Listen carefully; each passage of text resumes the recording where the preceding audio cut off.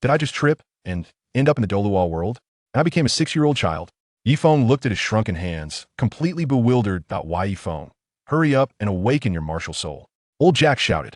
A familiar child ran over, and Old Jack immediately smiled brightly. Little San is here. Come over. Yifeng's pupils constricted. Tang San. I really crossed into Douluo. In the auditorium, Su Yuntao waved his hand impatiently. One by one, don't be afraid. The first child awakened a hoe, but the crystal ball showed no reaction. No soul power, go aside. Su Yuntao didn't even lift his eyelids. Then a few more awakened plant or farming tools, all useless martial souls. When it was Yifeng's turn, he was so nervous that his palms were sweaty. He closed his eyes and focused, and a black sickle surprisingly appeared in his hand, its strange shape exuding a sense of bloodline connection. Another sickle. Let's test the soul power. Su Yuntao yawned. Yifeng placed his hand on the crystal ball lit up. 2 levels of soul power, not bad. Su Yuntao said nonchalantly. Why Yifeng breathed a sigh of relief. At least he could become a soul master. Finally, it was Tang San's turn. He extended his hand, and a blue silver grass emerged. Su Yuntao frowned. Useless martial soul. Go back. Tang San didn't move, silently placing his hand on the crystal ball. In the next second, the crystal ball erupted with blinding light, nearly blinding Su Yuntao. Innate full soul power? Su Yuntao screamed. Is that blue silver grass?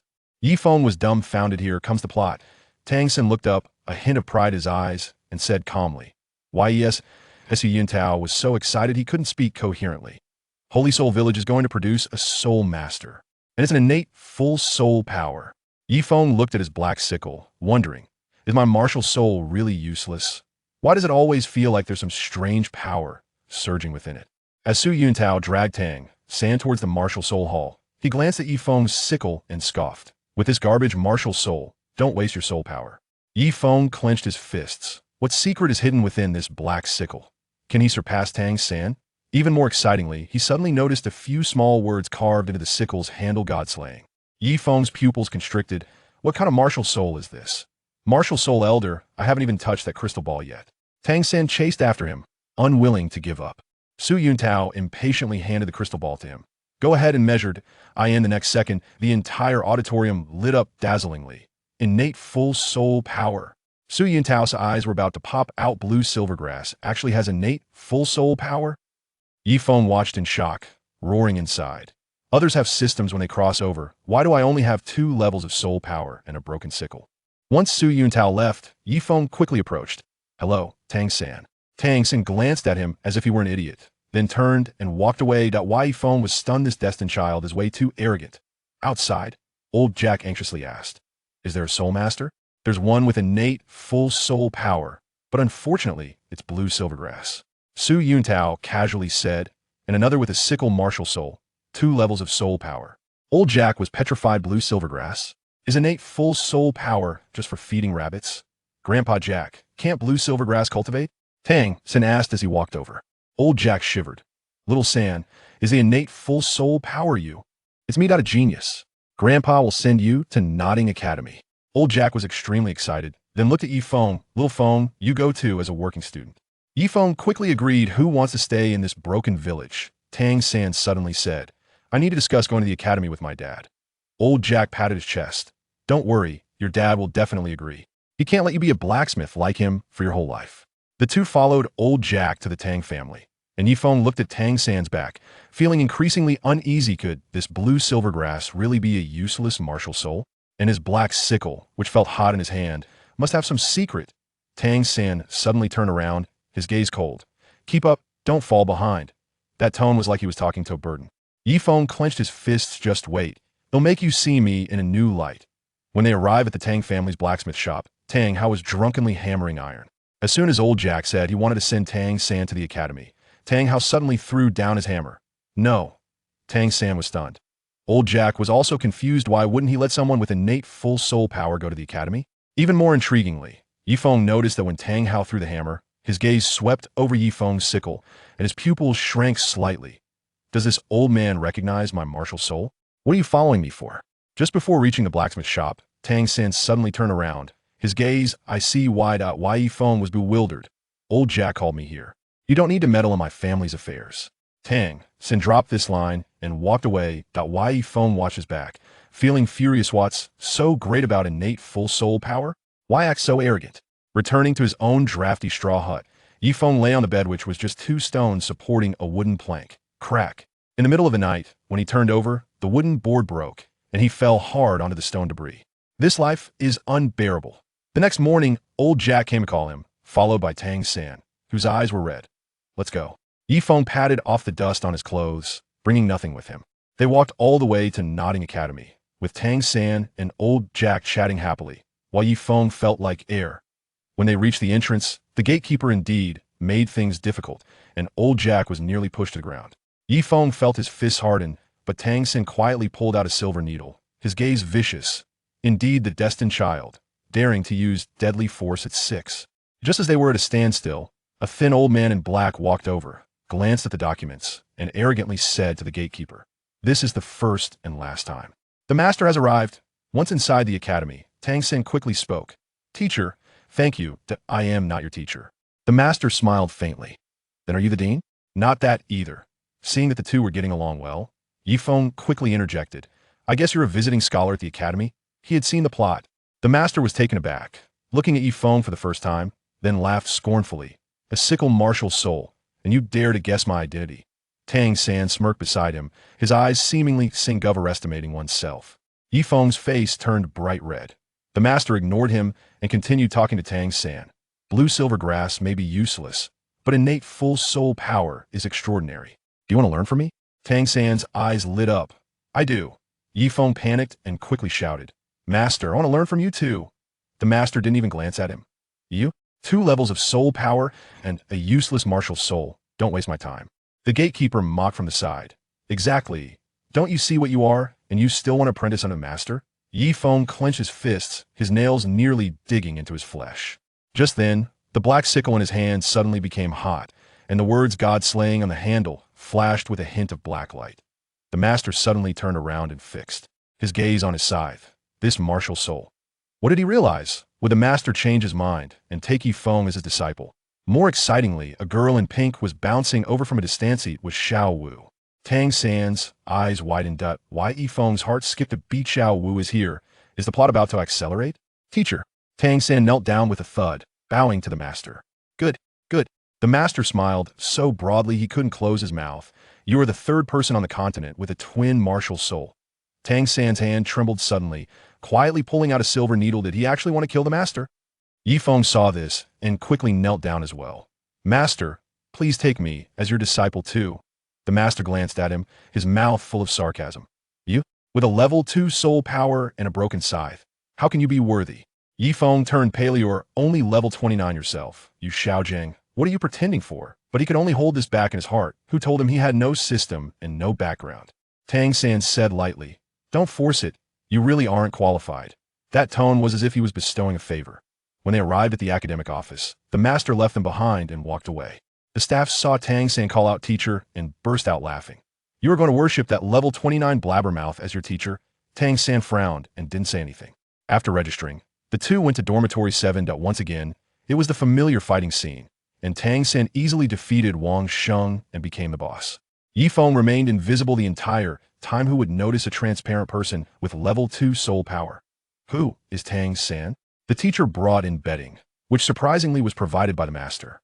Just as Tang San received it, a girl in pink bounced in. "Hello everyone, I'm Xiao Wu." Wang Sheng's eyes nearly popped out. "This girl is just too cute."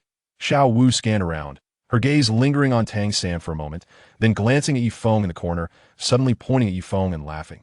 "Is that a side you have? So cool." Yifeng was stunned she actually noticed me. Tang San's face instantly turned gloomy. Xiao Wu bounced in front of Yifeng. "Is your martial soul a scythe? Can I see it?" Just as Yifeng was about to hand it over, Tang San suddenly spoke. "Xiao Wu, his martial soul is a waste martial soul. What's there to see?" Xiao Wu pouted. "I think it's really cool." At that moment, as Yifeng took out the scythe, the black scythe suddenly emitted a humming sound, and the words "God-Slayer" on the handle glowed red. Xiao Wu's pupils contracted. This martial soul. It seemed she recognized this scythe. Yifeng's heart skipped a beat. What kind of martial soul is this? Why did Xiao Wu have such a reaction? Yifeng hurriedly pushed 2 small beds together and spread out the big quilt given by the master. 2 pillows. Isn't it obvious that he was meant to sleep with Tang San? After making the bed, He felt delighted if he got along well with the destined child. He might be able to hug a big leg in the future. On the other side, Xiao Wu directly knocked Wang Sheng to the ground. That's what you get for looking down on girls. Tang San frowned. Why are you hitting people randomly? If I beat you, we'll be the boss of Dormitory 7. Xiao Wu put her hands on her hips. In just a few exchanges, Tang San actually lost. From now on, call me Sister Xiao Wu. Xiao Wu proudly raised her head. Where am I going to sleep? Xiao Wu looked around and immediately fixed her gaze on the big bed Yifeng had made. This one looks good. Yifeng was stunned. That bed is Tang San's. Xiao Wu turned to Tang San. I'm using this bed. Do you have any objections? Tang San glanced at Yifeng and whispered, no objections. But what about him? Him? He'll handle it. Xiao Wu sat down on the beat. Why Yifeng was dumbfounded. Tang San actually agreed? Then where am I supposed to sleep? He was just about to speak when Xiao Wu glared at him. You? Either sleep on the floor or squeeze with them. Wang Sheng quickly waved his hands. No. Our bed is small. Yifeng looked at the bed he had painstakingly arranged, then at the self-assured Xiao Wu and the silent Tang San beside him. His anger flared up. Why is this happening? This bed is mine. Yifeng couldn't help but shout. So what? Xiao Wu raised her eyebrows. The boss. I make the rules. Tang San suddenly spoke. Yifeng, just endure it. She's a girl. Yifeng clenched his fists, his knuckles cracking. So it turns out they're going to bully me, the little transparent one. At that moment, the black scythe in his arms suddenly became hot, a warm current coursing through his body. Yifeng's mind went blank, and he blurted out, Want to sleep in my bed? Beat me first. Xiao Wu was taken aback, then laughed. You? Level 2 soul power? Tang San also frowned. Yifeng, don't overestimate yourself. Why Yifeng pulled out the black scythe, the words God-Slayer on the handle glowing. You'll know if you try. Can he actually defeat Xiao Wu? What kind of power will this suddenly heated scythe unleash? Even more thrilling was the sound of the master coming from outside. What's going on in there? The master is here. Whose side will he take? Let's fight. Yifeng gritted his teeth and charged at Xiao Wu. He knew he couldn't win level 2 soul power against innate full soul power. An ordinary scythe against a 100,000-year soul beast. This wasn't even on the same level. Bang!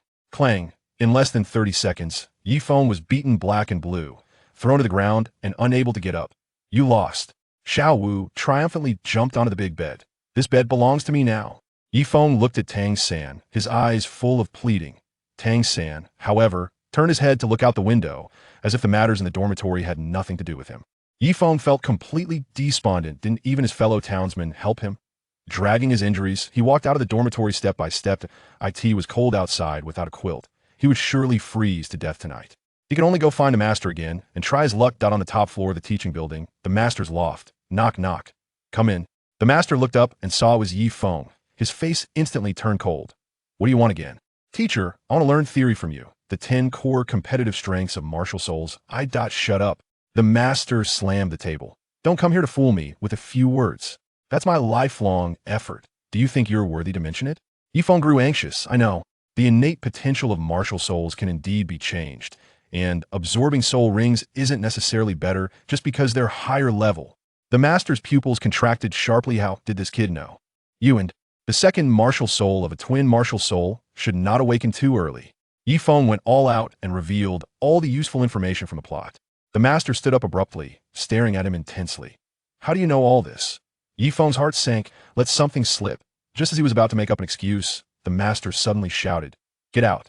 Don't let me see you again. Yifeng was pushed out the door, and the loft door slammed shut with a bang. He covered his swollen face, standing in the cold wind, utterly despairing. No place to sleep, nothing to eat, and he was kicked out after trying to become a disciple. That moment, the black scythe in his arms suddenly emitted a scorching heat, almost making him drop it. The words God-Slayer on the scythe began to glow. A cold mechanical voice echoed in his mind. Detected strong obsession from the host, binding the God-Slaying system. Yifeng's eyes suddenly brightened. His golden finger has finally arrived. What is the use of this God-Slaying system? The master in the attic looked towards the door, his brow furrowed. This kid. Definitely not simple. Will he look for Yifeng again? The master's expression was cold. But I can work hard and try my best. Tang San has innate full soul power, and with future effort, he can definitely reach the rank of title Douluo. What about you? You have only 2 levels of soul power and a broken sickle. You will absolutely not break through level 30 in the future. Is there any point in effort for this? You were born different from us. Before Yifeng could finish speaking, the master directly interrupted him. and his tone was severe, showing no consideration for his feelings. Yifeng felt utterly defeated upon hearing this. He lowered his head. With a surge of words he wanted to spit out at the master. But unfortunately, he was too weak, and the words were stuck in his throat. Master, do I really have no chance left? Yifeng hid all his grievances in his heart. He looked up at the master and asked, I have said before, we are not on the same path, and you have no right to let Xiaojiang take you as a disciple. Get out of here and also help me pass a message. Tomorrow, let Tang Xin wait for me at the yellow-top carriage at the school gate station in the morning. I want to take him to find the soul ring. The master suddenly looked at Yifeng and then ordered him to deliver the message. To find the soul ring? Master, can I go with you to see it? Yifeng's eyes lit up at this remark. It is said that the system appears when the host is in danger. It's just the right time to give it a try. What if the system awakens? You don't need to go. Just pass the message to Tang San. The master didn't even look up from his book, his tone remaining extremely cold. Master, how about you accept me as a registered disciple outside the door? While you're out, I can help you clean the study and do various chores. Yifeng forced a smile and asked the master. Humble. He never thought he would be so humble in this lifetime. But in this world, without a backing, how can you rise without being humble? If possible, who would want to be humble? Get out. However, Yifeng never expected that the next moment he would be greeted by a sharp book. The master directly threw the book he was reading at the little Yifeng, who was barely over 6 years old. Ah, it hit right on his head. In an instant, Yifeng felt an unprecedented tearing pain. Immediately, get out of my place. With your qualifications, you will never be worthy of being my disciple. You Xiaojiang. The master shouted coldly, slamming the table. Ridiculous. Truly ridiculous. He, Yu Xiaojiang, was once the young master of the Blue Lightning Tyrant Dragon family. Would he take a useless person with only level 2 soul power as a disciple? It would tarnish their noble lineage of the Blue Lightning Tyrant Dragon. Moreover, Tang San has innate full soul power and twin martial souls, which can help him implement the 10 core competencies of martial souls. What can Yifeng do? Be an errand boy? He doesn't need someone to run errands. It was already a favor to let him into this loft, yet he repeatedly showed his ignorance. At this moment, Yifeng ran out of the loft in a panic. He was scared. As soon as he reached the bottom of the stairs, he touched his head, which had already swollen into a big bump. This Yu Xiaojiang was really ruthless. If he had aimed for the center of his forehead, or hit him again, he probably would have met his end today. Indeed, when you are strong enough, you can receive kindness from this world. Otherwise, you only encounter malice. Just like Yu Xiaojiang now. You remember this, 30 years in the East and 30 years in the West. Don't underestimate the youth in poverty. Chapter 7. Departing for the soul-hunting forest. Crick. Yifeng pushed open the door of the dormitory with his injured head. Tang San. Yifeng came to the double bed that he had worked hard to piece together, where Tang San and Xiao Wu were sitting. At that moment, for some reason, the dormitory suddenly fell silent. Yifeng, are you still not convinced? Xiao Wu thought Yifeng was going to come over and fight her again, and immediately became alert. If he wanted to fight again, she would definitely accompany him. No, I have something to say to Tang San. Yifeng's gaze turned towards Tang San. Although the master had hurt him, who could blame him for being a small character? Some things cannot and should not be taken to extremes. Since he had just promised to deliver a message to Tang San, he would go ahead and do it now. If it's about the bed situation, then forget it.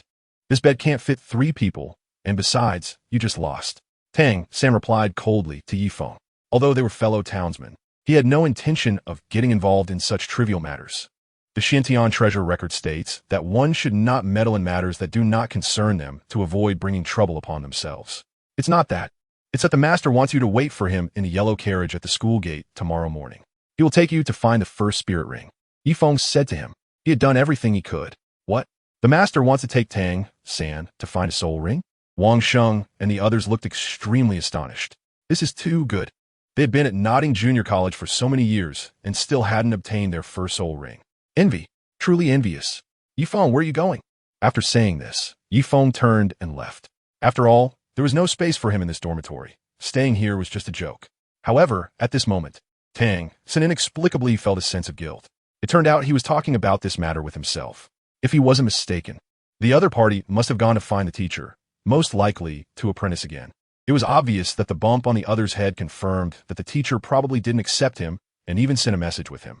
Normally, one wouldn't bring this kind of message if they hadn't achieved their goal and had even been hurt, but he did. Just now, he had somewhat underestimated the other party, misunderstanding that he was concerned about the betting issue. But where was he going now? To the place I should go. Yifeng replied, and then left the dormitory. The campus was lively at night, but this liveliness had nothing to do with him. What he needed to focus on now was how to ensure he wouldn't freeze to death. If this traveler ended up freezing to death in this body, it would be quite the joke. Going back to the dormitory was definitely not an option. The rooftop? That would be even colder. The station at the entrance? The yellow carriage? Suddenly, an idea flashed through Yi Feng's mind. Of course, why couldn't he hide in the carriage? He also wanted to go to the forest. If there was a system, perhaps he could activate it. With this thought in mind, Yi Feng arrived at the station at the school gate, where there happened to be a yellow carriage. It was just getting dark, and the person in charge was probably out to eat. With the timing and opportunity, right? Yi Feng directly slipped inside. The carriage was large and luxurious, with a seating area in the front and a small storage space in the back. It was also very warm. Moreover, Yi Feng discovered there was food. He hadn't eaten dinner, and he was still hungry. This food was simply a lifesaver. Without thinking too much, Yi Feng started eating. After finishing, he felt full and took a nap. He didn't know how long it had been, but Yi Feng felt the carriage moving. It swayed back and forth. As a teacher, I give you a welcome gift. Thank you, teacher. Then I'll call it the Night of the Moon on the 24th bridge. The vehicle continued to move. Yi Feng vaguely heard some conversations. Suddenly, a strange sound came from the carriage. Who is it? Stop the carriage. In an instant, Yu Xiaojiang directly called for the carriage to stop. What's wrong with this teacher? The coachman in front looked confused and asked. This is simply baffling. What happened? Why stop this carriage for no reason? Are there other people in this carriage? The master asked. No, there are only you two in this carriage. And some supplies prepared for you in the storage box at the back, as you instructed, that's all. The coachman replied. I just heard something fall inside the carriage. Yu Xiaojiang said. No way. There shouldn't be any sound. It was probably just the supplies in the storage box falling after going over a steep road. The coachman responded. It does feel a bit off in this carriage. There should be someone hiding at the back. At that moment, Tang Xin spoke up. After all, he was also a reborn person. This carriage is made up of two sections. The front section is larger and serves as the passenger area, while their backs are against a wooden wall. Behind that wooden wall is the storage box, which can only be opened from the back of the carriage. He had sensed something was off earlier. It seemed like there was someone or some animal inside, but he thought it was something the teacher had prepared, so he didn't say anything. Huh? Someone? That's impossible. The coachman looked incredulous, even feeling a bit bewildered. Open it and see, Yu Xiaojiang said. Thus, at Yu Xiaojiang's request, the coachman reluctantly opened the storage door of the carriage. However, when he opened it, he was dumbfounded by the scene in front of him. There was actually a child inside, and many of the food items had been opened and eaten. You, who are you? The coachman panicked. He had clearly locked the door. How could there be a person inside? Yi Feng. The master and Tang San exchanged glances, both having a different expression, especially the master, whose expression was filled with coldness, even suggesting that he was suppressing his anger. Yi Feng awkwardly waved his hand. He didn't expect to have traveled so far after waking up. However, he really ate a lot last night. It seemed like it was the first time he felt so full since arriving here. What are you doing here? The master had a frosty expression, staring intently at Yi Feng. I had nowhere to sleep last night, so I slept here. Yi Feng replied, what nonsense? Do you know that leaving school without permission can get you expelled? The master's tone turned even colder. It was one thing to cause trouble, but now he was actually hiding in the car, eating the supplies he had prepared, and had eaten half of them. As for having nowhere to sleep, would he? Yu Xiaojiang believe that? Yesterday, he had provided a double quilt and double pillows, specifically for Yi Feng and Tang San to sleep together. How could there possibly be no place to sleep now? It was obvious that Yi Feng was trying to manipulate him into going to the soul hunting forest. This was simply outrageous. When they returned to school, he would definitely report this and get Yi Feng expelled. Chapter 8. One day, I will step on Yu's head. Master, I really didn't lie. It's just that I had nowhere to sleep. Yi Feng tried to explain, but the master interrupted him directly. He didn't want to hear anything, not even a word. All right, I don't want to hear it. The coachman watched the whole scene from the side. So you two know each other? He asked, noticing their unusual demeanor towards each other, with a hint of relief in his expression. Why? Because if they didn't know each other, and this person turned out to be a thief, he would have to bear the losses of the items in the carriage by himself, as these items were specifically requested by the master last night. Now it seemed unnecessary, since they were their own people. Stop at the nearby town by the soul hunting forest. We need to procure supplies. The master's tone was icy. He was really frustrated. Why did such an excellent Tang San have such a fellow countryman like Yi Feng? If it weren't for Tang San's sake, he would really want to just throw this kid out here and let him fend for himself. All right, the coachman was very excited to hear this. He had just thought the supplies could go unaccounted for, and now the other party confirmed it. This naturally made him very happy. The carriage started moving again. Unlike before, Yifeng's position was no longer in the back cargo area, but with the master and Tang San in the passenger seat. However, compared to his previous comfort, he now felt as if someone was choking him, making it hard to breathe. Why? It was well known that the master was not good at cultivation. But when it came to scolding, he was like a shrew. For the entire journey, he had been scolding him for 2 hours. What could he do? He could only act like a grandson. Whatever the other party said was what it was. Even if he threatened to expel him upon returning to school, he had no way to counter it. After all, he couldn't control such matters. Go ahead, scold me, let go in one ear and out the other. As for Tang San, he remained very calm. It was as if Yifeng and the master weren't even in the carriage, quietly enjoying the scenery outside. Upon reaching the town, under the master's lead, Tang San and Yifeng were taken together to procure supplies. Naturally, in the end, all these supplies were carried by Yifeng. That's right, all of them. The master and Tang San were both empty-handed, looking as if they had come out for a shopping trip. Yifeng was sweating profusely, but he gritted his teeth and persevered. Perhaps among the travelers, he was the most unfortunate one. How did he end up in such a situation? He hoped that this time in the soul-hunting forest, there would be unexpected gains. It would be even better if he could awaken a system. Back at the car, Tang San and the master were already seated comfortably, while Yifeng only arrived about 10 minutes late. He was delayed because he carried too many things and had to load them into the vehicle. Why is he so slow? Yifeng got into the car, and the master asked coldly, "Master, those goods weigh more than 30 pounds. Yifeng felt like he was about to collapse. A 6 or 7-year-old child carrying 30 pounds of supplies for several kilometers. Is this something a person can do? Yes, not an adult. However you ate last night, that is how you'll make it up. And when we get back to the academy, I won't let you leave so easily. You'll have to hand over the money you earned as a work-study student before I expel you." The master isn't joking. He is speaking the truth. It's just that he only realized the situation after walking for 3 or 4 hours today. Otherwise, if it had been less than 2 hours, he would have directly kicked the other person off the vehicle and made him walk back. He means what he says. This. Yifeng shrugged awkwardly. Anyway, he was like a fish on the chopping board with no rights, so whatever his master wanted to do was fine. He would just take it one step at a time. All right, let's go to the soul-hunting forest now. You'll carry all the supplies. The master looked at Yifeng. Master, didn't you say we should pack it in the night of the bright moon at the 24 bridges? Tang San asked, somewhat confused. Yifeng was also a bit dumbfounded. So many white radishes and some food, a total of 30 pounds of supplies, and he had to carry it? He inexplicably had a myriad of grass mud horses galloping over Yu Xiaojiang's head. No need, since he is willing to come with us. There's no need to keep it at the 24 bridges bright moon. Just let him carry it. The master said flatly, his face stiff like a zombie. At this moment, Tang San had nothing much to say, so he decided to go along with it. After all, his teacher was in charge now. Whatever he said went. Besides, Yifeng deserved it. If he hadn't run into the car and stolen those things, his teacher probably wouldn't have been so angry. Soon, the vehicle bumped along, and 2 hours later, they arrived at the soul-hunting forest. The master and Tang San walked leisurely, while Yifeng was like a camel, loaded with goods on his shoulders. He was walking with his back hunched. Tang San occasionally looked back at Yifeng, who was struggling to walk step by step. He felt a bit sorry for him. As for the master, he didn't even glance at Yifeng the entire way. In his eyes, Yifeng wasn't worth pitying. Hurry up and keep up. Walking so slowly, have you not eaten? Suddenly, the master shouted back at Yifeng. He was really yelling, not giving him any face at all. Master, how about we take a break? After another 30 minutes, Yifeng was getting slower. Although the kids from the same village had nothing to do with him, carrying so much for 3 hours was indeed a bit much for him. To be honest, even Tang San was feeling a bit tired himself. I know you feel a bit sorry for him, but those who are pitiful must also have their faults. Don't mind him, let him carry it. The master ignored him and continued walking ahead. Yifeng gritted his teeth and quickened his pace. At the same time, he cursed Yu Xiaojiang's ancestors 180 times in his heart. It would be great if the system could awaken right now. Hey system, people are about to die, where are you? Yifeng was gasping for breath, shouting with a nearly exhausted voice.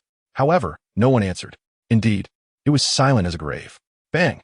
Yifeng is really tired. He can't carry anymore. After walking for 3 continuous hours, he has about 30 pounds on his back. His mental age is indeed very mature, having lived 2 lives. But right now, he is just a 6 or 7-year-old child. How can such a small body carry so much and walk so far? If it weren't for the system, he wouldn't have been able to grit his teeth and endure until now. Right now, he really wants to yell at you Xiaojing, stepping on his head and shouting, "Knock on Lima." Then, in a hysterical tone, 30 years in the East, 30 years in the West. Back then you looked down on me and bullied me. Now I make you unable to even reach me, and I will even torment you to death. Chapter 9. Who needs your trash protection at level 20-something? However, all of this is just a dream. It's simply impossible, because the system is not there. He doesn't even know where the system is. And no matter how he calls, it doesn't respond to him. Yifeng, what are you doing? Yifeng had just stopped. Yu Xiaojiang, over 100 meters away, immediately rushed over, his speed even faster than Su Bingtian. Moreover, the old man's face was as green as the bronze that had been buried for 1,000 years. Master, I'm really exhausted. If this continues, I won't be able to take it anymore. Yifeng sat on the ground, his legs twitching uncontrollably. He was too tired. He had endured pain and fatigue that someone his age shouldn't have to bear. If he were a real 6 or 7-year-old child, he would probably have thrown something down and run away by now. Yet here he was, Yifeng, having endured it all with hard work and perseverance. Teacher, I'm also tired. How about we take a break? At this moment, Tang Sen spoke up. To be honest, he had looked down on Yifeng before, even unwilling to pay attention to the group of children in the village. But just now, he had seen Yifeng carry 30 pounds of stuff and walk such a long distance, spending a full 3 hours in the forest. Even he found it quite challenging. He really didn't know how this kid managed to hold on. No need for that. If you're tired, we could just walk slower. But you can't stop. Since you've come along to ask for my protection, you have to pay the corresponding price. Yu Xiaojiang said to Yifeng, showing no mercy. His gaze was as if he wanted to eat him. Then, can I take a 2-minute break before he set off? Yifeng faced the question. He initially wanted to say, then I'm leaving? With you as my guardian, I don't want to stay here. Who needs your trash protection at level 20-something? But reason told Yifeng that he couldn't say that, because if he did, it would be the end for him. Really leave? Where could he go? Right now, he was just a 6 or 7-year-old child. If he set out on his own, even a wild wolf could eat him, not to mention encountering a soul beast. Don't think he's being alarmist. The reality is just that. So he endured humiliation and bore the burden. He wanted to grit his teeth and hold on, hoping the system would awaken. No, the troops haven't moved, but the supplies must go first.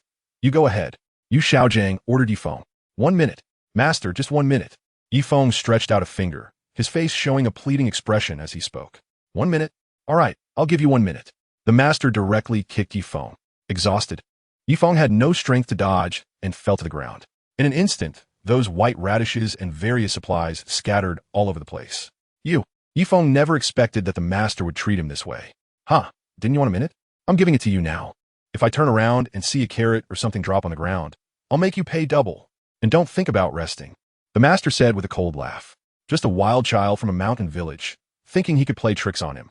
This time, Yu Xiaojiang would simply torture him to death, making this kid understand what it means to defy him. Apprenticing? You think you can become my disciple, Yu Xiaojiang? Just like this? Doing chores? I don't even need you for that. Since you insisted on following, then don't blame me for being ruthless. Master, what kind of soul ring are we looking for? Tang Sen asked from the side. He felt helpless about Yifeng's situation because he couldn't influence his own teacher.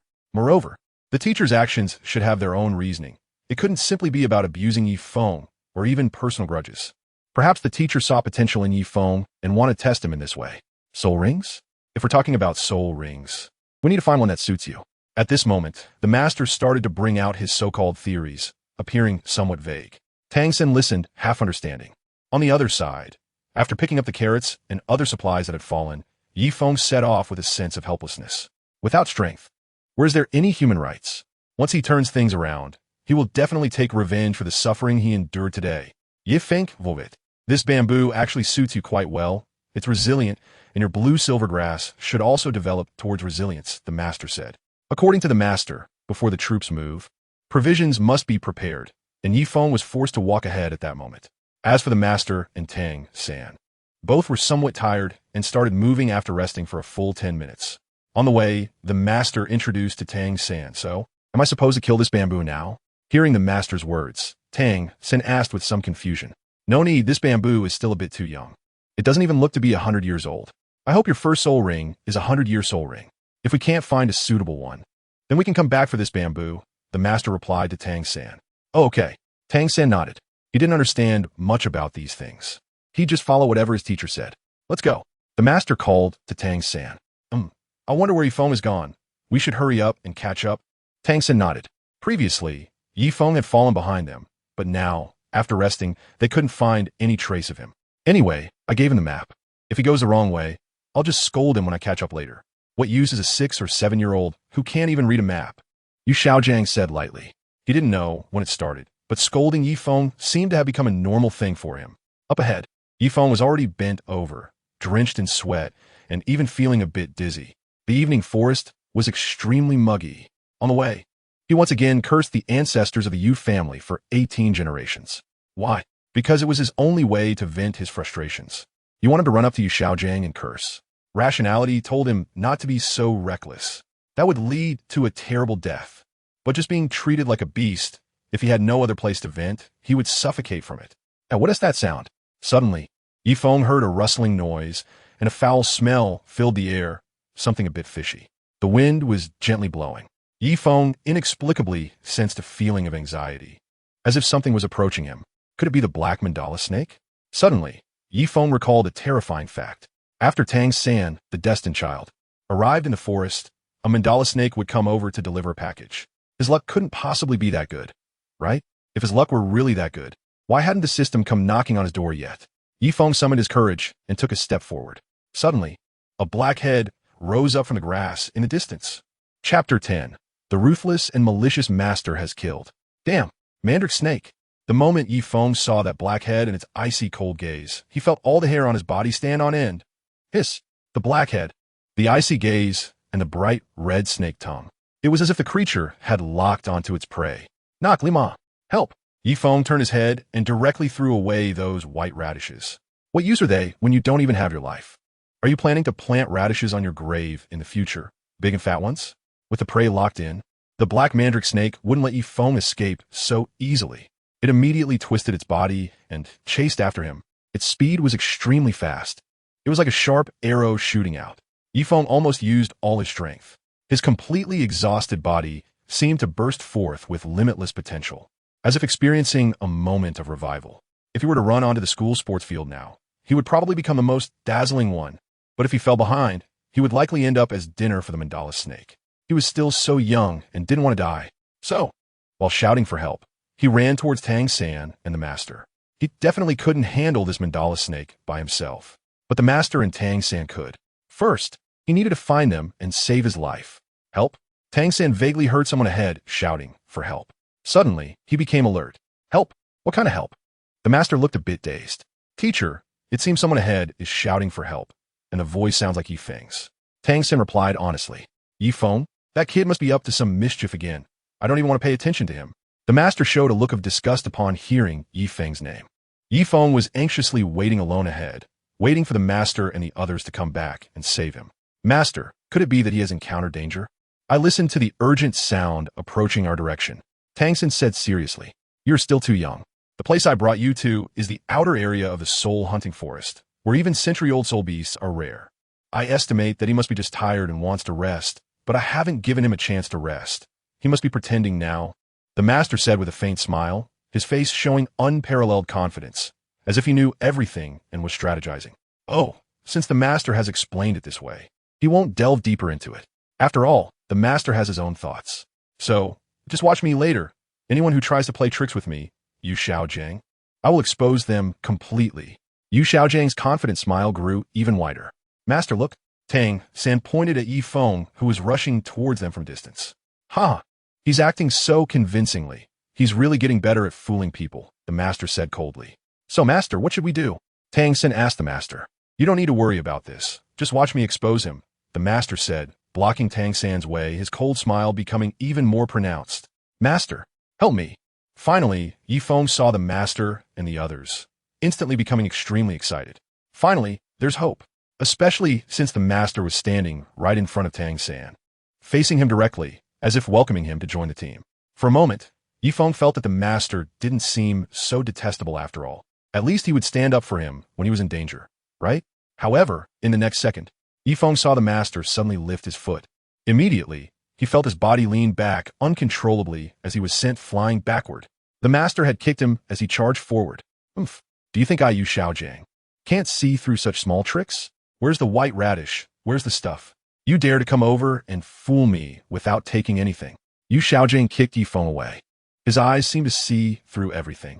No, teacher. It was at that moment when a master kicked Yifeng that Tang Sen noticed a black shadow behind him. It looked like a snake. Its head was triangular, clearly indicating it was highly venomous. If the teacher kicked Yifeng away, and Yifeng, who was accelerating, suddenly stopped and moved backward, that snake chasing him would be right in position to bite him. This was extremely dangerous. However, everything was too late. It was as if the teacher had not noticed the snake at all, sending Yifeng right into its jaws. What's wrong, Xiao San? Don't worry. These little tricks are definitely just for him to slack off. I didn't see anything chasing him at all. As for whether he would die or not, you can rest assured, I'm controlling the scale. The master turned around and smiled at Tang San. Yu Xiaojing, I curse you. Plop. Yifeng fell heavily to the ground. The black mandala snake behind him was no more than 3 meters away. Run? There was no way to escape. No matter how fast a person could run, they were no match for a snake. Yifeng, you have some nerve. Upon hearing Yifeng curse at himself, Yu Xiaojing immediately turned around, intending to teach this kid a harsh lesson. How bold of him to dare call out his name directly and to say such filthy words. However, as soon as he turned around, his whole body trembled violently. A black long snake emerged from the jungle behind Yifeng. Without any hesitation, it bit down on Yifeng's arm, and then it bit his thigh. This, a mandrake snake? The master was completely panicked. He had just thought Yifeng was lying to him. There was no way anything was chasing him. But now there was such a big snake, and it was a highly venomous mandrake snake. One bite from this snake, and there would be no life left. Teacher, Tang Sen immediately rushed over. This was the first time he had ever seen such a large snake. Don't come here. Quick, retreat. This is a black mandrake snake that's hundreds of years old. The master immediately grabbed Tang San. What about him? Yifeng has now been bitten twice. The wounds are visibly turning black at this moment. He feels extremely uncomfortable, as if he is drowning and struggling to breathe, completely devoid of strength. To be honest, he never imagined that he would ultimately be personally harmed by Yu Xiaojing. At this point, it seems that only the destined child, Tang San, can save him. After all, in his previous life, he was from the Tang sect, which is best known for its poisons. No need to worry.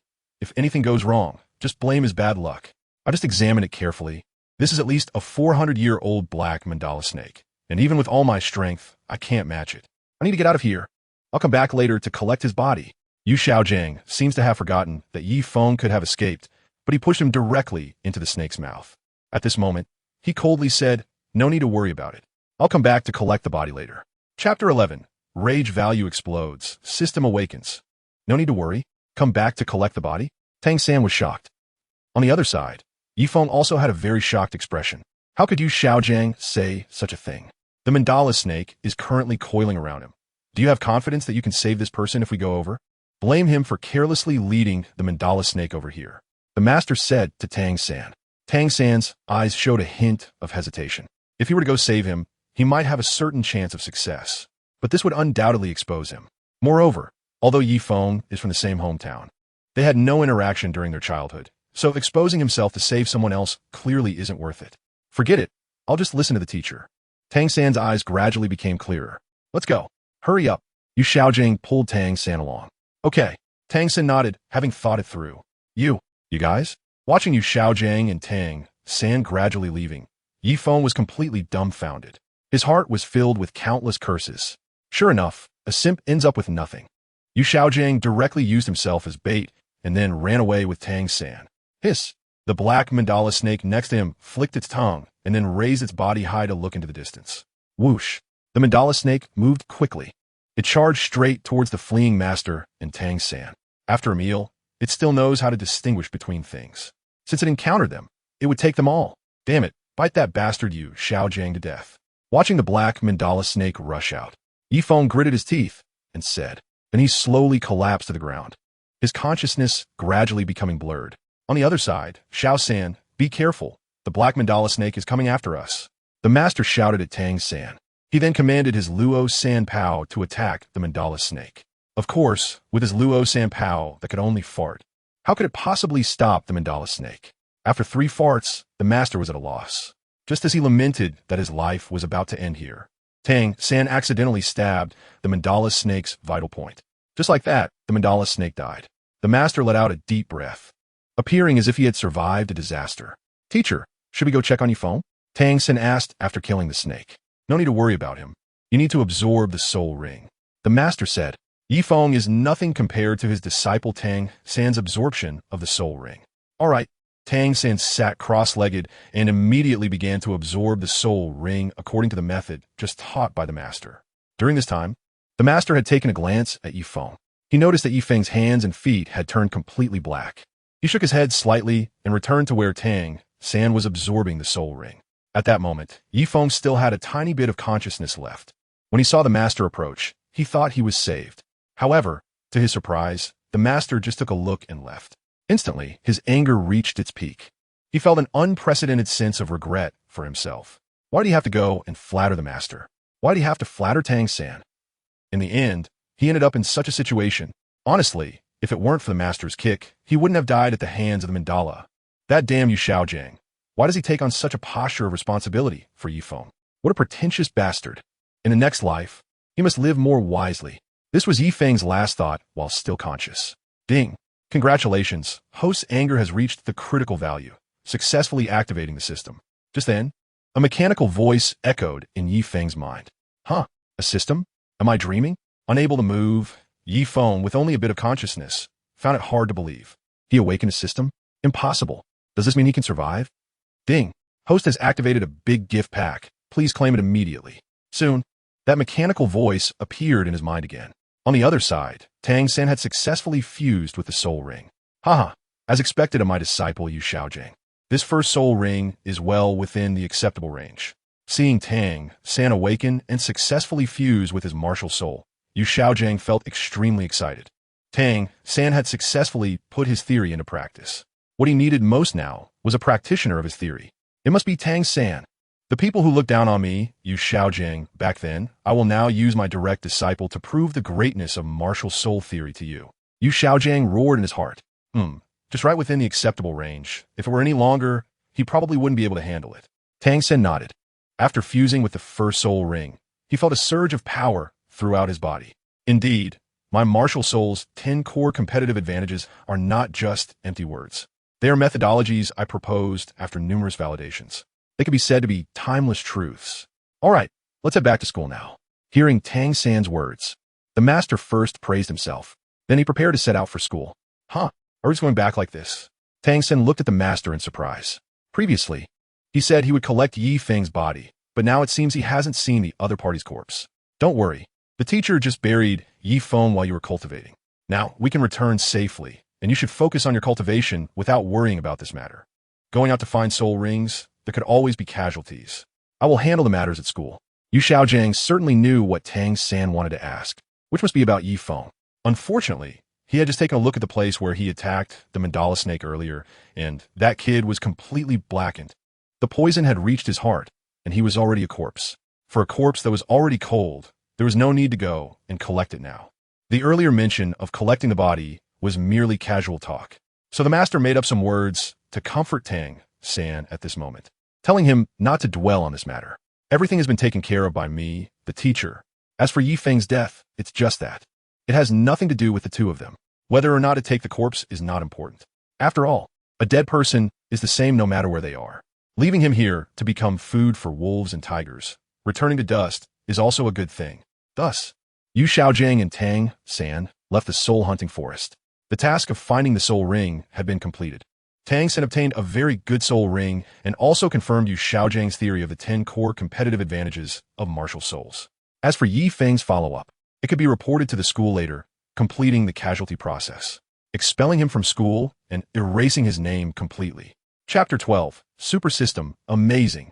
As for the compensation of a few gold coins after death, those 2 or 3 gold coins could go to his parents. If there are no parents, they could be given to Tang San. After all, it makes sense to contribute money to Tang San's cultivation since they are from the same village. The 2 left, and day turned to night in the forest.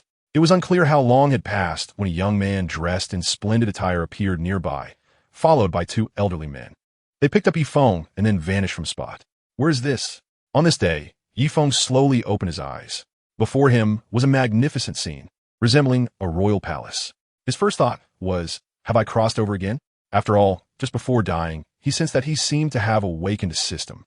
He didn't know where this world was. He had actually been reborn here. Could it be that he was a little prince?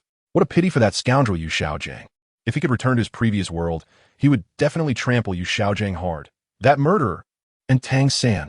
Tang San is also an accomplice. The more he thought about it, the angrier Yifeng became. You're awake? At that moment, a very handsome young man dressed in splendid garments approached Yifeng with a smile. Who are you? Seeing this young man, Yifeng was full of confusion. For some reason, he vaguely felt that the other party looked somewhat familiar. I am Shueqinghe. I happened to pass by the soul-hunting forest that day and brought you back. A kind smile appeared on Shueqinghe's face. Shueqinghe? Yifeng, whose body shook. Isn't this Qianren? Could it be that he didn't die? Is he still in this Douluo world? He tried to recall, vaguely remembering that the system mentioned something about a one-time automatic repair and a martial soul gift pack or something like that. However, he still felt very dizzy now. He would take a closer look later. Since he hadn't left this world, that's really great. Yu Xiaojiang and Tang San. 30 years in the east and 30 years in the west. You once looked down on me, but in the future, I will make you unable to reach me. Yifeng was consumed by a burning anger. At the same time, he felt deep gratitude towards Qianren, who was currently in the identity of Shueqinghe. If she hadn't brought him back, he would probably have been devoured by wolves, tigers, or leopards. Even if there were a system, it would be difficult to cope with missing limbs. Well, I am also the prince of the Tiando Empire, and now you are in my eastern palace. Qianren nodded and said, naturally, she wouldn't bring back an ordinary person. This young man had actually radiated purple energy that day. Moreover, he was able to withstand the deadly poison of the mandala snake for so long, and even recovered on his own in the end. Such a person was truly mysterious, stirring her intense curiosity. That's why she helped eliminate some nearby wolves, tigers, and leopards that day and brought him back to the Empire, intending to cultivate him well. She expressed her gratitude for the prince's life-saving grace. Yifeng expressed his gratitude to the prince, licking the master, licking Tang San, and in the end, I ended up licking myself to death. However, I have to thank Yu Xiaojiang for pushing me into the snake's mouth and leaving me heartlessly. It made my anger explode and completely activated the system. At the same time, it led me to meet Qianren. In this world, Qianren is truly a rich and beautiful woman. Moreover, she is the first person in the continent to become a god in 10,000 years. It's just a pity that she is a tragically unfortunate woman. She lost her father at a young age and was seen as a thorn in her mother's side. In the end, she even absurdly fell in love with Tang San and died at his hands. If I hadn't awakened the system, perhaps I couldn't change any of this. Now that I have awakened the system, let everything disappear. I will rewrite the entire history of Douluo. Haha, no need to be polite. You should rest well first. I'll have them prepare some food for you later. You've been unconscious for 3 days and nights. You must be a bit hungry. Qianren smiled at Yifeng, her expression exceptionally kind. With that, she left. Yifeng is currently lying on the bed. He wants to see the system he has awakened. Yifeng silently recited the word system in his heart, and soon a system panel appeared. Host, Yifeng gender, male age, 6 years and 8 months martial soul. Bloodthirsty demon Scythe soul power. Level 13 experience points. 1, 328, 020, 000. What the hell? I'm already level 13? And my martial soul has become something called Bloodthirsty Demon Scythe? Yifeng was stunned. He had no idea what was going on. He released his martial soul and found that the originally dull and ugly sickle had completely transformed. It now resembled an elongated version of the number 7. Almost like the magical scythe in the hands of the Grim Reaper. Level 13, it should have a soul ring, right? He really didn't know what the first soul ring was. Yifeng tried to control it with his mind, just like on the day of his martial soul awakening. The next moment, a purple light appeared beneath his feet. Purple light? Yifeng was shocked. The purple light represents what? It signifies that the first soul ring is 1,000 years old. The system actually rewarded him with a 1,000-year white tiger soul ring, enhancing his attack power. My goodness, this is incredible. Whoosh! Yifeng attempted to attack with his martial soul. Bang! A large tree was easily chopped down by him. Ding!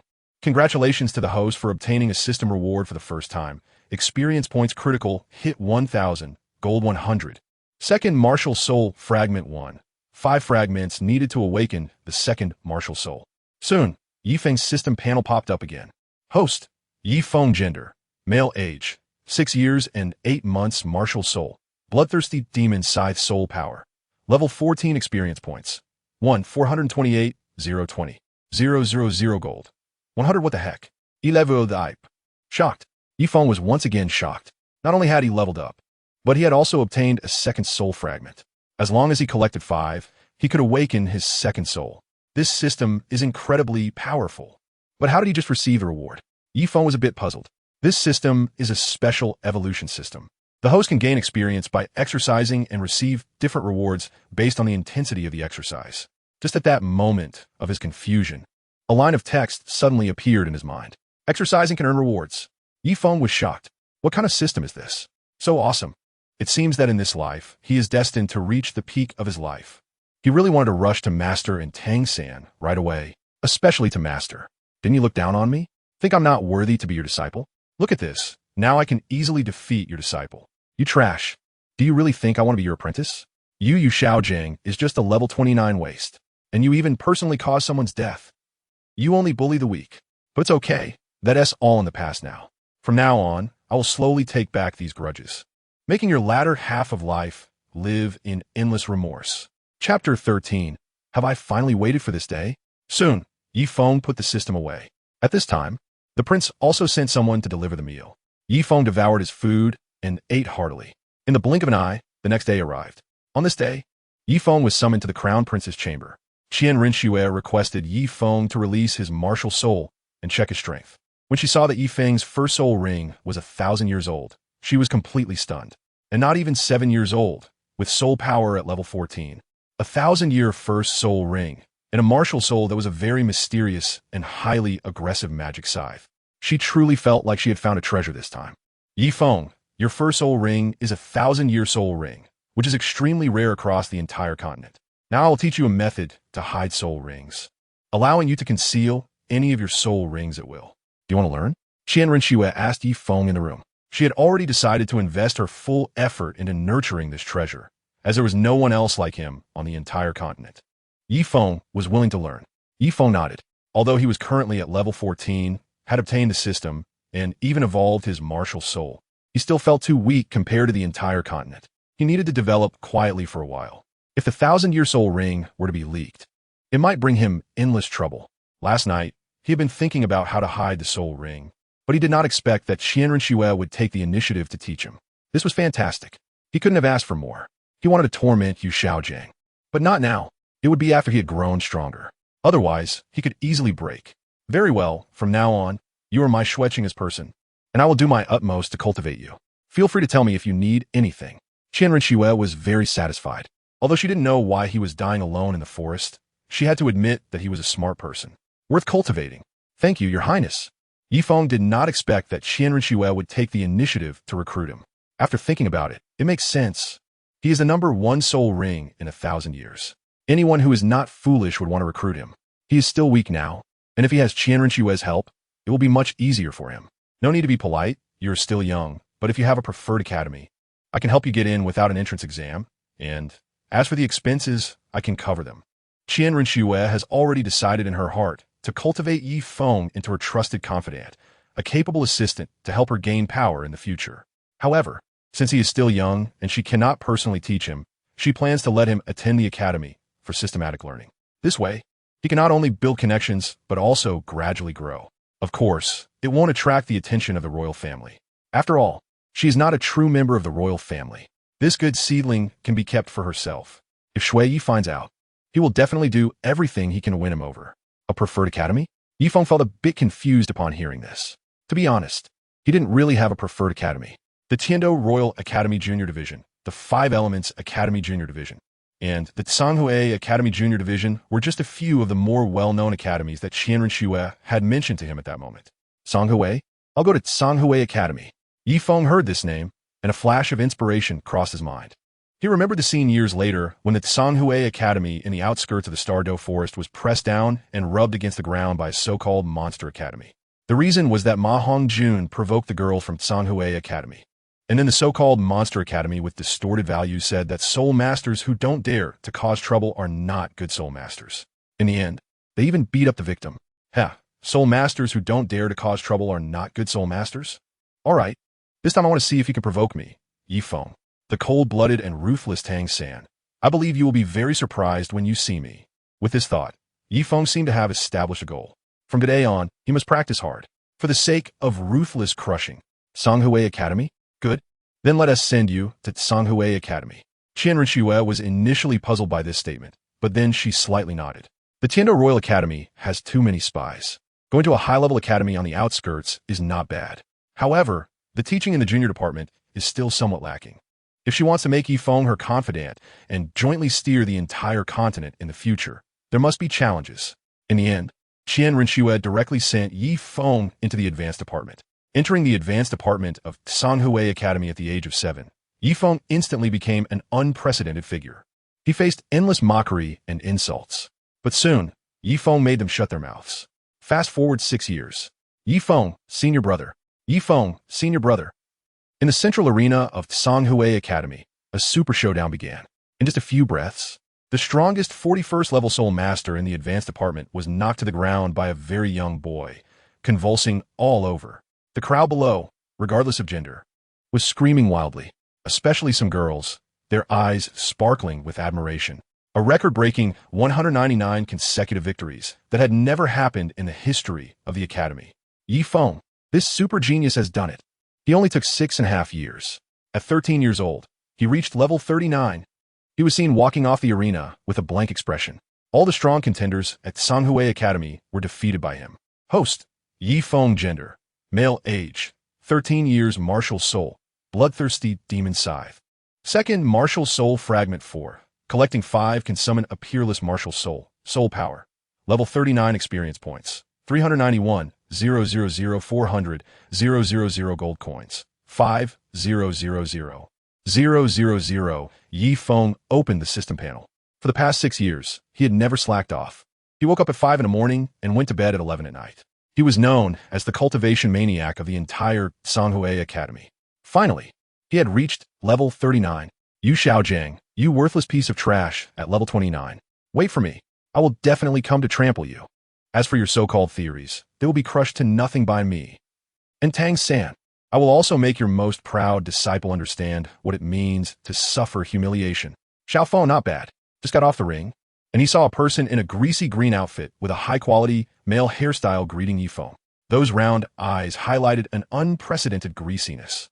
Yi Zhiqiu, the director of the Foreign Affairs Department of Songhui Academy, a soul king of the 52nd level. Later, he became Yifeng's life teacher. Still needs to work hard. Yifeng Shuruk, defeating a soul master of level 42 is nothing. His goal is to. Haha, I really like your humble attitude. Speaking of which, many disciples in the academy have broken through to soul respect and are currently lacking soul rings. I want to take you with me to the Douluo forest. What do you think? Yi Zhiqiu asked Yifeng, his eyes filled with admiration. The starry forest? Suddenly, Yifeng's eyes became sharp. Has this day finally arrived? Chapter 14. The town, fair-skinned and beautiful with long legs. Why are you unwilling to go? Yi Zhiqiu noticed Yifeng's unusual demeanor and couldn't help but ask curiously. After all, the other party had been diligently cultivating all these years.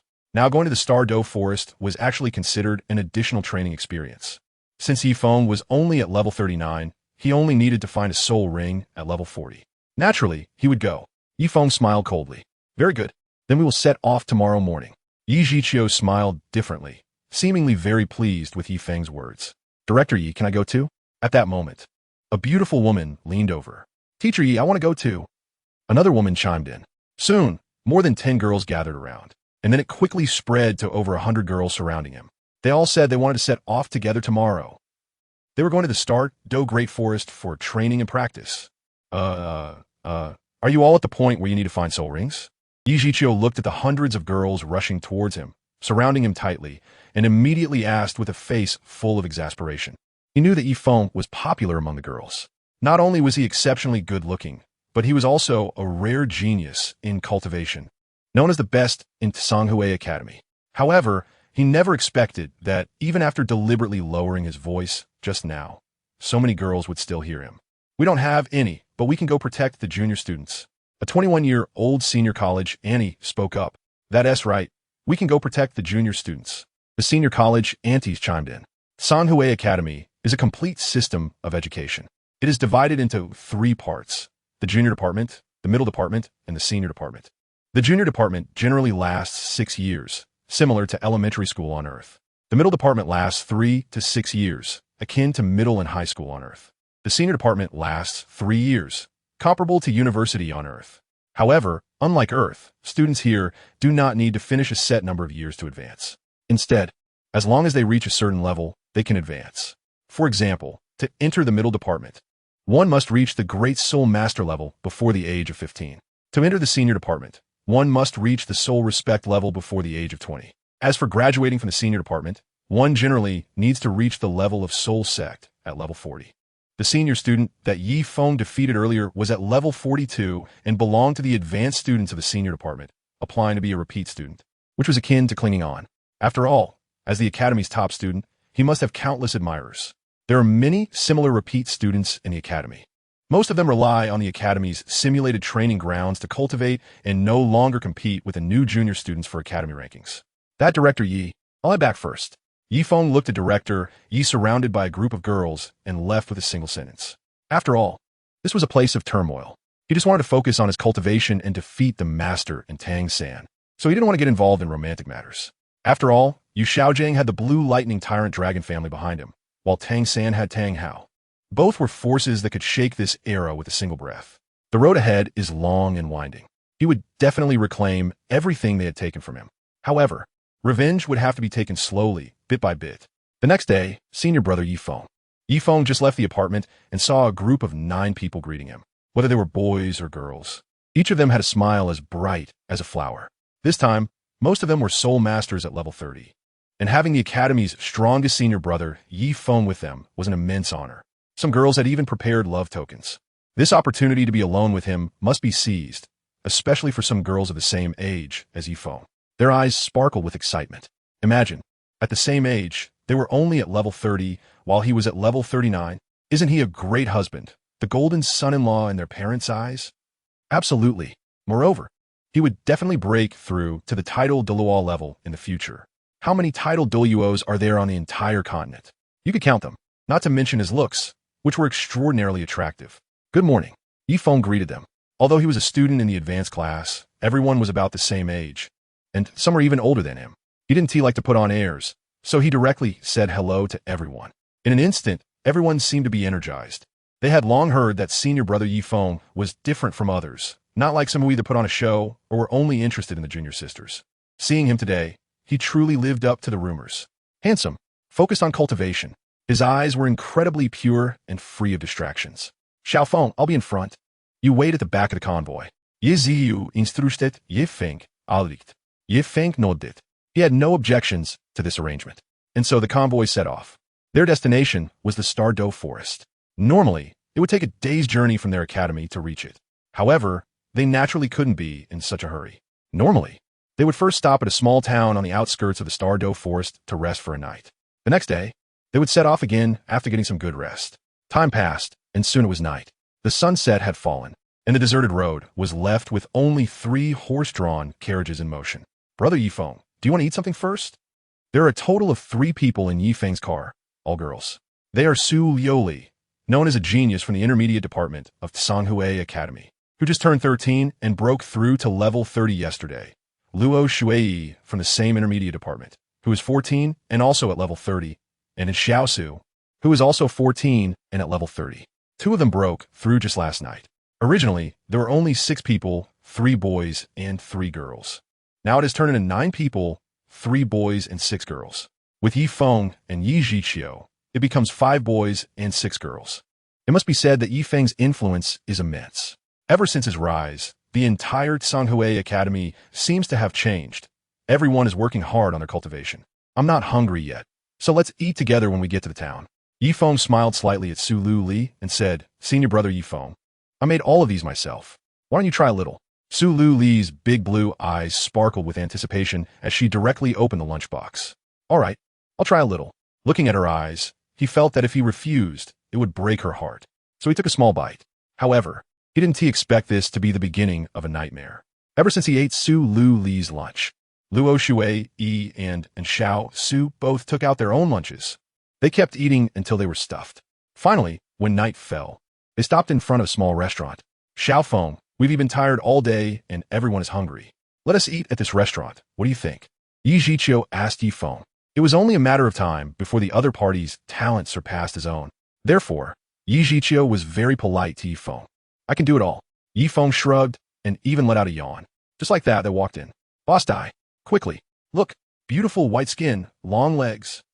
However, as soon as they entered the small restaurant, they caught a glimpse of a blatant gaze coming from afar. Chapter 15, Fighting, I'm good at it. A somewhat lewd fat man in a bright red outfit had drool running from the corner of his mouth, looking as if he wanted to rush over on the spot. The uniforms of Tsanghui Academy were already quite clever, with most girls wearing knee-length skirts. The 6 girls who had come over this time were exceptionally beautiful, especially Su Liuli, Luo Shui, and Xiao Su, who could even be said to be tempting enough to commit a crime.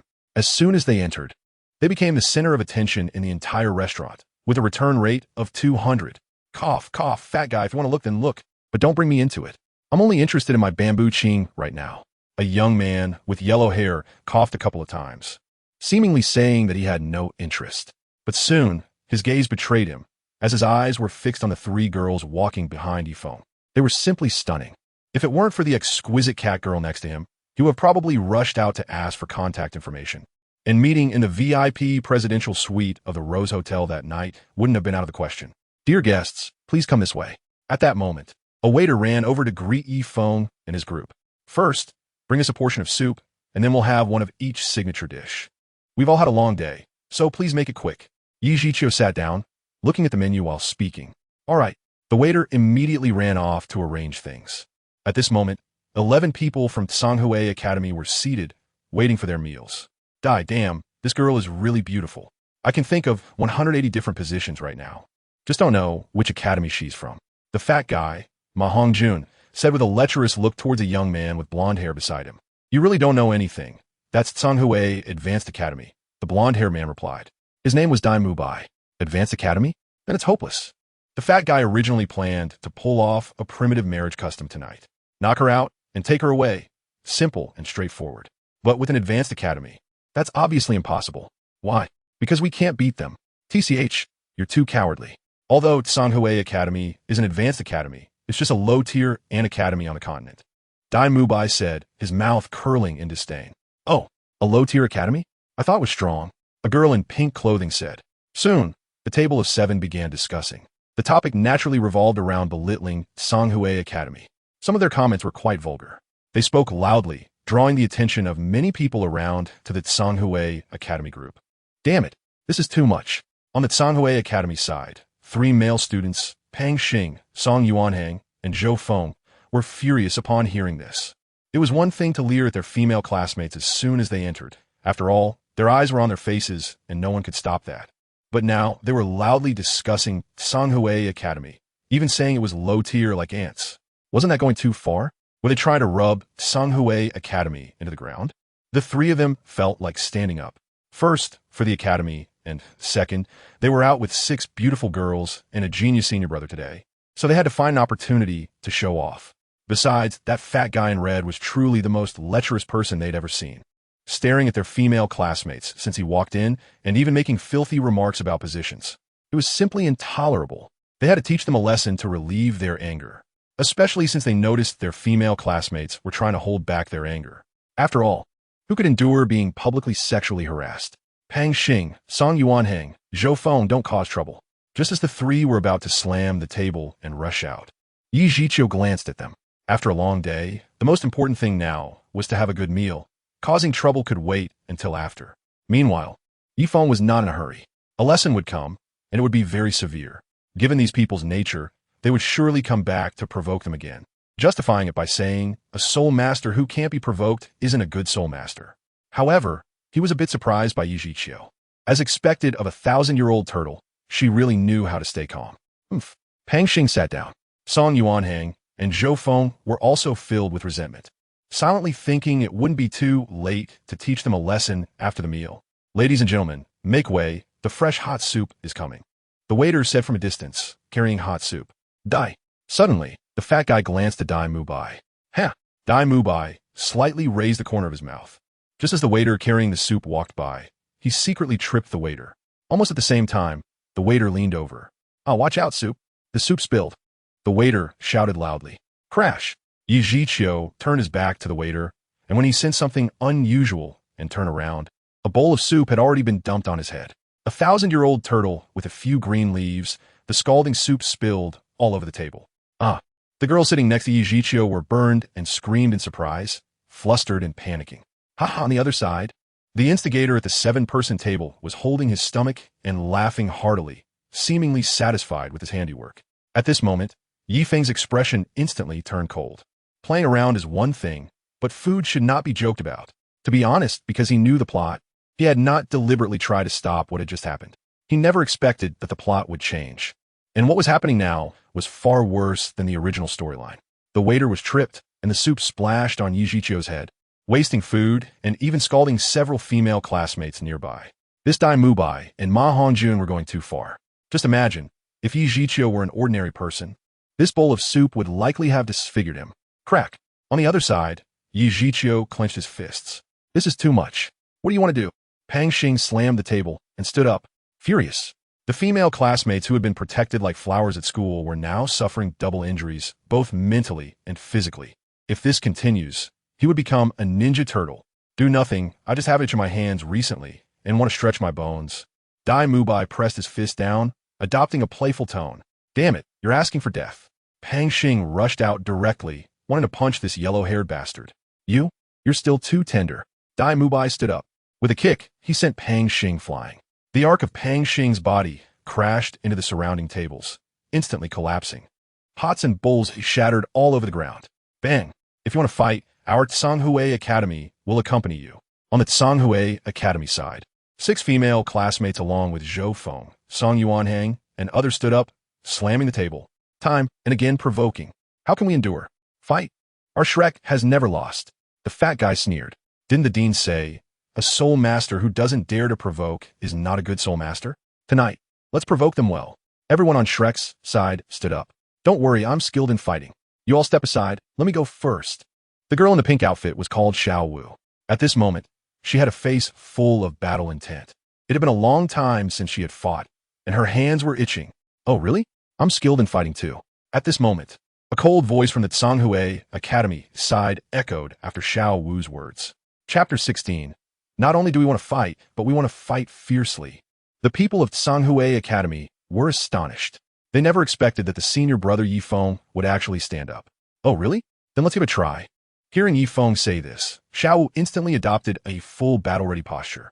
Since graduating from Notting Academy, she had basically had no opportunities to fight. Oh no, there weren't any even at Notting Academy, except for the first 3 years. In the last 3 years, everyone called her Sister Xiao Wu. She was bored to death. As for now being at Shrek Academy, she wasn't particularly happy either. Then let's do it. Yi Feng, wearing Tsanghui Academy's uniform, walked over. At this moment, he had a peculiar smile on his face. Once upon a time, this girl had pressed him to the ground and rubbed him in the dirt. Not only had she stolen his painstakingly arranged bed, but she had also humiliated him. If it weren't for jumping into the carriage that night, he would probably have frozen to death. Since the other party liked to fight so much, he might as well accompany her for a good fight today. Come if you dare. Xiao Wu stared at Yi Feng, feeling that he seemed somewhat familiar. She should have seen him somewhere. But none of that mattered now. What was important was that the other party wanted to fight too. Then let's have a good fight. In terms of fighting, she had really never lost. With that, Xiao Wu quickly charged out, preparing to deliver a powerful strike to this arrogant Tsanghui Academy ant and then slam him hard to the ground. This was her close-range lethal skill. Third brother, can Xiao Wu handle it? Should I go out and help her with Dai Lao Da? Seeing Xiao Wu charging alone into the Tsanghui Academy's base, the fat guy immediately asked Tang San, what if something goes wrong? That would be terrible. Yes, third brother. Are you really going to let Xiao Wu deal with those from Tsanghui Academy alone? Ning Rongrong spoke up beside him. Don't worry when it comes to fighting. No one can outdo her. Just wait for the people from Tsanghui Academy to wail on the ground. Tang San was currently turned away from Xiao Wu, leisurely sipping tea. The big sister of Notting Academy in a fight was no joke. She was incredibly fierce. Back then, only he could suppress her in the entire academy, while everyone else was bullied. This Tsanghui Academy was probably about the same. Bang! Suddenly, at that moment, a shadow flew over. Clank, dressed in pink. With her hair in pigtails, she crashed straight onto Shrek's table, her face contorted in pain. It was Xiao Wu. Tang San, who was drinking tea, had a stiff expression at this moment. The rest of Shrek's group was the same. Each of them had eyes filled with shock. This isn't right. How could Xiao Wu be thrown over like garbage? What Xiao San had just said was not an exaggeration. It was true. Xiao Wu indeed had strong combat power. Slap. On Shrek's side, everyone slammed the table and stood up. Hey, you little brat, are you tired of living? Dai Mubai glared coldly at Yifeng. How dare you publicly hit someone from Shrek? You're simply tired of living. Dai Laodao, what are we waiting for? Let's go beat him up. The fat guy in red was full of anger at this moment. The members of the academy had been insulted like this, and even their table of dishes had been smashed.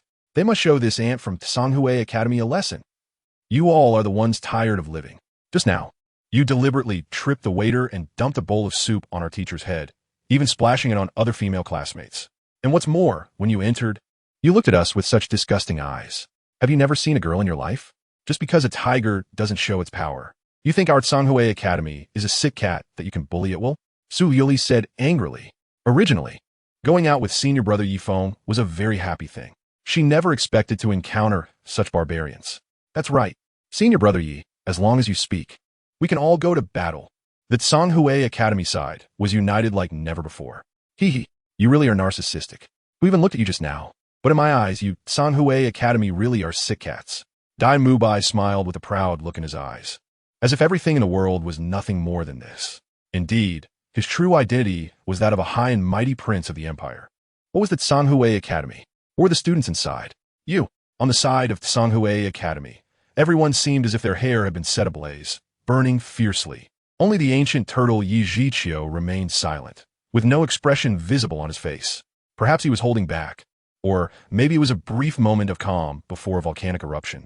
Well, I would like to experience what Dai Xiao has to offer. Yifeng smiled slightly and looked at Dai Mubai. Then let's do it. Dai Mubai clenched his fists. For some reason, just now he felt an inexplicable chill deep within him, originating from the boy in front of him. Although the other party looked younger than him, for some reason, his smile was filled with genuine disdain and confidence, as if he could easily trample on him.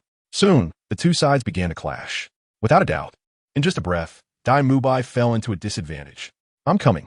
Ma Hongjun beside him launched a sneak attack in an instant. Boom. The next moment, both of them were kicked away. They lay neatly on the ground. Wow, senior brother is so amazing. On the side of Sanghui Academy, both men and women had shining eyes, completely in awe of Yifeng. Ah, evil eye white tiger, possess. Dai Mubai, who had just been knocked away, felt deeply insulted and immediately summoned his martial soul. Evil fire phoenix. Fusion. A flame slowly rose. The temperature in the entire restaurant instantly increased by several degrees. How dare they make the two brothers look so embarrassed? Today, they would let the other party know what consequences are. Soul Master. My little shop can't withstand this kind of chaos. The shopkeeper beside them was trembling. At this rate, his little shop would probably turn to ashes in the next second. What are you afraid of? I'll cover all the losses tonight. Dai Mubai said directly. With this little shop, could he not afford it? Dai Mubai had plenty of money. Oh, so all the losses tonight will be on you? Is that true?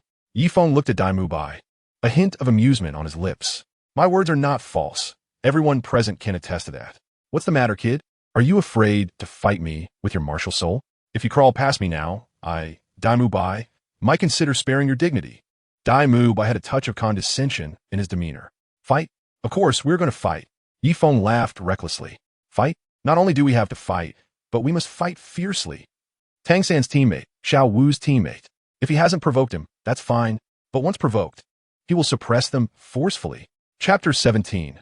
The Ants of Sanghui Academy, a bloody lesson. This is Yifeng's life in this world.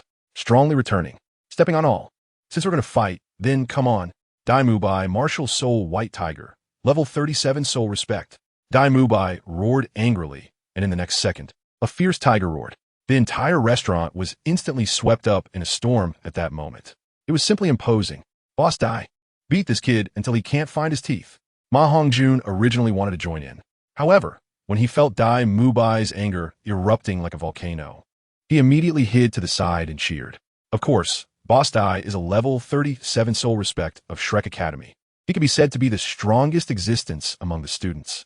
At this moment, he wanted to fight with this clueless kid from Tsanghui Academy. Wouldn't stepping in be a buzzkill? Next, let's quietly watch this so-called senior brother from Tsanghui Academy find his teeth all over the ground. Just thinking about it feels refreshing. Here I am, trying to check out some girls, and you're being so long-winded. Is it all yours? Huh. Wait, what's going on? Suddenly, the fat guy noticed something was off.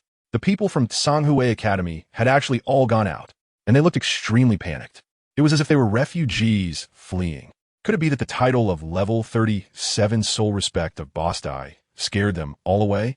Yes, it must be that way. These cowards from Tsanghui Academy. The fat guy's mind flashed with thousands of thoughts, and finally, he looked down on Tsanghui Academy. So-called Advanced Academy. What garbage. If nothing unexpected happens next, we should see this so-called senior brother kneeling down to beg for mercy, right? At this moment, Ma Hongjun turned his gaze to Yi Feng, the man with an almost demonic, godlike face. He was currently standing dazed in front of Boss Dai. What's wrong? Are you too afraid to speak up? Dai Mubai looked at Yi Feng. In battles between soul masters, out of respect, they usually introduce themselves first before officially starting. Now, Dai Mubai was waiting for Yi Feng to speak. Afraid? No, it's just that you're not worthy. Go ahead and make the first move. Yi Feng's lips curled slightly. Arrogant. I will make you die in a very ugly way. Upon hearing this, Dai Mubai instantly exploded with anger. In a circle of soul masters, this was an unprecedented provocation. This person was openly looking down on him, Dai Mubai. The overwhelming soul power was spreading. The Shrek members nearby inhaled sharply. Good heavens! How dare he insult Boss Dai like this? He's dead for sure. Not even a god could save him this time. Third soul skill, White Tiger Transformation. The explosive Dai Mubai stomped his tiger feet on the ground, and the three soul rings, yellow, yellow, and purple, slowly rose up, surrounding his body. Then, the third purple soul ring merged into his body. It could be clearly seen that the opponent's muscles were crazily expanding, and black stripes appeared on his skin. The White Tiger Transformation lasts for a total of half an hour, during which time his resistance, attack power, defense, and strength all increase by one-fold. And his own skills will be enhanced. Purple? Then I'll use purple too. A wave of soul power surged from Yi Feng's body, and the next second, a purple soul ring floated beside him. In front of him was a pitch-black martial soul, engraved with strange golden inscriptions, resembling a sickle. After this martial soul appeared, a sharp wave of soul power emerged centered around it, like ripples created by a stone thrown into water, continuously flowing. A soul ring? On the Shrek side, everyone looked puzzled. How could this person only have one soul ring? This might be a secret technique to hide soul rings, only displaying one. On the other side, Ning Rongrong spoke up. After all, coming from a noble seven-treasure glazed tile school, she was also aware of some of these unorthodox secret techniques. So that is how it is. It seems this person is also a soul respect. This seemed to understand something and said, "You also have a purple one? Huh, is that your only purple one? Take my White Tiger's fierce light wave." Dai Mubai snorted coldly, and the next second he leaped into the air. A white light wave erupted from his mouth. He used 90% of his power for this move. The ants of Tsanghui Academy would definitely receive a bloody lesson this time. Chapter 18. Small Town? Death. Defense. Azure Dragon Shield. Watching Dai Mubai's attack, Yi Feng stood still, holding a magic sickle in front of him. In that moment, a shield formed by a dragon coiling appeared. This was one of Yi Feng's 3 soul skills. He had also used this move to defeat Tsanghui Academy's top-ranked, a level 42 soul master, yesterday. As for the 10,000-year soul ring, he had only used it on Yi Zhiqiu and Shernyan. How is this possible? Dai Mubai, suspended in the air, looked extremely surprised. This kid actually blocked his White Tiger's fierce light wave effortlessly. He looked younger than himself. How could he be a soul master? Besides, even a soul master shouldn't be able to easily block the fierce light wave in the state of White Tiger's diamond transformation. Next is my turn, Dai Xiao. Are you ready? Yi Feng's lips curled up. Since Dai Mubai was willing to bear all the losses, he might as well go all out today. Come on, poof. Just as Dai Mubai opened his mouth to say, "Come on," he suddenly felt as if something had collided with his chest. Immediately after, his whole body flew out uncontrollably like a cannonball. One wall, 2 walls, countless walls. Dai Mubai was propelled by that force, using his body to break through an entire row of houses in the town. Next to the restaurant was a bathhouse. Many soul masters, exhausted after a day, were happily humming tunes while scrubbing themselves, when suddenly something rushed through the front, and then the entire bathroom wall vanished. The cold wind swept through the men's bathhouse. Everyone was in chaos. Then there was an inn. A couple, passionately cuddling, was caught in a high mood, and just as they were about to roll in bed, boom, the bed was gone. The two were a bit confused, as if suddenly doused with cold water. A family was having dinner, and suddenly their table was knocked over, food scattering everywhere. All of this was like a large-scale disaster scene. Who is it? In just half a breath, everyone rushed out. The strong men from the men's bathhouse, the guests from the inn, and that family whose dinner was ruined. All of them. Each one had a fierce, murderous aura on their faces. The azure dragon destroys the world. However, in the next moment after they came out, a dragon's roar, like a hurricane sweeping through. All the houses turned to ashes in an instant. Hiss! The people who had just run out of the houses felt as if their heads were about to explode. Damn it, how could he be this strong? Dai Mubai stubbornly got up at this moment, blood flowing from the corner of his mouth. What? Suddenly, he felt a violent wind rushing toward him. First soul skill. White Tiger's guardian barrier. He panicked. It was that dragon from earlier. Completely black, exuding arrogance. Crack. His barrier didn't even last a second before it was shattered. Dai Mubai was knocked away by the dragon's head, crashing into the houses of the entire town. He screamed in pain. Boom. Then an unprecedentedly piercing explosion sound rang out. The entire town turned into a disaster zone. It was a mess.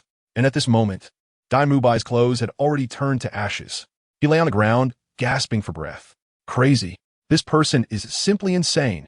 At the entrance of the small shop, the members of Songhue Academy let out a deep breath. Fortunately, they had come out early to take refuge. They knew too well about senior brother Yi Feng. Provoking him in front of the other party was simply like the old birthday, star hanging himself, asking for long life, especially saying that all the losses here would be compensated by Dai Xiao. Needless to say, poor kid. They didn't know how much he would have to compensate this time. Chapter 19, Shameless People. Who else do you have from Shrek? Yi Feng didn't even glance at Dai Mubai, who was lying on the ground convulsing. Instead, his gaze swept over the Shrek group. Third brother. This person looks so familiar. On the Shrek side, Xiao was touching her already blossoming little butt. The restaurant had completely collapsed. She was carried out by Tang San. For some reason, under the faint moonlight, she found that this young man in front of her looked very familiar, as if she had seen him somewhere before. What? Has that former leader of the 7th dormitory who occupied others' beds forgotten about me? Seeing Xiao Wu examining him from a distance, Yi Feng raised a faint smile.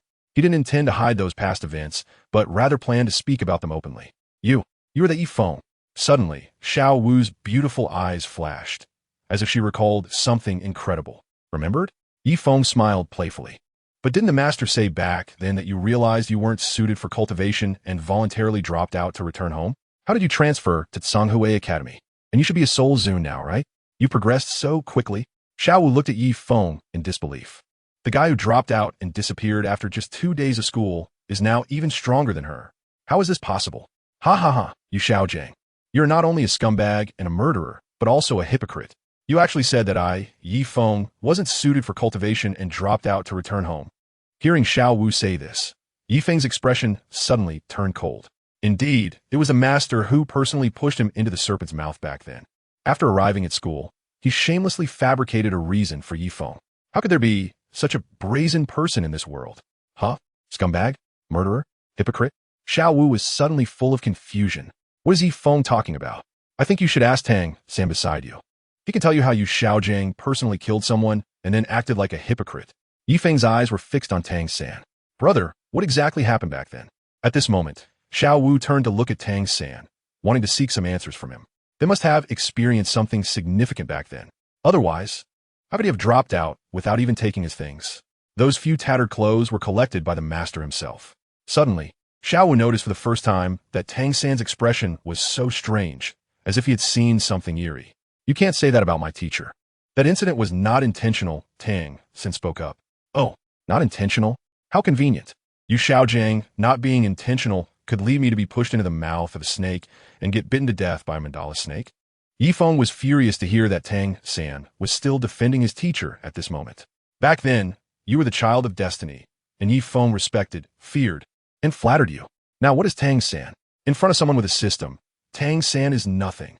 If it weren't for fearing your father, Yi Feng could have eliminated you right now. What? Bitten to death by a mandala snake? Over at Songhue Academy, Everyone showed extremely surprised expressions, not expecting that the senior brother actually had such a past. That guy named Yu Xiaojiang is too much of a scoundrel. As for Shrek, everyone was puzzled. Is this really an enemy? At this moment, Xiao was recalling various events from the past. Could it be that when Xiao San was searching for the first spirit ring, Yifeng also went along, and then was abandoned in the soul hunting forest? I admit this was the teacher's mistake, but since so many years have passed, you don't need to hold a grudge. Moreover, our matters are separate. Today, you hurt Xiao Wu and the partners of Shrek, and I will not let you go.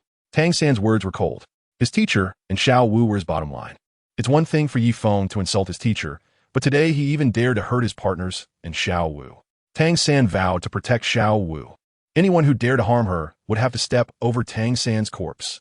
Today, Yifeng must pay the price. Oh, this is so glaring. Where is this Buddhist light coming from? Yifeng laughed in anger upon hearing those words. You're going to be killed, and yet you can't let it go. Goodness, he had truly never heard such disgusting words, even in 2 lifetimes. Your mother was killed by the spirit hall, so why are you so fixated on it? Why do you want to take down the spirit hall afterward? Now Yifeng even doubts whether this Tang San is human. How can he say such insane things? As for the part about finding a way for Xiao Wu, that's even more disgusting. What? Is it only allowed for your woman to hit others, and not for others to hit your woman? Moreover, this incident was instigated by Shrek Academy in the first place. If it weren't for Ma Hongjun staring at the girls from their school with a lewd expression, would their male classmates be unhappy? However, they were only dissatisfied, and before they could act, they were stopped by Yi Zhiqiu. And what did you Shrek Academy do? Dai Mubai deliberately tricked Xiao Air, causing a pot of hot soup to spill on Yi Zhiqiu's head, splashing on it several other female classmates. The male students were furious and stood up to protest. And you Shrek directly said that a soul master who can't stand up for themselves isn't a good soul master, and immediately wanted to start a brawl. Especially Xiao Wu, who even said, I'm good at fighting. It's truly disgusting. How can you, Tang San, have the face to come out and say that things should be settled fairly? How can you have the face to say you want to find a way for Shrek and Xiao Wu? Tang San, level 29 control system soul master. Martial spirit blue silvergrass. Looking at you just now, you should be a soul respect. Dare you to fight me, one-on-one? A light surged from Tang San's body. The next moment, 2 yellow soul rings surrounded him. As long as he hasn't reached level 40, Tang San is absolutely confident he can defeat Yifeng. Whether it's his hidden weapons, the techniques from his previous life, or his current soul skills. If they're going to fight, they must do it properly. Yifeng, martial spirit bloodthirsty demon Scythe, level 39 battle, soul respect. Yifeng's voice fell, and 2 purple soul rings circled around him. At this moment, a strange gust of wind swept through the entire town. What 2,000-year soul rings? In an instant, everyone on Shrek's side was astonished. How is this possible? Ning Rongrong and Zhu Zhuqing both exclaimed in shock at the same time. It is known that, generally, only soul masters can absorb 1,000-year soul rings. And to have 2 purple 1,000-year soul rings, one must reach at least level 40 soul master. He is clearly only level 39. How is this possible? How can you have 2,000-year rings at level 39? The teacher clearly said that the limit for the first soul ring is over 400 years, and the limit for the second soul ring is over 700 years. Tang San was also confused at this moment. This completely contradicts the teacher's theory of the top 10 core competitiveness of martial souls. Chapter 20. The True Killing Move. No way, no way. Could there really be someone who believes in Yu Xiaojiang's so-called theory of the top 10 core competitiveness of martial souls? Do you know how your teacher's theory came about back then?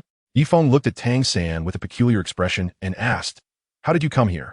Tang San's gaze sharpened as he replied, Your teacher was quite the scumbag back in the day. He used relationships between men and women to deceive the spirit hall for information about soul masters. And then he combined that information to create the current top 10 core competencies of martial souls. Does he have any real skills? At most, he could be considered someone who knows a bit about data organization, and even that is incomplete. Yifeng sneered. Without the system before, he didn't dare to speak his mind. In this world, one had to be timid to survive. Now that he had awakened the system and had Shui behind him, was there still a need to keep being timid? Besides, back then, the master was indeed a scumbag. He used his feelings with Bibi Dong to obtain information about soul masters from the spirit hall, and he came to conclusions through a very rough method. For example, he claimed that the limit for the first spirit ring was 423 years, and for the second spirit ring, 764 years. This was because in the data he organized, no one had a first spirit ring exceeding 420 years, So he pushed it back 3 years and assumed the limit was 423 years.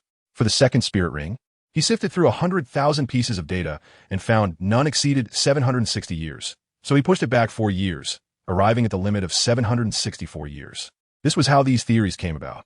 Perhaps they were truths in the lower tiers, but he forgot one very important thing. Back then, Bibi Dong was merely a saintess of the Spirit Hall and had no access to some top-tier Soul Master information. Even the hidden Soul Master data was not available to the Spirit Hall. It was extremely unrigorous. Nonsense.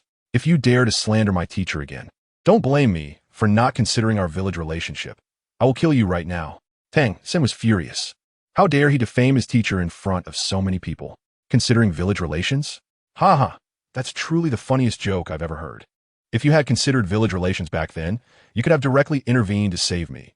Why did you have to watch me suffer from poison and die? Barely clinging to my last breath while you watched me leave? Yifeng smiled. With Tang San's skills back then, he could have easily detoxified himself and saved his life. However, the other party did not do so. As for the reason, Yifeng guessed it was to avoid exposing himself in front of the master. Nonsense, seeking death. First soul skill bind. The first soul ring lit up, and Tang San took the initiative to attack. How could he know that he had the ability to save him back then? For some reason, the current Tang San completely dared not look Yifeng in the eyes, because the other party's eyes seemed to see through all his secrets. What? Are you nervous because of what I said? Yifeng moved quickly, effortlessly dodging the entanglement of the blue silvergrass. Oh my god, I didn't expect senior brother Yifeng to have such a tragic backstory. Senior brother, defeat them. On the side of Songhui Academy, several girls were shouting encouragement wildly. I finally understand why senior brother Yifeng trains so regularly every day. With such a deep-seated hatred, how can he sleep peacefully? Senior brother, take down Yu Xiaojiang and Tang San, those two masters and apprentices. Pang Xing and Zhou Feng were also shouting furiously. The atmosphere on Songhui Academy's side was high. Dodged? Huh, that was merely a distraction. Ghost Shadow Mysterious Steps. Who is Tang San? He possesses the unparalleled skills of the Tang sect. Moreover, years of battle experience tell him that entanglement is of no use against a man with 2,000-year spirit rings. How could he be foolish enough to use entanglement against Yifeng? Ghost Shadow Mysterious Steps combined with hidden weapons. That is his true killing technique. No matter how much you, Yifeng, have grown over the years, Tang San will always be your inescapable nightmare. Chapter 21. Ambushed by Tang San. Struck by the dragon beard needle. What? Suddenly, Tang San realized that Yifeng had vanished from his spot, and his ghost shadow mysterious steps had completely missed. You still think I'm the same as I was back then? At that moment, Tang San heard a ghostly sound beside his ear. It's Yifeng. Tang San's pupils contracted. The opponent had somehow arrived next to him. He felt an inexplicable chill behind him. Boom. A strong impact. Tang San crashed heavily to the ground. Third brother. Ma Hongjuan's body shook. Little San. Xiaowu immediately released her martial soul. Softbone Charm Rabbit. 2 yellow spirit rings circled around. 7 treasures famous. 7 treasures glazed pagoda. In the corner, a girl who looked like the little sister of a leader released her martial soul. Senior brother Yifeng, we're here to help you. Everyone from Songhui Academy stepped forward. All martial souls unleashed. What Shrek Academy? If they can't defeat our senior brother, they want to gang up on him? Come on. A gang fight is a gang fight. Who's afraid of whom? And this Tang San, who treated their senior brother so poorly back then, now dares to stand on some so-called moral high ground. He should be beaten hard. I have my own way to deal with him. Everyone else stepped back. Tang San glared at the Shrek crowd. After all, he was a person from 2 lives. He had also practiced the techniques from his previous life since childhood. Although he had just taken a hit, it was basically not a big deal. You all step back. This is no longer the past. Even the entire Shrek Academy is nothing in my eyes. Yifeng opened his mouth and said, "Huh, how arrogant. I, Tang San, tell you I once stood above you. And I still do now. Look at those little green lights on you, Ghostvine Parasite." Tang San gave a cold smile. Ghost Vine Parasite. This is my second soul skill. A secret technique. Senior brother Yifeng. The people from Songhui Academy were shocked. They saw that vines were actually growing on Yifeng's body. Third brother is so amazing. They let out a sigh of relief. Just now, he thought third brother was going to lose. It turned out he was overthinking it. After all, someone who had once injured teacher Zhao Wujia during the test couldn't be simple. Bloodthirsty demon Scythe. Several beams of light swept across. Those vines fell to the ground like lifeless dry twigs. Bang! Tang San was hit by Yifeng. His whole body was sent flying 100 meters. But was that the end? No. Punches and kicks. Within a second of free falling in the air, Yifeng struck out with over 100 hits at incredible speed. At first, Tang San could still catch some of them. However, as it continued, Tang San could only passively defend. In the end, he broke through Tang San's defense and crashed heavily to the ground. I have been looking forward to this battle for a long time, but I didn't expect you to be so weak. Yifeng pulled back. It seems that after obtaining the system, this destined child is indeed nothing special. Suddenly, at that moment, he felt a strong sense of crisis. Turning around, he saw several streaks of silver light. Soul skill, Songlong Shield. Yifeng quickly deployed the Azure Dragon Shield to protect against the Dragon Whisker Needle. However, it was too late. This Dragon Whisker Needle could pierce even Zhao Wuji's body. Yifeng's body is still at a certain distance from the immovable Wisdom King Zhao Wuji. 5 or 6 Dragon Whisker Needles instantly pierced through Yifeng's Azure Dragon Shield and drilled into his body. This is the Dragon Whisker Needle. You will die a terrible death next. The golden needles are like whiskers, capable of piercing through even the strongest body. Tang San wiped the blood from the corner of his mouth, his gaze incredibly cold. You actually ambushed me. Yifeng never expected that Tang San would launch a sneak attack on him when he let his guard down. It was simply insidious. A sneak attack? On the battlefield? Who cares about the process? Everything only looks at the result. If you want to blame someone, blame yourself for being careless. Tang San sneered. There is nothing shameful about this. The Xintian treasure record states, whenever encountering danger, one can kill the opponent by any means necessary, without caring about so-called chivalry, because whether in words or in writing, only the victors can speak and write. Very good, very good. Yifeng's gaze turned completely cold. He had originally held a tiny bit of affection for Tang San. Now, his heart was thoroughly chilled. He could see his energy circulating in his dantian, flowing through every corner of his body. His face, due to the energy moving within him, became a deep purple color, resembling that of a pig's liver. Yifeng's purpose for doing this is very simple: to force the Dragon Whisker Needle out. I advise you not to struggle. This Dragon Whisker Needle is my unique hidden weapon, and with your soul power, you won't be able to get rid of it. If you apologize for everything you've just done, I might consider letting you go. Otherwise, I don't mind letting you die in pain. Tang San said. The Dragon Whisker Needle is a hidden weapon that combines with his Xintian skill. Using soul power, even someone like Zhao Wujin, a soul sage, couldn't expel it from his body. Unless one uses a knife to cut the flesh piece by piece. That is a possibility. But that would definitely be worse than death. This little Dragon Whisker Needle, how could it possibly defeat me? Yifeng? As for apologizing to you, dream on. This matter was originally instigated by Shrek Academy. As for Xiao Wu getting injured, if the other party hadn't actively said that everyone should come up and fight, would she have been hurt? As for the master, there's no need to mention it. That's not slander. That's a fact. Suddenly, a surge of soul power surged in Yifeng's hand. Chaos Decision. As the Chaos Decision operated, a force erupted from his body. The Dragon Whisker Needle that had just pierced into him immediately flew out at this moment. What? Tang San was stunned. Defend. However, while he managed to defend himself, Xiao Wu, who couldn't evade in time, was hit by the Dragon Whisker Needle. Her little face turned blue from excessive pain. A sneak attack harms others without benefiting oneself, ultimately hurting those around him. Yifeng spoke with a hint of playful tone.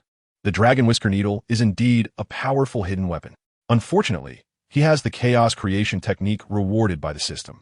Just now, when the Dragon Whisker Needle entered his body, it felt as if a few little bees had stung him. Seeking death, Tang San used the Xintian skill to extract the Dragon Whisker Needle from Xiao Wu's body. He seemed to have completely darkened, walking with a gust of wind, like a devil emerging from hell. And with his left hand, Yifeng could clearly see a beam of black light. Does he want to use the Haoyan hammer? Yifeng was completely unflustered. After just defeating Tang San, he hadn't even used his second soul skill, let alone the third. Moreover, he believed that it wouldn't be long before he obtained his second martial soul. Ding! The system detected the unusual anger of the Chosen One, and the host successfully activated this side quest. At that moment, a voice suddenly echoed in Yifeng's mind. Huh? Yifeng was confused. What is going on? Chapter 22, A Sleepless Night. Chapter 22. This system can also create instances? Choice 1. Continue to hide his strength and get beaten by the Chosen One. Reward 1 million gold coins and a random gift pack. Choice 2. no longer hide his strength and beat the Chosen One, receive a random soul bone reward. In front of Yifeng appeared a transparent status bar that only he could see. Wow, is this a new gameplay from the system? Yifeng was shocked again. But does this thing even need to be chosen? Being beaten up by Tang San? Don't even say it's for 1,000,000 gold coins. Even if you offered him 10 million gold coins, Yifeng would never agree. Moreover, it's a random gift pack. Who knows what random item it will contain? For example, if it randomly gives him a cooking guide, wouldn't he be at a huge loss? This is not something Yifeng just thought up casually. This is a real event. Previously, he randomly got all kinds of useless manuals. Cooking, song scores, alchemy. So now he doesn't have much hope for such random rewards. As for this random soul bone, he was tempted. Right now, he doesn't even have a single soul bone. This thing is simply the best enhancement. Ghost Shadow Mysterious Track. Tang San's speed increased. The black small hammer in his hand became more and more apparent. Soul skill, Bloodthirsty Demon Scythe, tear apart. Yifeng did not hesitate at all. He immediately unleashed his soul skill. Purple soul light flickered. He swung the bloodthirsty scythe in his hand, releasing sharp blade energy that stirred up layers of dust. The ground was torn apart like a dragon, breaking through the earth. Mysterious Jade Hand, controlling the crane and capturing the dragon. Tang San executed his mysterious Jade Hand. First, he blocked Yifeng's scythe's sharp blade. Then he used controlling the crane and capturing the dragon to disperse the force. It felt like he could deflect 1,000 pounds with just a couple of moves. Unfortunately, he forgot that Yifeng was no longer the same Yifeng from before. Yifeng's arm bulged with veins. In an instant, the dust around the ground exploded, surrounding them in an instant. Tang San realized that his Hao-Ian hammer was so pale and powerless. In just a few breaths, he was purely subjected to a crushing form of abuse. Boom! A violent sound. Tang San was directly sent flying. The enormous impact caused all the houses that were struck to collapse. Bloodthirsty Demon Scythe. Yifeng followed closely behind with a magic sickle in hand. Although he was wary of Tang Hao and did not dare to kill Tang San, he still dared to seriously injure his opponent. After all, he had the backing of the Empire and the shadow of the Spirit Hall. Ding! Congratulations to the host for completing the task. Rewarded with a 10,000-year golden wing Dapeng speed type left leg soul bone, which has been directly fused. Critical hit on Tang San. Yifeng tasted the sweetness. The system actually rewarded him with a 10,000-year soul bone. He was almost shocked.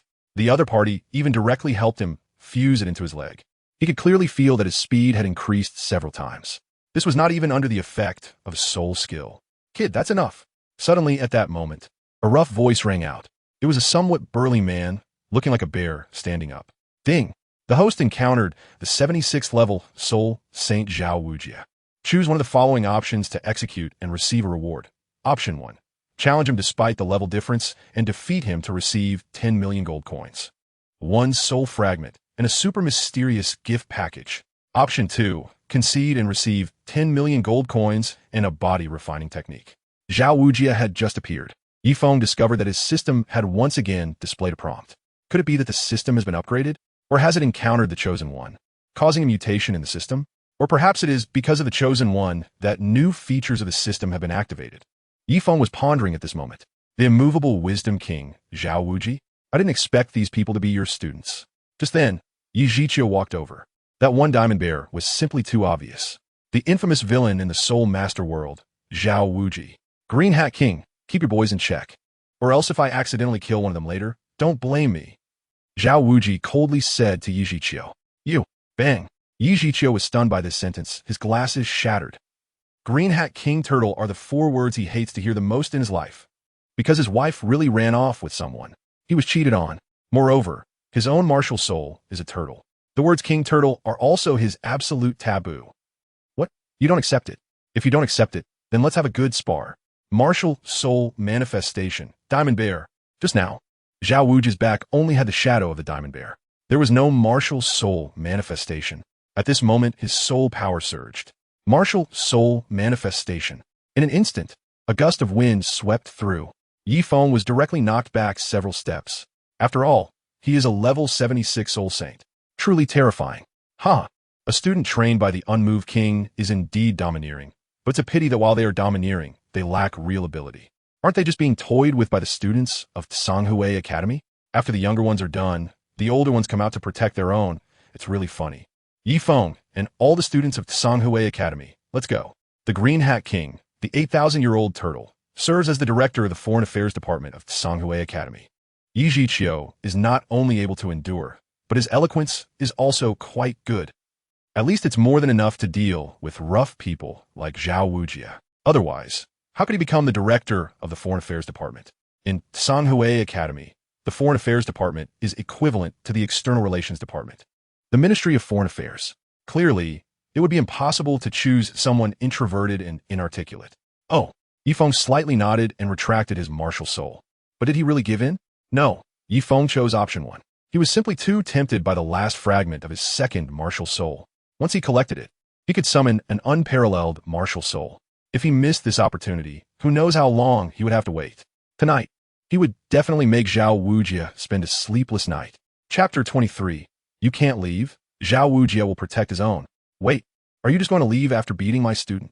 Seeing the group from Tsanghui Academy about to leave, Zhao Wujia said coldly. With the true body of the immovable king emerging, Zhao Wujia's fighting spirit was high.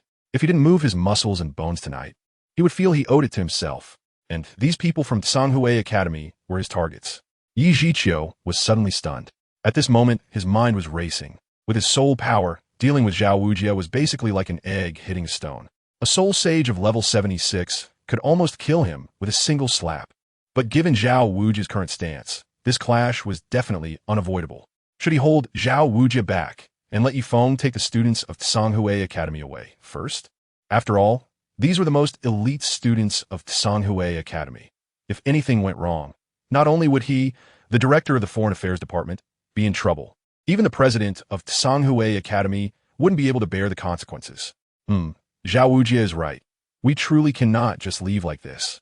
Just as Yi Zhiqiu was filled with thoughts and prepared to make a last stand, letting Yifeng take the others away, a voice suddenly sounded. It was actually Yifeng. You little brat have some responsibility. Today, I, Zhao Wujia, might consider not killing you.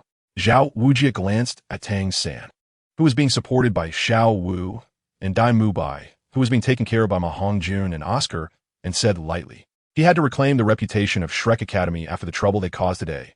Otherwise, how would others view Shrek Academy? But these kids were really pathetic. He had actually been paying attention to them during the trouble. He had intended to let them practice in real combat against others. As a result, they ended up being the ones who got practiced on, and in such a miserable way too. It was truly embarrassing. Yifeng, you? Yi Zhiqiu stared at Yifeng with full of confusion. What does this guy want to do? The others from Tsanghui Academy were also somewhat puzzled at this moment. Could it be that senior brother Yifeng wants to go after that man who looks like a bear? That guy's a soul sage. Is brother Yifeng sure? However, Yifeng slightly gestured, indicating for them not to panic and to act according to the situation. I remember that just now. Dai Xiao mentioned that he would take responsibility for all the losses here. Now that so many houses in this small town have been destroyed, our Tsanghui Academy also has responsibility and accountability. Let's all report our losses to Dai Xiao. At this moment, Yifeng spoke up. Zhao Wujia definitely wants to act. However, it's not appropriate here for 2 reasons. First, there are too many people around, and fully displaying his strength would inevitably attract attention. Second, even Tsanghui Academy does not know his full strength, and challenging Zhao Wujia requires him to exert all his power, which would undoubtedly expose himself. That would mean that the strength he has hidden for so many years would be wasted, leading to countless troubles in the future. It could even potentially affect Schwer. Although he really wants the reward, especially the ability to summon a second martial soul, which he dreams of, he knows that things need to be done gradually and cannot be rushed. Tonight, when no one is around, it's better to proceed cautiously. Zhao Wujia was taken aback by this statement. What is this kid trying to do? On the other side, Yi Zhiqiu also looked confused. He actually mentioned compensation? What does the other party want? Can all of us who suffered losses ask Dai Xiao for compensation? That's right, my stall was just overturned. Can I get compensated? My clothes are torn. Just when the people from Tsanghui Academy and Shrek Academy were confused by Yi Feng's unconventional approach, someone in the crowd shouted loudly. After all, their business shops were destroyed, and some people even had their homes ruined. They didn't dare to speak during the previous battle. Now that Tsanghui Academy is saying they want to support them in seeking compensation, if they don't speak up now, it will be too late when they turn back. Once the first person spoke up, soon many others followed suit, buzzing around asking for compensation. Dai Xiao just promised that he would bear all the compensation for the damages caused by our fight in this small town, from large property to small damages. Everything can be quoted for compensation. Dai Xiao, I believe you want to default on your debt, right? Yifeng first spoke to everyone. Then he looked at Dai Mubai. Of course, I won't go back on my word, Dai Mubai said, supported by Ma Hongjun and Oscar, a bit unsteadily. For some reason, he felt that the people in this small town tonight were a bit off. It seemed like he hadn't involved so many people, right? All right. Since young Master Dai is so straightforward, let's all take account. Today, our Sanghui Academy will definitely not shortchange anyone on compensation. I guarantee everyone will remember and get paid. Teacher Yi Zhiqiu, do you have a pen and ink? Yifeng looked towards Yi Zhiqiu. Oh yes. Yi Zhiqiu hurriedly took out the pen and ink. Pang Xing, you guys go and move a table over. It needs to be big. Yifeng instructed. Good. Pang Xing, Zhou Feng, and a few others were very quick and directly moved out 2 large tables and placed them in front of the people from Shrek Academy. Yifeng picked up his pen and spread out the long piece of paper. The Shrek group was very confused. Whether it was Tang San, Xiao Wu, Dai Mubai Oscar, Ma Hongjun, Ning Rong, or Zhu Zhuqing, they were all bewildered. Of course, the most confused was Zhao Wujia.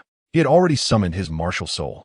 However, in an instant, hundreds of people rushed in, surrounding the Shrek Academy group tightly. He stood in the middle, looking like a sculpture, the kind meant for people to admire. This left him very flustered. If he were surrounded by soul masters, he could unleash his soul skills to directly knock them away. However, these people were not soul masters, but civilians. No matter how cruel Zhao Wujia was, he couldn't just directly kill hundreds of people, right? Moreover, he was with students. Of course, the most extravagant part was that the kid he had just wanted to smash was now right beside him. His shocked mind kept repeating, this guy's too bold. The other party set up 2 tables right in front of him, spread out white paper, and held a pen, looking like a bookkeeper. Those who want money can come forward. Otherwise, our Sanghui Academy will take a break soon, and you won't be able to blame us for not helping. At that moment, Yifeng shouted, completely ignoring Zhao Wujia, who was in his unmovable king form, and the Shrek crowd. I'm the owner of this restaurant. Master Soul Master from Sanghui Academy, you must help me. Look, everything is ruined. My little restaurant has a minimum income of about 500 gold coins a month. And now it's all gone. At the very least, I need compensation of 50,000 gold coins. At this moment, the shopkeeper raised 3 fingers with a bit of trembling. After all, it was his first time asking a soul master for money, and he was very nervous. 50,000 gold coins? Okay, I'll write it down. The shopkeeper exclaimed, you are asking for 50,000 gold coins. Yifeng wrote in his accounting book. Chapter 24. The Miserable Dai Xiao, Crying for Compensation. 50,000? The shopkeeper was first stunned, then overjoyed. This was 10 times his compensation. What a good person. This Sanghui Academy is simply a good person. In fact, his shop should have received more compensation. But as a commoner, he didn't dare to provoke these soul masters. To put it mildly, 50,000 gold coins? Does this little broken shop really need 50,000 gold coins? Dai Mubai, who was injured all over, saw Yifeng taking notes and was so scared that he trembled. You have to know, in this world, 1 gold soul coin is enough for a poor family of 3 to cover their normal expenses for several months. 50,000 gold coins is an astronomical amount. Dai Xiao, don't underestimate this little shop. The location is good. With so many people coming and going, it can earn up to 5,000 gold coins a month. Asking for 50,000 in compensation is not unreasonable. Dai Xiao, don't tell me you can't afford it. Yifeng turned to look at the injured Dai Mubai, especially noticing the pained expression in his eyes. This was understandable. According to the exchange rate in this world, 1 gold coin was worth several $100s on Earth. After all, as stated in the original work, 1 gold coin could cover the expenses of an average family for several months. However, registering for Shrek Academy required 10 gold coins. Let's consider the registration fee for Shrek Academy, even if 10 gold coins equated to $1,000. 1 gold coin was enough for a poor person to live on vegetables and tree bark for months. 500,000 gold coins directly translated to Dai Mubai having to pay the equivalent of 50 million RMB on Earth. It's normal for him to jump up in shock. However, the shopkeeper's location and their business situation meant that the value of that restaurant was certainly in the millions. It was just that they didn't dare to speak up because they were soul masters. Now, offering 5 times the compensation to the other party is reasonable. Moreover, who is Dai Xiao? The prince of the star, Luo Empire. The entire empire belongs to his family. This small amount of money It's nothing. If Dai Xiao can afford it, then let's move on to the next one. Before Dai Mubai could say anything, Yi Feng continued, I am the owner of the bathhouse. I run an inn. 20,000, 50,000, a family of 7, 5 stories high, then 100,000. A blank sheet of paper had already been filled with dozens of names, ranging from hundreds of thousands to a few thousand gold coins. Soon, Dai Mubai and the others realized that people from the entire town had gathered. Hey, kid, are you kidding? Those two only had a little tear in their clothes. And you are charging 1,000 gold coins? Dai Mubai was anxious. His back was already drenched. No matter how wealthy he was, he couldn't handle this much turmoil. This was simply life-threatening. Dai Xiao, you misspoke. This couple staying next door at the inn was traumatized because you crashed their wall and took their bed, causing both of them serious psychological distress and harm. Especially the man, who might very well become impotent because of this incident. A compensation of 1,000 gold coins is reasonable, right? Yi Feng was keeping accounts while saying, That's right, that's right. The young couple nodded excitedly. 1,000 gold coins. That was their entire salary for 10 years of work. Never mind if he can't perform. Even if his house was on fire, it wouldn't matter. What? Dai Mubai was filled with question marks after hearing this. That's so, master. I just set up a stall and then it was overturned. I don't want too much compensation. Just 500 gold coins will do. At that moment, a young man squeezed to the front. All right then. The stall was destroyed. 500 gold coins for the account. Yi Feng waved his hand and wrote down again. What? Isn't this the shop assistant? He's setting up a stall? Dai Mubai was shocked, his eyes almost popping out. He had seen fake accounts before, but never like this. This is clearly a shop assistant. The assistant suddenly shivered slightly. He was actually discovered. It's over, it's over. Why is today so unlucky?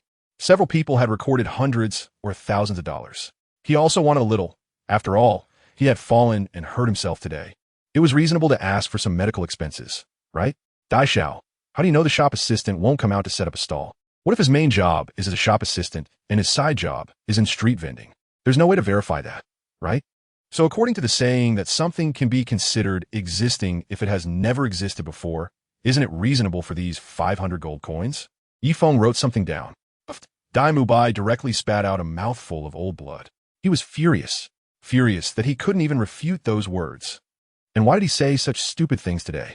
Now, he was really going to lose everything, even his underwear. But with so many people here, what he said couldn't just be disregarded. Moreover, Zhu Qin was also here. He really was caught in a trap today. Kid, how can you be so serious?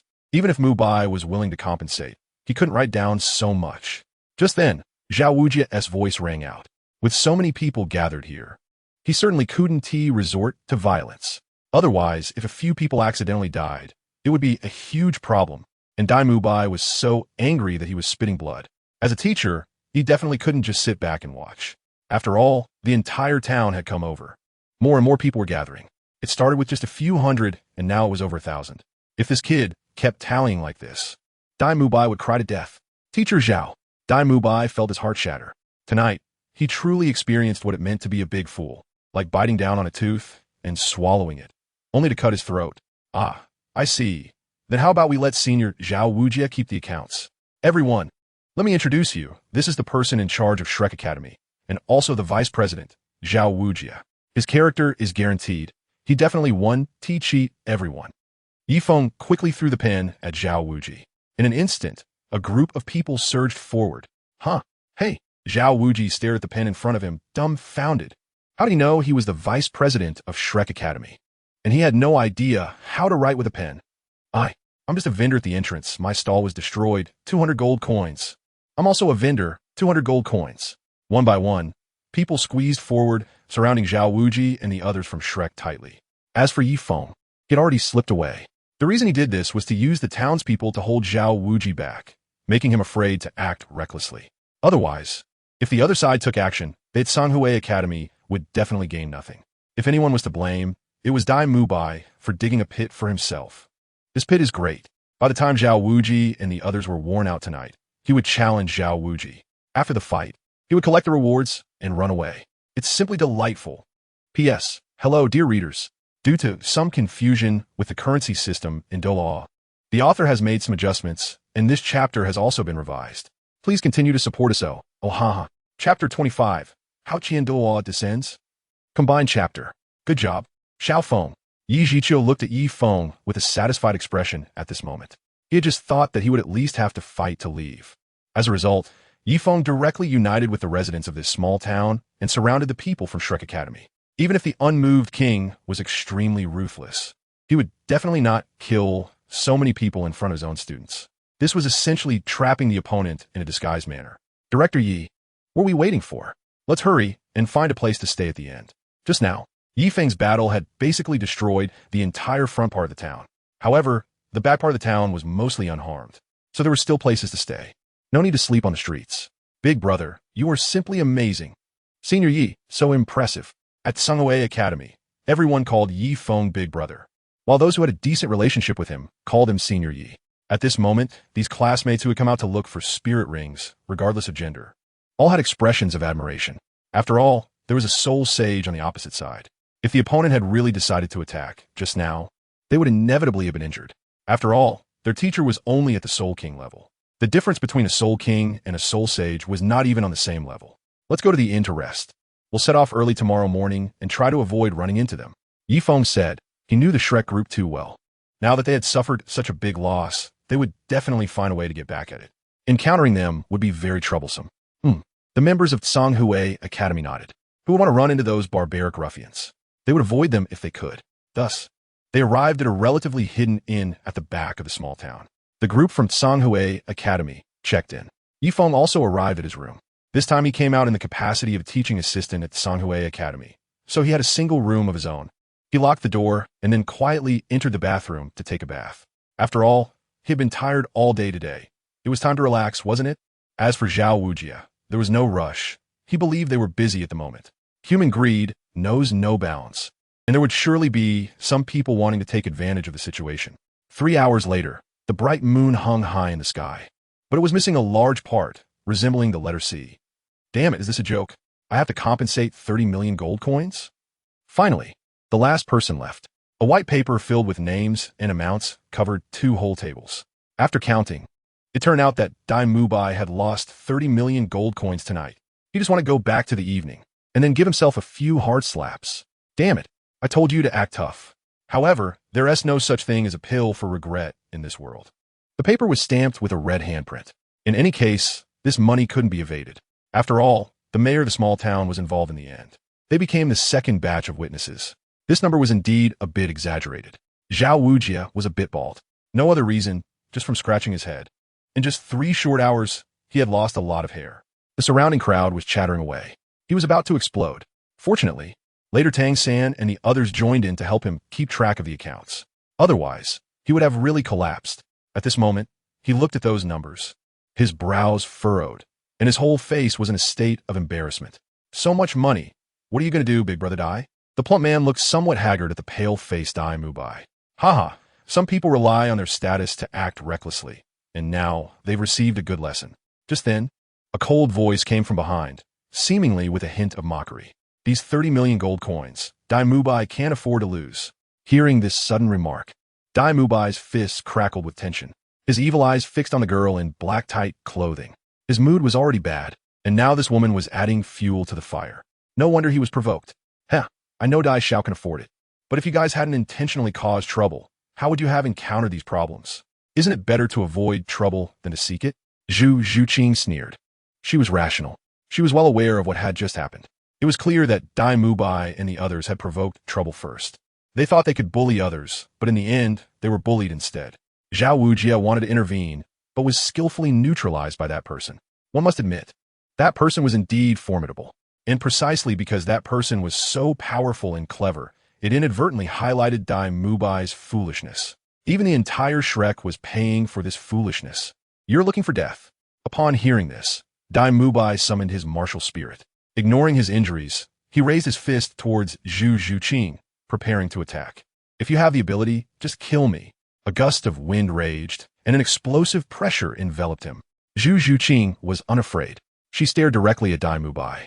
If she was afraid, she wouldn't have come here. Mubai, enough. At that moment, Zhao Wujia's voice rang out as he stared at Dai Mubai. You better be careful. Dai Mubai lowered his fist. Although he was furious, he ultimately didn't T-strike. Sigh. We were indeed set up today. Tang Sen shook his head slightly. He was also seriously injured tonight. If it weren't for teacher Zhao Wujia intervening in time, he would probably have become the second Dai Mubai. Xiao-san, what exactly happened? It feels like that kid has a grudge against you. Dai Mubai curiously looked at Tang-san. The others also turned their attention to Tang-san, wanted to hear what had happened.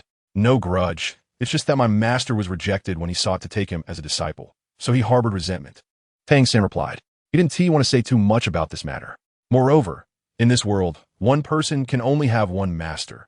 Some things, although his master wasn't wrong, could easily lead to misunderstandings about his master's reputation. Seeking a master? Rejected? As soon as Tang-san said this, the whole place erupted in an uproar. Even Zhao Wujia found it hard to believe. The kid just looked a bit older than Tang-san. They could even be of the same age, but the other party was already a rank 39 soul master. How could someone like that be rejected when seeking a master? This is impossible, right? Who on earth is Tang-san's master? It's simply unbelievable. Previously, they had heard Tang-san mention his master. At that time, they only thought this master was incredibly powerful to be able to cultivate a super genius like Sange. However, today they were once again shocked. The main reason at that time was that his soul power level was too low, only at level 2. And another possibility is that his master had probably sensed that he harbored evil intentions long ago, which is why he didn't accept him. Tang-san said, his initial soul power was only level 2? How is this possible? The Shrek group all looked disbelieving. At such a young age, he is already a soul master. How could level 2 soul power advance so quickly? Normally, level 2 soul power means that one is already at the ceiling of a great soul master. Yet now, the other person is about the same age as them, but he is 10 levels ahead. As for why this happened, I don't know either. Tang-san shrugged helplessly. To be honest, he initially thought Yi Feng had turned into a skeleton in the soul-hunting forest. He never expected that not only did he survive, but he also advanced to soul master. Especially when he fought against him earlier, he was astonished to discover that the last soul ring of that person was actually 10,000 years. It's simply incredible.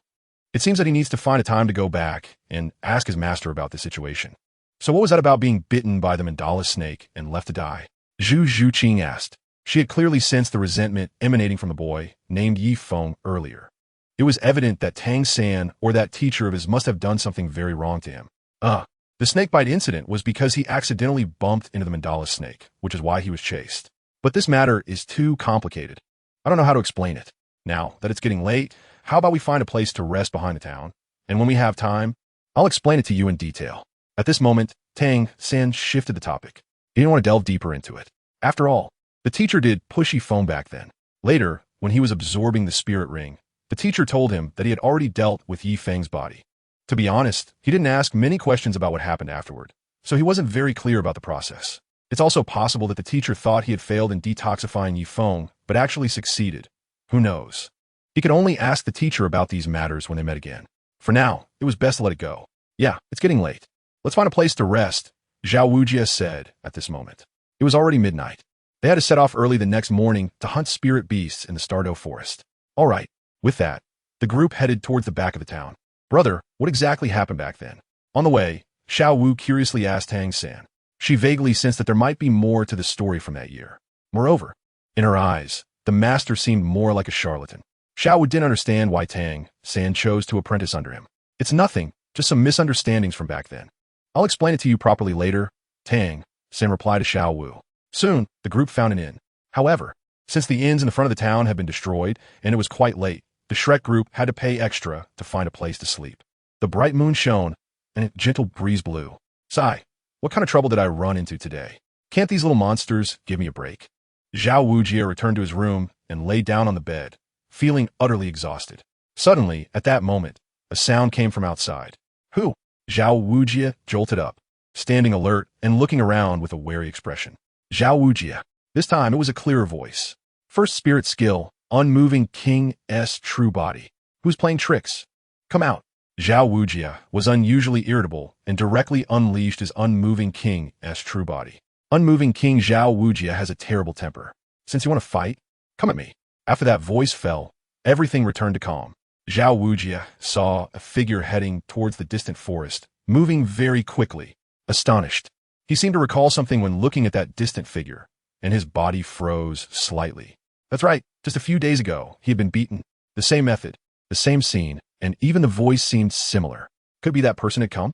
Today, Tang San was beaten. Last time, it was also Tang San who was beaten. Thinking of this, Zhao Wujia's back instantly became soaked with sweat. It's over.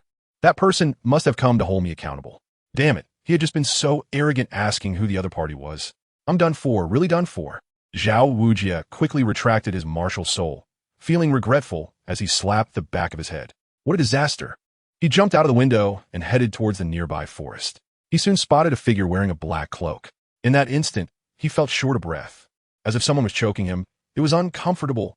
Who else could have that outfit? Tang San's father had arrived. The legendary Hao Ian Douluo, an existence that could shake the entire continent. Now, whether he would still have his life was questionable. Zhao Wujia had never done anything particularly bad in his life. Why was he so unlucky?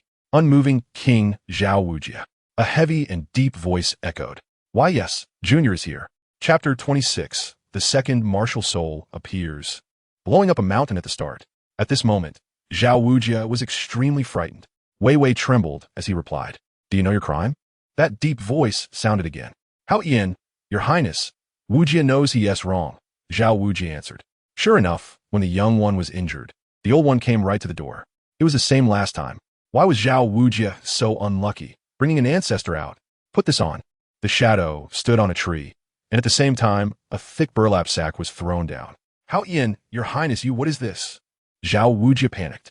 He was also bewildered. What did this whole burlap sack mean? Could it be? No way. The last time Hao Ian looked so kind. He shouldn't be this ruthless. Given today's events, I think you should know what I'm going to do. The deep voice said.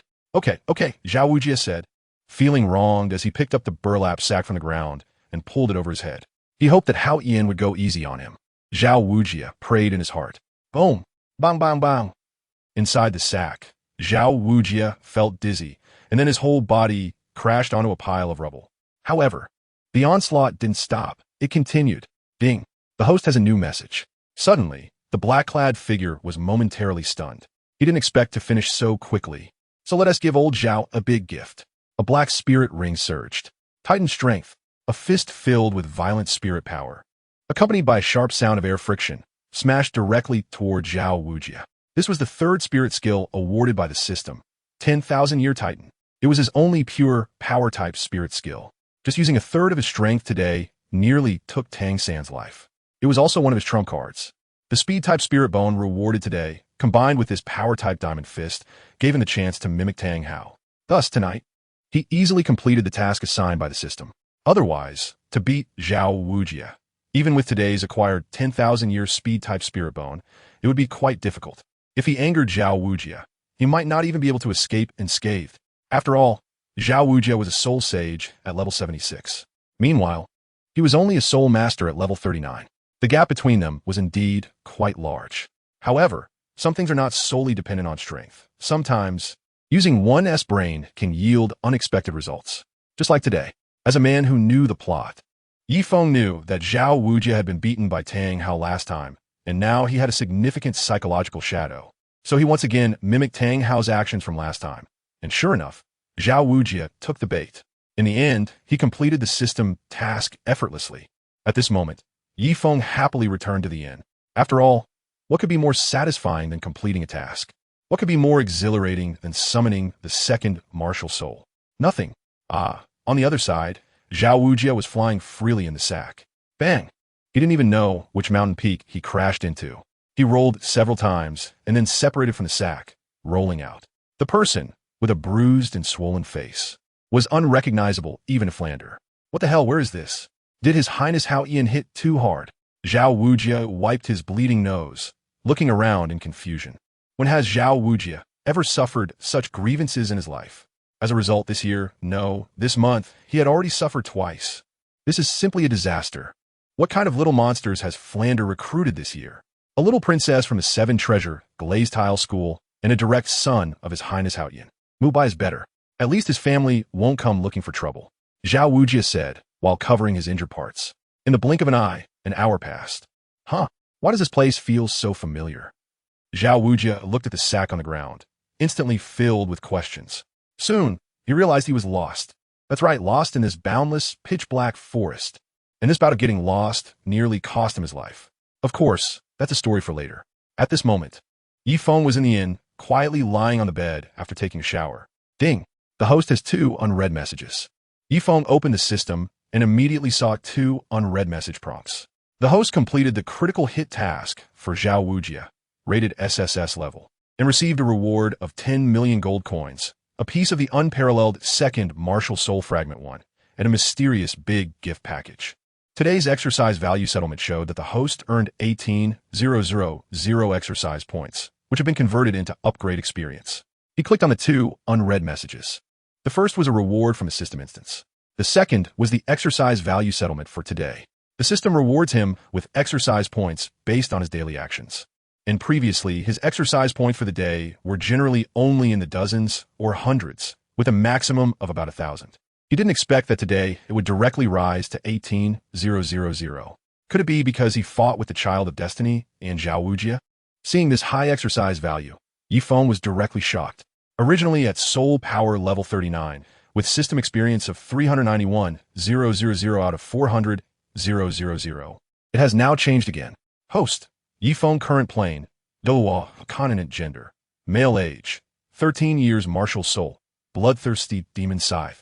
Second Martial Soul Fragment 5 can summon unparalleled Martial Soul, Soul Power, level 40 experience, 9,000 out of 100,000 gold coins, 15 million to be used. Mysterious big gift package. The system status bar now floated before Yifeng. Indeed, after leveling up, only the remaining 9,000 experience points were offset. Moreover, it seemed that leveling up had become more difficult. Previously, from level 10 to 20 required 200,000 experience points. From 20 to 30 required 300,000, and from 30 to 40 required 400,000. Now, astonishingly, to go from level 40 to 50 actually requires 1,000,000 experience points. It seems that things have become much more troublesome. He needs 100,000 experience points to level up 1 level. He wondered what this mysterious gift package was. Could it be a soul ring? Yifeng was lying on the bed at this moment, looking at the status bar that only he could see, and murmured, "Ding. Congratulations to the host for opening the mysterious gift pack. Third Martial Soul Fragment 1. Divine Pet Fragment 1. Stamina Potion for 1 minute 1. Yifeng opened the mysterious gift box with curiosity. He thought he would receive a soul ring. After all, he had entered the soul sect level. With a soul ring, he could directly become a soul sect.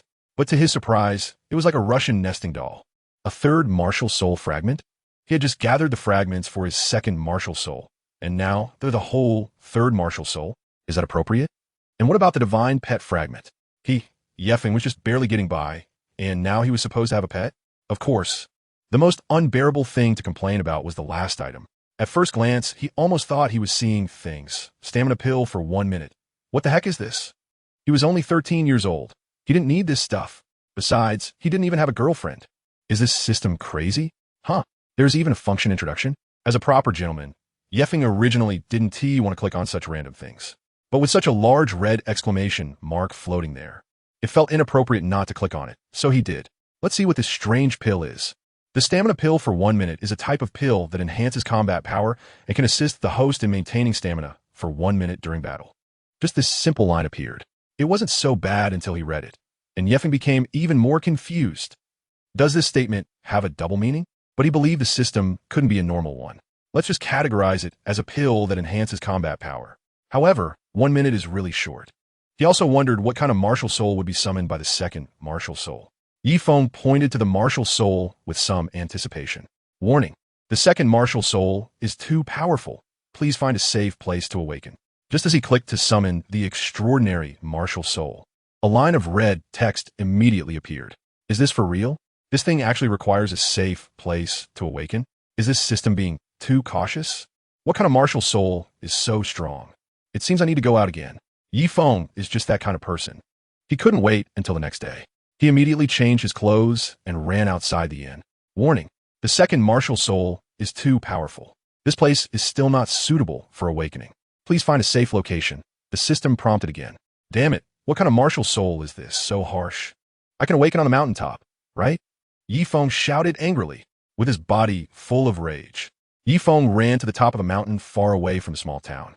At night, the entire town was quiet. Everyone was immersed in sweet dreams. Suddenly, at that moment, a loud explosion echoed. A mushroom cloud rose into the sky from the distant mountain. The entire mountaintop was flattened. P.S. The author is a bit stuck today. We'll try to update more tomorrow. Thank you for your support. Chapter 27. The Tragic Zhao Wujia. An earthquake. Everyone in the small town jumped out of their beds in unison. Some even ran out wrapped in blankets. It wasn't an earthquake, but it was more terrifying than an earthquake. A mountain in the distance had exploded. Smoke was billowing out like a volcanic eruption. What was happening? The people from Sanghui Academy were bewildered. Meanwhile, the people from Shrek Academy were also staring at the burning mountain in the distance. What happened? Various forces were all in confusion. Why did a mountain suddenly explode? People gathered to watch for several minutes, but soon the excitement faded. There was no earthquake and no volcano, which proved they were safe today. After a long day, since they were safe in the middle of the night, they had no desire to pay attention to these matters and prefer to go back to sleep comfortably. However, on the distant mountaintop, one figure remained hot. His hair was standing up, his face was as black as coal, and his clothes were almost like those of a beggar, with the front half completely blown away. This person was none other than Yifeng. He looked at a small bug in his palm that resembled a silkworm but radiated the temperature of magma, and he was utterly disheveled. Second martial soul, sky-splitting explosion, fire attribute divine level soul beast, skill, explosion. The higher the soul ring level, the larger the explosion range. Sometimes it may accidentally injure the host. Please use with caution. A status bar appeared in front of Yifeng. At the top was an introduction to the small, silkworm-like magma-colored creature in the palm of his hand. Rift explosion? What kind of ridiculous name is that? And isn't this thing just a bomb? Yifeng was blown up, and the huge shock wave almost knocked his teeth out. As for the front, there's no need to mention it. It was in neutral gear. After all, such a massive explosion had obliterated the entire mountain. Fortunately, he ran fast. Otherwise, it wouldn't just be in neutral. It might have been done for. On the bare, half-shorn mountaintop, Yifeng changed into a new outfit. He returned to his room around 2 or 3 in the morning, mainly to avoid being seen by others with his explosive hairstyle. He planned to return a bit later and tidy himself up in the bathroom. He should be able to return to his usual self. Just like that, the night that had been shattered became quiet once again. Gradually, a hint of dawn rose in the distance. Finally, he was back. The shattered little town, the disheveled figure, the bruised face, the staggering steps. At last, Zhao Wuji had returned. He was drenched in sweat and covered in injuries. Who knows what he encountered last night? Anyway, he almost got taken down despite being a level 76 soul sage. Your Highness Hao Yin, I really won't dare again next time. Zhao Wuji staggered through the back door of the inn. Of course, in his current state, if the students saw him, it would be a laughingstock. He had already been ridiculed once when leaving the academy, and this time it was even worse. He figured these little monsters would laugh their teeth out. Zhao, Teacher Zhao. Just as Zhao Wuji entered through the back door, he suddenly heard someone calling him, and the voice was quite unbelievable. Is it really you, Teacher Zhao? What happened to you? How did you end up like this? That figure sprinted over to Zhao Wuji's side, his expression strange, even seemingly holding back laughter. What kind of expression is that? Come on, this morning I'll give you a good lesson and train your soul skills. Zhao Wuji glared at the figure in front of him, especially since the other party was still trying to stifle a laugh, and his face immediately turned green. Although he didn't dare to touch His Highness Hao Yin, he could still give Ma Hongjun a special training session with one hand. No, Teacher Zhao. I absolutely didn't mean to laugh at you. I was just yawning. Ma Hongjun quickly explained. If he really made Zhao Wuji train him, would he even want to get out of bed today? Even Dai Lao, that had a rest for 3 days after being trained by Zhao Wuji. He didn't need to mention himself. What's wrong with you? Why are you back so late at night? Zhao Wuji looked at Ma Hongjun. This kid had just come in through the back door, clearly not at the inn last night. Teacher Zhao. I just went out to release some steam at night, but I was worried about delaying our departure time this morning, so I came back at this hour. The chubby guy replied. He spent a lot today. While others were still sleeping, he got up early and ran back to the inn. Usually, he wouldn't waste any time and would come back right at the last minute. Today, he felt like he sacrificed a lot. You brat, don't mess around so much. Take care of your health. Also, tell them not to depart today. Let them rest for a day and set off the day after, Zhao Wuji instructed. Then he covered his face, which looked like a pig's head, and went upstairs. This was really unbelievable. How did he end up running into these little monsters? Especially Ma Hongjun. That big mouth of his would probably say something outrageous about him. Sigh. He was ruining his illustrious reputation as a non-moving king. Zhao Wuji sighed. All right. Hearing this, the chubby guy instantly became energized, as if he had been given a shot of adrenaline. After all, it wasn't even time yet. It was still morning. At least there were several hours left until noon. He quickly ran upstairs to notify Tang San, Dai Mu Bai, and the others. Without wasting any time, he had Tang San and the others inform Ning Rong Rong and the other girls. He then dashed to another hidden inn in the corner. Shortly after, a person who had just fallen asleep in one of the rooms was suddenly awakened by a horrific sound. In the village, everyone knew how miserable the chubby guy was, especially after Tsuehua couldn't stand him and broke up with him. The morning light filtered through. An hour later, it was already 8 o'clock. The people from Tsanhui Academy were having breakfast in the dining hall. Lioli, Xiaoxing, has your senior brother Yifeng not come down yet? Yi Zhiqiu asked Su Lioli and Pang Xing. Maybe because of yesterday's battle, brother is too tired and is resting now. Pang Xing replied, should I go take a look? Su Lioli suggested, all right, you go check. Also, bring Xiaofeng down. Don't take too long. Yi Zhiqiu said. Thus, Su Lioli went upstairs. The others continued to have breakfast. Feeling incredibly shocked, they estimated that only senior brother Yifeng would receive such treatment. Previously, they had heard that the director of the Foreign Affairs Department, teacher Yi Zhiqiu, was notoriously fierce. This time, they were informed that she was leading the team to search for soul rings, and they were somewhat worried. However, the outcome was quite the opposite, especially for senior brother Yifeng. It felt like teacher Yi Zhiqiu was not leading students, but rather leading leaders. If it were someone else, they probably would have barged in and dragged people out during mealtime. They weren't exaggerating. There had indeed been such examples. Knock, knock, knock. Has senior brother Yi gotten up? Su Yili went upstairs to knock on the door. I was a bit delayed due to some matters, and I apologize for making everyone wait. Yifeng opened the door with a smile. However, if someone looked closely, they would notice a hint of embarrassment hidden deep within that smile. After a morning of effort, his messy hair was finally tamed to a reasonable state. His overall appearance had also recovered to over 90%. There were basically no signs of flaws. Otherwise, if these people connected last night's explosion to him, he didn't know how much trouble it would cause. Senior Yi, what happened to your face? Su Lioli's beautiful eyes looked at Yifeng, asking curiously. Indeed, a woman's sixth sense is formidable. Yifeng not only had his hair affected last night, but his face also suffered. He was grazed by the shockwave when the second martial soul emerged, but after a night of recovery, it has basically returned to normal. If I had to say there's any difference, it's that upon close inspection, there's a faint red mark that's hard to notice with the naked eye. It's nothing, I accidentally pressed on it while sleeping last night. Yifeng casually found a reason to brush it off. Well, this place really isn't very good for sleeping. Senior Yi, what do you want to eat? I can go get it for you now, Su Lioli asked with a smile. Unlike other seniors, she felt inexplicably comfortable and at ease with Yifeng. That's not necessary. I'm going down now too. Yifeng replied. He has never liked to put on airs, nor does he enjoy looking down on others.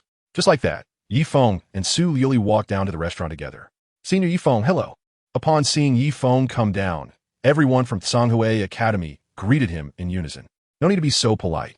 Yifeng gestured for everyone not to be so polite. Although he was indeed the senior brother, in reality, he was about the same age as everyone else. In fact, many people were even older than him. Xiaofeng, why did you wake up late today? We only have a week for this outing, and we need to find the soul rings for 9 people. It's quite urgent. Yi Zhiqiu said to Yifeng, but his tone was very kindly. The others were taken aback. Indeed, in this continent, strength is paramount. In front of the 39th level Yifeng, even the director Yi Zhiqiu, who had reached the Soul King realm, had to be polite. Director Yi, this time it seems we will need to extend the time a bit, Yifeng said while serving rice. Oh? Yi Zhiqiu looked puzzled. The others were also somewhat surprised. Why did senior brother Yifeng say to extend the time? Because last night, I was promoted to level 40. And now I need to find not just 9 soul rings, but 10. Yifeng chuckled. Puffed. Pang Xing spat out his food. Clang. Su Yoli's bowl fell to the ground. Cough, cough. Xiaofeng, you've broken through to level 40.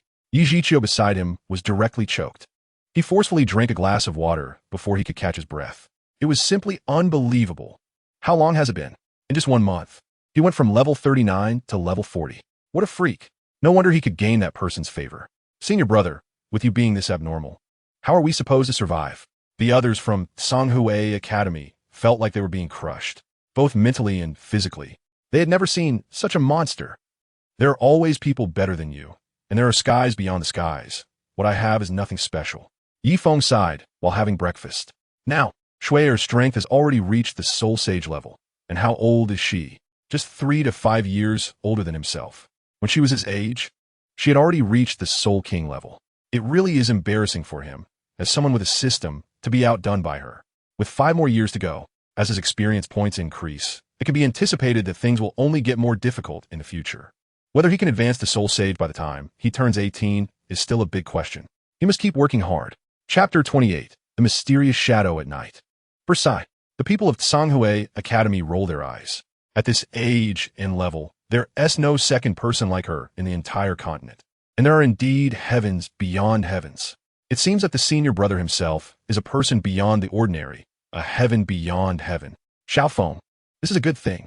It looks like Yi Zhiqiu, have another daunting task, which is to help you find your soul ring. Yi Zhiqiu was in a very excited posture. It was the first time he had seen a student advance so rapidly. This child is bound to achieve great success in the future. It is even possible that he could become the 7th figure on the Elder Order of the Spirit Hall in the future. That would require hard work from Director Yi. Yifeng smiled. It's not good to tear apart what is hard for people. Yi Zhiqiu had previously sparred with him, and ended up getting beaten so badly that his glasses shattered, leaving him bedridden for over half a month. Encountering powerful soul beasts while taking care of the 9 students brought by Tsanghue Academy was already challenging enough, and relying on others to find soul rings was basically impossible. They still had to do it themselves. After a good breakfast, the group prepared to set off for the Stardow Forest. On the way, Yi Zhiqiu explained to everyone that the Stardow Forest is the largest forest on the entire continent. Nowadays, even the top soul masters can only reach the central area, while the core zone remains untouched. Therefore, this time they would be searching for soul rings in the outermost region of the Stardow Forest. In this area, there are generally 100-year, 1,000-year, and a small number of 10,000-year soul beasts. Since most of them were at the soul venerable level, finding 1,000-year soul beasts would usually suffice. At noon, accompanied by a refreshing breeze, the group entered the outer area of the Stardow Forest. However, just half an hour later, they began to hear eerie sounds echoing through the forest. Rustle, rustle. It inexplicably sent chills down their spines. Could it be a snake? Everyone, be careful. Yi Zhiqiu stopped in his tracks, signaling everyone to be cautious. Suddenly, a smooth black body stood up in the distance. The black eyes were as cold as the scythe of death. This is the mandala snake. Everyone retreat. Yifeng shouted at everyone at this moment. He was too familiar with this thing. He had encountered it 5 years ago and almost died at its hands. If the opponent broke into their team, it would be a huge hassle. A black mandala snake? It hasn't been around for 1,000 years. Yi Zhiqiu's body trembled. If it was a black mandala snake over 1,000 years old, then today would be a huge problem. If it was 10,000 years old, then no one would survive today. Purple, 10 meters long, just over 1,000 years old. Director Yi, protect everyone from behind. Yifeng still knew the skills to identify spirit beasts. He judged the approximate age of the opponent from the glow and length emanating from it. All right, then you need to be careful. Dealing with the mandala snake is a daunting task. Protecting the students from harm is also a daunting task.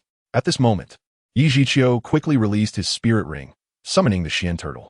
He kept a close watch on every movement around him. Meanwhile, Yifeng rushed out quickly. Hiss!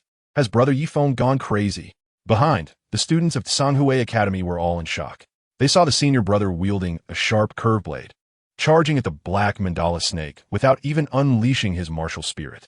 It was simply terrifying. It must be known that the mandala snake is a spirit beast filled with potent venom, and it even actively hunts humans. Xiaofeng. On the other side, Yi Zhiqiu was also bewildered. What the hell? Is Yifeng too confident? He actually dared to fight a 1,000-year soul beast, the mandala snake? However, what they don't know is that Yifeng had a grudge against the black mandala snake 5 or 6 years ago. Back then, he was chased by the mandala snake, entangled by it, and bitten with its sharp poisonous fangs, ultimately feeling as if he was drowning in poison. This left a huge psychological shadow on him.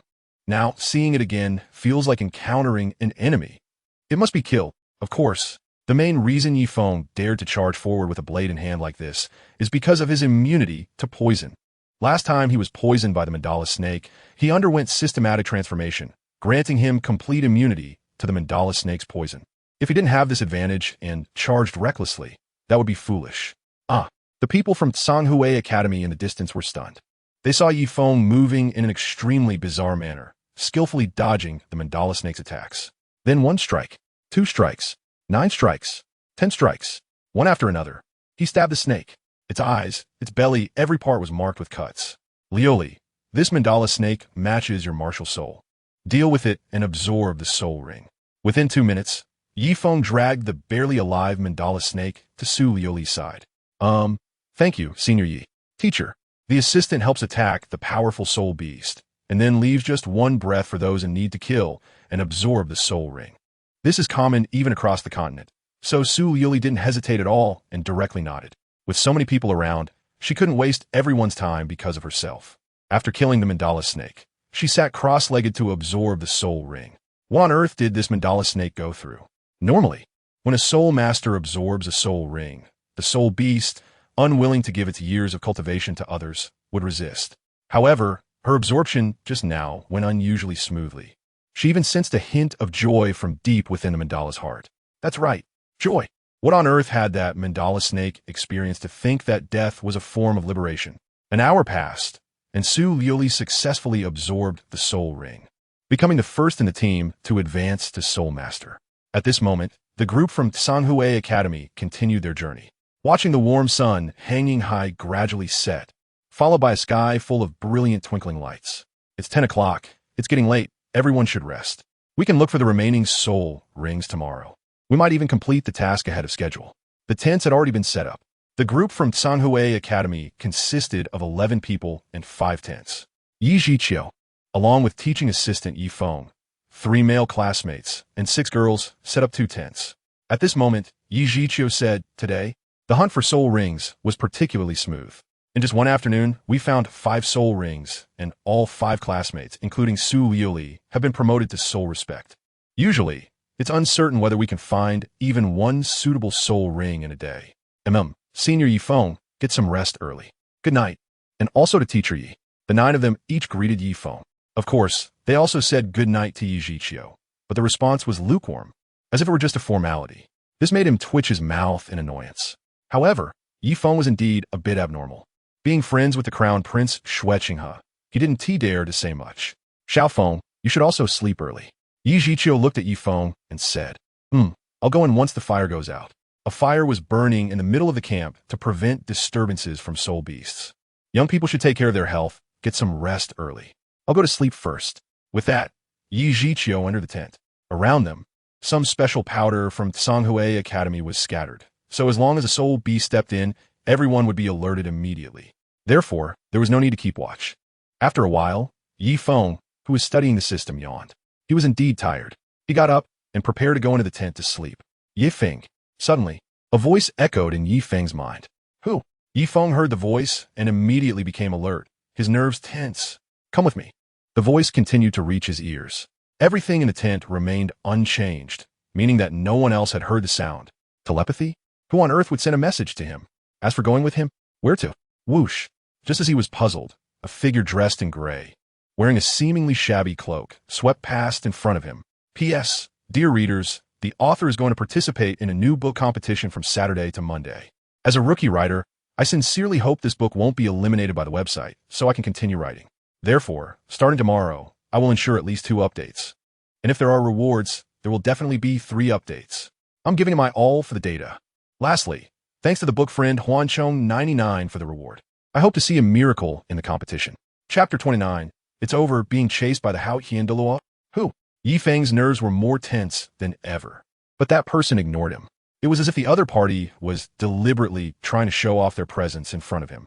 They swept past and then disappeared. Yi Feng did not hesitate and directly followed. He wanted to see who this mysterious person really was. After chasing for 2 minutes, the person stopped in a secluded part of the forest. The surroundings were silent. "You finally came. You are quite bold." The person stood on the treetop, the wind blowing his gray and dirty cloak. "Who are you?" Yi Feng stared at this person.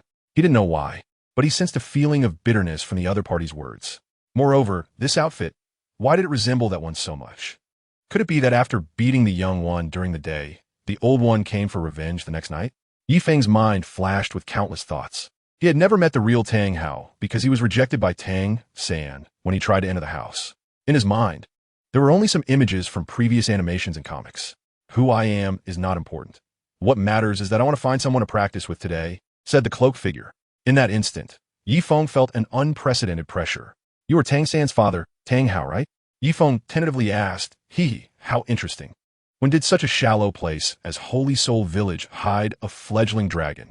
The man in the gray cloak turned around. His slightly disheveled attire and stubbly face made him look like he hadn't groomed himself in a long time. However, even so, there was still an irresistible pressure emanating from him. It really is you. The dignified Douluo actually intervening in the matters of the younger generation is truly eye-opening. Yifeng saw the man and immediately felt a tremor in his heart. He guessed correctly, but this was not good news. Tang Hao was a titled Douluo and had once been able to stand toe-to-toe with the Spirit Hall, possessing a soul ring that was 100,000 years old. If the other party had the intent to kill, he would undoubtedly die today. However, he had already restrained himself significantly during the battle with Tang San yesterday. It should be considered a small conflict between children, and this elder shouldn't personally seek revenge, right? The Tang family was really peculiar. If it came to that, he would try to use Shuer as leverage. After all, the other party was still the crown prince of the Heaven Do Empire. He didn't want his lineage to be cut off just like that.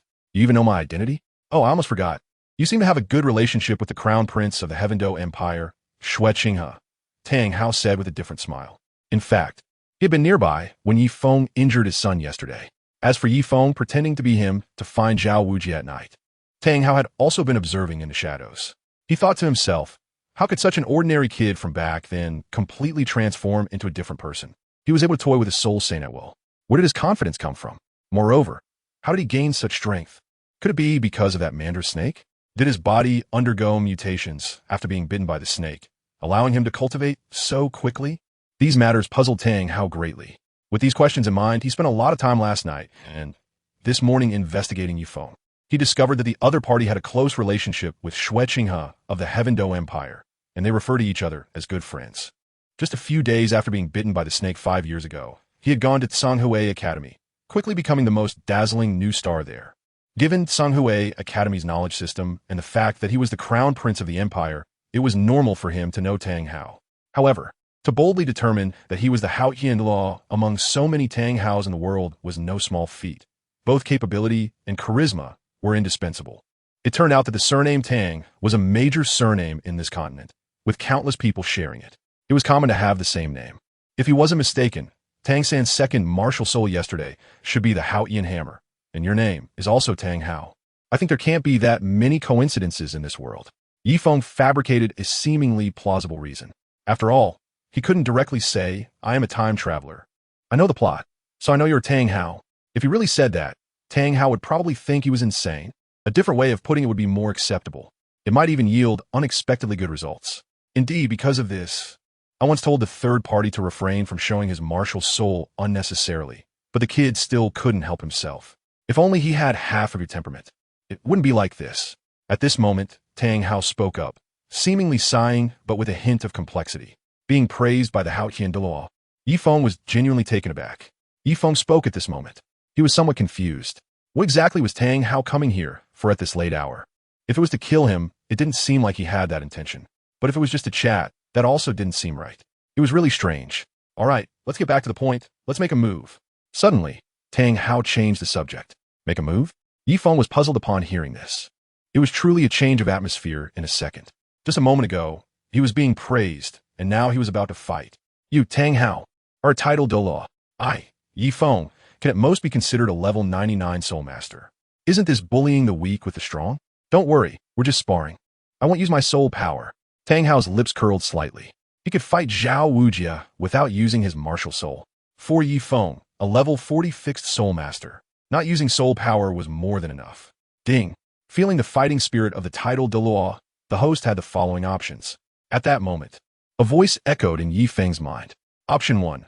Avoid the battle. Reward of 10,000 gold coins and a martial arts manual. Option 2. Accept the challenge. Reward of 100,000 gold coins, a healing elixir, and a piece of defensive armor. Soon, the two options appeared. Alright, since Senior Hao Ian has shown sincerity by not using soul power, then Yifeng will accompany you for some fun tonight.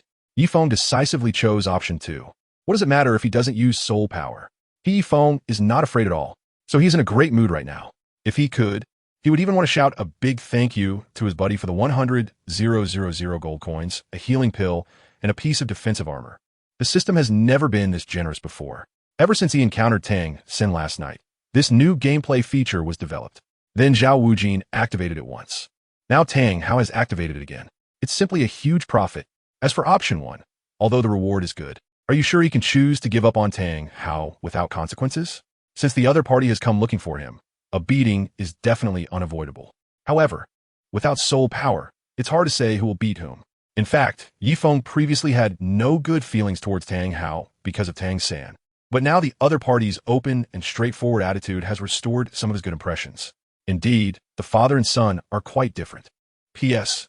During the PK period of the new book, the author is competing with 20 other books. If you like this book, I hope everyone can cast a vote to help the author advance smoothly. Thank you all. Chapter 30. Tang Hao, is he dead? Tang San is a typical refined egoist, while Tang Hao has a bit of Xiao Feng's chivalry.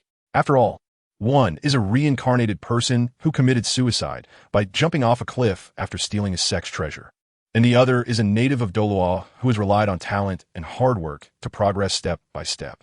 How could these two be the same? You are very brave. As your senior, I will let you have 3 moves first. At this moment, Yifeng is already prepared for battle. He stands firmly in a horse stance when suddenly Tang Hao speaks. What, let me have 3 moves? Is that for real? Yifeng was shocked. Tang Hao, who didn't use any soul power, actually wanted to let himself have 3 moves. Was this Hao Qian Douluo being a bit arrogant? I won't go back on my word. I'll stand right here and take you 3 moves. Only after that will I make a move. At this moment, Tang Hao spoke. In the eyes of this man who once stood at the pinnacle of the continent, a soul master was no different from an ordinary person, let alone a soul master. Even a soul king, he could handle without using soul power. All right, then here I come. Yifeng suddenly lunged to Tang Hao's side. Then, a small silkworm with a magma-colored belly appeared in his palm. He directly threw it at Tang Hao. After returning home last night, he finally figured out how to use his second martial soul. It was completely like a grenade. Just throw it and it explodes. Simple and brutal. What is this? Tang Hao looked at the small bug glowing with red light being thrown by Yifeng, and his face was filled with confusion. What can such a small bug do? Boom. However, the next second, Tang Hao sensed a wave of intense heat. Then it was too late. A blinding light flickered in front of him. Following that, a violent explosion wave accompanied by a piercing sound swept through the forest. Hiss! Yifeng took a deep breath. He had already used his soul bone to run. After all, he vividly remembered how the sky split explosion had just awakened last night and blown up a mountain peak. So at this moment, he specifically left himself some time to escape. But he still underestimated its power. Centered around Tang Hao, the sky split explosion directly created a massive pit with a radius of exactly 10 meters. Yifeng slowly approached, feeling a bit anxious. Would the once mighty Hao Qian Douluo, who stood at the pinnacle of the continent, accidentally get himself killed? If that were the case, it would be quite the spectacle. Where the people? Under the moonlight, Yifeng saw that the pit was at least 10 meters deep. It was pitch black below, not to mention Tang Hao. Even the remnants of bones were nowhere to be seen. The sky splitter was terrifying. No wonder the system warned him last night to be cautious while using it to avoid self-harm. At that time, he thought it was nonsense. Now he understood. What a kid. Just as Yifeng was about to find a flower to mourn for Tang Hao, 2 flying white eyes suddenly appeared below. They were a pair of eyes, staring right at him. Soon, Yifeng saw a face. Oh my, that face looked as if it had been run over by a wheel. The sides were pitch black, with a white stripe across the middle. Whoosh! Accompanied by a gust of wind rising from below. Yifeng saw clearly. Tang Hao was still alive. However, at this moment, Tang Hao looked a bit unlike himself. He looked like an African version of Che Guevara. His whole body was covered in black from the explosions, and his hair was all curly. And his face seemed to have a normal skin-colored stripe across it, because he had just used his hand to block something. So his hand was black while his face had that stripe. Senior Hao Qian, should we continue? Goodness. Yifeng couldn't help but feel a bit sorry for Tang Hao. It was the first time he had seen a title Douluo in such a predicament. Keep going. Of course, we have to continue. At this moment, Tang Hao spoke up. Because his skin was so dark, that row of teeth appeared especially white. Stopping was not an option. Otherwise, how could he, as a title Douluo, keep his word? Moreover, if this word got out, how would he manage in the entire Douluo world in the future? Oh, is that Hao Qian Sr. still standing here without moving? Yifeng asked. Of course, I said I'd take 3 moves from you. So it will be 3 moves. Tang Hao said firmly, seeming to show a bit of final stubbornness. To be honest, Yifeng's soul skill just now completely stunned him. If he, Tang Hao, We're not a titled law, but a soul sage like Zhao Wujia. You will be finished by now, right? All right then, Senior Hao Yin, here I come, Yifeng said, and his speed began to increase again. Come on. Tang Hao, having learned from the previous experience, became extremely alert, keeping an eye on his surroundings. He planned to break through all techniques with sheer force. Boom! In the next moment, a 10-meter giant pit appeared on the ground again. That's right, Yifeng used his second martial soul, Sky Split Explosion, once more. According to his calculations, his soul power was just enough to use the Sky Split Explosion 3 times. Why is it this soul skill again? Tang Hao crawled out of the deep pit. His face was darker, his hair more frizzy, and that gray cloak had turned into a typical look of a street hero. At that moment, he was so angry. He originally thought that if Yifeng used a close-range attack, he would forcefully counter it with his own strength. But instead, it was that red little bug again, and then it exploded. This is simply ridiculous. Senior Hao Yin, can I not use this soul skill? Yifeng looked at Tang Hao. For some reason, seeing this man so embarrassed, he inexplicably felt a bit of sympathy. Indeed, one must swallow their pride when they make a mistake. Not to mention the use of soul power. If the other party hadn't promised to take 3 moves from him in place, he wouldn't have been so embarrassed. One can only say that the Haotian Douluo is courting death. Come on, there's still the last move. Tang Hao was extremely frustrated. Who told him to say that just now? This time, he really had to swallow his pride despite the bitterness. Oomph. Yifeng quickly circled around Tang Hao. Then he suddenly threw the in his hand. Damn it, it's this move again. Tang Hao saw that little bug and couldn't sit still. He didn't want to be blown up for the 3rd time. He raised his foot, wanting to kick the little bug away before it reached him. Based on the experience from the last 2 times, the bug would only heat up when it got close to him and then explode. As long as he was fast enough, he could kick it away before it detonated. However, Tang Hao never expected that he was wrong again.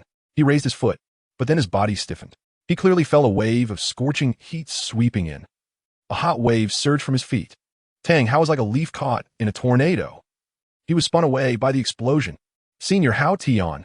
As the explosion subsided, everything settled. Yifeng hurriedly went to look for Tang Hao's corpse. This person, Tang Hao. He saw Tang Hao hanging on a tree at that moment. One side of his pants had completely exploded. One shoe was utterly shattered. He struggled and fell from the tree, looking even more miserable than a homeless person who hadn't bathed for 10 years. His hair was no longer in waves, but was instead like burnt charcoal curls. Yifeng couldn't help but feel a wave of admiration. This is truly the model of the Douluo world. Look, saying no soul power means no soul power. Even in that previous scene, if Tang Hao had used just a bit of soul power, he wouldn't be in such a miserable state now. Finally, it's my turn. Tang Hao, who seemed to have suffered a great grievance, managed to prop himself up, giving off the impression of a suppressed slave turning over to become a landlord. Revenge. Retrieve the humiliation of today. At this moment, countless fighting techniques surged in his heart like a rushing dam, ready to pour out in the next instant. P.S. Here comes a second update, a new book PK. If I lose, I will be eliminated by the website. If you enjoy reading, please cast a vote. And if you like it, feel free to show your support. The author is here to thank you all. Really, truly, thank you very much. Chapter 31. Principles and Bottom Lines. 3 moves have passed, and I really didn't expect Senior Hao Yin to be so trustworthy. Yifeng spoke up. This was not a compliment to Tang Hao, but rather Yifeng's heartfelt admiration. One of his shoes had been blown off, and like wearing a cheap Hao, a large part of his thigh was exposed. The gray cloak had turned into a fishing net. This scene was simply breathtaking. Since the promise had been made, Tang Hao naturally would not go back on his word. Now I'm going to make my move. Are you ready? At this moment, Tang Hao's voice was low, and the anger in his heart had already reached its peak. He wanted to strike Yifeng hard, to avenge his previous humiliation. As a titled Douluo, he had never been so embarrassed, even when facing the spear hall. If this would be spread, wouldn't it make others laugh their heads off? All right, let's do this, Yifeng said to Tang Hao. At the same time, he automatically opened the system. Host, Yifeng Dimension, Douluo Continent Gender, Male Age, 13 years Martial Soul. First Martial Soul, Bloodthirsty Demon Scythe. Second Martial Soul, Sky Rift Explosion Soul Rings.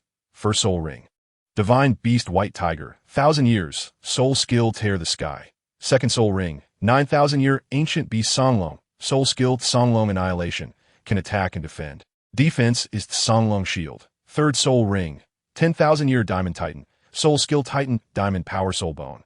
Left leg, 10,000-year Golden Winged Rock Soul Bone, Soul Skill. Swift Wind Movement Soul Power. Level 40 experience points. 0. 9W 100W gold coins. 15. 000.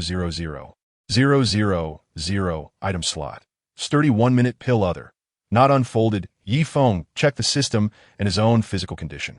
The number of times he had used the sky split explosion today had already exceeded 3, and his soul power was completely exhausted to the limit, making it impossible to use again. Looking around, the only thing he could use now was the 1-minute firmness pill. Although the name of this pill didn't sound good, things provided by the system shouldn't be bad. He decided to save it for the next time it might be a matter of life or death. Using on Tang Hao right now would be a huge loss. Besides, this wasn't a life-and-death battle.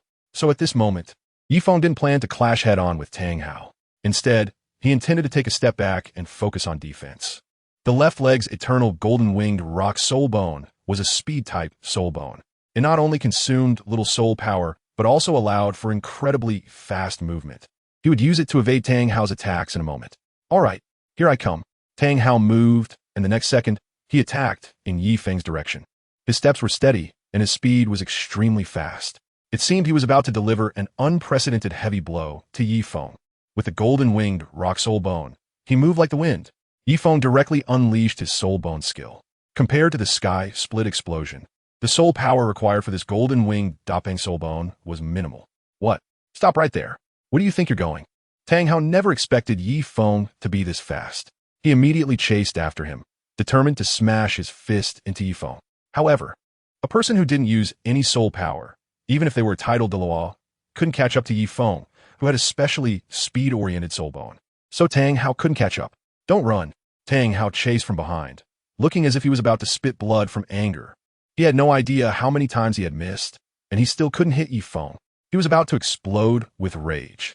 Senior Hao Ian, you just said I can't dodge, right? Not running? What a joke. Behind me is a titled Douluo. Although he isn't using soul power, his attack power is something an ordinary person can't withstand. If he could avoid getting hurt, he would. So Yi Feng ran. You. Tang Hao gritted his teeth, feeling bitter, but he could only swallow his frustration. He exerted himself and desperately chased after Yi Feng. In the entire forest, 2 dark shadows were weaving through the trees. Boom! A large tree was smashed down. It was a critical moment. Yi Feng narrowly dodged. It was extremely thrilling. Bastard! Tang Hao's teeth were gritted. His fists were bulging with veins. He must catch up to Yi Feng and give him a good beating. Tang Hao increased his speed. Damn! Yi Feng looked at Tang Hao, who was as mad as a brown bear, and his heart raced in fear. He unleashed his soul bone skill again. This time, he instantly flung Tang Hao away by a full 100 meters. Back and forth like this, before long, over an hour had passed. No more fighting. No more fighting. I admit defeat. Tang Hao stopped, trembling with frustration. How can this be fought? The opponent's speed was completely above his own. Once he used his soul skills, he had no way to counter it. It had been an hour, and he was exhausted, having not even touched a single hair of his opponent. He had never experienced such a bizarre battle in his life. This kid was simply like a loach, incredibly slippery. I admit defeat today. Tang Hao admit defeat. He shouldn't have said that he wouldn't use any soul power. Senior Hao Ian, shall we call it a draw today? Yi Feng stopped. After running all night, he was now drenched in sweat. To be honest, he didn't want to run anymore. But as soon as he thought about stopping, he would immediately be hit hard by Tang Hao. Gritting his teeth, he continued running. A tie is a tie. At this moment, Tang Hao was exuding soul power. Yi Feng clearly felt that the other party's originally overburdened body was rapidly recovering at this moment. So this is what a titled Douluo is like. It's simply terrifying. Even a non-healing soul master can use their soul power to restore their own body. Then I will head back. Goodbye, Senior Hao Ian. Yi Feng said, and was about to head back. After all, they had already sparred. He had unexpectedly won, and it was time to return and settle the spoils. Wait. At this moment, Tang Hao called out to Yi Feng. What's wrong? Senior Hao Ian, do you have something to say? Tonight's battle had significantly improved Yi Feng's impression of Tang Hao, so he respectfully referred to him as senior. Indeed, he was his senior. Xiao Feng, in the past, Xiao San may have done many things that wronged you. As his father, I hope you can forgive him. After all, you both grew up in the same Holy Soul village, and there is some bond between you. ISNT there? Tang Hao said to Yi Feng. He truly saw Yi Feng as a good seed. He had originally come tonight to spar with Yi Feng, intending to defeat him and then take the opportunity to facilitate a relationship between him and Tang San. As a father, He knew that there were some minor conflicts between Yi Feng and Tang San, given that Yi Feng was bound to achieve great success in the future. If he could become friends with Tang San, it would pave a much broader path for Tang San. However, he unexpectedly lost tonight. As for a tie, that was just for appearances. As a title Douluo, being reduced to this state was a complete defeat. So, hearing these words, Yi Feng turned around and looked at Tang Hao with a faint gaze. P.S. Dear readers, during the new book PK period, data is really important. I sincerely ask for everyone's support. TT Chapter 32. The old longevity star hangs himself, discontent with life. So, as your elder, I hope you can turn hostility into friendship and take care of each other like biological brothers in the future. What do you think? Tang Hao said to Yi Feng at this moment. This was also the purpose of his visit today. I have my own thoughts on these matters. Yi Feng said, this is his principle and bottom line. The person in front of him is Tang Hao. If it were someone else, he would have already lost his temper. Get lost. You same village person. Back then, when they were in the same village, did he save him when he was in danger? Now that he sees himself as prospects, he comes back to find him. Yi Feng refuses to accept it. But children inevitably make mistakes. They're all from the same village, so why make things so awkward, right? As a father, I apologize to you on behalf of the third party. How about we try to be friends and brothers from now on? Tang Hao said to Yi Feng kindly at this moment. He sincerely hopes that Yi Feng can bury the hatchet with the third party and reconcile. This way, the third party will have a capable assistant in the future, not a strong enemy. Because from all aspects now, Xiao Feng is superior to his son. Senior Hao Qian, this is the last time I address you this way. I hope you do not challenge my bottom line and principles. If it weren't for my luck back then, would I still be standing here talking to you today? Yi Feng stared at Tang Hao. This was his bottom line. Even if he was a title Douluo, he still couldn't cross it. So, what do you want to do about this? Tang Hao was in a difficult position. He didn't expect that this kid, Yi Feng, would be so difficult to deal with. But made sense. Back then, he almost lost his life in the soul-hunting forest. It's normal to have resentment about that. If he had to blame someone, it should be Yu Xiaojiang's deep-seated insecurities causing trouble. Make him kneel in front of me and apologize. Yi Feng spoke without hesitation. Fortunately, there were no other people here. If there were others who knew Tang Hao, they would definitely think Yi Feng was crazy for making the son of the Haotian Douluo kneel in front of him and apologize. You must be tired of living. Tang Hao did not expect Yi Feng to say such arrogant words, especially in front of him. All right, if there's nothing else, I'll take my leave. Yi Feng said this and walked towards the camp. He absolutely could not compromise on this matter. So no matter who was in front of him, he still stood his ground. Scythe, I hope you can think it over. After all, you are all partners from the same village, and partners should support each other, right? Tang Hao sighed from behind. At this moment, Yi Feng had already walked far away. Xiao Feng, what happened? Just returned to the camp. Yi Feng found that everyone was awake. Moreover, a large fire had been lit. Eldest senior brother, where have you been? Everyone asked one after another. Why are you all awake? Aren't you supposed to be sleeping in the middle of the night? Yi Feng looked at everyone with a face full of confusion. Just now, there were several explosions that startled us all awake, and when we woke up, we found that senior brother Yi Feng was missing. Pang Xing said this at the moment. The others also nodded in agreement. Yes, what was that about the explosions just now, and where did you go? Yi Zhiqiu asked. Oh, I just heard that sound too, so I want to take a look. Yi Feng found a seemingly appropriate reason to speak. So everyone chatted for a bit. As night fell, everyone returned to their tents and soon fell asleep. After receiving his reward, Yi Feng also took a rest. Before long, it was the next day. Early in the morning, everyone discovered several soul beasts. After a fierce battle, they harvested 2 soul rings. By the afternoon, everyone except Yi Feng had actually found all their soul rings. It was truly astonishing. Even Yi Zhiqiu, who had led the team so many times, felt surprised for the first time. Fengwei Jigwanch.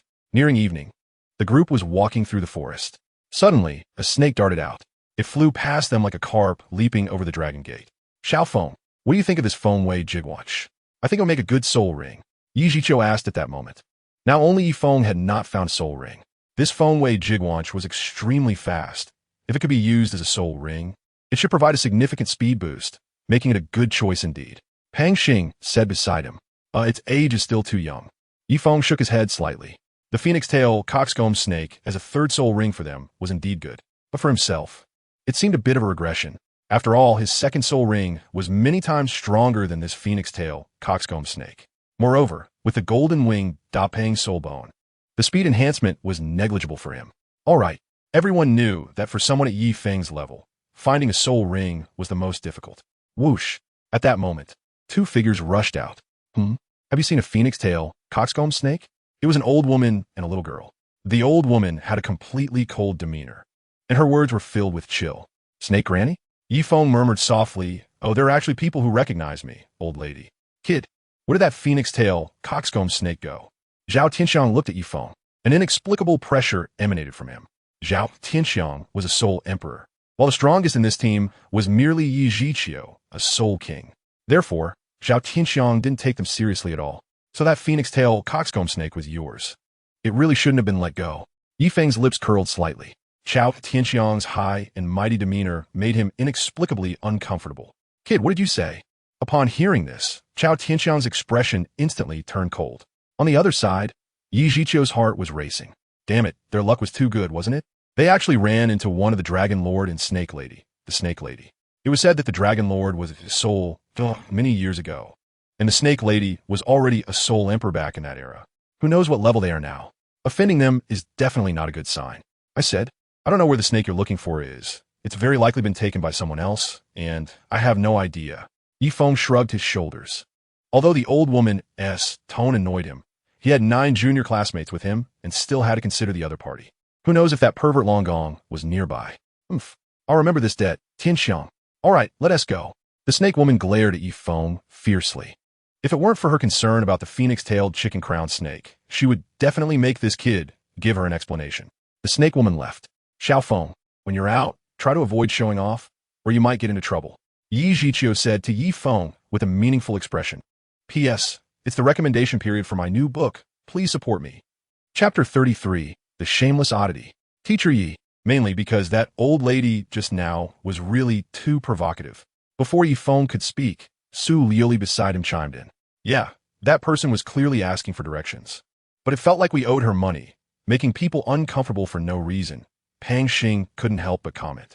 They didn't have the patience that Yi Zhiqiu had. If someone dumped a bowl of soup on them, they would have exploded.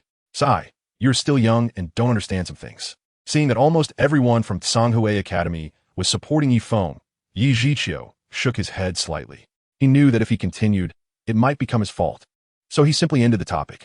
Senior Yi, if we really can't find a suitable soul ring, should we go deeper inside to look? Luo Shuai said to Yifeng. She knew Yifeng wanted to find a 10,000-year soul beast, and at this moment, there were almost no 10,000-year soul beasts in this outer area. If they went deeper, the chances would be greater. Yes, it is indeed harder to find 10,000-year soul beasts in the outer area, but going further it might be dangerous. So I want to ask if any of you do not want to continue deeper. If so, you can go back first. Just then, Yi Zhiqiu spoke up first. Yifeng saw this and didn't say anything. After all, what the other party said was reasonable. Searching for a 10,000-year soul beast was indeed somewhat dangerous. He couldn't possibly take everyone along to take risks, right? If something unexpected happened, it would be difficult to take care of everyone. I'm not leaving. I want to follow Senior Yi. Su Liuli was the first to express her stance. Then it was Luo Shuai. One by one, they all stood up. Not a single person chose to leave. After all, this time, the soul rings were almost all thanks to Senior Yifeng. Now that it was the other party's turn to find the soul rings, how could they back down? They were all soul venerates. Although the 10,000-year soul beast was terrifying, they could contribute their part, right? In fact, if everyone wanted to go back, they could, since the soul rings they needed for advancement had already been found. Yifeng spoke up. Senior Yifeng, we won't go back. You helped us find soul rings before, and now we should help you. We may not be able to offer significant help, but we can assist with some small tasks. Someone in the crowd said. One by one, their expressions were resolute. Yi Zhiqiu did not expect everyone to be so united. They all chose to stay. Since that's the case, let us go together, Director Yi. We will go one after the other. Yifeng looked at Yi Zhiqiu. Okay. Yi Zhiqiu shrugged helplessly. Since no one was willing to leave, he couldn't force everyone to go. As long as they didn't encounter a very powerful 10,000-year soul beast, the chances of survival were still quite high, according to the Soul Master. Thus, Yi Zhiqiu from Tsanghui Academy led the way, with Yifeng following behind, heading deeper into the forest. After walking for about half an hour, Yi Zhiqiu suddenly stopped. What's wrong, Teacher Yi? Asked Pang Xing, who was behind him. It seems there's some movement ahead. Yi Zhiqiu signaled everyone to slow down. Is there a sound? The group slowed their pace and held their breath to listen. The entire forest became exceptionally quiet in that moment. It was the sound of people talking. It must be the snake woman they encountered earlier. Yifeng spoke up from the back. The snake woman? Could it be that old lady from before? Su Yoli's beautiful eyes narrowed. She didn't have a good impression of that old woman. Everyone listened and decided, let's take a different path. Yi Zhiqiu heard the unmistakable voice of the snake woman and suddenly felt a bit breathless. He was afraid that he was facing the Dragon King and the snake woman. So the best course of action was to retreat. He needed to find another path to avoid conflict. Mainly, he was the only Soul King in the team. Xiaofeng's combat power was quite good. If he revealed all his trump cards, he could be considered roughly equal to him, making him the second Soul King. However, it would still be a problem for the two of them to withstand a Soul Emperor, let alone a Soul Douluo. Since they were here, they might as well reveal themselves. Boom!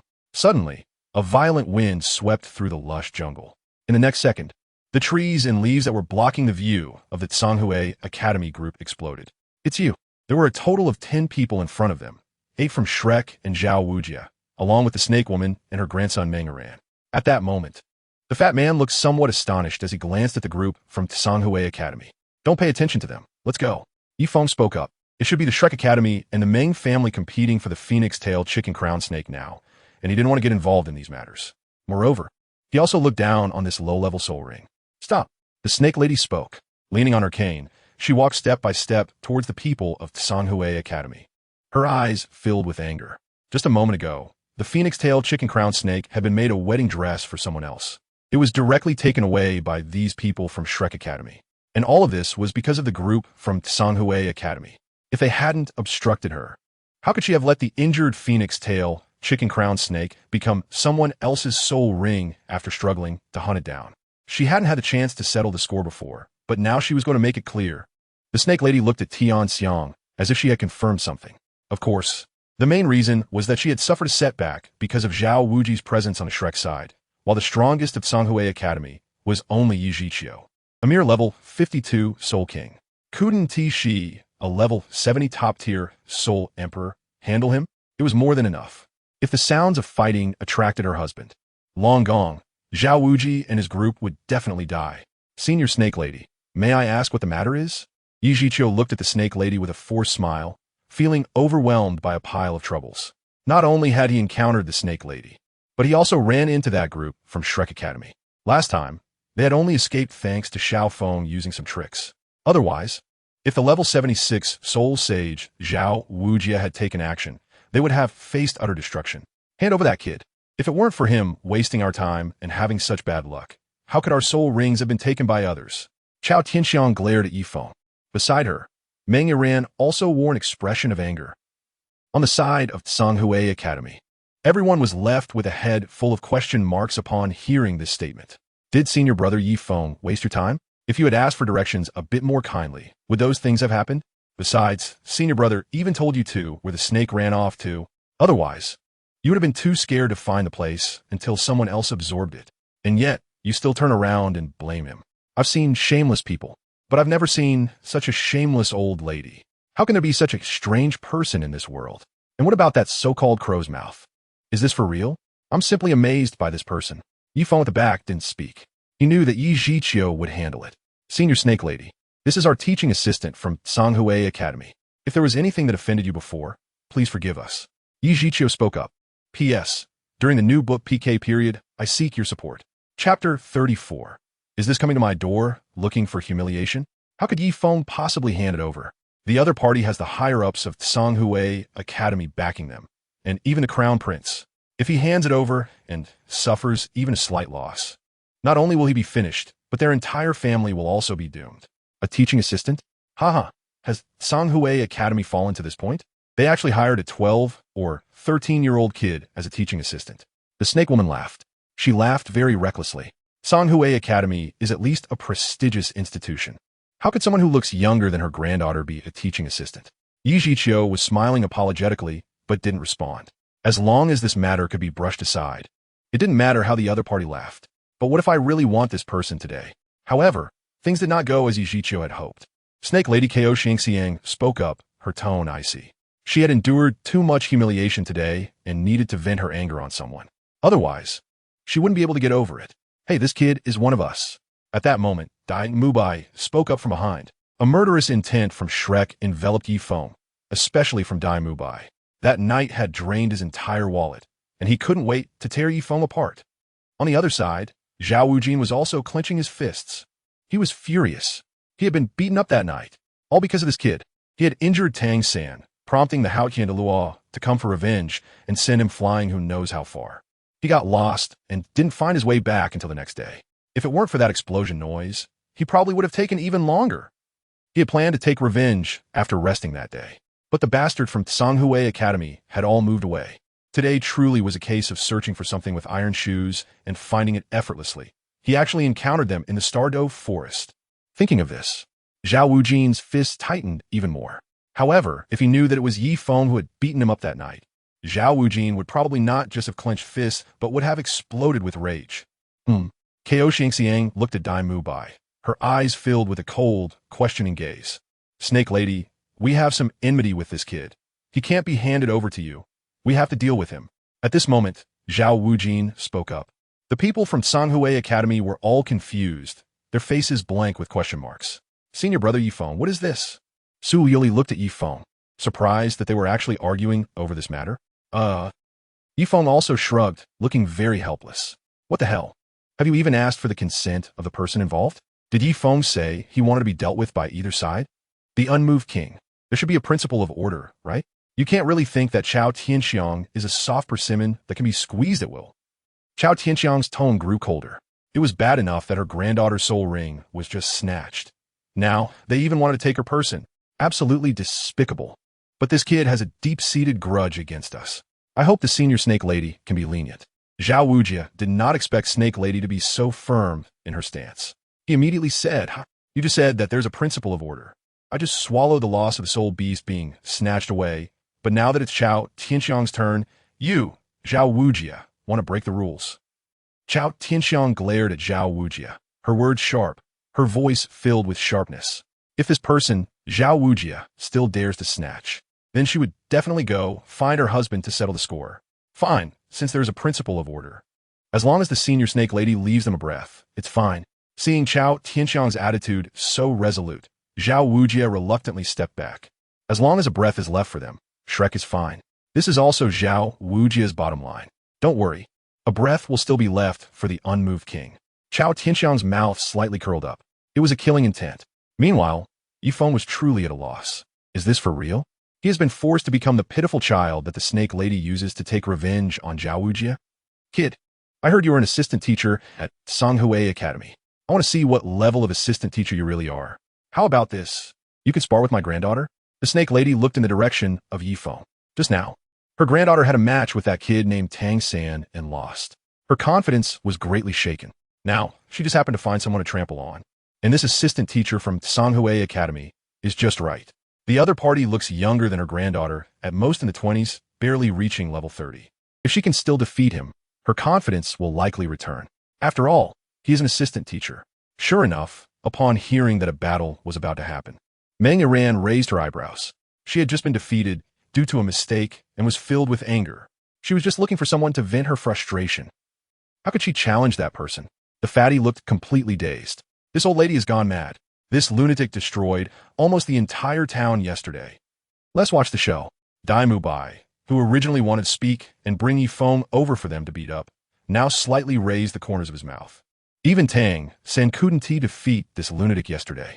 The Snake Lady actually wants her granddaughter Meng Yiran to challenge that freak, simply waiting to see a joke. She probably wants to help her granddaughter build her confidence.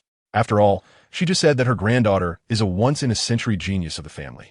But this genius was defeated by Tang San. Her confidence took a huge hit.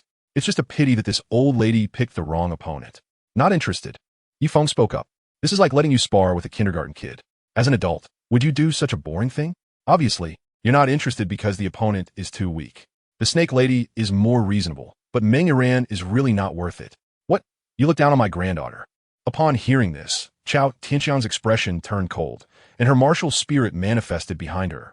Meng Yiran's beautiful eyes also fixed on Yifeng. His disdainful demeanor made her extremely disgusted. Anger slowly rose in her heart. This person is even more detestable than that brat just now. Senior Snake Lady, how about letting Xiao Feng have a match with your granddaughter, and we could just let this matter go? At this moment, Yi Zhiqiu saw the snake lady getting angry and hurriedly stepped in to mediate, asking. After all, he was the director of the External Affairs Department. Grandma, let me teach him a good lesson. Let me vent your anger. Meng Yiran said, clenching her fists.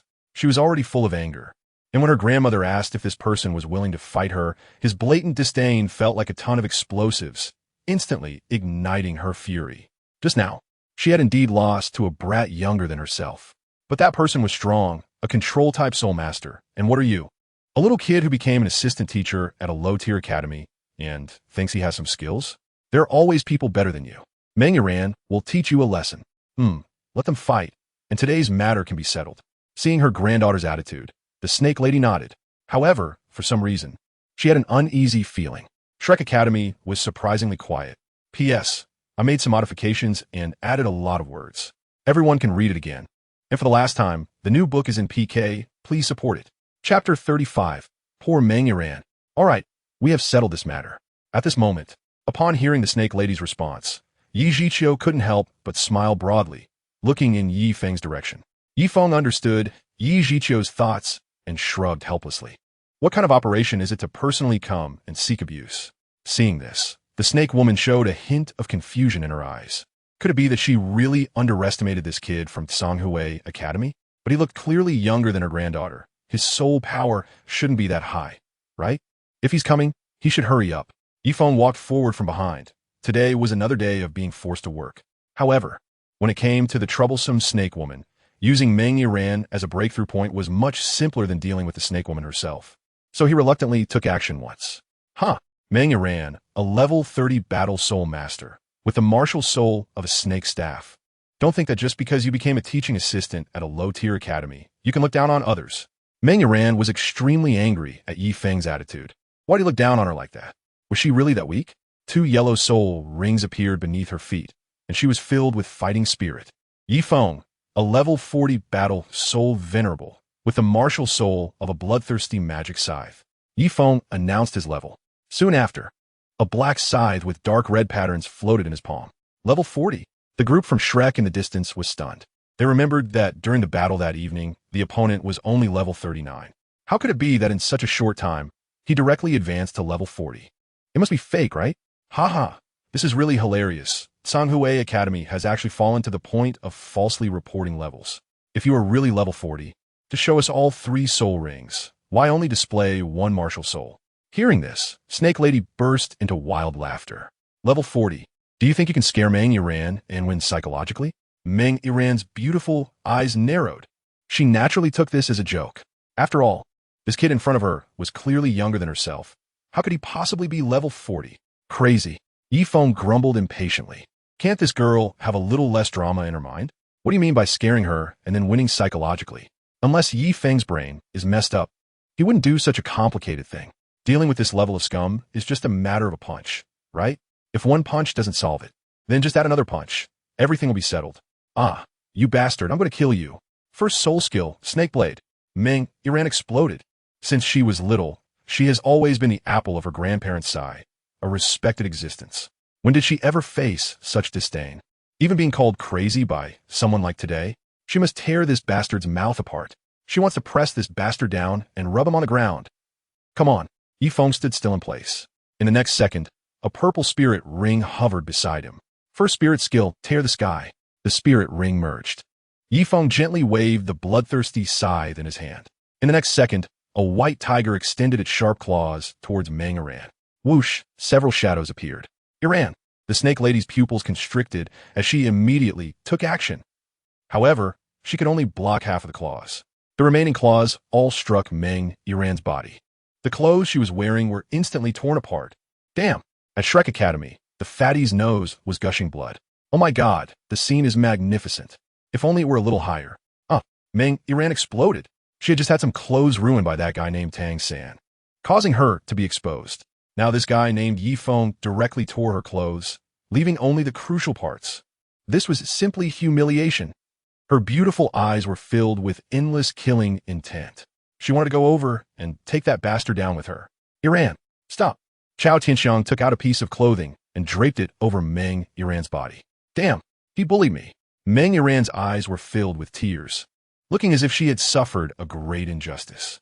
On the other side, Yifeng felt a bit awkward. He never expected that his first soul skill would tear Meng Yiran's clothes into a bikini.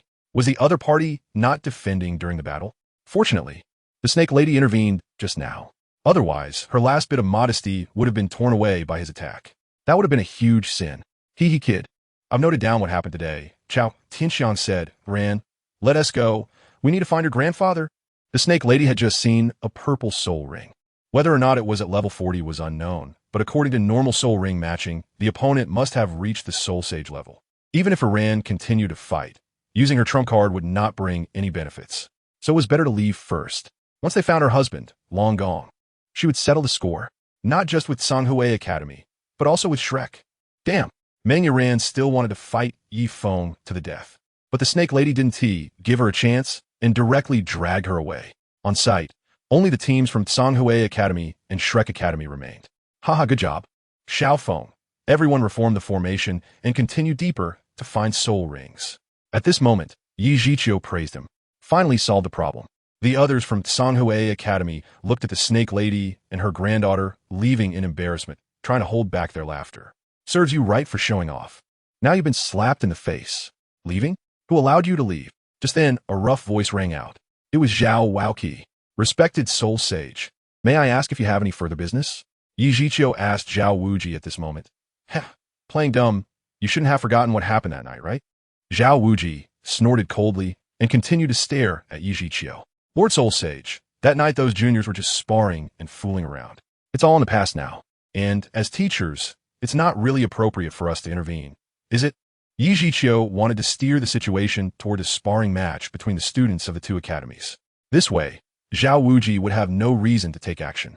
Otherwise, once Zhao Wuji made a move, it would be even more troublesome than the previous encounter with the Snake Witch.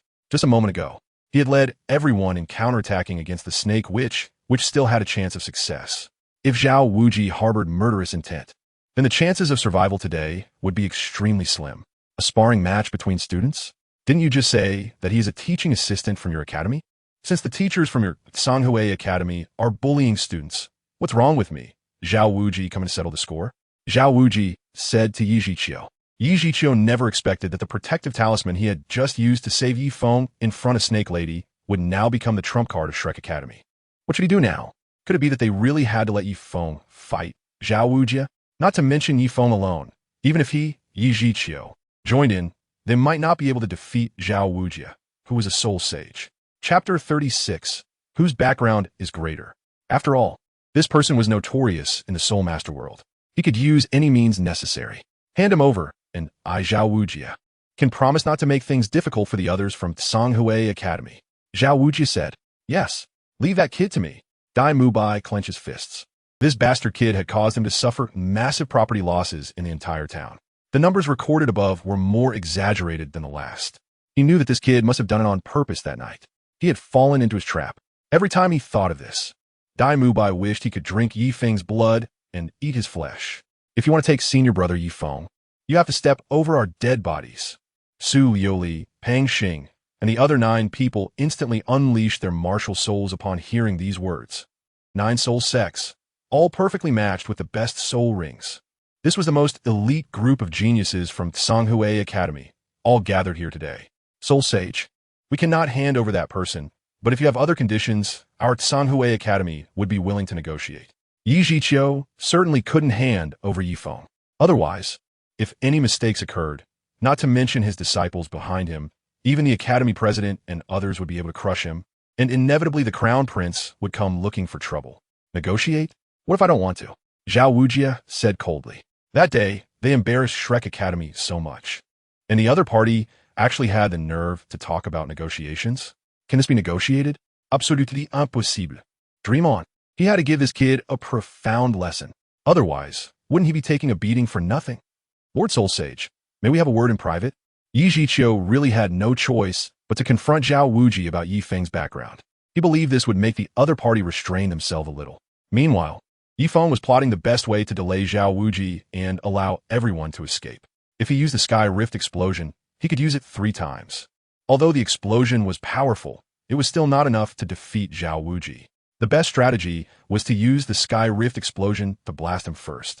Then take advantage of the chaos to unleash the speed-type left leg soul bone of the Golden Wing Dapeng, using the Tear of Heaven to attack his body, followed by the Titan's might to send him flying. Without Zhao Wuji, Tang San and the others would be powerless. As long as they could quickly retreat within a few dozen seconds, the danger would be averted. But this process had to be fast, achieving the element of surprise and catching the opponent off guard. Otherwise, once the other party reacted, leaving would not be so easy. Finally, the best plan was set. Now they just needed the right timing. As soon as the opponent made a move, he would strike in succession. Stop playing these tricks with me. Just let all out. Zhao Wuji said directly, his tone very cold. Soul Sage, Little Feng, is a bit different. He was sent to our Tsanghui Academy by the Empire, so it's not appropriate for you to spar with him. Yi Zhiqiu said, somewhat ambiguously. After all, something cannot be said too clearly. But he believed that Zhao Wuji should be able to understand. I don't care about your damn empire. It has nothing to do with me. Today, either you let me take him away, or let him spar with me. How could Zhao Wuji not understand Yi Zhiqiu's words? It was just that Yi Feng had the backing of the Empire, so Zhao Wuji should be cautious. But let me ask, who at Shrek Academy doesn't have a background? Especially Tang San. His father is Tang Hao, a man once renowned across the continent. One of the representatives on the Elder Order of the Spirit Hall. Is your Yi Feng's background stronger than his? Unless your background is the Spirit Hall, that would be different. What does the background of imperial nobility count for? Yi Zhiqiu was shocked. How could Zhao Wuji be so stubborn? He had made himself so clear, yet the other party still didn't understand? No harm in saying more. Kid, are you coming with me, or are we going to spar? Zhao Wuji directly unleashed his diamond bear, martial soul. 7 soul rings were shimmering. Since Zhao Wuji has a martial soul, Xian Gui. Xiao Feng, take everyone and go. I'll hold them off for you first. Yi Feng was just about to speak. At that moment, Yi Zhiqiu directly summoned his martial soul. He was determined to fight to the death. Today, he absolutely could not let Yi Feng get into trouble. Otherwise, he would have to bear the consequences himself. Director Yi Feng did not expect that Yi Zhiqiu would actually stand in front of him. The students present were also a bit surprised. Come on, with your green turtle. You could live a couple more years by staying aside. Don't come to seek death.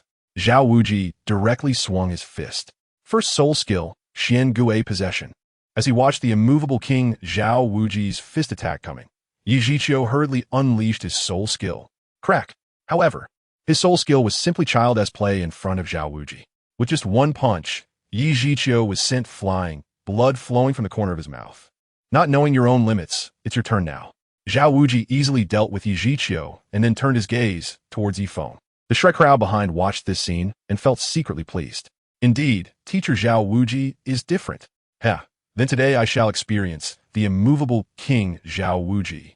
Yi Feng's cold eyes directly released his soul power. What's going on? Have you all noticed that the ground seems to be shaking? Ning Rongrong from Shrek expressed some confusion. Yes, it seems like an earthquake. What's happening? The clear tremors left everyone baffled. Chapter 37. Fleeing before the Titan. Moreover, they could distinctly feel that something was approaching. Is it just my illusion? Everyone prepared for battle. Zhao Wuji, who was ready to fight alongside Yi Feng, was the first to sense that something was off.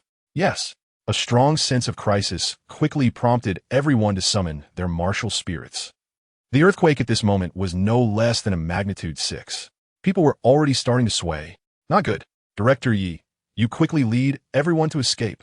On the other side, Yi Feng seemed to remember something. This tremor could only be caused by that being. How could he have forgotten about it?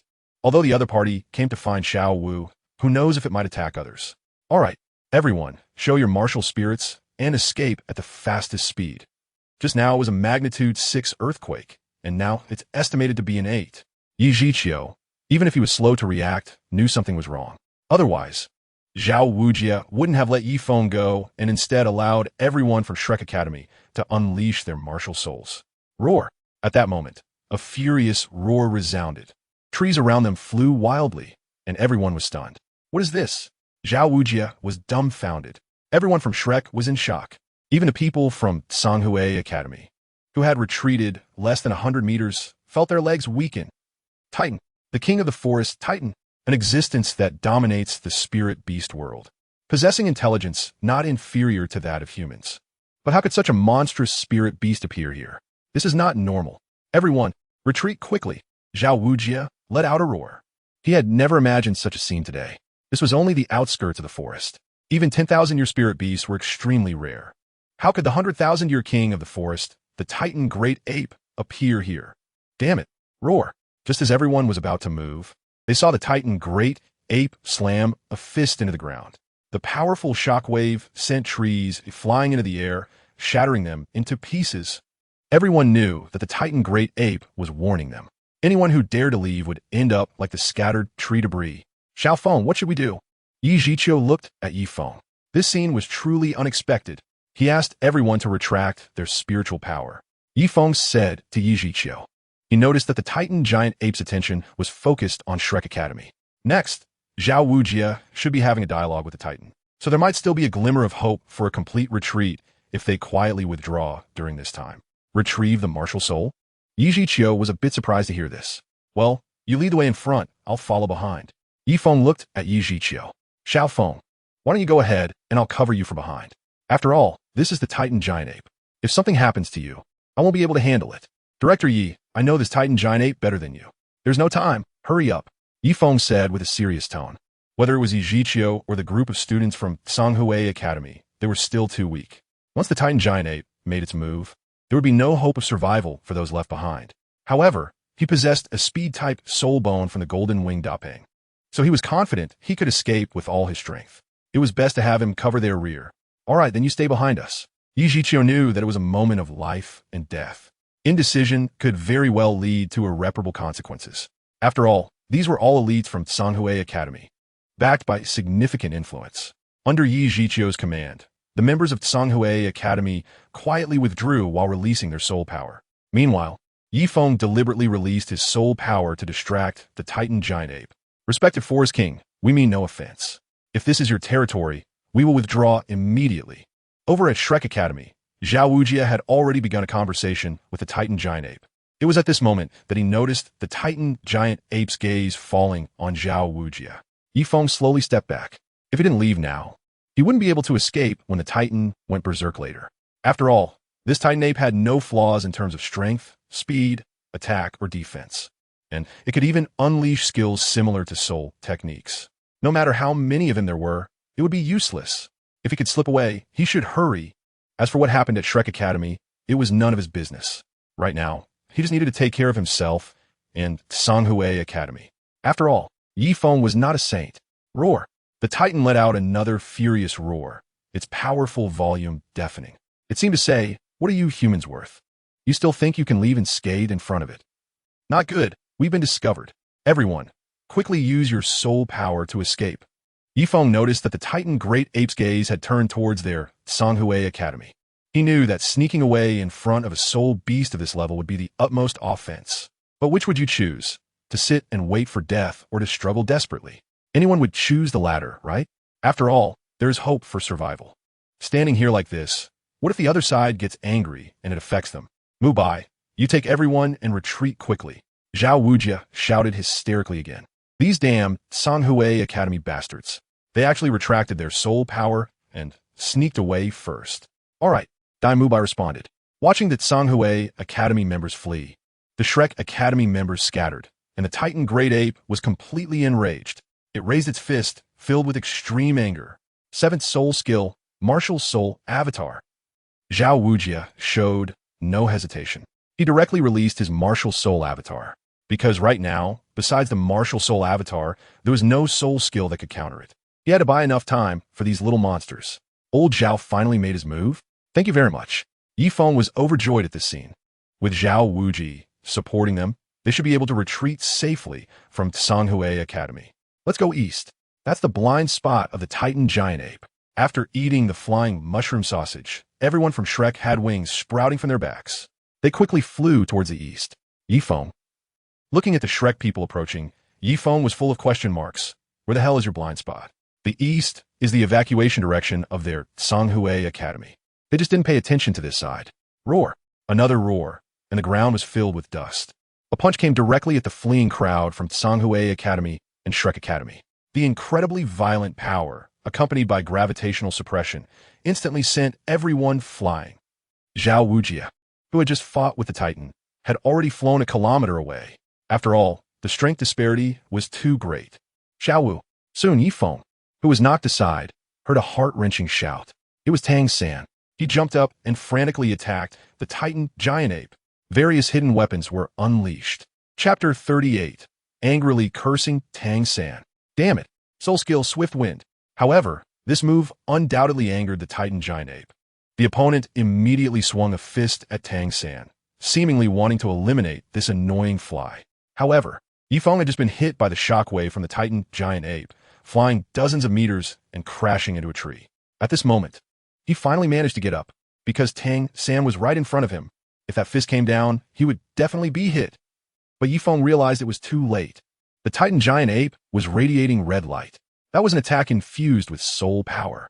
Yifeng was completely suppressed by gravity, unable to move at all. Bastard, give me back Xiao Wu. Tang San was roaring. He was going crazy. The dragon whisker needle was crazily outputting as if it were free. Tang San, I'll fuck your immortal board. You better stop. Yifeng roared. This bastard didn't see that the Titan giant ape had already used its soul power and was also aiming at him. And he, Yifeng, was also pressed down by that gravity, unable to move.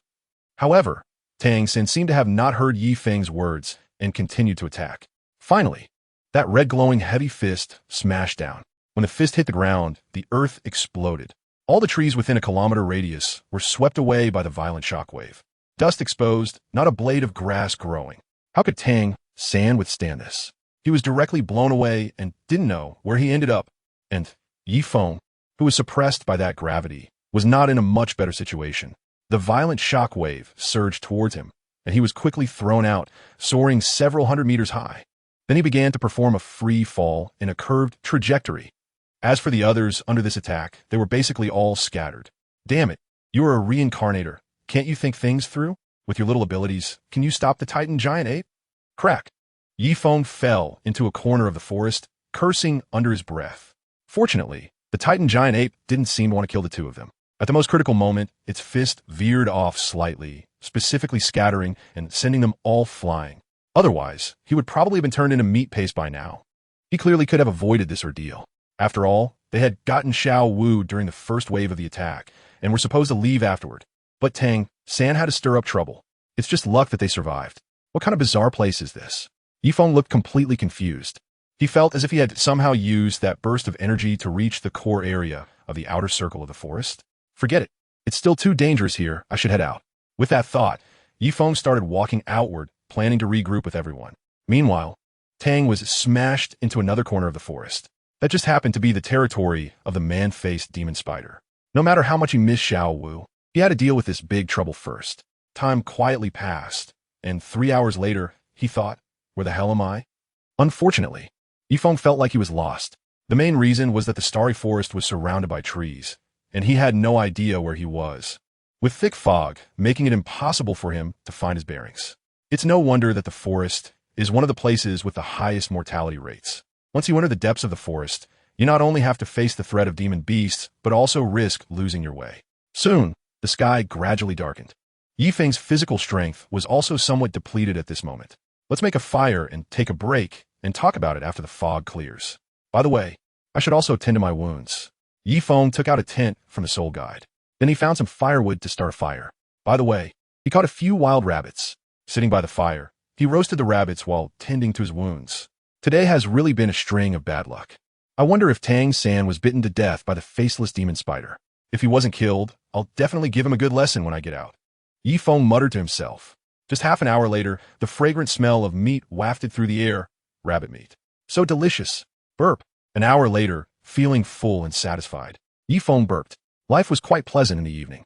He took out a bag of powder from his soul guide device. This powder had a special mark on it. As long as he sprinkled it around, he would be able to sense any soul beasts approaching. He planned to sprinkle a circle and then rest in the tent. Howl! Suddenly, just as Yifeng got up, he heard the howl of a wolf. Immediately, he noticed that the dark forest around him was filled with glowing orbs. All around, they were densely packed.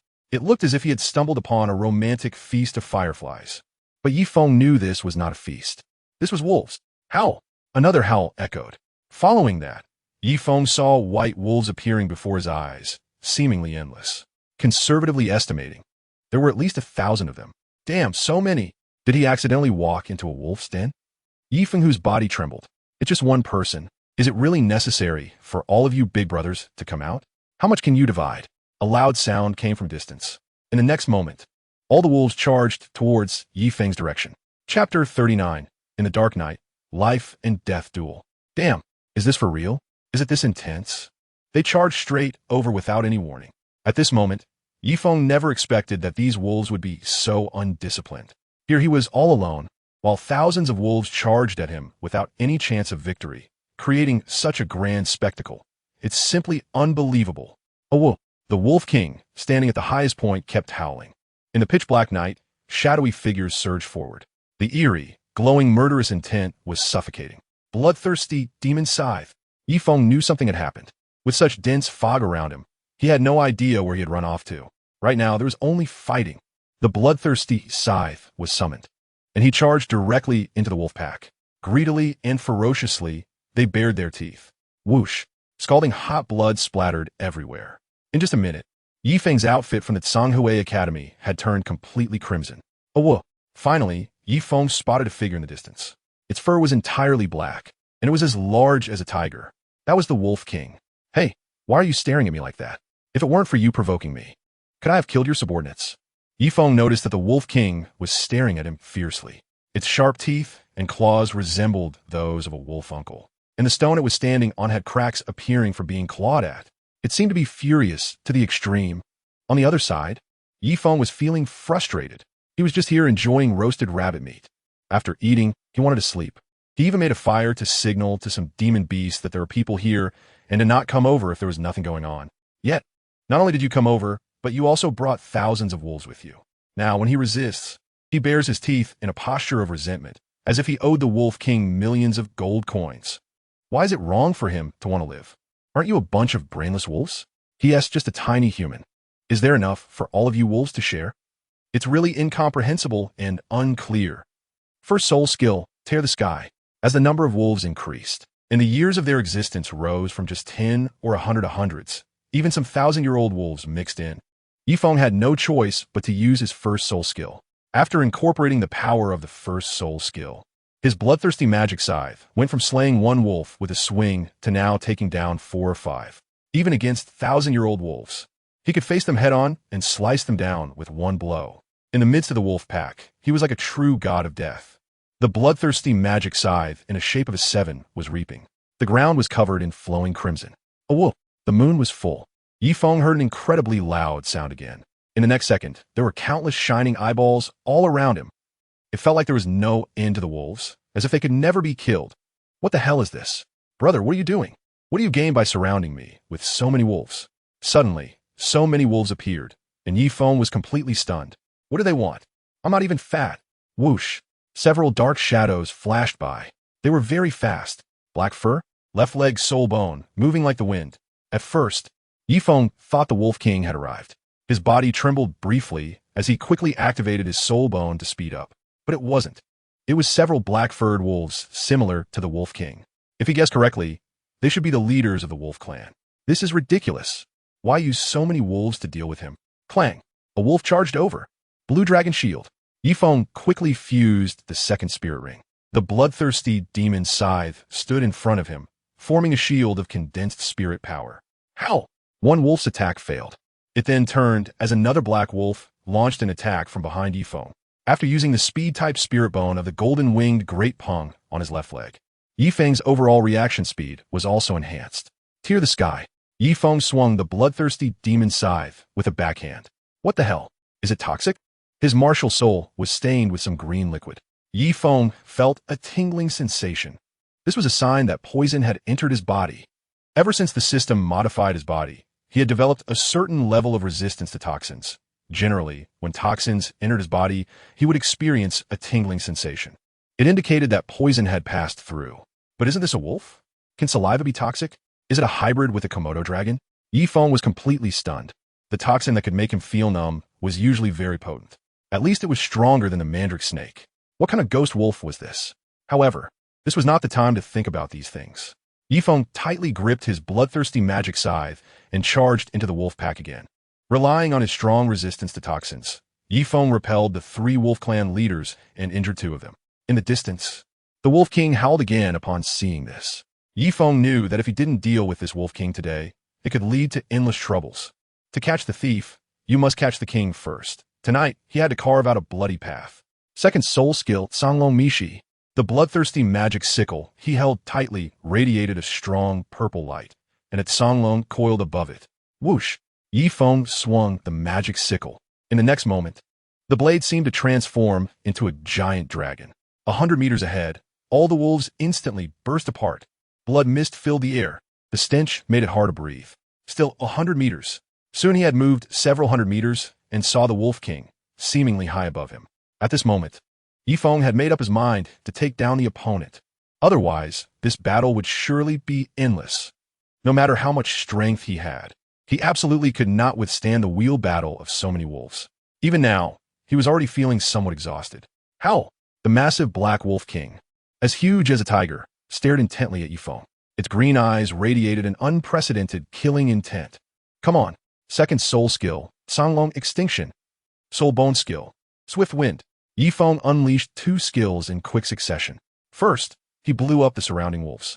Then, he used a soul bone skill to rapidly increase his speed and reach the Wolf King's side, just about 10 meters apart. At this moment, the Wolf King saw the human approaching and became furious. Its long, sharp claws extended, and the stone it had just stepped on, resembling a rockery, exploded. It lunged fiercely at Yifeng. Suddenly, it saw a small magma-colored insect appear. In the next second, a wave of heat swept through. It was the sound of an explosion. The ground was blasted into a giant 10-meter pit. Not a blade of grass grew within 100 meters. Meanwhile, just as the showdown was about to begin, Yifeng maximized the speed of his soul bone and hid behind a large tree. Was he dead? As the explosion's aftershock faded, the immense power had left even the 3 black wolves in a dying state. So this Wolf King should be similarly affected, right? After all, not everyone is Tang Hao. Yifeng tightly gripped the bloodthirsty scythe and moved towards the deep pit. However, who could have imagined that beneath the pit, a wolf covered in bloodstains was already poised to strike? The moment the prey approached, it leaped up, taking advantage of the thick smoke. It opened its mouth full of fangs and lunged at Yifeng's head, ready to bite down as if it were eating cherries. A single bite could sever it. Thank you all for coming to Qimao to read for free. Qimao Free Novels, reading for 100 years for free. A vast amount of authentic books await you. And feel free to leave comments to support this book. Chapter 40, A Minute of Sturdy Pill. What? A pitch-black void loomed above, and a massive, bloody mouth lunged at him, causing Yifeng's pupils to constrict. His eyes were filled with disbelief and terror. Soulbone skill, Swift Wind. Yifeng's left leg burst forth with a brilliant glow. Just at the moment when the opponent's massive mouth was about to bite down on Yifeng's head, an overwhelming instinct for survival caused Yifeng to quickly dodge to the side. However, while he managed to avoid the bite to his head, his body was directly slashed by the sharp claws, leaving several deep wounds visible to the bone. How? The Wolf King stared intently at Yifeng, as if waiting for its prey to gradually succumb to death. Damn it! Yifeng's entire back was numb. It was poisonous. Just now, the claws contained toxins, at least 10 times that of Mandala's snake. Otherwise, it wouldn't be possible for him to be paralyzed like this, as if he had been injected with anesthetic. Howl! The bright moonlight. In the forest, the Wolf King let out a long howl. It was as if celebrating a victory, because normally, even a human Soul Saint level powerhouse would succumb to the poison and die within 10 minutes at most. This human was no exception. Scream! I'll make you pay the price. The bloodthirsty magic scythe was in his hand. Yifeng's back was marked with several deep, bone-revealing wounds that were dripping blood. His clothes were completely soaked. At this moment, he was truly furious. A killing intent, like never before, erupted in his eyes. Third soul skill, Titan's Might. Yifeng's entire arm transformed into a Qilin arm. As soul power continuously surged into the bloodthirsty demon scythe, the scythe itself grew several times larger. It was like a telephone pole with a blade on it. Die, all of you! The demon scythe swung. The surrounding wolves fell one after another, like cutting chives. After gaining a power boost, Yifeng swung the 10-meter-long bloodthirsty demon scythe with the same agility as if he were using a weapon of normal size. In the distance, a black Wolf King looked on in disbelief. How could this be? Why is this human, who was poisoned by its venom, completely unharmed? The toxicity of their shadow poison wolf lineage is among the top in the entire forest. Could it be a flash of brilliance? But this flash of brilliance is taking too long. Oh well, finally, the Wolf King attacked. If this continued, it didn't know how many more members would be injured or killed. Come on. Yifeng was also blinded by rage. He directly confronted the Wolf King. In just a minute, both sides exchanged over 100 blows. The Wolf King was panting heavily, and on the other side, Yifeng was also struggling. He was on the brink of collapse, hanging on by a thread. To be honest, this performance tonight was something that even a soul master couldn't achieve. Even if Yi Zhiqiu were here, he wouldn't be able to achieve this result. This match was already pushing the boundaries of Soul Saint. Without taking a moment to rest, the Wolf King took a step back.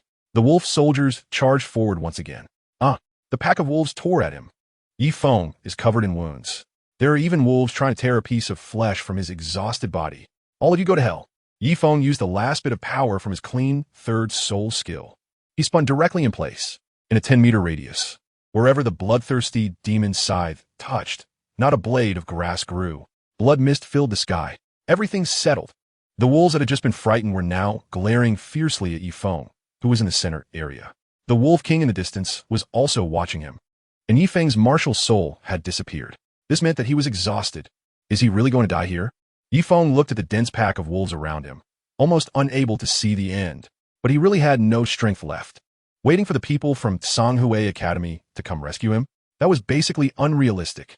According to Yi Zhiqiu's personality, they might have already evacuated this safe area. What to do? Taking advantage of the fact that the wolf pack had not yet attacked, Yifeng opened the system at this moment. Host, Yifeng current dimension, Douluo continent gender, male age, 13 years martial soul. First martial soul, bloodthirsty demon Scythe. Second martial soul, rift explosive combat power attributes, unleash soul rings. First soul ring, divine beast white tiger, 1,000 years, soul skill, tear the sky. Second soul ring, 9,000 year ancient beast azure dragon, soul skill. Azure Dragon's annihilation can attack and defend. Defensive form is Azure Dragon Shield. Third Soul Ring, 10,000 year Diamond Titan. Soul Skill, Titan's Diamond Power Soul Bones. Left leg, 10,000 year Golden Winged Rock Soul Bone. Soul Skill, Swift as the Wind Soul Power. Level 40 experience points, 19. 0001 000 gold. 15 030 000 item slot. Stamina pill, 1 minute. Stamina pill? Suddenly, Yifeng saw that there was also a stamina pill, 1 minute. Because the name of this pill was so unremarkable in his mind, Yifeng had completely forgotten about it. Desperate times call for desperate measures. He decided to take it and see what happened. Soon, a black pill, resembling a bulging eye, appeared in Yifeng's hand. Howl! The Wolf King approached Yifeng. Its massive head and green, eerie eyes were staring directly at him.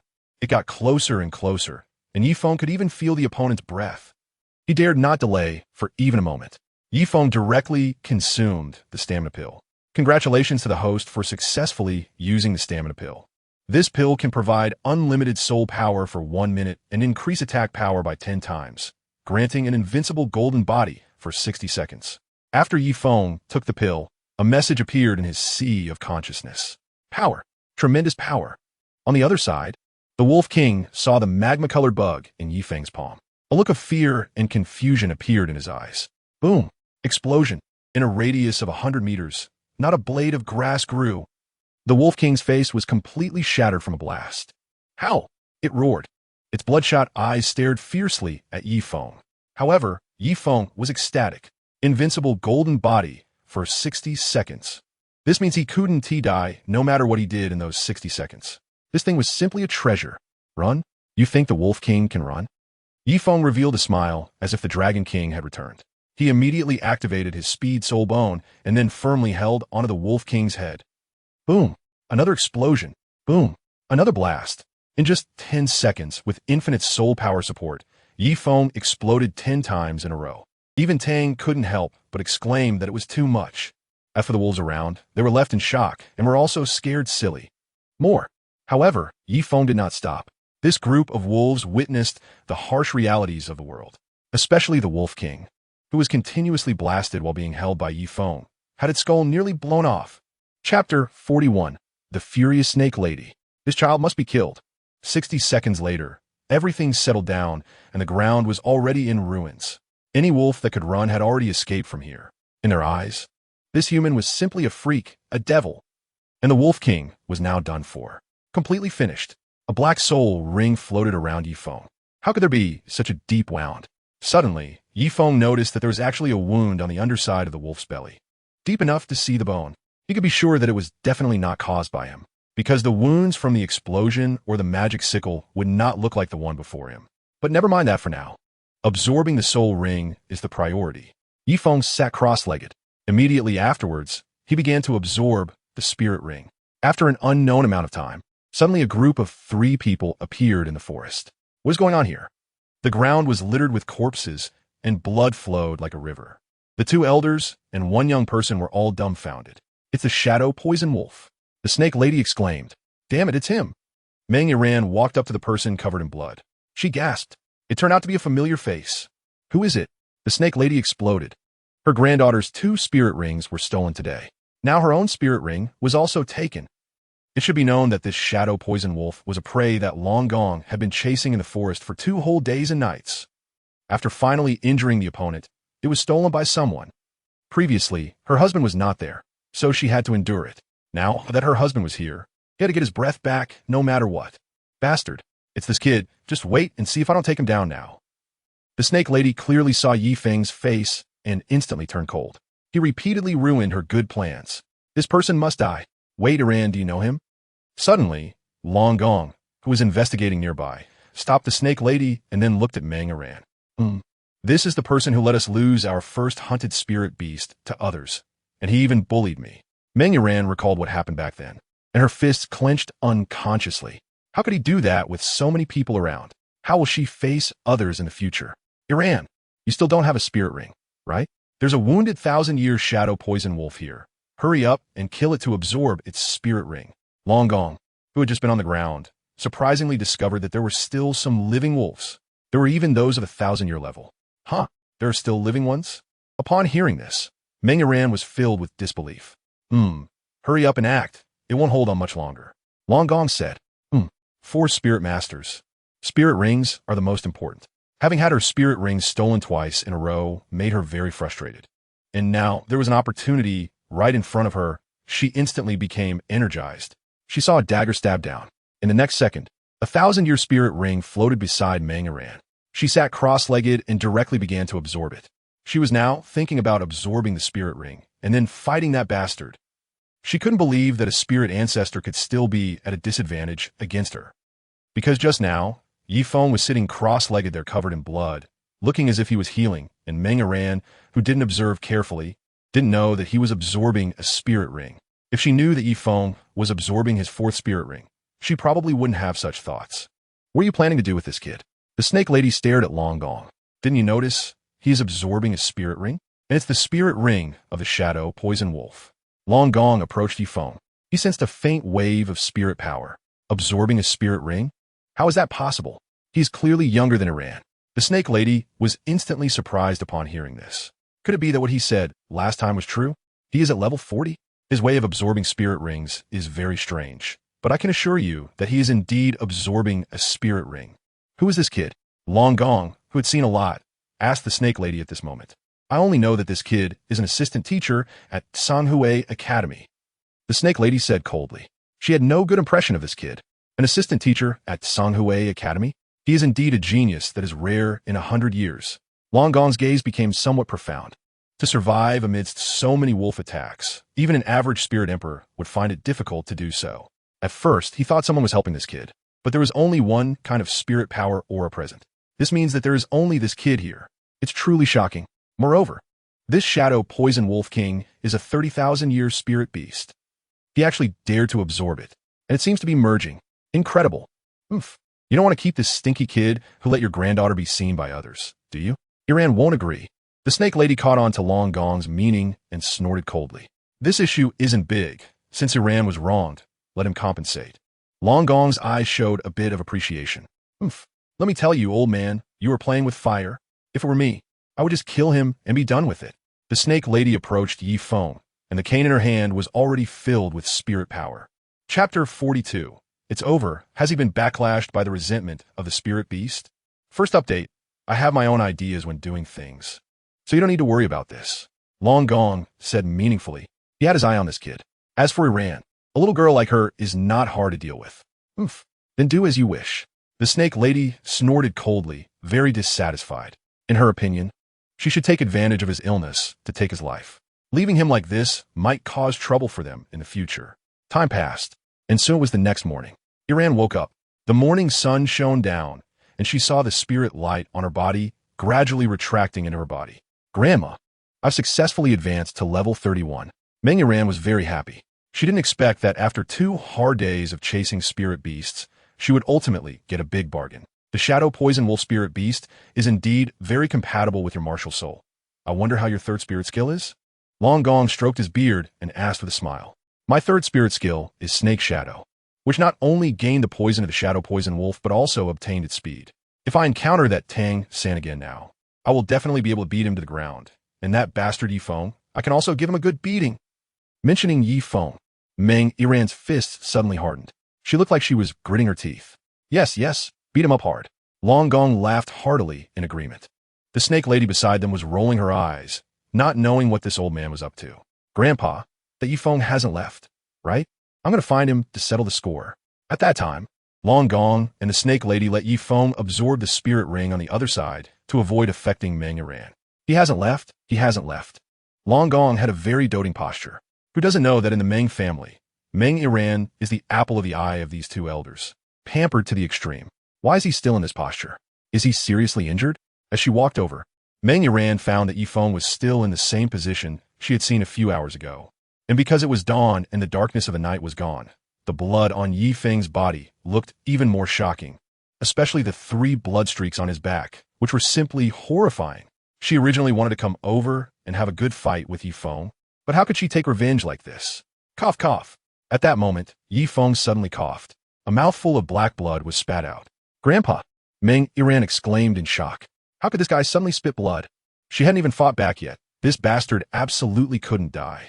She had never been bullied like this her whole life, and if she couldn't take revenge, she might as well choke herself. What's wrong? Long Gong hurried over. He quickly grabbed Yifeng's hand. Could it be that he was backfired by a soul beast's resentment? If that were the case, it would be terrible. Once the brain is damaged from a soul beast backlash, one could become a fool at best, or die from bleeding out at worst. All the effort he put in guarding all night would be wasted. He can't be dead, right? At this moment, Meng Iran tightly covered her small red lips with her jade hands, looking utterly shocked. Who would spit out dark-colored blood normally, and with such severe injuries? It seemed he wouldn't survive, right? Suddenly, Meng Iran became a bit despondent. He won't die.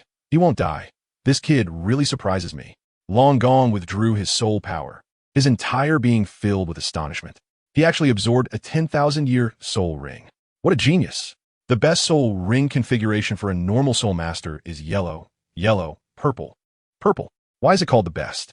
Because almost all the excellent soul masters in the soul master world have this configuration. Yet this kid actually absorbed a black soul ring as his fourth. His soul ring configuration should be yellow, purple, black. I ask you, how many people in this world can have such a configuration? This child is definitely a super genius rarely seen in 1,000 years. Moreover, previously hearing that he was from Songhui Academy, which, in terms of student sources, is considered one of the bottom-tier academies on the entire continent. Noble children don't go back, and the children of powerful families 1T go either, not to mention the royal family. So, basically, it's mostly ordinary families or small wealthy families. In this case, I believe his conditions should easily impress others. Long Gong released Yifeng's hand. At this moment, his mind was racing with thoughts. Grandpa, what's wrong with him? Meng Iran saw her grandfather in such a strange state and felt puzzled. It's nothing. He just absorbed the soul ring and cleared out the stagnant blood in his body, Long Gong said. Huh? Absorbed the soul ring? Meng Iran was filled with questions. Wasn't he just healing? How did it turn into absorbing a soul ring? That's right, he absorbed the soul ring. He absorbed my old lady's soul ring, said the snake granny, her face full of resentment. She looked like a scorned woman. What bad luck. I finally caught the Shadow Poison Wolf. Meng Iran was even more confused. Her mind couldn't wrap around it. Wasn't he the soul ring her grandmother was looking for a 10,000-year soul ring? How could this bastard absorb a 10,000-year soul ring? He is not even a soul king. Why did her grandfather and grandmother's words leave her so bewildered? You old woman, I can help you find another 10,000-year soul ring later. Why the big resentment? Long Gong retorted. Long Gong and Snake Granny? On the other side, Yifeng slowly opened his eyes. After a whole night, he finally absorbed the Shadow Poison Wolf soul ring. Fortunately, he had the system to back him up. Otherwise, it would have been really precarious. However, when he opened his eyes, he was almost scared out of his wits. In front of him were Long Gong, Snake Granny, and Meng Yiran. How did these three end up here? What on earth happened? Kid, you finally woke up. Long Gong looked at Yifeng, somewhat surprised. This kid actually knew about them, Long Gong and Snake Granny. Bastard, you finally woke up. I will not let you off for what happened before. Now that I've progressed to Soul Emperor, I want to challenge you again. Seeing Yifeng awake, Meng Yiran immediately exploded with anger. The intense rage made her instantly throw all previous doubts out of her mind. With a 1,000-year Shadow Poison Wolf martial soul, she now had enhancements in all aspects and didn't believe she would lose in one move. What a coincidence, I just became a soul master too. Yifeng stood up. What? Soul sect? Meng Yiran, upon hearing these words, immediately froze in shock. Her beautiful eyes filled with confusion as she looked at the Dragon Lord and Snake Lady beside her. Huh, you little brat. Relying on others' glory to rise to the soul sect. What is there to be smug about? The Snake Lady came over, leaning on her cane. Her tone was filled with resentment. Relying on others' glory? Yifeng was confused upon hearing this. Whose luck did he benefit from? Wasn't this soul ring something he earned with great effort? If he had to say he benefited from someone, it could only be the system. P.S. The first update has arrived. The author is asking for recommendation votes, monthly votes, and various requests. At the same time, thanks to the friends who gave rewards today. Thank you for your support. There's still 2 more updates, and they will be completed before 23:59. Chapter 43. A husband like this is quite nice. Second update. Last night, facing a pack of wolves. If it weren't for the sturdy pill that lasted a minute, he would probably have been wolfed down by now. He really didn't know where this old woman was saying he benefited from. Do you know that the Shadow Poison Wolf you absorbed is my soul ring? The snake woman said coldly, stomping her snake staff. Your soul ring? Yifeng had a big question mark on his face. What the hell? When did the soul beasts in this forest start writing other people's names? Kid, you should thank us. I don't know if you noticed, but there's a wound on the belly of that Shadow Poison Wolf, and that was inflicted by us. Otherwise, you wouldn't have been able to kill it so easily. At this moment, Long Gong came to the side of the Shadow Poison Wolf's body and pointed at that wound, saying, What the hell, did you guys do this? Yifeng heard this and immediately expressed his heartfelt gratitude to Long Gong and Shi Pe. You little brat, not only did you not say thank you, but you also insulted me. Do you know we chased that Shadow Poison Wolf for a full 2 days, and just when we were about to succeed, you killed it. Long Gong and Shi Pe looked confused. This kid directly opened his mouth to greet them. Shouldn't he be thanking them? Why was he so agitated? Thank you. You immortals. Do you know what I went through last night? Thousands of wolves came to attack me alone. I was actually helping you take the blame. Yifeng was really angry. Now he finally understood why these wolves were attacking him alone. He couldn't figure it out last night. Today, when those 2 scoundrels, Long Gong and Shi Pe, mentioned it, he immediately realized. It turned out that Long Gong and Shi Pe had previously wanted to kill this Shadow Poison Wolf for its soul ring, but the wolf escaped. Later, the Shadow Poison Wolf returned with a pack of wolves for revenge, and seeing him in the forest, they mistakenly thought he was one of them. So, without distinguishing right from wrong, they attacked him. Yifeng had become an epic scapegoat, and these 2 guys had the audacity to expect him to thank them. Who gave him the face? It was like 100,000 grass, mud horses galloping. Haha, this kid is quite straightforward, but the fact that you got the soul ring is real. We're family, so let's not dwell on it. Originally, Long Gong wanted to hear some gratitude from the younger generation, but now he was left dumbfounded by the scolding. This kid is pretty irritable. However, on the flip side, he did help them avoid disaster. Being attacked by a pack of wolves for no reason, and then finding out that the wolves attacked the wrong person, ending up as the scapegoat, would be tough for anyone. But this also indirectly proved that this kid was indeed very strong. Surviving an attack from a pack of wolves.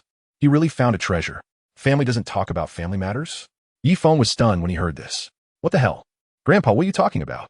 Meng Yiran, who was beside him, was also dumbfounded. She almost thought she was hearing things.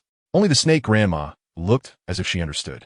It turned out that this old man had been keeping it a secret just to bring this kid back to the Meng family. No wonder he was reluctant to kill him. Setting aside the grudges, the other party was indeed a rare talent. Ha, I ran. Didn't you say you wanted to take revenge and teach him a lesson? When you become a family, you can teach him however you want. Long Gong said with a hearty laugh. Grandma, look at what Grandpa is saying. Meng Yiran clutched Snake Grandma's hand. In her eyes, her grandpa must have gone mad.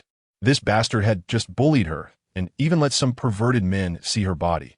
He not only didn't help her take revenge, but was talking about becoming a family. Isn't that crazy? Well, your grandpa decided, I can't interfere. Snake Grandma said impatiently. Wait, what are you all talking about? On the other side, Yifeng was filled with question marks. Who is he? Where is he? And what is happening here? Kid, my granddaughter is quite a beauty.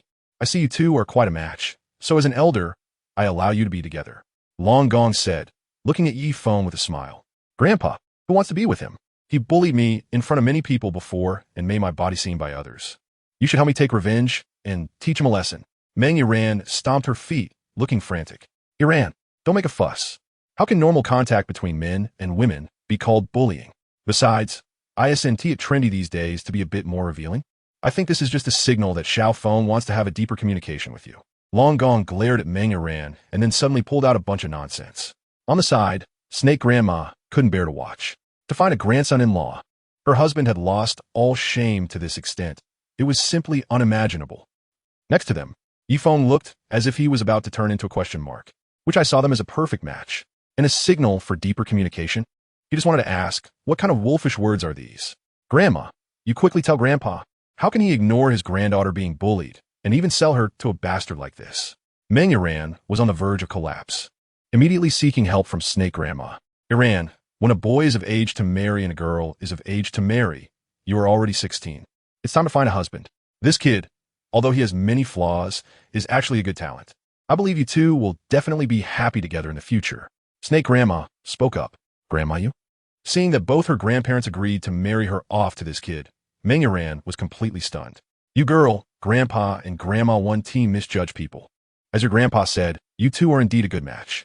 As for feelings, aren't they develop day by day? Snake Grandma said with a heart-to-heart expression. But Grandma, he is younger than me. Younger? Where is he younger? He is as tall as you. And this soul ring on you was also from the soul beast he injured. Are you not satisfied with that? Before Snake Grandma could say anything, Long Gong spoke again. Grandpa, Meng Yiran suddenly felt mixed emotions.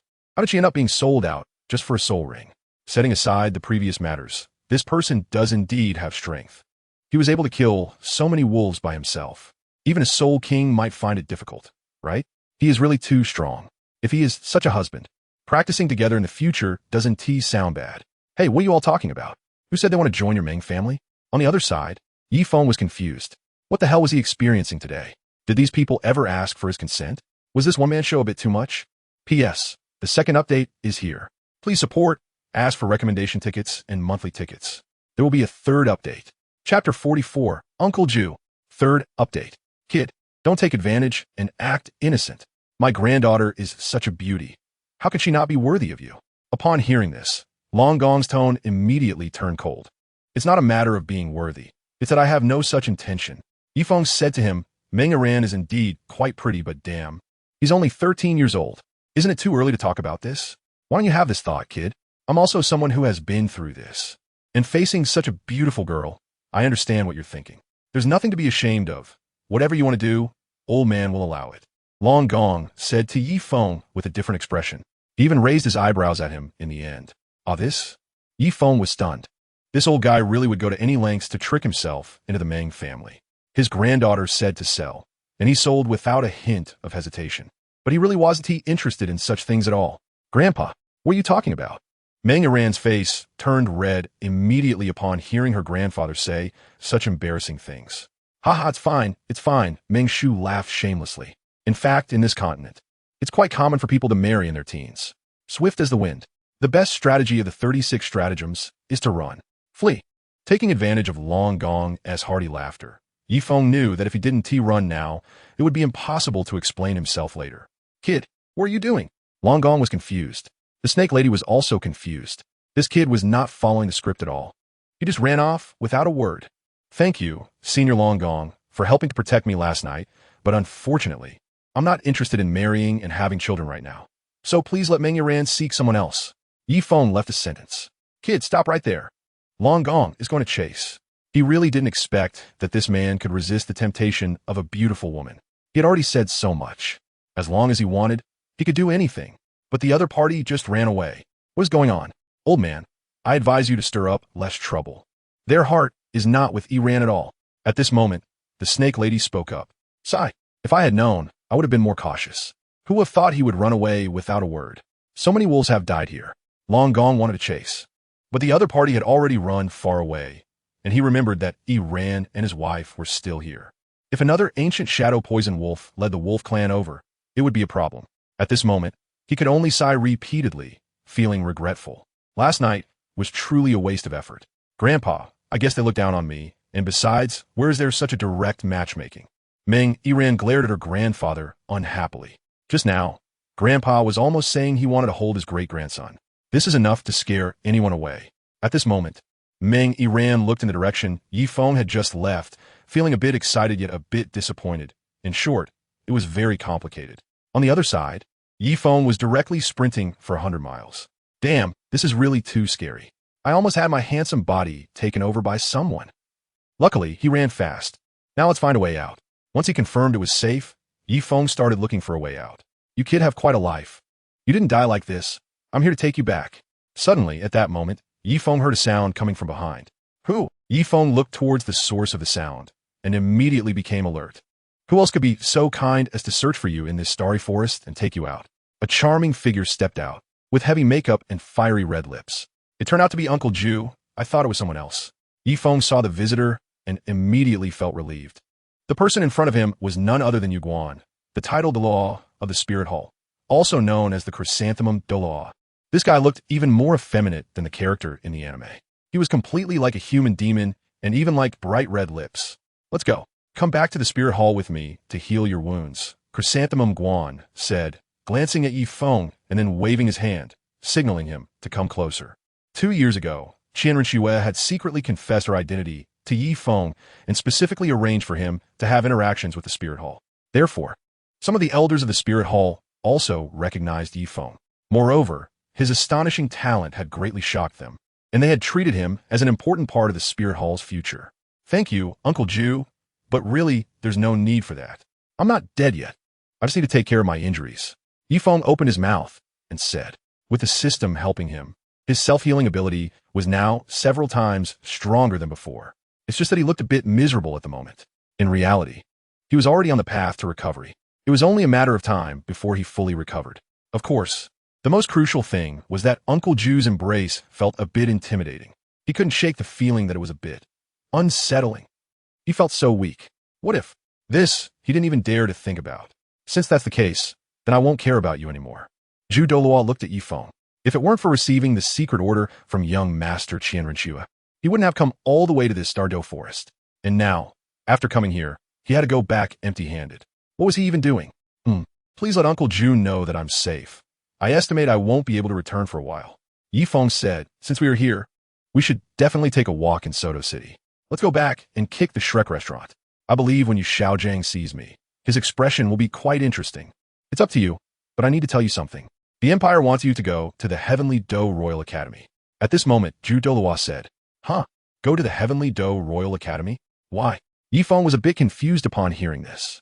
I don't know the specific intention, but when you go back, the young master will tell you. I'm just here to give you a little hint. Ju Douluo said at this moment. Okay. Yifeng Shuruk. All right. I've said what I needed to say, and I'll pass your words along. After saying this, Uncle Ju disappeared without a trace, as always. At that moment, Yifeng found a river and took a bath. In the blink of an eye, 3 days had passed. On this day, a handsome young man was walking on the streets of Soto City. Soto Great Spirit Arena? It looks quite lively.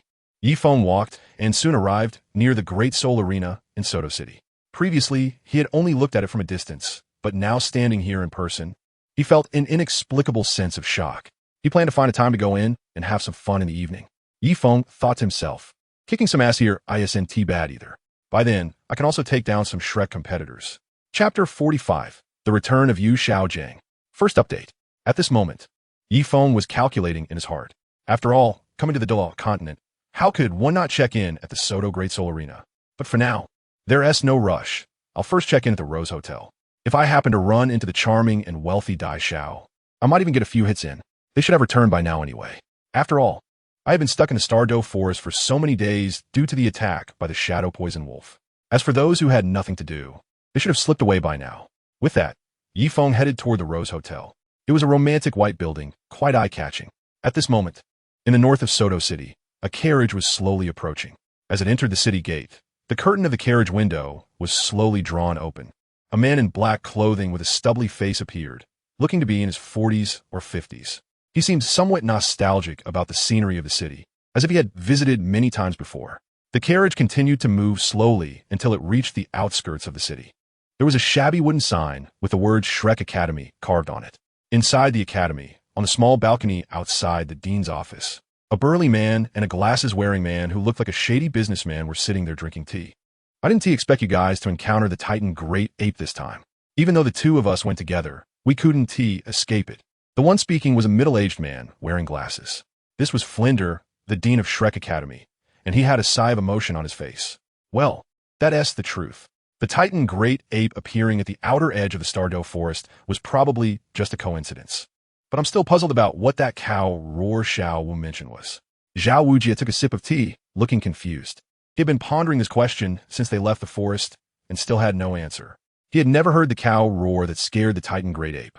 Flinder slightly shook his head. The cow roar you mentioned should refer to the sky blue bull python. Just then, a man in his 40s or 50s pushed the door and entered the balcony of the office. He was dressed in black, standing with his hands behind his back, and had a hint of arrogance on his face, exuding an air of authority. I just heard someone come in. Wujia, let me introduce you.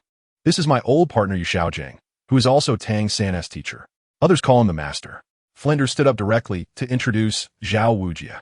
Ah, so you are the master. I've heard so much about you. Zhao Wujia nearly jumped up when he heard this. He had often heard Tang San speak of how powerful his teacher was, and today he finally met him. The man's appearance alone made him seem very impressive and authoritative. I don't really have a great reputation. I just proposed the top 10 core competencies of martial souls and taught Tang San as a disciple. I wonder if Xiao San has returned safely from his trip? The master asked Zhao Wujia. However, at this moment, he felt quite pleased, having received the respect of a soul king. He didn't expect the master to be so impressive yet so humble. Everyone has returned safely from this trip. Zhao Wujia hurriedly replied. That is really not much to brag about. My purpose in coming this time is to cultivate everyone here to be like Xiao San, at least to ensure they are among the strongest in their age group. The master took a sip of tea poured by Zhao Wujia. Since he took Tang San as his disciple, he felt he could talk for 3 hours straight about teaching experience without feeling tired. Wujia, this old partner of mine, was personally invited from Nodding Academy. From now on, he will serve as our teaching director and logistics director at Shrek Academy. Flinder said with a slight smile, showing a crafty merchant's grin. A 2-in-1 position without having to pay his salary? Where could you find such an old partner? The key was that the other party's teaching ability was indeed decent and not a fraud. 2 positions? Master, can you handle it? I've been the teaching director for so many years. If you can't manage, you can ask me. Zhao Wujia asked the master. That is not necessary. I can handle the kitchen side. As for teaching, it has always been my strong suit. Tang San is the best example. I believe he should have become a soul Zune by now. The master asked Zhao Wujia. After this trip to the Stardow Forest, Xiao San has indeed become a soul Zune. Zhao Wujia nodded. Naturally, he didn't dare to doubt the master's teaching ability. You could say Tang San is the first person to implement my theories, so you can rest assured about teaching. The master said with a meaningful look. Since the master has said so, Wujia naturally has no reason to doubt. I just suddenly recalled something. Wasn't there a person named Yifeng when Tang San came to pay his respects to you? Zhao Wujia asked. Yifeng? The master suddenly froze for a moment. Zhao Wujia nodded. He seemed to have heard that Yifeng had some connection with the master, like a failed disciple who later held a grudge against the master and Tang San. But he didn't ask for the specifics. He had arrived too late and only heard some fragmented words.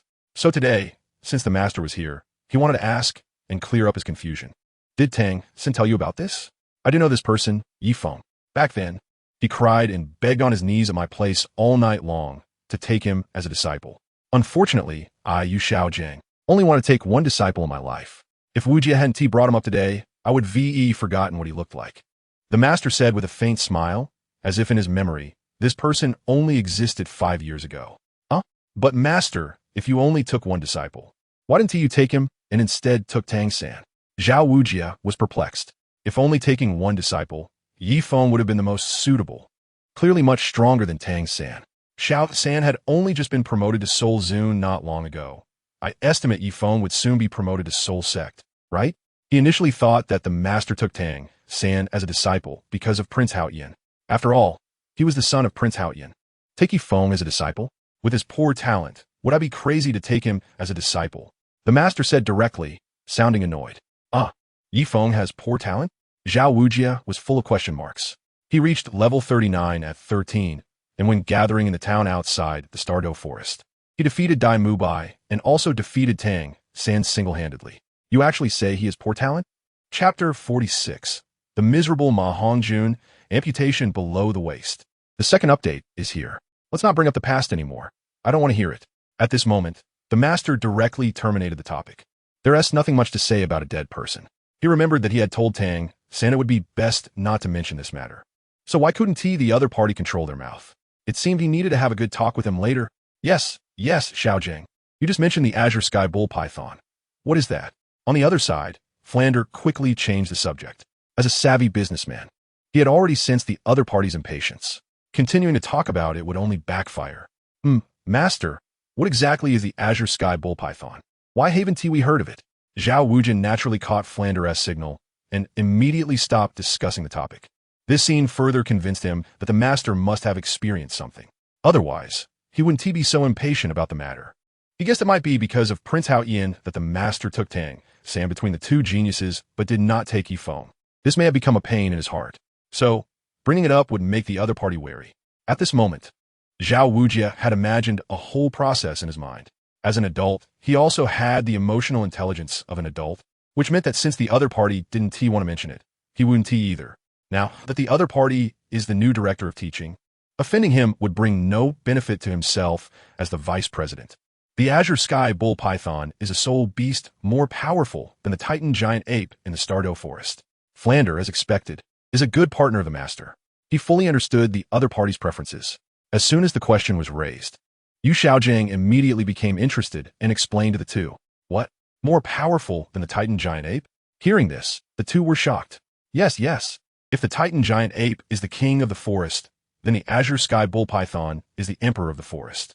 This is knowledge he saw in the ancient texts of soul beasts recorded in the Spirit Hall. Since it was the strongest, he noted it down verbatim at the time. At this moment, the master explained to the two. He knew that soul masters in this world basically focused on training and practical combat, and their knowledge was almost zero. Zhao Wujia and Flander, both soul saints, were indeed left dumbfounded, as if some magical knowledge had increased. Suddenly, at this moment, a scream came from afar. What happened? Zhao Wujia was instantly confused upon hearing the scream. Why would such a tragic cry come from the academy? Not good, it's Tang San. Flander, take me down quickly. At this moment, the master's pupils contracted as he spoke to Flander. Good. Flander unleashed his martial spirit. On the other side, Zhao Wujia jumped directly down from the upper floor. However, the scene before them made both Zhao Wujia and Flander take a deep breath. Tang San had actually grown spider legs behind him. It looked just like a humanoid spider. Terrifying. Principal, it's bad. Ma Hongjun has been scratched. Oscar shouted from his side. What? Flander immediately rushed to Ma Hongjun's side. Principal, my foot. I was just scratched. And Ma Hongjun still had a bit of a dazed consciousness at this moment.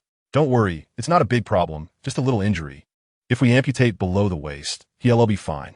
Flander sealed off the spread of the poison. Then he smiled. What? Amputate below the waist? Ma Hongjun spat out a small ghost and fainted from fear. This little courage. Flander looked at Ma Hongjun with annoyance. He arrived just in time. Now the poison was sealed at the foot. We'll find something to draw it out later. It should be fine. Flander just felt that this kid had been too reckless lately, so he was just scaring him a little. However, this was easy to handle. But what about the humanoid spider with spider legs? Flander looked towards Tang San in the distance. Tang San, can you hear me? On the other side, the master began his psychological therapy. Those who had never seen the master were all confused. What does this man in black want to do? Teacher, why are you here? Tang San gritted his teeth against the pain. You listen carefully now, relax, take a deep breath, and then try to contract it. In front of everyone, the master gave a set of instructions. Everyone had even more question marks on their faces. With such a terrifying appearance, can relaxing, deep breathing, and contracting work? As a result, something unbelievable happened. The spider legs behind Tang San actually disappeared. Teacher, I'm fine now. Tang San retracted the spider legs and then said excitedly, you just injured a classmate. Go and draw the poison out from his body. You'll be fine.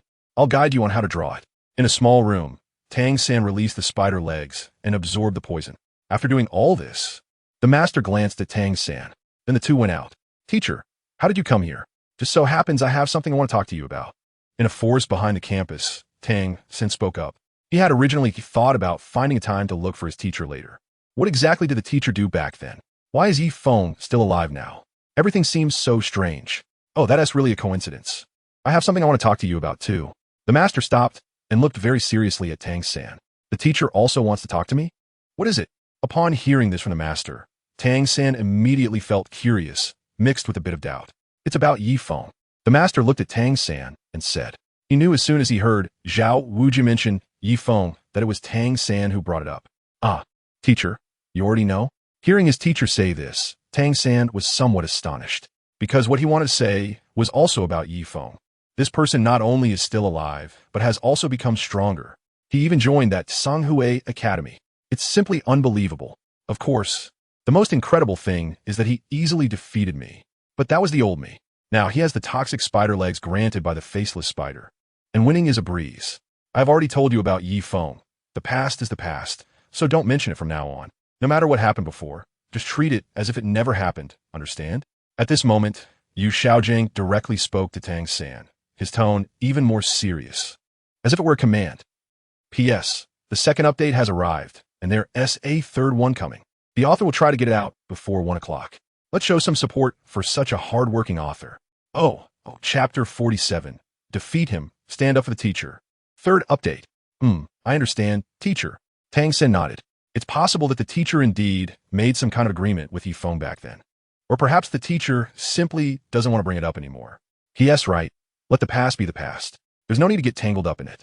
It seems my perspective was a bit narrow. That's good. From today on, focus on your training and don't let the other person affect your mindset.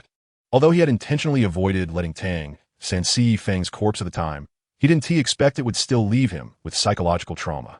After all, he was just a 6-year-old child back then. Seeing a fellow villager die from snakebite is something that would leave a mark for a lifetime. If he had said that Yi Feng had been treated and had already left, it might have been a bit better. Unfortunately, those things cannot be changed. After today's warning, I believe the other party will be able to completely forget about it. Understood. I will definitely work hard on my training. Tang San clenched his fists tightly. Yi Feng is so arrogant, isn't he? At that time, he will defeat the opponent. Then he will pin him to the ground and teach him a lesson, fiercely avenging the teacher. At this moment, Tang San secretly vowed in his heart.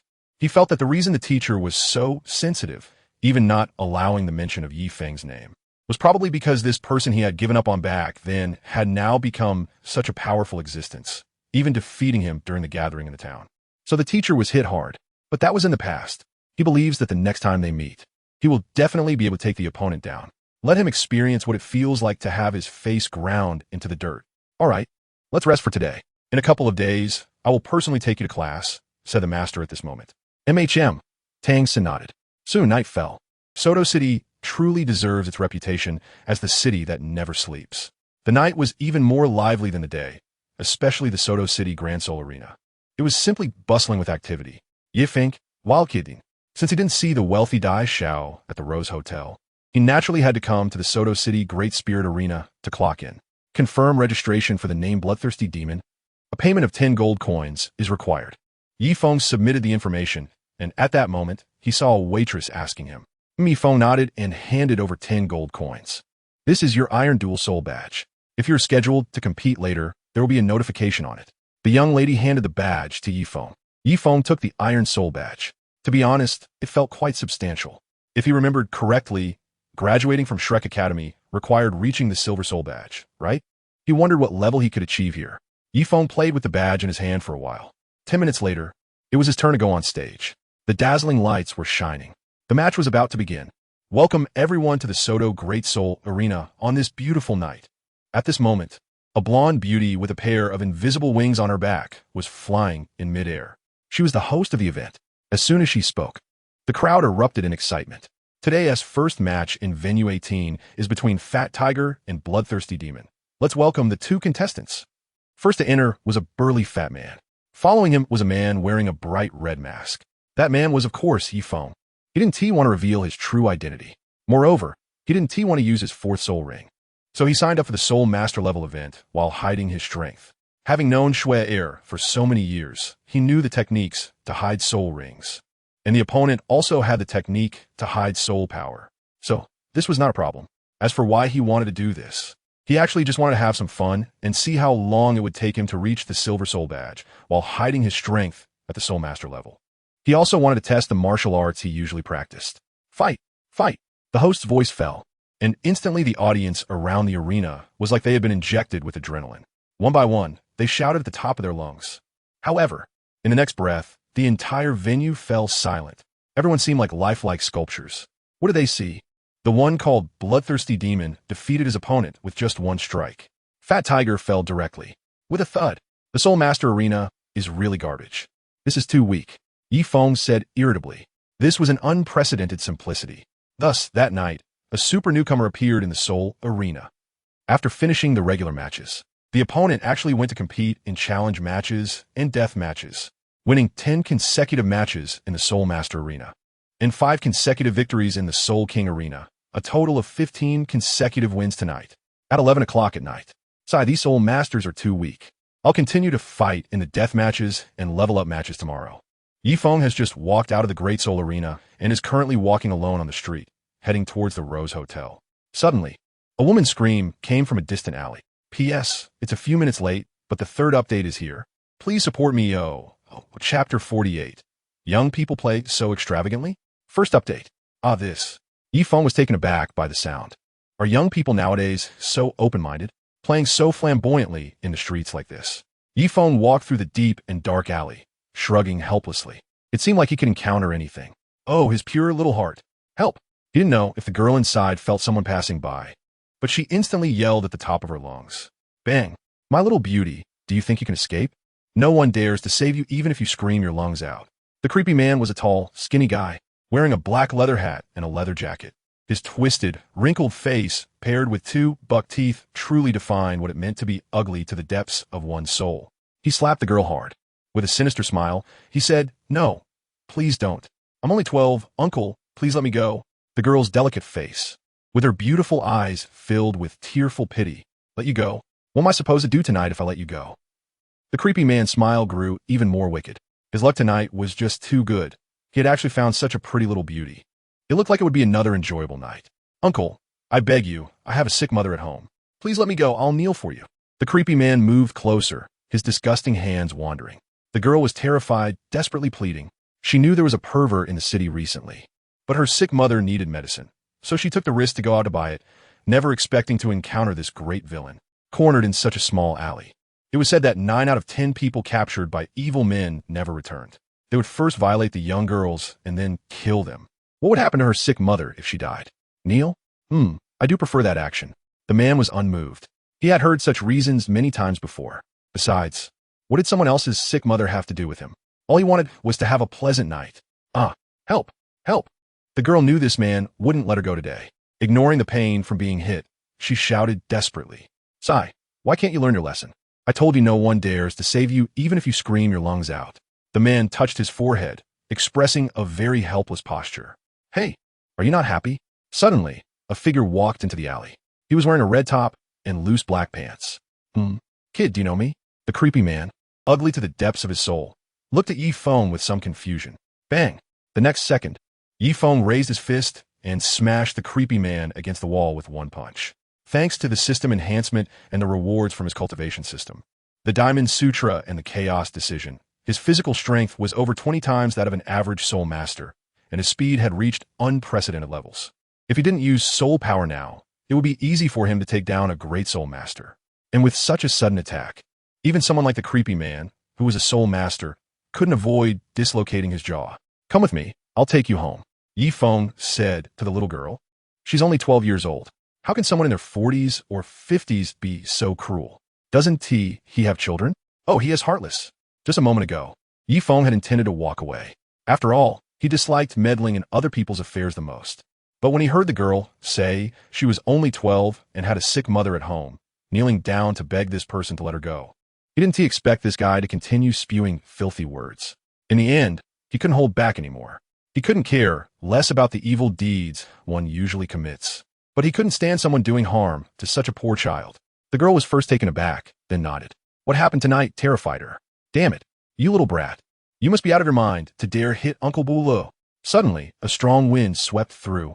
Yifeng's actions completely infuriated Douluo. He went crazy. Regardless of gender, I must capture this kid and then torture him severely. Let him know what price he has to pay for provoking me. He's coming. The girl shouted in great fear. This person had already left her with psychological trauma. Don't worry, leave it to me. Yifeng pushed the girl beside him behind him. He hadn't had enough fun fighting in the Soto Great Spirit Arena tonight, and he didn't expect to have such an opportunity when he got back. Since that's the case, he might as well have a good match with this Douluo. Boom! The two fists collided. Douluo took a few steps back. You're actually a spirit master? Douluo sensed the fluctuation of soul power from Yifeng and was immediately surprised. What's wrong? Are you scared? Yifeng looked unhappy and asked, afraid? In my eyes, there's no such word as fear. Upon hearing this, Douluo's whole demeanor suddenly turned cold. Heh, I hope you can still be this confident later. Yifeng's palm surged with a black martial soul. It was a scythe resembling an elongated 7. Wow, kid, you sure have a big mouth. Douluo laughed at this remark. He was known as the notorious villain of this city. Even the city lord's mansion had no way to handle him. Yet here was a little brat who dared to speak so arrogantly. He estimated that the opponent was at most a great soul master. First soul skill, tear the sky. The purple soul ring merged in. Purple? Soul venerable? Douluo was somewhat surprised. Whoosh. In the next moment, he felt as if something had pierced through his body. Splash. It was blood. Douluo realized that the kid had already come to his back. He felt like a fish struck with a knife. Blood gushed out instantly. As for his clothes, they were neatly transformed into a diamond lattice. What have you done? Douluo felt an unprecedented pain in his body. Nothing. Just gave you a few cuts all over. Yifeng retracted his soul power. The next moment, an unbearable wail like that of a slaughtered pig echoed. It was incredibly tragic. It turned out that all the flesh on his body had been torn apart by Yifeng. It was like fish scales, piece by piece. As long as the opponent moved, blood would seep out. As for that 1 or 2 inches of flesh, it was gone. People like this are not worthy of sympathy. It's more efficient to just cripple them. Thud! Douluo knelt on the ground. Heart-wrenching. Let's go, I'll send you back. Yifeng said to the little girl, Autumn. Suddenly, a firework bloomed in the sky. Thank you, handsome brother. But how did this firework go off? The girl suddenly looked a bit dazed. P.S. The author has been delayed, and the updates have been a bit lonely. The last PK wasn't arranged, and the editor informed me this afternoon that the PK would be held tomorrow. Since that's the case, the author will keep updating 3 chapters this week. I hope everyone can support the author and help me get through the PK. Thank you all. Your recommendation votes and monthly votes are the key for the author to advance in the PK. I humbly ask for your support. Today, there will be 3 updates again. Chapter 49, Inhumane Suffering, Who Understands the Pain of Unhappiness. Second update. It seems you'll have to wait a bit longer. Yifeng said. He saw that this thing was fired from Douluo's hand. In other words, the other party was calling for help now. If he remembered correctly, he indeed had 2 friends. One was fat, and the other was a dwarf. It seemed they were called Old Goose and Tianya. Kid, if you have the ability, don't run away. Douluo had completely turned into a bloody person. The pain in his bones made his whole body twitch continuously. But he wanted revenge.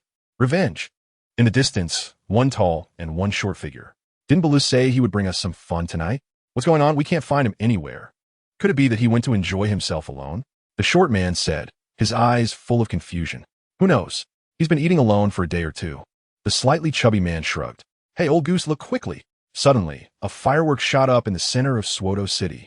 Then with a bang, it exploded in the sky. Not good. It's Douluo's distress signal. Let's hurry over there. After seeing this signal, Old Goose's pupils contracted. Then he immediately ran towards a direction in the distance. This was their distress signal. It would only be used when facing life-threatening danger. In the alley, it seems you really don't know how to die, so I'll give you an unforgettable lesson for a lifetime. Yifeng originally planned to leave. As a result, the other party unexpectedly called someone over. Since that's the case, while the other party hasn't arrived yet, he decided to further shape Douluo's character. What do you want to do? Douluo looked at Yifeng as he approached, instantly appearing very flustered. What do you want to do? I'm here to help you stretch your muscles. Yifeng's smile became even more playful. Soon, the alley was filled with cries of pain. Ribs were broken in half. Limbs were shattered. Palms were crushed. and buck teeth were smashed one by one. Douluo first fainted. He quickly woke up again from the excruciating pain. This went back and forth. It wasn't until 10 minutes later that two out-of-breath voices could be heard in the alley. "Old Goose, I'm here." One of them gasped. I smell gunpowder." The man called Old Goose nodded. You guys."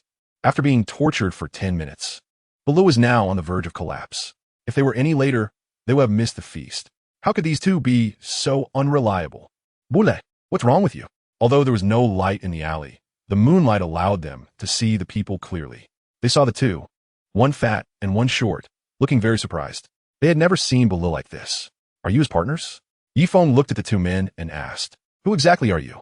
Do you know that we are notorious villains from Soto City? If you dare to harm our brother, you will pay the price." The chubby man said, his tone filled with coldness. "Old Goose, it's bad. Come quickly and look at Douluo."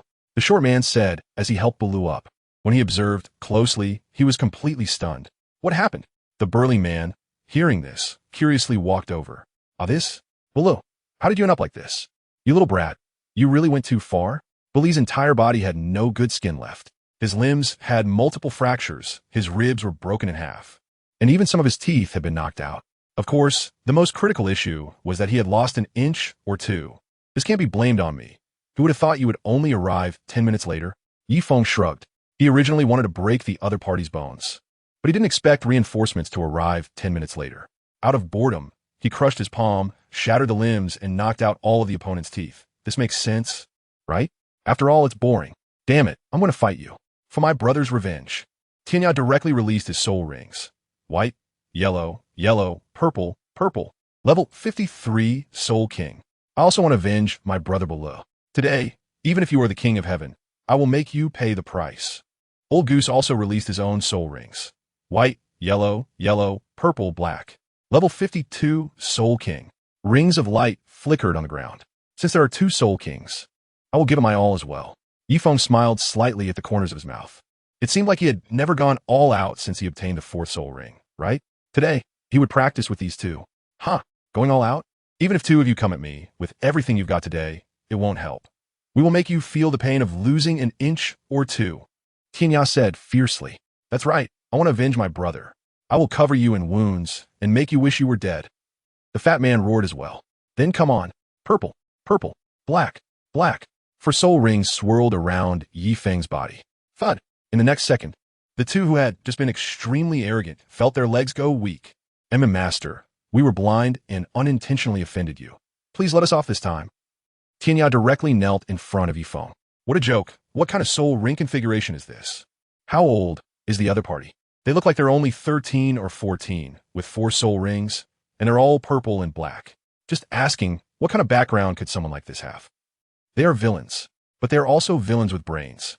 Offending someone like this, not only could their entire clan be wiped out, but their ancestors' graves might also be dug up by them. What happened to that arrogance just now?" Yifeng looked at the two people. "Sir, we're actually not familiar with him." That's right. We're completely unfamiliar with this guy." The two had a desperate look on their faces. "Oh, not familiar? Then why did you just say you wanted to leave someone behind for a couple of inches?" Yifeng stared at the two. "No. What we mean is that if we want to deal with a pervert like Douluo, we shouldn't leave even an inch, right, Old Goose?" Tianya asked. Yes. I think so too. Hold on, sir. Loyalu Dogzi, come here, have something to eat." Old Goose rolled and crawled over to Buli's side. To show determination, he immediately tossed an inch or two of meat to a stray dog in the distance. You. Bulu had just woken up from his coma. Enduring the pain, he thought his friends had already taken care of that guy. But when he saw this scene, he fainted again immediately. This.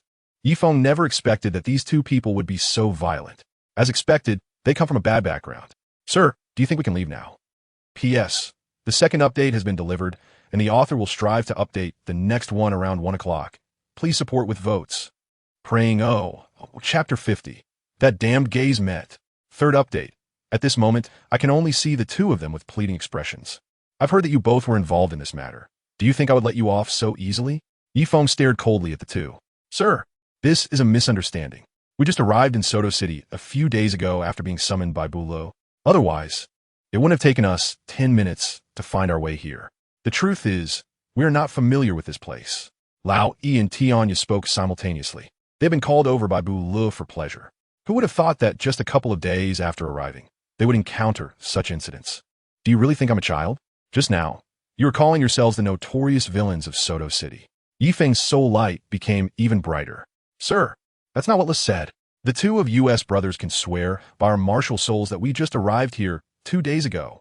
Upon hearing this, the two immediately wore a look of injustice. Oh, Yifeng stared at the two. We swear on our martial souls. Upon seeing Yifeng, Lao, Yi, and Tian still showed a reluctant expression and immediately swore on their martial souls to show their determination. Get lost quickly. From now on, I don't want to see you again. After the two finished their oath, Yifeng said coldly, I have to say, these two really had a strong desire to survive. However, for people like Douluo, to be honest, keeping them around is of no use. According to the official statistics from Soto City, nearly 100 girls have gone missing in just 3 months. Among them, there are many girls as young as 13 or 14. And among those who returned, they either went insane or suffered severe mental trauma. As for those who didn't come back, they're more than half. That's why Yifeng was so ruthless just now. After all, the greatest revenge on a person isn't to let them die, but to make them live in pain. Thank you, sir. We'll leave right now. The two scrambled away. Wait, bring him with you. I want to see him in the square tomorrow morning with a confession letter. Can you do that? Yifeng pointed at below. Yes. The two nodded frantically. Don't ask them why they were so scared. No normal person has a 1,000-year first soul ring. Moreover, the other party clearly displayed 4 soul rings. This also proves that the opponent knows the soul ring concealment technique, something only top noble families possess. From this, one could deduce the identity of the opponent. Additionally, from the soul rings, it can be inferred that the opponent has at least 1 to 2 more soul rings. If they encounter such a freakish opponent, they'll likely end up like below. So, honestly admitting defeat is the way to survive. Little girl, don't be afraid. They have all left. Yifeng walked into the little girl who was hiding aside and covering her eyes. Then Yifeng personally took her back home. At the entrance of the Rose Hotel at night. Damn it, Fatty, what do you think I'm after? Dai Mubai looked furious. Yeah, boss Dai. Why are you looking at her face? Aren't those twins tempting? The fatty on the side echoed. Sigh, I'm at least a wayward son returning home. For her, I haven't come to the Rose Hotel for over a month and cut off contact with those people. Yet she called me a dirty man. Where am I dirty? Dai Mubai held a drink in his hand. He had initially planned to take a break today and went to find Zhu Zhuqing, but was scolded harshly instead. She showed him no respect at all. She even called him dirty. He asked himself where he was dirty, unable to hold back. He went to drink with the fatty. That's right, men should be a bit wild. It's a reflection of ability and charm, don't you think? Zhu Zhuqing just doesn't understand. The fatty nodded crazily. Exactly. She just doesn't understand. I have ability and charm. Look at those ordinary men. Who can do this? Dai Mubai said louder, slightly tipsy. In the past month or two, he made huge concessions to pursue her. In the end, he got a cold shoulder. He got nothing and was scolded instead. Tonight, he finally exploded. Boss Dai, I think twins are better. No matter how beautiful Zhu Zhuqing is, she's just one person. With twins, you can have one on each side. It's simply amazing. Why not contact those twin sisters tonight to relieve the boredom? The fatty said at this moment. There is soup to drink with Boss Dai. Usually, when they call the twins, they would prepare a decent beauty for him in a free room. But such a wonderful life hasn't he appeared for a month or two. He misses it. 2 twins? No, I don't want. Dai Mubai shook his head. Don't want? The fatty was a bit confused. Could it be that Boss Dai has truly turned over a new leaf? I want to find 10 twins. She called me dirty, so I'll show her how dirty I can be. Dai Mubai shouted. Oh wow, what the heck? 10. The fatty's hands were shaking. Awesome. As expected of Boss Dai. Exactly, let us go. I'll arrange it with the manager right now. Dai Mubai had been swindled out of a large sum of money recently and was scolded today. He had long wanted to vent his frustrations. Boss, then how about me? Watching Dai Mubai walk towards the Rose Hotel, the fatty hinted wildly. Don't worry, we're brothers. I'll arrange 3 for you. Dai Mubai held up 3 fingers. Wow, Boss Dai, you are like my reincarnated parents. Tonight is going to be a blast. Boss Dai's taste is sharp. He thinks that ordinary beauties are just the top-notch girls he usually can't afford. Suddenly 3. Damn, that is too happy. Clang. Dai Mubai spilled a bag of gold coins at the front desk. The male attendant at the front desk panicked instantly and hurried to contact the manager. The manager, who had just laid down, rushed over immediately upon hearing that Dai Xiao had arrived. Half an hour later, 3 stunning girls and 5 pairs of top-notch twins appeared in the entire lobby. Wow, the fatty's heart soared. He flew directly to the room upstairs. He never dreamed that Boss Dai would actually want 10 twins. Is this what cash power is? He wished he could have it. Dai Xiao. The 5 pairs of twins you wanted have been found. All have served you before and are familiar with your habits. Tonight's room is the presidential love suite on the top floor, with a bed big enough and all-wool carpets. I hope you enjoy yourselves. At this moment, the manager looked like Dai Mubai's personal butler, introducing the arrangements. Dai Xiao, good evening. All the girls shouted in unison. Dai Mubai usually has no special preferences, only loves twins. Previously, he even had the nickname of Double Kill Dai Xiao in Soto City. At the entrance, after sending the little girl home, Yifeng had just entered the Rose Hotel. It was already quite late, and he just wanted to go back to rest. Suddenly, the shout of Dai Xiao attracted Yifeng, who was about to go upstairs. Then that damned gaze met. P.S. The 3rd update is here. During the PK period, please vote for recommendations, monthly votes and rewards, various requests. Chapter 51, Brothel Chickens, Intense Battles. First update, Dai Mubai, Ma Hongjun. Yifeng's eyes widened in shock. Wow, are these two having so much fun? 13 girls, 5 pairs of twins. This scene is just like selecting a concubine. Indeed, his ordinary background limited his perspective. Fatty, isn't that guy from Sanghui Academy? Suddenly, Dai Mubai also noticed Yifeng. His eyes narrowed instantly, and a fierce aura surrounded him. Last time in the Stardew Forest, they had planned to teach that guy a lesson, but they were disrupted by the appearance of the Titan giant ape and got scattered. Who would have thought that their fateful encounter would happen here at the Rose Hotel? Sanghui Academy?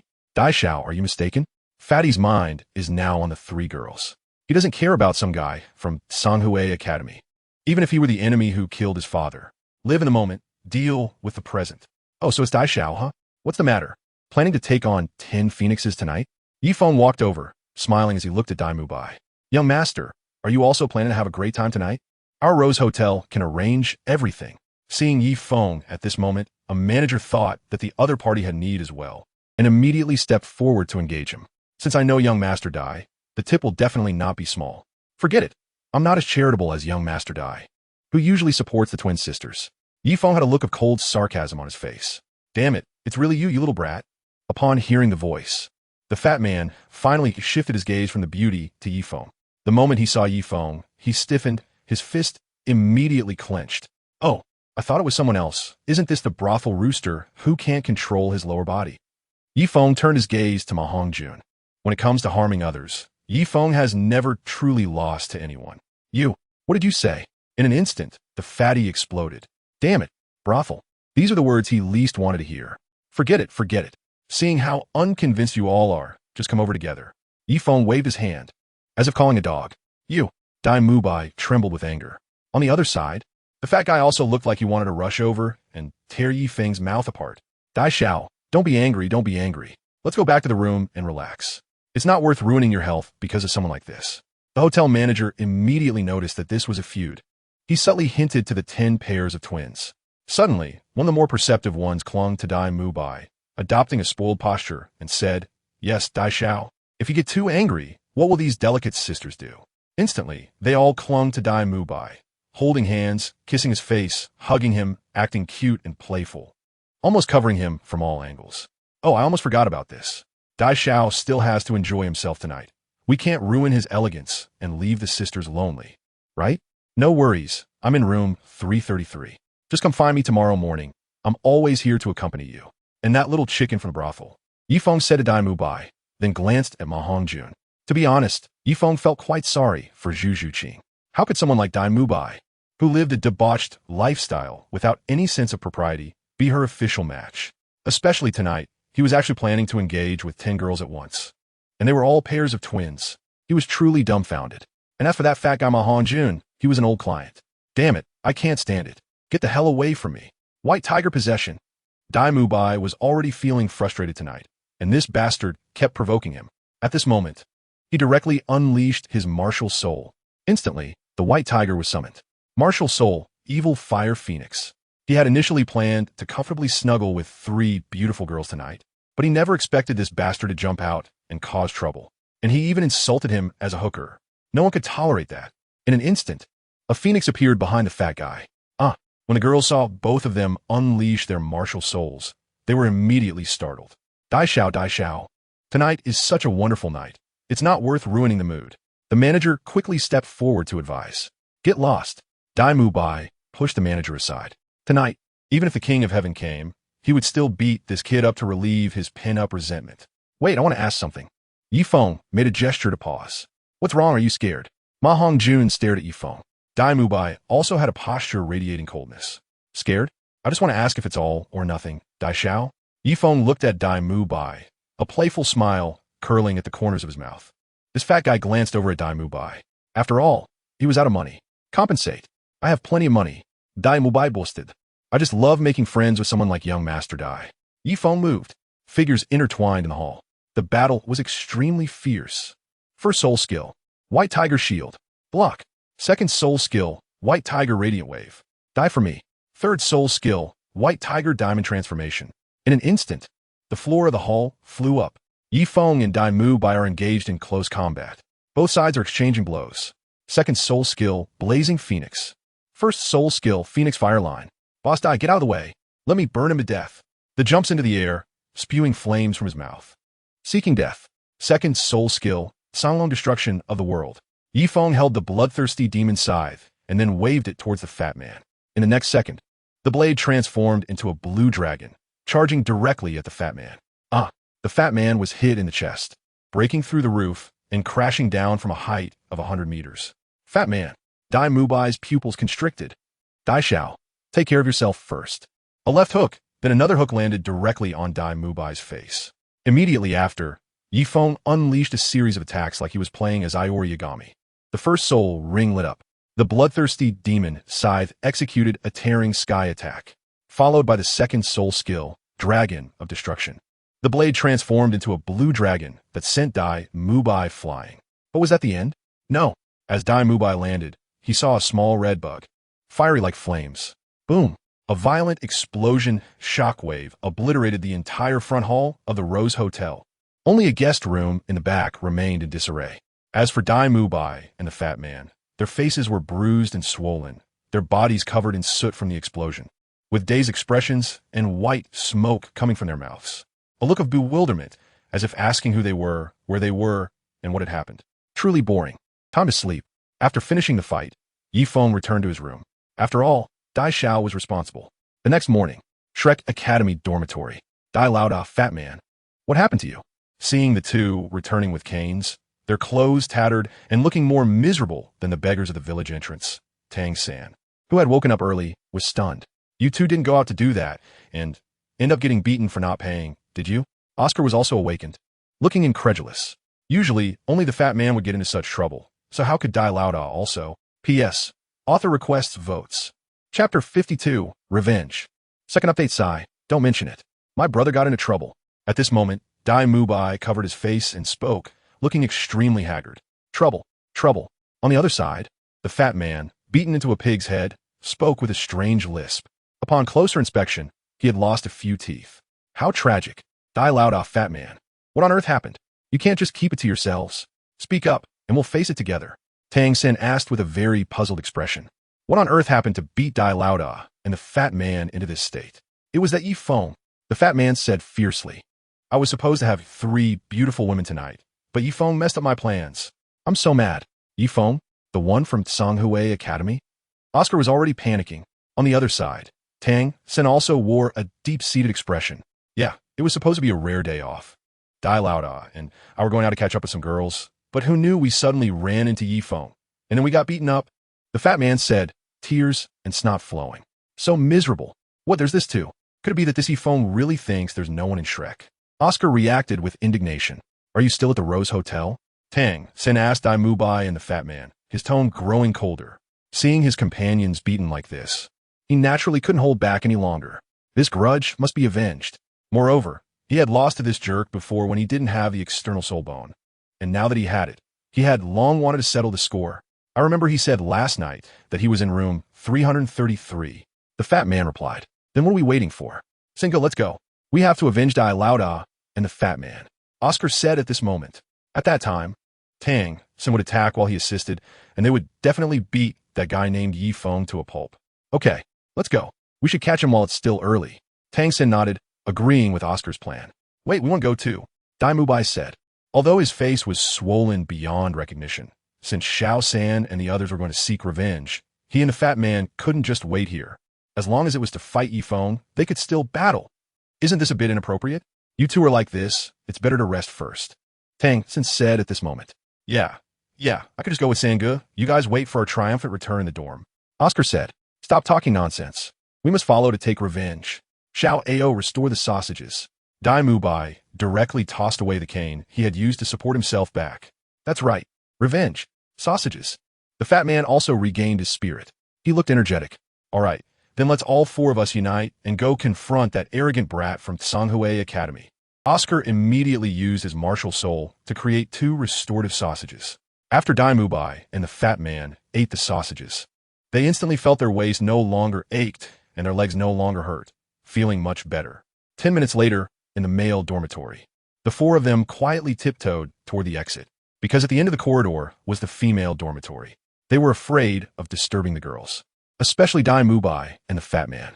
If the girls saw them looking like this, they would die of embarrassment. Creak. This world is truly wonderful. What they often wish would not come, often ends up coming. The door of the female dormitory suddenly opened, and Xiao Wu appeared, rubbing her drowsy eyes. You, how did you get here? She suddenly jumped in shock upon seeing the 4 of them. They moved lightly, and upon seeing her, they seemed like statues frozen in place, vividly lifelike. Sure. Oscar and Tang San made a shushing gesture. What happened? Dai Lauda, fat man, who beat you up like this? Xiao Wu asked, her face full of excitement. What's wrong, Xiao Wu? A voice came from the female dormitory. Dai Lauda and the fat man got beaten. Xiao Wu said directly. In the next second, Ning Rongrong came out. Then Zhu Zhuqing followed. The fat man and Dai Mubai were in disarray. Did Xiao Wu not see the shushing gesture? Total social death. True, social death. Oscar, what on earth happened? Ning Rongrong asked Oscar. We got beaten. Oscar seemed to have no immunity to Ning Rongrong's inquiry and spoke directly. Beaten? By whom? Xiao Wu asked, her curiosity piqued, jumping in to ask. Scythe. It was that guy from Tsanghue Academy. Dai Mubai shrugged helplessly. Since he had been discovered, he didn't bother to hide anymore and directly showed his scarred face. Meanwhile, the fat guy also turned his pig-like face toward the crowd. The 3 girls were immediately astonished. So you guys plan to seek revenge this early? Zhu Zhuqing asked. MHM. Oscar nodded. Xiao San, are you taking revenge without calling us? Have you not considered me, Xiao Wu, and Rongrong as your own? Upon hearing this, Xiao Wu immediately questioned Tang San. Well, I was just worried about affecting your rest. Tang San shrugged helplessly. He really was a charming little guy who could adapt to any situation. Fighting can happen anytime. Last time that Yifeng hurt me. This time I must get my revenge, and I want to smash him down hard. At this moment, Xiao Wu was clenching her fists tightly, looking very angry. All right then. It seemed that the 7 members of Shrek were heading out together. Anger was written all over their faces. They were determined to surround Yifeng at the Rose Hotel. Ding ding. Room 333. At 8 in the morning, as a highly disciplined man, he had already run a lap around Soto City. At that moment, he was taking a shower in the bathroom. Suddenly, the doorbell rang. Who is it? Yifeng asked, but no one answered. Instead, they continued to ring the doorbell. What was going on so early in the morning? Yifeng walked out of the bathroom, wrapped in a towel. Outside the door. He must be too scared to open it. Or else let's break the door in. Xiao Wu, Ning Rongrong, and Zhu Zhuqing were at the door. As for why 3 girls came up, it was because of Xiao Wu. She's good at fighting, and originally she wanted to go up alone, but Tang San disagreed. In the end, Ning Rongrong and Zhu Zhuqing accompanied her. Meanwhile, Tang San and the others were downstairs, preventing Yifeng from jumping out of the window. After all, this is the 3rd floor. For a soul master, jumping out of the window is simply easy. P.S. Wow, everyone keep it up. The author saw the recommendation votes suddenly increase a lot, and the ranking has risen. These days are critical. The life and death of this book depend on everyone's support. The author is going to write now, and there will be a 3rd update definitely before 1 o'clock. Chapter 53. Who is settling the score with whom? 3rd update. Therefore, the battlefield below is even more important than the battlefield above. It is estimated that when Yifeng hears this knocking, he will immediately suspect that enemies have come to his door. Kick the door. Ning Rongrong nodded. Zhu Zhuqing also expressed no objections. You all step back. Xiao Wu took 2 steps back, preparing for a sprint. After all, she is not a power-type soul master. With a sprint, it will be easier to resolve the situation. Creak. Suddenly, at that moment, Yifeng opened the door. Xiao Wu, who was charging, couldn't stop in time and crashed into Yifeng. What the heck? Yifeng was completely confused about the situation. He only saw a shadow rushing towards him. and his body instinctively moved to the side. Coincidentally, Xiao Wu's body bumped right into Yi Feng's towel. The next scene was simply too beautiful. Ning Rongrong and Zhu Zhuqing screamed in fright, as if the earth was shaking. At the entrance of the Syrian-style Rose Hotel, did you hear that sound? Dai Mubai stood up. That was the sound of a girl screaming. Not good, Xiao Wu. Tang San's pupils contracted. He instantly thought, could it be that guy attacking Xiao Wu? He dares. Xiao Wu is his taboo. If he dares to lay a hand on her, Tang San will definitely make sure to understand this person himself. At this moment, Tang San unleashed his ghost shadow perplexing track and quickly rushed upstairs. Dai Mubai, Ma Hongjun, and Oscar also ran upstairs. However, the scene was very harmonious. Rong, where's Xiao Wu? Tang San rushed over and asked. She fell down. Ning Rong replied. Fell down? Tang San was full of question marks. This has nothing to do with me. She rushed down by herself just now. The door is slightly tilted, and it's just the window. Xiao Wu. Tang San immediately rushed out of the window. What exactly happened just now? Oscar looked at Ning Rong. Dai Mubai also looked deeply at the two of them. For some reason, they felt that these two were a bit off. And no, it's nothing. It's just that Xiao Wu fell down, and we were a bit scared. Ning Rong said. Zhu Zhuqing nodded slightly. Such things can't be said out loud. Really? Oscar, for some reason, felt that something was off. Not just him, but both the fat guy and Dai Mubai felt the same. What? You still don't believe me? Ning Rong stared at Oscar. I believe. Oscar didn't dare to say anything. He immediately said he believed. Hey, Yifeng, right? Why are you bullying Boss Dai and the fat guy? Do you really think our Shrek has no one? The clever Oscar changed the subject, directly staring at Yifeng. No matter what happened, as long as the person is fine, that's good. Besides, they came today to settle accounts with Yifeng. They couldn't forget this important matter. Oh, the one who got beaten last night brought people today, and still a food-type soul master. Yifeng had already changed his clothes and was smiling as he looked towards the fat guy. Puffed, brothel chicken. Ning Rong, who was beside him, couldn't help but chuckle at this. She understood what brothel meant, and, combined with her knowledge of the fat guy over this period, this term was simply the most fitting description for him. What? What did you say? The fat guy exploded upon hearing this. Last night, apart from Dai Lauda, there was no one else, so the term brothel chicken didn't hurt him much. But today, with female classmates around, the other party actually said this. This was simply rubbing his dignity into the ground, especially when he saw Ning Rong chuckle and Zhu Zhuqing try to hold back her laughter. He was even more furious. He had never experienced such humiliation before. Wasn't it true? And didn't Xiao have his fun last night too? Yifeng suddenly turned his gaze toward Dai Mubai. Kid, what did you say? I warn you not to talk nonsense. Dai Mubai sensed a hint of danger. He immediately pointed at Yifeng and shouted, Oh my God, Zhu Zhuqing is here. If they find out about what happened last night, I'm really done for. He was starting to regret bringing Zhu Zhuqing and the other girls over. It was simply a mistake. What's wrong? The famous double kill Dai is panicking. Yifeng looked at Dai Mubai, a slight arc forming at the corner of his mouth. Kid, I advise you to shut up. Dai Mubai glared fiercely at Yifeng. If it were someone else, they might be flustered.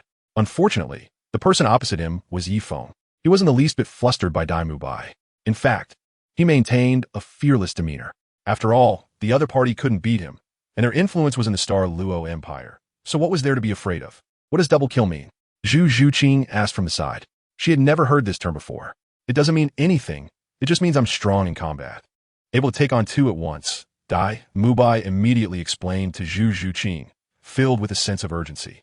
After all, he still wanted to pursue her. If this matter got out, he would have no chance at all. Oh, really? Zhu Zhuqing looked intently at Dai Mubai and the fat guy. Yes. Dai Lao's combat power is particularly strong. That's why it's called double kill. Feeling Zhu Zhuqing's gaze on him, the fat guy immediately panicked. He quickly responded cleverly. After all, he wasn't lying. He was talking about combat power and didn't specify which aspect. Meanwhile, Dai Mubai let out a sigh of relief, giving the fat guy a look of a good brother. He had managed to keep the secret. Wasn't this supposed to be about getting revenge and settling scores with Yifeng? Now, who was really settling scores with whom? It was shocking. Indeed, Dai Mubai was strong in combat. He had even planned for a pentakill last night. Oh no, wait, it was a decakill. Simply enviable even for men. Yifeng slightly raised the corner of his mouth. Playing with him is still a bit too naive. Today, without using a bit of effort, he can render you all completely powerless. As soon as these words were spoken, Dai Mubai was completely frozen. He wished he could find a crack in the ground to hide in. He really shouldn't have come today. Even if he did, he shouldn't have brought Zhu Zhuqing. Oh, Zhu Zhuqing's tone instantly turned colder. Zhuqing, it's not what you think. It's that kind of combat power. That kind of... He didn't explain it clearly. Dai Mubai was now completely flustered, answering in a panic. Yes, it's that kind of twin. Yifeng shrugged and said, it's filthy to the extreme. Zhu Zhuqing finally couldn't hold back and glared fiercely at Dai Mubai. Kid, I'm going to kill you. P.S. Here comes the third update. Today, when I opened the back end, I saw that many friends have given rewards. Thank you to fans like Fan Sha, Yu Yuan, Hai Yize Nyang Si Yu, waiting for my hair to reach my waist, Jiang and AI, Chiao Woro, and others for your generous support. At the same time, the author also thanks all the friends who voted for recommendations and monthly tickets today. Thank you. Your crucial votes are what keep the author motivated to continue writing. A new day, let's keep asking for votes. Chapter 54, Bloodthirsty Demon, first update. Seeking recommendation votes. Dai Mubai trembled all over, wanting to attack in Yifeng's direction, especially after bringing up what happened last night. It was simply provoking discord. What, in a fit of rage, do you still want to kill me? Yifeng calmly looked at Dai Mubai, completely unafraid. He knew that Zhu Zhuqing wouldn't allow Dai Mubai to attack him here. If he did, it would be a done deal, and there would be no way to wash it away. Deep down, the other party liked Zhu Zhuqing. Dai Mubai's eyes widened in anger. He wanted to make a move, but dared not, as Zhu Zhuqing was watching him. Once he acted, it would be practically admitting to it. No matter how he explained later, it would be useless. Dirty. Zhu Zhuqing shot a glare at Dai Mubai, and then turned to walk downstairs. If Dai Mubai and the fat guy were being beaten, she should help. But these two were being beaten for soliciting. So what was there to help with? Especially since one person even sought out 10 women, 5 pairs of twins. Just let them be beaten to death. Yifeng, you bastard. At that moment, Xiao Wu rushed in with a towel. Just as she burst through the door, a towel landed on her head. Immediately, she dashed down from the 3rd floor. Yifeng, what do you mean by this? Tang Sen followed closely behind, his eyes filled with murderous intent. Why was Xiao Wu's head wrapped in a towel? Why did he push her down from the 3rd floor? Why? Suddenly, Tang San and Xiao Wu sensed that the atmosphere above was off. Zhu Zhuqing turned and left directly. Dai Mubai, Zuqing, Ning Rongrong followed behind. Dai Mubai, hurry and chase. I'll testify for you. The fat guy looked at the dazed Dai Mubai and said, last night he talked about how Zhu Zhuqing was, but it was just about getting a free girl. In reality, he felt that someone as exceptional as Zhu Zhuqing was quite a match for Dai Mubai. Dai Mubai was a bit stunned. He wanted to go but couldn't bring himself to do it. What are you still standing there for? With me as a witness. Just say this kid is making things up. If it really doesn't work, we can also bring in Sange and Xiao Ao. She will definitely believe us. The fat guy said, then let's go. Dai Mubai made up his mind and directly chased after them. So on the scene, besides Yifeng, only 3 people were left. Oscar, Tang San, and Xiao Wu. Oscar, what just happened? Both Tang San and Xiao Wu looked confused. Why did they just leave like that? This situation is complicated. Let us hurry and help Dai Mubai. Oscar said with a bitter smile. What about him? Oscar grabbed Tang San's hand and ran downstairs. Dai Mubai's happiness for the second half of his life is more important. We can settle the score with him later. Oscar said excitedly. Xiao Wu. Tang San called out to Xiao Wu. What? Do you want to fight me? Yifeng looked toward Xiao Wu at this moment. Wait, I'm coming. Xiao Wu immediately ran down. For some reason, she felt an inexplicable sense of threat from this man. It was impossible for her to stay here and agree to him. Even if she could win, it would come at a great cost. It was better to wait for everyone to come together. This was what Xiao Wu thought in her heart at that moment. Thus, Yifeng watched as this group of people went downstairs. He glanced out the window, and Zhu Zhuqing walked away without looking back, with Ning Rongrong chasing behind. Further back were Dai Mubai and Ma Hongjun. As for whether they could catch up, Yifeng didn't know. After all, they had already left his line of sight. Besides, what did others' affairs have to do with him? At Shrek Academy, Xiao Gang, if you keep playing like this, the Academy's budget won't hold up. Flender looked forlornly at the budget for the Academy's various expenditures written by Yu Xiaojiang for the next month. Goodness, the expenses for just 1 month would wipe out an entire year's tuition for their Academy. Flender had never seen anything so outrageous. Since you called me here, I naturally have my plans. The master stood with his hands behind his back, as if nothing could change his mind. But we don't have money, Flender lamented. Do you want these kids to become the strongest among their peers? The master asked. Of course I do, Flender replied. He had called the master over to train these kids. After all, He had already taught Tang San so well, so the other kids should be fine too. Then that's settled. Let us do it this way, the master said directly. But my old buddy, the tuition for these kids for a year is only enough for you to mess around for a month. Where do you want to find this much money for you? Flender slammed the table. The academy was on the brink of closing due to funding issues. With such a large expenditure, where could he find the money? Actually, there was a way. They could train for a week and then send them to the Soto Great Soul Arena to earn money the following week. Wouldn't that allow them to earn back the money? The master said to Flender. In the arena, if you win a battle, you get paid. But isn't this a bit difficult for these kids? Training for a week and then go to the Great Soul Arena for another week. I'm afraid these little monsters won't be able to handle it, and that would be troublesome. Besides, who can guarantee they win every time? Flender replied. Don't worry, after my training, there will definitely be no problem earning money. The master was very confident. All right then, since you've said that, I naturally have nothing more to say. In the Great Soul Arena, tonight, a figure was still the center of attention. He wore a bright red mask. Whether it was a regular battle, a life-and-death fight, or a battle beyond his level, he handled it with ease.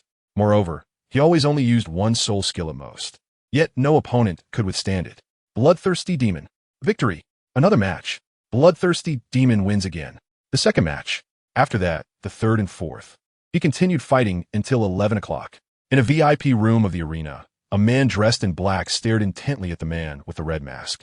This man, called the Bloodthirsty Demon, could potentially be the greatest opponent for these kids. Who exactly was he? Why was he so strong?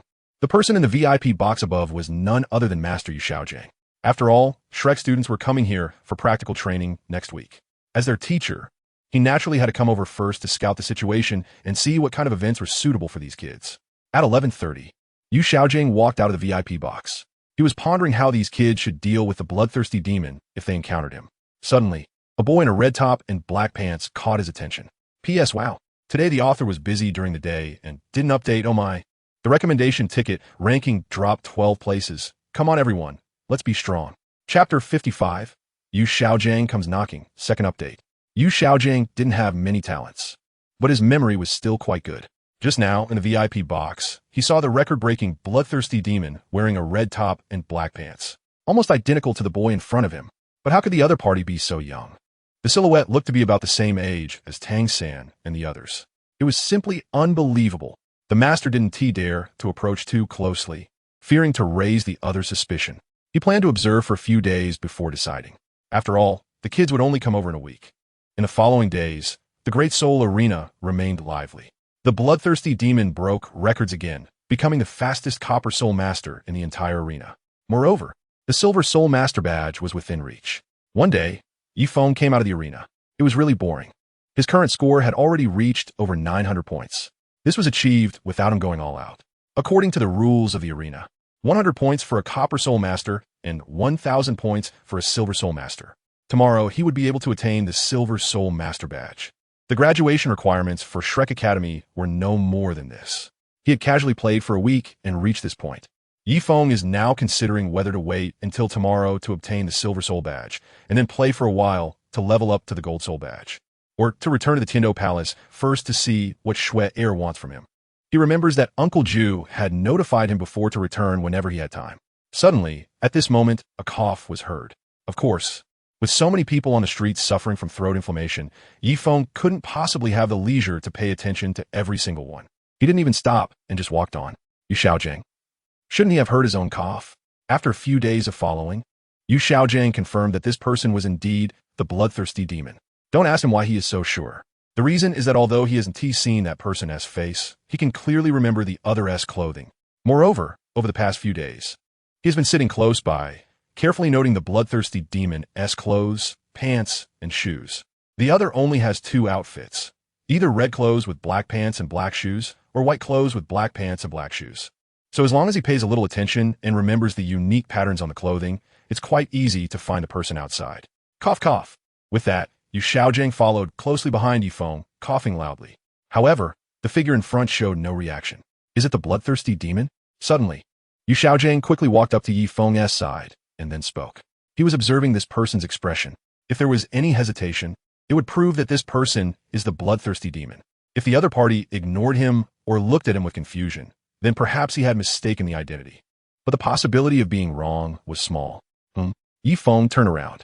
When he saw that familiar face, his pupils suddenly constricted. Isn't that you, Xiaojiang? How did he end up here? And why is he looking for him? What does this guy want? You're a bloodthirsty demon, aren't you? Yu Xiaojiang noticed Yifeng's expression and immediately broke into a smile. Because many years had passed, back then Yifeng was dressed in rags. And the master didn't even glance at him. So he had no idea that the person in front of him was Yifeng. If he had known it was Yifeng, he probably wouldn't be able to smile anymore. Yes, Yifeng responded. He was really confused. It seemed that Yu Xiaojiang didn't recognize him. After all, he was the one who had been killed by the other party with his own hands back then. Could he have forgotten so quickly? P.S. Today the author is stuck in a writer's block. And it's really painful because the author wants to write this face-slapping plot well. If there isn't a third update tonight, then there will be 4 updates tomorrow. And it will be earlier then. I also hope everyone can continue to support the author. The votes have decreased a lot, so please give more support. The author will definitely do their best to present this face-slapping plot. Make it exciting. Chapter 56. He really has no guilt at all. First update. Seeking recommendation votes. Does he really kill a person as easily as squashing an ant, forgetting it completely in just a few years? Also, why is this guy calling him? Is it because he watched the previous Soul fighting match and came to seek advice? No. Based on Yu Xiaojiang's personality, he shouldn't be doing something like this. What trick is he trying to pull? Perhaps you don't recognize me. At this moment, Yu Xiaojiang followed Yifeng, pretending that they were friends. Yifeng, I don't recognize you? I would recognize you even if you turned to ashes. So what? Of course. Yifeng wouldn't say what was on his mind. Instead, he directly coldly asked. He wanted to see what the other party was really up to. Don't worry, I have no ill intentions. I just wanted to get to know you since I've seen your brilliant achievements in the Soul Arena these days. At this moment, Yu Xiaojiang said to Yifeng with a kind expression. The other party looked so young, probably still in school. If he could arrange for this person to come to Shrek Academy and become his student, practicing his theories, then Yu Xiaojiang might become famous throughout the continent in the future. From then on, no one would look down on him or be dissatisfied with him. Honestly, he didn't even expect to be so lucky to encounter such a talent during this visit to the Soul Arena. This trip to the Soto City Soul Arena was truly significant. Master felt a surge of joy in his heart. Of course, he had no idea that the person in front of him was Yifeng. If he had known, he probably wouldn't be able to smile. Oh, is that so? Yifeng sneered. It's really disgusting. Back then, he was told to get lost, and now he comes over to get acquainted. How can this guy be so thick-skinned? Does he really not remember anything about himself? Thinking of this, Yifeng inexplicably found Yu Xiaojiang even more repulsive. People often have a deep memory of their wrongdoings. If Yu Xiaojiang still remembered him, then he might still feel some guilt about what happened back then. However, the fact that he doesn't remember him at all proves that he has completely forgotten, so there's no mention of any guilt. It's likely that in Yu Xiaojiang's mind, he doesn't even think it's wrong to bully a defenseless child and push him into the jaws of a snake. I don't know what this young friend's name is. Yu Xiaojiang sensed Yifeng's coldness, but he had no intention of giving up.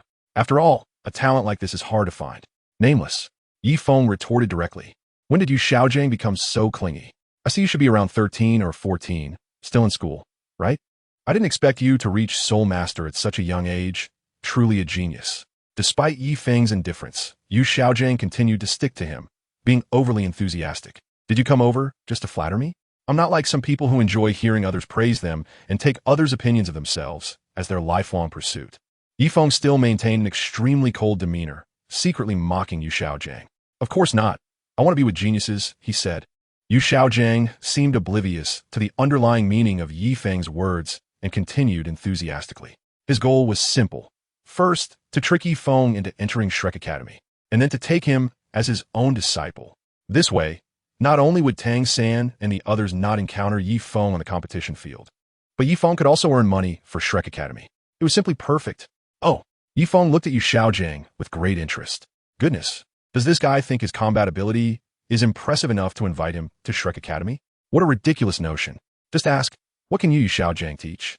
Making everyone recite about stone bubbles every day? Calling it physical training? If you really want to build stamina, just take the students to a construction site to move bricks. Not only can you earn money, but it also serves as a way to build physical strength. At Sanghui Academy, generally, from Great Soul Master to Soul Respect level, training is based on individual circumstances to improve combat skills and soul techniques. For example, Control-type Soul Masters focus on enhancing their control. Power-type Soul Masters seek opponents of comparable strength to battle and learn from each other. Agility-type soul masters train in specialized agility venues, while support-type soul masters with weaker physical strength follow personal training to enhance certain power-type weight-bearing exercises. As for the more advanced Tiando Royal Academy, regardless of the type of soul master, they enter simulated environments to identify and address gaps in their skills. To be honest, he felt that the master on Earth was teaching haphazardly. Now that he was here, that feeling was even stronger. Only Tang, San, and Dai Mubai, among the top talents on the continent, could withstand the master's antics. If Wang Sheng and the others from Nodding Academy were subjected to such training, they would only be able to move bricks for the rest of their lives. Don't doubt it. There's a school called Shrek on the outskirts of the city, where the children are all geniuses, mostly over level 28, and some have even broken through to soul respect. The strongest one reached level 33 at 13, and another reached level 38 at 15. I guess you're around level 35, right? The master asked Yifeng at this moment because he had only seen Yifeng display one soul ring, while the others were presumably hidden. He guessed that the other party came from a prestigious family like the Blue Lightning Tyrant Dragon or other notable families, with good talent and strong skills. One could shine brightly in this small kingdom. Yes, you're really smart. You guessed it. Yifeng said with a half-smile. How interesting. The one who once killed his enemy is now invited to teach at the other party's academy. Haha, not only do I know you are at level 35, but I also suspect your background is not simple. You must come from a prominent family on this continent, right? Previously, he guessed the level to be around 33 to 37, and Yu Xiaojing didn't expect that the median he casually picked would actually hit the mark. Suddenly, he became extremely confident. He was thinking about whether to propose an 11th law regarding martial souls. Oh, you can even see this? Yifeng looked astonished, but in fact, he was watching the clown performance in his heart. He really wanted to directly say that he was the Yifeng from back then, to see what kind of expression the other party would have. He believed it would definitely be very exciting. Haha, of course, if I, Yu Xiaojing, can't even see this, then after so many years of knowledge, wouldn't it be learned from somewhere else? I think you must know that there is someone on this continent who has studied martial souls to the extreme, known as a master in the spirit master community. And I am that master. Yu Xiaojing immediately became interested and directly introduced himself to Yifeng. If there was any identification, he would probably take it out right away. The first update is here. Please vote. Chapter 57. The Princess, the Prince, and the son of the titled Douluo are all my disciples. Second update. Is the master this confident? Yifeng was puzzled by this statement. Who knows you? Are you famous? In Douluo continent, the title of master is a derogatory term. It's similar to certain so-called experts on Earth at that time, who were just deceitful and misleading masters of the underworld. This guy actually has the nerve to bluff here. It's really eye-opening. Do you think Yifeng would be as easily fooled as Tang San was back then? This isn't confidence. It's the natural aura of someone with real strength. It's normal that you, being young, don't know my name as a master. You just need to know that my students include the princess of the Seven Treasure Glazed Tile School, an imperial prince, and even the son of the titled Douluo who once dominated the entire continent. The master stood with his hands behind his back, raising his head high as if waiting for others to praise him for how impressive he was. So what? However, Yifeng saw none of this. He only saw a charlatan trying to elevate himself by borrowing the names of others. So I want to invite you to join our Shrek Academy, so you can receive my personal guidance, the master said to Yifeng. Huh, how ridiculous. Why would I want to join your Shrek Academy? Why would I want your personal guidance? Yifeng is now even doubting Yu Xiaojing's emotional intelligence, because your strength can only find partners at Shrek Academy. Even if you come from a big family, look at how the Seven Treasure Glazed Tile School sent their children to me. This also indirectly proves my teaching ability, right? In the entire empire, no one has a deeper understanding of martial souls than I do, and no one teaches better than I do. At this moment, the master said to him, "Get lost. I'm not interested." Yifeng couldn't take it anymore and directly told the master to get lost. Many years ago, the master had also told him to get lost from the attic. He never expected that in just a few years, the tides would turn and it would be Yifeng's turn. But this was just the beginning. He would make Yu Xiaojing experience unprecedented heart-wrenching pain. Little friend, don't leave. You can question me, but you can't question my results. Let me tell you, my current direct disciple has a martial soul that is just a blue silvergrass, and I have directly trained him to be a level 30 soul elder.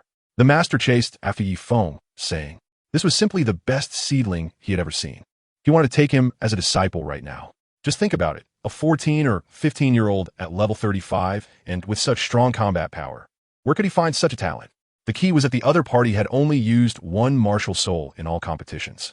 This should at least be on par with Tang San, or even stronger than him. Once he took him as a disciple, with 2 twin stars in hand. Would Yu Xiaojiang be afraid of not becoming the strongest teacher on this continent? No matter where he went, he would be a VIP.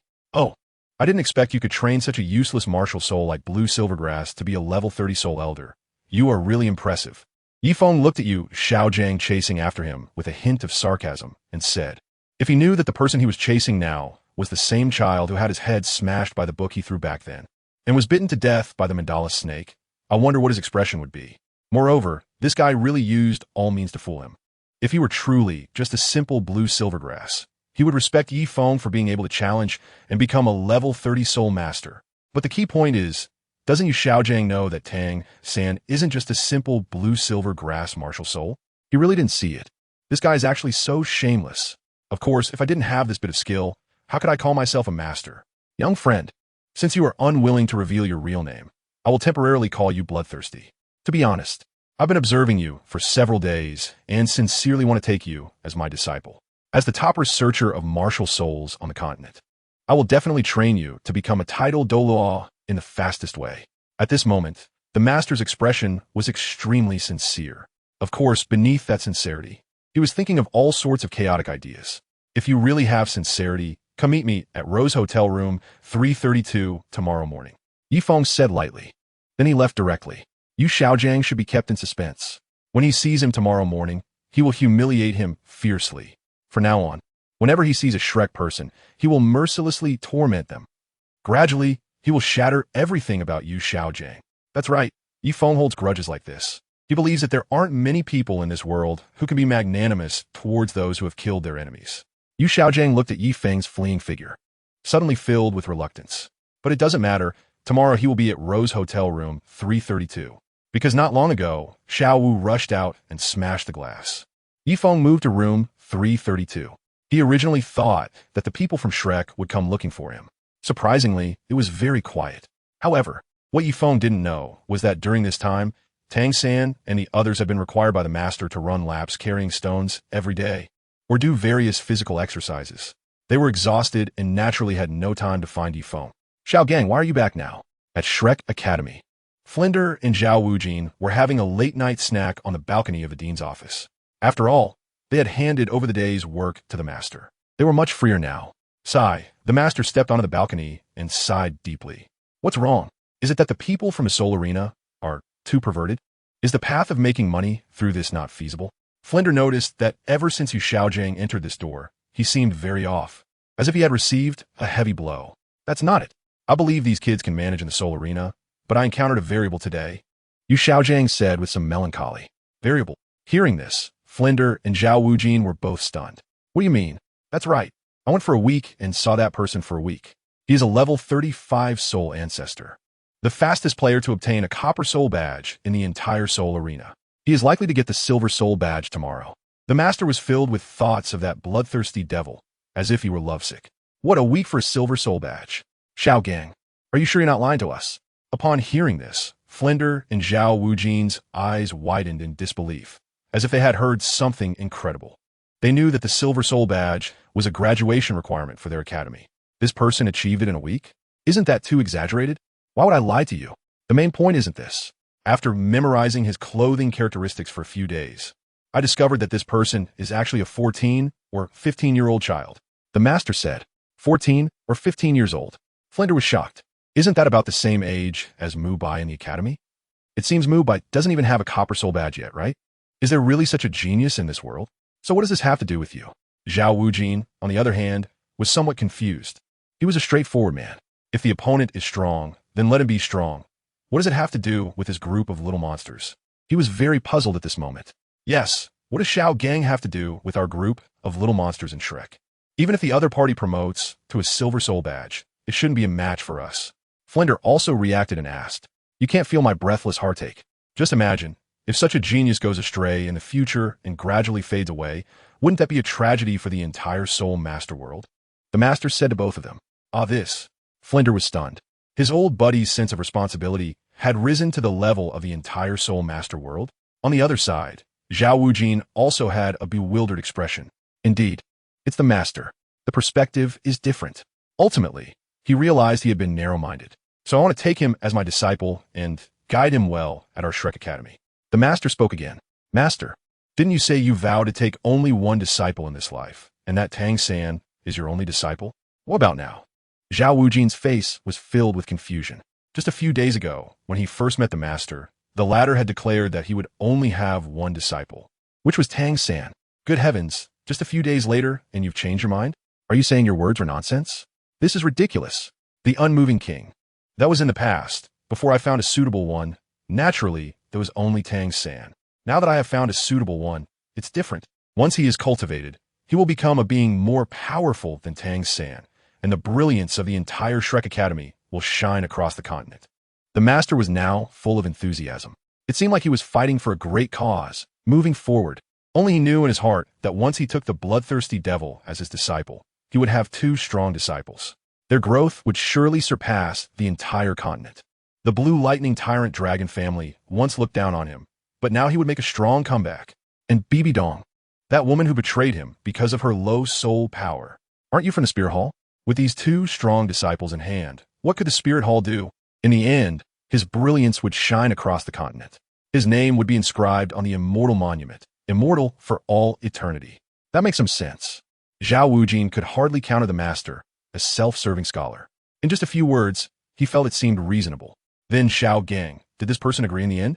Flender asked at this moment. I think he should want to agree, but he might be afraid of his family. So he asked me to find him at Rose Hotel tomorrow. He might be communicating with his family tonight. The master said at this moment. Then how about I accompany you to find him tomorrow? Flender also had time tomorrow. To be honest, he also wanted to meet the genius that Xiao Gang mentioned. I'll go too. Zhao Wujin also became interested in this person. He immediately said, Wujin, I'll go with Xiao Gang. And tomorrow you'll be in charge of the daily training of these kids. But not much, just in the morning. Let them rest in the afternoon. And take them to the Soul Arena at night. Flender said at this moment. Okay. Zhao Wujin shrugged slightly. The next morning, what happened to this Rose Hotel? At 8 o'clock, Flender and the master arrived at Rose Hotel. Flender immediately looked astonished. The entire front of the hotel is completely gone. It's simply unbelievable. Was there a fight here before that destroyed the hotel? Never mind that. Let's go to room 332. The master is somewhat impatient. After all, the purpose of coming here today is to find the bloodthirsty demon, not to see how the Rose Hotel is doing. It has nothing to do with him. All right. Flender nodded. Room 332. Yifeng had just finished his shower. The system's function is that as long as you exercise, you can level up. The battles in the soul fighting arena also count as a form of exercise, so now he gains a lot of experience every day. But even so, he still couldn't give up his morning runs. After all, he had been accustomed to it for so many years.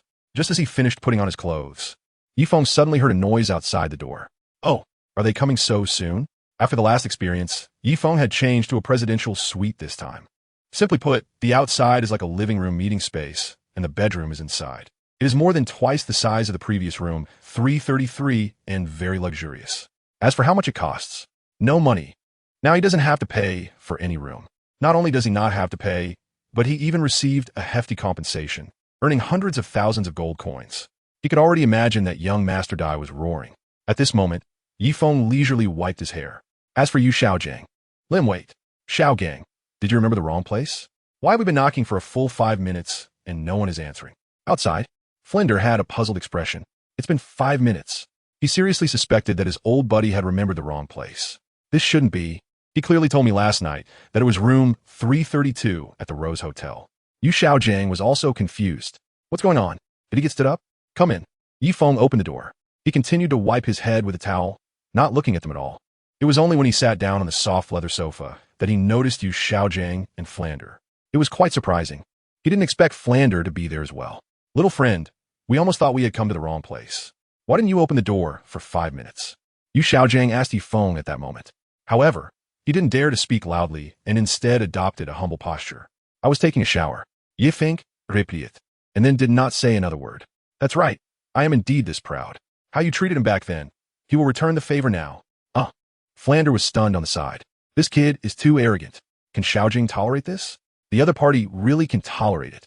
However, Flander did not know that for Yu Xiaojiang, as long as he got Yifeng, he would have the twin stars, ultimately evolving into the best teacher on the entire continent.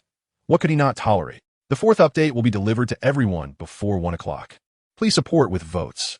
Chapter 59, with tears, earning over 900,000. Fourth update. The two sat down. Master, right?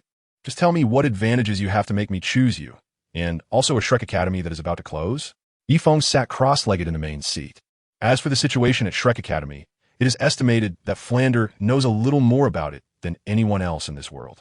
Sure enough, last night, the bloodthirsty little friend did a background check. The master said with a different expression, "It seems that this time it won't be so easy to fool them." Indeed, children from wealthy families have extensive connections.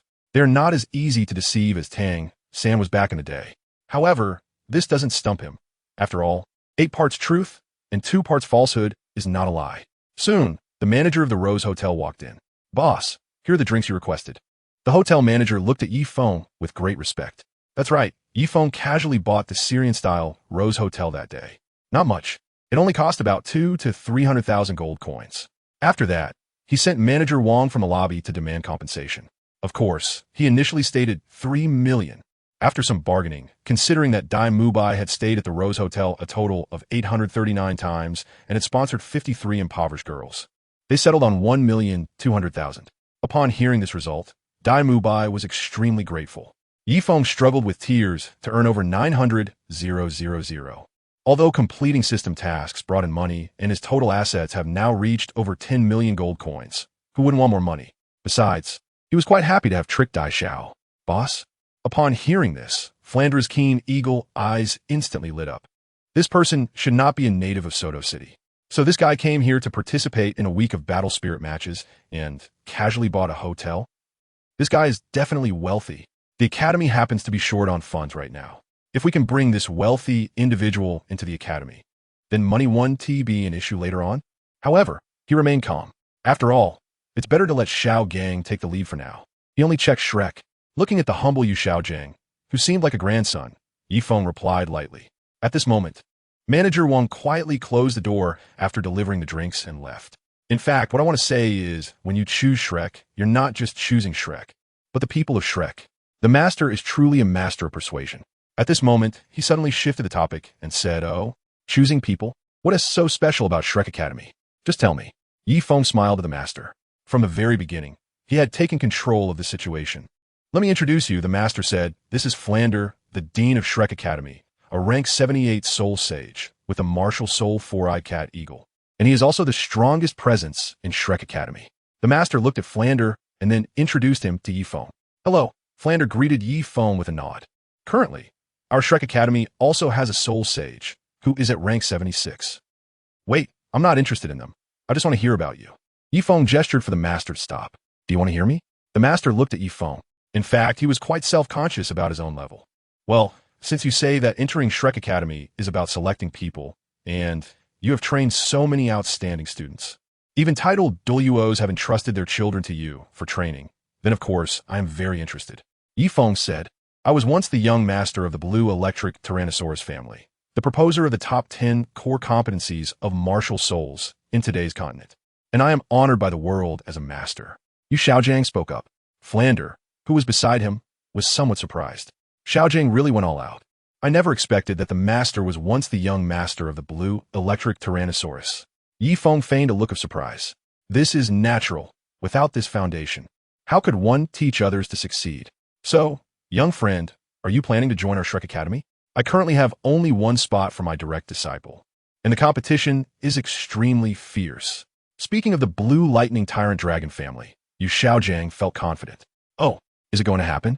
Flander, who was drinking a beverage nearby, thought to himself, wait a minute. Why is there no martial spirit or soul power? However, what Yu Xiaojiang didn't know was that Yifeng was subtly mocking him. This is not important." After saying that, Yu Xiaojiang awkwardly avoided looking directly at Yifeng, unable to meet his gaze. How could he dare to mention his meager soul power? Wouldn't that be a joke? P.S. Here comes the fourth update. It's already 1:30. It might be a bit short, but the author is so tired that their face is smashed on the keyboard. Time to sleep. Sleep is important. Please vote for me. It's the last day tomorrow. Dear book friends, keep throwing votes my way. Don't let the author fall behind. Chapter 60. Humiliate Yu Xiaojiang. First update. I seek recommendation votes. Everyone. I've dropped in rankings. Dean Flander, do your academy's teachers really think it's unimportant not to introduce martial spirits and soul power when facing a soul master? Yifeng looked at Flander. Killing a person is easy. To be honest, now that Yifeng has reached the soul master level, it would be a piece of cake to eliminate the master. The opponent is just a 30-level ant. But isn't it more enjoyable to kill someone slowly? If it were you, would you let your enemy die so easily? I think you would go to great lengths. Just like a cat catching its prey. It doesn't rush to eat, but plays with it slowly. It waits until the prey is exhausted and gradually loses its will to survive before devouring it. The same goes here. Yifeng wants to peel away the ugly facade of Yu Xiaojiang layer by layer.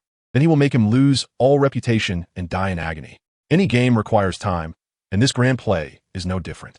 Xiaojiang, not mentioning martial souls and soul power during formal introductions is a sign of looking down on each other. Flinder looked at the master. Clearly, this 30-level waste, Yu Xiaojiang, has never participated in any formal competitions. He hasn't even had a soul master spar with him, so he doesn't know such common knowledge. Since that's the case, let me introduce myself. I'm a 30-level great soul master, and my martial soul is the three-headed cannon. Don't underestimate my low level. Even a soul sage or a spirit Douluo must respectfully call me master. At this moment, Yu Xiaojiang is introducing himself. Clearly, he is a great soul master. Yet he forced an air of a titled Douluo in his introduction. Yu Xiaojiang is a contradiction. On one hand, he feels inferior about his level, and on the other hand, he doesn't want others to look down on him. So he tries to elevate himself in this way. So it turns out, master, you are just a 30-level waste. Dean Flinder, how could you find a 30-level waste to teach? What can he teach? Yifeng laughed out loud, unrestrainedly mocking the master. From the moment the other party stepped through the door today, everything was decided. He could endure if he had to, but if he couldn't, he would just roll away. In the end, he would use his own way to destroy everything the master had. Are you insulting me? In an instant, the master's face darkened. He hated it most when others mentioned the word waste. It was as if someone had touched the most sensitive part of his heart. Did I insult you, master? As a young master of the blue electric Tyrannosaurus family, you are only at level 29 now. What else could that be but waste? Now, I finally understand why you used the word once. Could it be that you were expelled from the family? Yifeng gently raised the corners of his mouth and asked, You. The master turned red all the way to his neck upon hearing this. He almost jumped up. Flander beside him felt very awkward. Wow, this kid really has a sharp tongue, and his IQ is off the charts. He can even deduce this. Xiao Gang did come to accept disciples today, not to be humiliated. What's wrong? Is the master angry? Yifeng looked at the master's exasperated expression, crossing his legs and smirking slightly. The feeling of exposing someone's wounds in public was truly delightful. It's not that I'm angry. I just hope you can look at me from a deeper perspective without the influence of martial souls and soul power. I can guarantee that if you train under my methods at Shrek Academy, your chances of becoming a titled Douluo in the future will be 15 times greater than others. The master let out a deep breath. It's hard not to be angry. In his view, this bloodthirsty person was like a rebellious dragon, and he, Yu Xiaojiang, was willing to be the dragon tamer. At first, he would definitely be bitten a few times. That's okay. As long as the other party witnesses his powerful charisma at Shrek, they will surely become his disciple like Tang San, devoted and loyal from then on. 15 times? Master, you really dare to say that. Yifeng sneered. This Yu Xiaojiang was simply talking nonsense. If it were a kid who had never seen the world, they might really be fooled. Unfortunately, the person opposite him was Yifeng, a transmigrator. He was very clear about how much weight Yu Xiaojiang carried.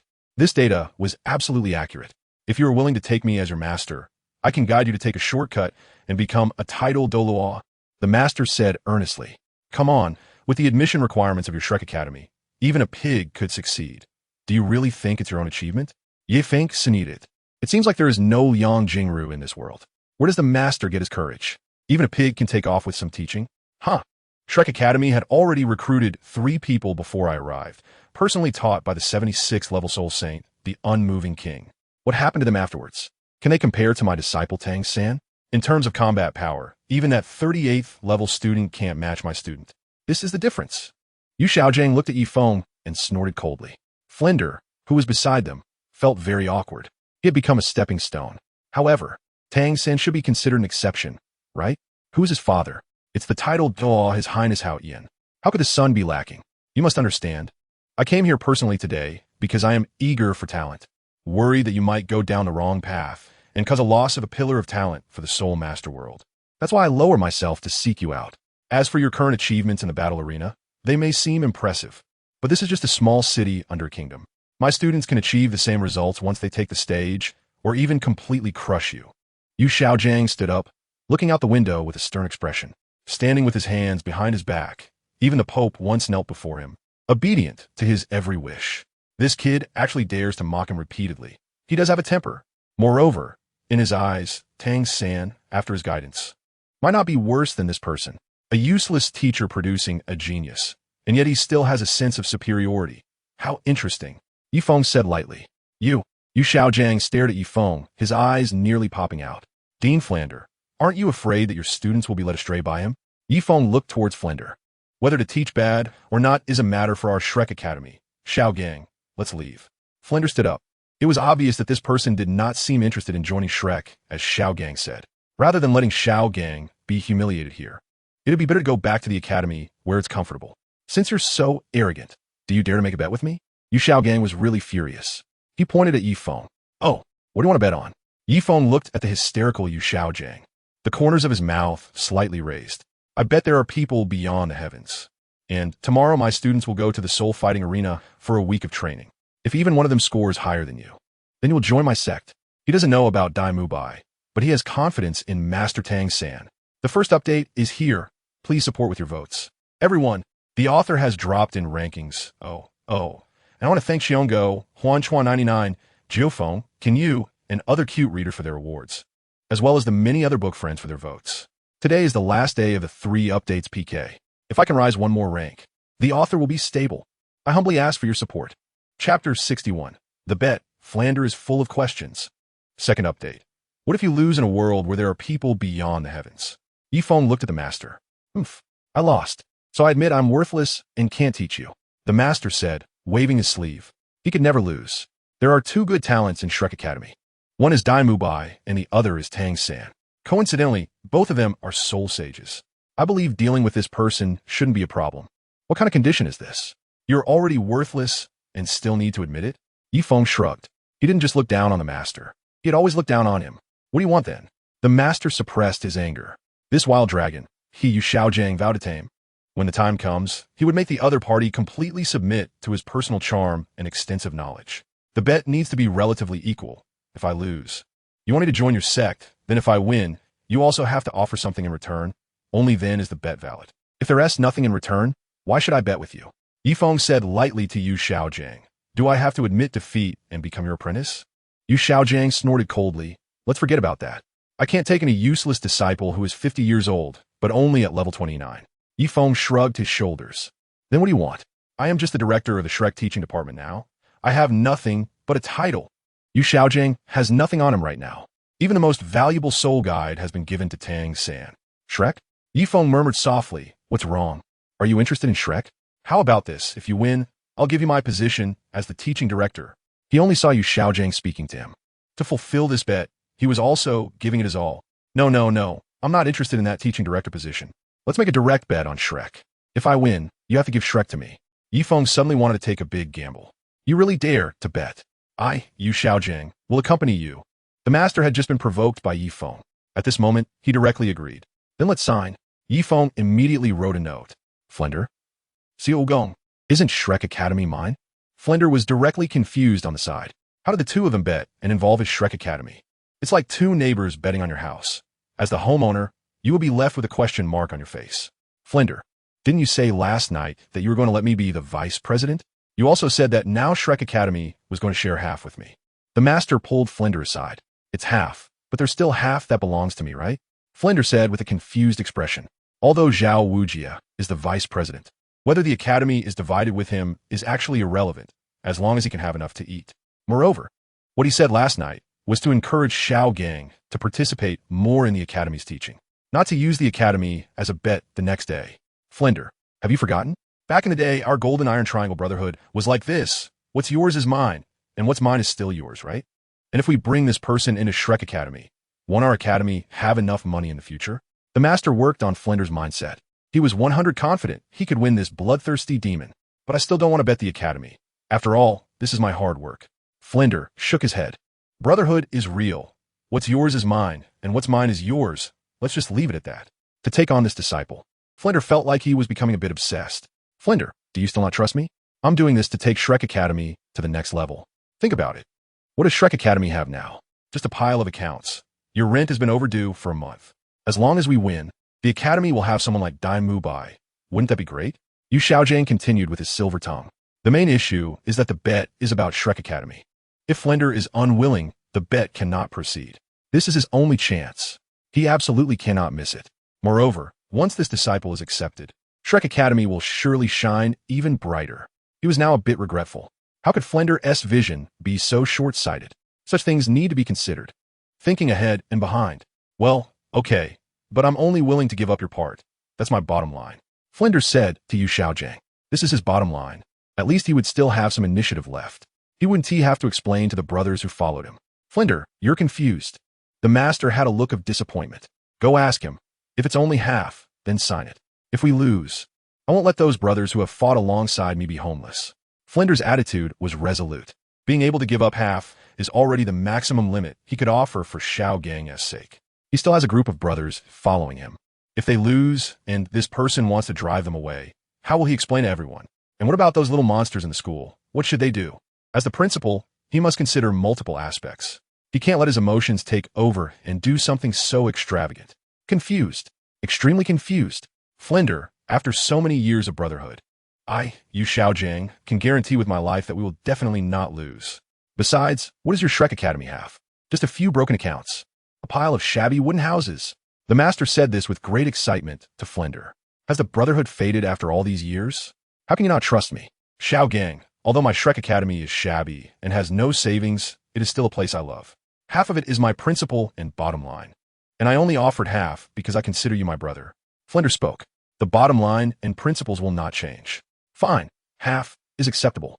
The master ran to ask Yifeng. Yifeng nodded and signed his name with a wave of his hand. Outside the Rose Hotel, Master was overjoyed holding the document, while Flinder felt gloomy. He increasingly thought that tonight's events were somewhat ridiculous. If it weren't for his old buddy foolishly smiling with the document in hand, he would even suspect that the other party was colluding with others to set a trap to deceive his Shrek Academy. Flinder, I originally thought that the other party would demand the entire academy to reach a bet with me, but unexpectedly, they were willing to sign for just half of Shrek Academy's shares. This is a good sign. Master patted Flinder's shoulder and laughed heartily. What good sign? Flinder was confused upon hearing this. P.S. There's also a third update. The author strives to update around 12 o'clock, and is still a dozen votes away from the previous one. Everyone, let us push for it. Go for it. Surpass them.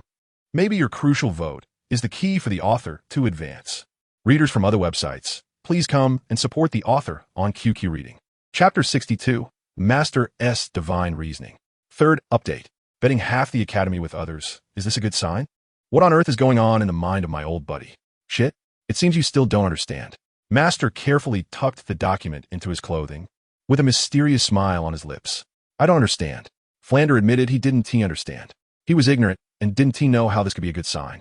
Think about it. At the beginning, the bet was set for the entire academy, and later half the academy could also sign, which proves that this document is merely a formality. He doesn't care what he specifically gains, which indirectly supports the notion that he actually wants to apprentice under me, just looking for a way to deal with his family. Master took on a deeply analytical posture at this moment. Huh? Are you saying that everything he just said was intentional? That this document was signed just for the sake of formality? For some reason, Flinder found this hard to believe, but his old buddy beside him was completely convinced, making him feel a bit insecure. I can guarantee it must be this way. It's likely that there was a title Douluo hidden in a corner of the room just now, listening in, so he couldn't agree.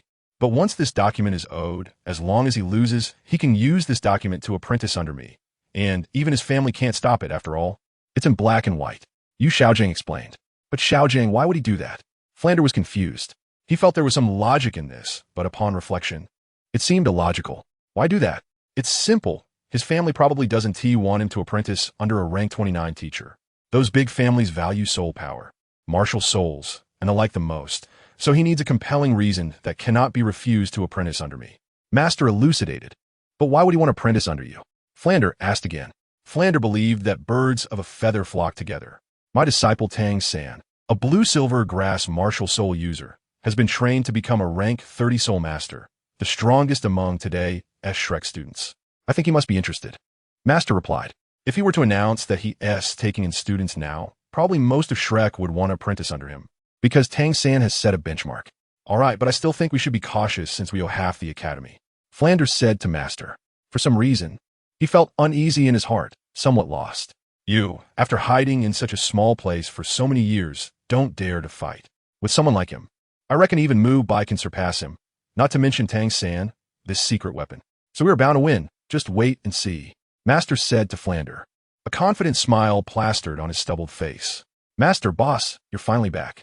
Upon arriving at the academy, they were greeted by Zhao Wuji, who was excitedly teaching a class. Master, Dean Flander, where is the new student? The Shrek crowd also had curious expressions. This morning they heard teacher Zhao Wuji mention that Shrek was getting a new student and that this new student was quite impressive. So everyone was looking forward to it. However, they found that there was not a single person behind Master and Dean Flander. The earlier excitement suddenly turned a bit awkward. If the new student wants to enter Shrek Academy, they also have to go through a test. Tonight, you'll go to the soul fighting arena, and that will be the test for the new student, Master said at this moment. Anyway, that kid apprenticing under him is just a matter of time. Meanwhile, Flander was walking towards the dean's office, feeling more and more that his brother might be losing his mind. Along the way, he kept thinking it was strange. What is wrong, boss? Zhao Wuji followed him. He felt that his boss seemed a bit unhappy after returning. It's nothing. You've worked hard all morning. Go rest. Flander replied. He didn't want a third person to know about this matter for now. On the playground. Teacher, do you mean to say that our opponent tonight is a new student? Tang Sen asked. Little San, you're really smart. That's right. Tonight you may encounter that new student in battle. So as seniors, I hope you all can show your strongest abilities and not make a fool of yourselves. Moreover, this week, I want you all to at least obtain the Copper Soul Fighting Badge. Little San, I want you to at least get the Silver Soul Fighting Badge. Master looked at Tang San and said, the badge levels in the soul fighting arena are Iron, Copper, Silver, Gold, Platinum, Sapphire, Ruby, and Diamond. The Silver Soul Fighting Badge is only the third level, requiring only 1,000 points. I believe Tang San can manage this with ease. Third update delivered. Please vote. Chapter 63. Let us go to the soul fighting arena, at least to survive. First update. What? Silver Soul Fighting Badge? A week? Dai Mubai was shocked. The fatty next to him was even more incredulous. Of course, the others also had stunned expressions. After all, last time Dean Flander took them to try the battles in the soul fighting arena, the two of them combined hadn't even exceeded 20 points. According to the rules of the soul fighting arena, winning a battle will earn 1 point, while losing will deduct 1 point. After winning 10 consecutive battles, each battle will earn double points. This means that for the first 10 consecutive wins, each will earn 10 points. When reaching the 11th battle, it becomes 1.22 points. In the 12th battle, it would be 224 points, and when winning 13 consecutive battles, it would be 326 points. And the Silver Soul Fighting Badge requires at least 1,000 points. This means Little San has to win at least 30 matches in a week, averaging 5 matches a day. This is too brutal, right? At first, they were already exhausted after just 2 matches. Is this something a person can achieve according to the master's requirements? That's right, this is still the minimum requirement. Moreover, I suggest you, Dai Mubai, also reach this level. The master said seriously to Dai Mubai. Master, have mercy on me. I only have 2 points right now. Dai Mubai looked extremely haggard. The Soul Arena in Soto City is not that easy to deal with. Oh, have mercy on you? That's fine, then for the next week. Continue to get up at 5 in the morning and run 100 kilometers with 1,000 pounds of weight every day. The master snorted coldly. Wow, that would be deadly, master. When Dai Mubai heard this, a feeling of suffocation hit him. This week, their soul ancestors were already exhausted running 50 kilometers with 300 pounds of weight every day. Now, the master is directly saying 1,000 pounds for 100 kilometers. Is that even humanly possible? So, do you want to continue training or go to the soul arena? The master looked at Dai Mubai. The soul arena. The soul arena. Dai Mubai said directly. Master, do Rongrong and I, as support-type soul masters, also need to go to the soul arena? Just as Dai Mubai finished speaking, Oscar asked, Of course not. Just run 100 kilometers with 400 pounds of weight every day. The master looked up, his gaze carrying a chill of death. No. Then let's all go to the soul arena together. Even if it means risking our lives, we have to get the Copper Soul Badge. Hearing this, Oscar was directly scared into a gasp. This requirement could kill someone. Let's go to the Soul Arena. At least we can keep our lives. That's the spirit of my student Yu Xiaojing. Yu Xiaojing looked very satisfied. Everyone rolled their eyes. This sounds like an impossible task, especially Dai Mubai and Ma Hongjun. The two knew how terrifying that place was after mixing in the Soul Arena for so long. Getting the Copper Soul badge in a week is almost impossible. Even at best, you would need to win 19 consecutive matches. The first 10 matches give you 10 points, and the next 10 are calculated based on 1-2, 2-2, 3-2, 4-2, totaling 90 points. Together, that's exactly 100 points. But winning 19 consecutive matches is practically a fantasy. Can you guarantee that all the opponents you encounter are weak? Even if you're level 38, you could encounter level 39, or even a top-level soul ancestor of level 40 who hasn't obtained a soul ring. When facing those people, just ask yourself, how do you win? It's basically impossible. Especially for Xiao San, who is only level 33 now, the chance of encountering level 38 or 39 greatly increases. In this situation, achieving 10 consecutive wins is extremely difficult, let alone more than 30 consecutive wins. Good. Then I have another requirement for you all, which is that in tonight's Soul Arena match, I require you not to reveal your true identities, names, or ages, understand? The master looked at everyone. Understood. Everyone nodded in response. Also, all of you can use any means. And a special note for Xiao San, when necessary, you can also use your hidden weapons. But you absolutely cannot expose your external spirit bones, understand? After Yu Xiaojing finished speaking, his gaze finally landed on Tang San. He was intentionally giving Tang San some leeway. The casualties in the Soul Arena have nothing to do with him. He just wants to see scores that surpass that bloodthirsty demon. As for the external spirit bones, that's his bottom line. Because once that thing is exposed, it will bring a lot of trouble. So he temporarily doesn't let the opponent expose it. He believes that his personal disciple can surpass the opponent without this external spirit bone, achieving 34, 35, or even 40 consecutive wins, completely distancing himself from that mad dragon. Good. Everyone's voices rang out again. All right, you all go back and rest. Gather at 6 in the afternoon. The master waved his hand. Everyone dispersed. Teacher, are you doing this for that new student? Tang San did not leave. At this moment, he scratched his head, looking a bit puzzled. No. The teacher is to revive the glory of Shrek, to engrave the name Shrek deep into the bones of all soul masters and citizens in Soto City. At this moment, the master spoke. Oh, Tang San did not expect his teacher to have such a grand vision. Suddenly, he felt that the teacher was much more impressive. After all, he had been quite shallow in his thinking. He thought the teacher was pushing them hard just for the new student. However, you seniors should also set an example for the newcomers. So this time the teacher hopes that you don't just aim for the Silver Soul badge, but strive for a higher goal. In fact, the teacher has some expectations for you. Yu Xiaojing stood with his hand behind his back, looking meaningful. Then what does the teacher think the score should be? Tang San asked. I think at least 1,500 points or more. That's my minimum expectation for you. If you can get 2,000 points, that would be even better. The master said, 2,000? Then I can only give it a shot. Tang San slightly lowered his head, a determined look appearing in his eyes. Previously, 1,000 points required 32 matches, meaning 4 to 5 matches a day. With his abilities, this was still manageable. As long as he did his best, anything below 1,500 points should be fine. But to reach 2,000 points, he would have to win 46 consecutive matches. That would be quite difficult. It seems the teacher wants to give him a chance to break through himself. Then let's give it a shot. It's not impossible. Good, that's my disciple Yu Xiaojing. Now go back and rest. See you tonight. The master was very satisfied. After all, he had personally taught this disciple. See you tonight, teacher. Soon, Tang San left. At this moment on the other side, at the Rose Hotel, sitting in the reception room, Yi Feng opened the system. Today is still the 3rd update. The author continues to ask for votes.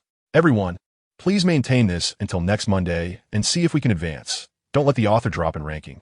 It's painful to see the ranking drop now. TT, Chapter 64, Mysterious Guest. Second notification, yesterday's exercise value settlement. 32,000 gold coins, 14,000 no other rewards. It has automatically converted to system experience of 32,000 and the total experience has been added. Please check. Host, Yi Feng, current dimension, Douluo continent, gender, male. Age, 13 years old, martial soul. First martial soul, bloodthirsty demon scythe. Second martial soul, sky-splitting explosion. Combat power attributes, unleashed. Soul rings. First soul ring, Divine Beast White Tiger. 1000 years. Soul Skill. Tear the Sky. Second Soul Ring. 9000 year. Old Ancient Beast Azure Dragon. Soul Skill. Azure Dragon Annihilation can attack or defend. Defense is Azure Dragon Shield. Third Soul Ring. 10000 year. Old Diamond Titan. Soul Skill. Titan Diamond Power. Fourth Soul Ring. 30000 year. Old Shadow Poison Wolf. Soul Skill. 3 seconds of Fatal Poison. Soul Bones. Left Leg. 10000 year. Old Golden Winged Rock Soul Bone. Soul Skill. Swift Wind. Soul Power. Level 45. Experience Points. 509. 0001. 000. Gold Coins. 16. 930. 000. Inventory. None. I actually leveled up? That's quite a pleasant surprise. Yifeng was surprised to find that he had actually advanced from level 44 to level 45. It must be said that his athletic value had increased somewhat unexpectedly in the Soul Arena, as he could earn over 30,000 experience almost every day, with a maximum of 50,000. Tonight, the students of Shrek Academy were going to compete, and he wondered how much exercise he would get this week. Would it reach 70,000 or 80,000? Yifeng looked at the 7 masks on the bed: red, gold, blue, yellow, black, white, and purple, with a slight smile at the corner of his mouth. Since he was going to win, he wanted to win decisively. The Soul Arena. Battles started every evening at 6, but at this moment, there were still waitresses at the front desk. However, they could only handle Soul Master registrations and some rule introductions. ¿Blotirsti de mon número dos? Confirm registration? A beautiful waitress asked. Yifeng nodded and quickly handed over 10 gold coins. Next, Bloodthirsty Demon number 3 registered. Blotirsti de mon no. For registered. Blotirsti de mon número 5 registered. Blotirsti de mon número 6 registered. Blotirsti de mon número 7 registered. Yifeng registered 7 accounts in one go. Don't ask why. It's simply because the probability of encountering those Shrek people has greatly increased. Yifeng wants to smash their heads one by one. Within a week, all the small accounts reached at least the Silver Soul Badge level. What can his master compare with him? Shrek, he's determined to take them down. Yenner, are you sure there's fun to be had here? It's just a small city under a kingdom. It would be more comfortable to go back to sleep. At this moment, a group of 7 people walked in. Leading them was a boy dressed in black, exuding a cold demeanor, seemingly uninterested in this place. The conditions are a bit lacking, but torturing people is definitely more enjoyable than training ourselves, right? A girl beside the young man spoke up. They all looked around 15 or 16 years old. All right, let's have some fun tonight. Come on, let's go register. Thus, the group went to register. Yu Qianheng, the man said directly. Yu Qianheng? Yifeng, who had just registered 6 small accounts, was somewhat surprised. Isn't he from the Tiando Royal Academy? What a coincidence. He just happens to need a team battle. This would complete his team. Originally, he wanted to call some people from Sanghui Academy to join him, but they should all be at school now. Teaming up would be quite impossible. After all, Sanghui Academy is really far from here. Moreover, although these people are around 16 or 17, they are all younger students from Sanghui Academy, and they still need to consolidate after obtaining their spirit rings. Calling them over is clearly unrealistic, but the Tiando Royal Academy in front of him is like a timely help. However, Yifeng is not in a hurry. After all, there is still time. Everything can be done slowly. First, he smashed the Shrek Academy heads one by one, and then team up to smash them together. Just thinking about it feels exciting. Yifeng returned to the Rose Hotel. He had the chaotic decision and the diamond technique to cultivate. These 2 types of martial arts are one internal and one external. Both are advanced techniques rewarded by the system. Anyway, techniques like Tang San's Xiantian skill and the Control Crane and Capture Dragon are considered lower-level techniques in the eyes of a system. They are of inferior quality. Yifeng is now confident that if he and Tang San don't use their martial souls, he can beat Tang San so badly that even his father wouldn't recognize him. Feng, you're back. Just started the fight in room 332. Suddenly, a figure appeared before him, with a clear and pleasant voice. Xueya, how'd you come here? Yifeng was a bit surprised when he saw this person. Isn't this Xueya? The two had a very good relationship. In private, Qianren Xue always used a female voice. Of course, in public, she was still the crown prince Xue Qinghe. As for why she was willing to reveal her identity in front of Yifeng and trust him, she didn't know either. It was an instinct deep within her heart that this person would not betray her. Moreover, she inexplicably felt a sense of warmth when she was with him. Perhaps everything from their meeting acquaintance, and understanding was a destined fate. You've been here for over 10 days without going back, so I had to come personally, right? Qian Renshua said with a smile at this moment. She didn't forget to take out the tea set and brew a cup of hot tea for Yifeng. I didn't know what Uncle Ju mentioned earlier, but what is so important that I must run to the Heaven Do Royal Academy? Xuya, I still have some matters to attend to. How about I delay for another week? Yifeng just made a bet with the master. If he leaves at this moment, and the situation over there drags on for a few more days, it could really become precarious. A week? Qian Renshua looked at Yifeng. A different color appeared in her beautiful eyes. Is a week not possible? Yifeng looked like a deflated balloon. What could be so urgent? Feng, don't get excited. It's fine if you want to stay here for a month or even a few months, Qian Renshua said, covering her mouth and chuckling at Yifeng's expression. In front of Yifeng, Qian Renshua could always find her truest self, a lively, cheerful, and innocent 18 or 19-year-old girl, without any pretensions. Everything returned to normal. Didn't you say you wanted to take me back? What is going on at the Heavenly Do Royal Academy? After hearing this, Yifeng looked completely puzzled. P.S. Here comes the second update. The author is asking for votes. Chapter 65. I have a gift too. Third update. What on earth is this girl doing all day? I've already arranged for people to come over. You just need to finish things here, Qian Renshua said to Yifeng. You've arranged for people to come over? Who are they? Yifeng was completely confused. Why did it feel like he didn't understand a word this girl was saying? What exactly did she want him to go back for? They are students from the Heaven Do Royal Academy. I asked their teacher to arrange for them to come here for training, so you don't have to go back. You can take care of your business here, Qian Renshua said, displaying a very considerate demeanor. It's hard to imagine that this was actually the young master of the Spirit Hall. Yifeng had a face full of questions. It's just that the kids from the Tiando Royal Academy have become a bit arrogant and complacent due to the lack of opponents, always thinking they're the best in the world, which has led to a decline in their training. This has made the Empire very dissatisfied. So they want to ask you to help stimulate them, Qian Renshua explained to Yifeng. Stimulate them? Swear, how do we stimulate them? Yifeng looked at Qian Renshua. He thought that he could stimulate her however he wanted, as long as she didn't get hurt too badly. The other empires and the Tiando Royal Academy could train her however they wished, as long as they corrected her attitude towards cultivation and stimulated her potential. Qian Renshua said this to him. This time, she mainly took the opportunity to leave the palace. Otherwise, she wouldn't have been able to meet Feng outside. As for how to find the specific hotel where Yifeng was staying, that was not a difficult task for a prince of an empire at all. What should I do about the Sanghui Academy? Yifeng was currently speaking to Qian Renshua. Sanghui Academy? You've already become the top of the list. And you still want to stay there? Anyway, you can basically graduate from there. But if you really miss it, we can keep your student status. And you can go back occasionally to visit. In the future, you'll be at the Heaven Do Imperial Academy more often. At this moment, Qian Renshua spoke to Yifeng. She had to admit that the man she admired was always creating surprises. Approaching 14 years old, he had actually reached the Soul Zone level. Incredible. This was similar to her at that age. When she was 14, she was only a level 50 Soul King. However, there was still some gap between her and Feng regarding soul rings. Feng's first soul ring was 1,000 years. If she hadn't absorbed the Angel God suit, it would be the best soul ring match. Yifeng seems to understand. He can now freely enjoy both academies, but mainly to teach a lesson to those arrogant little brats from the nobility. The difference between Sanghui Academy and the Tiando Royal Academy is like heaven and earth. Playing in a different place might bring new experiences. Thinking about it, it's not bad.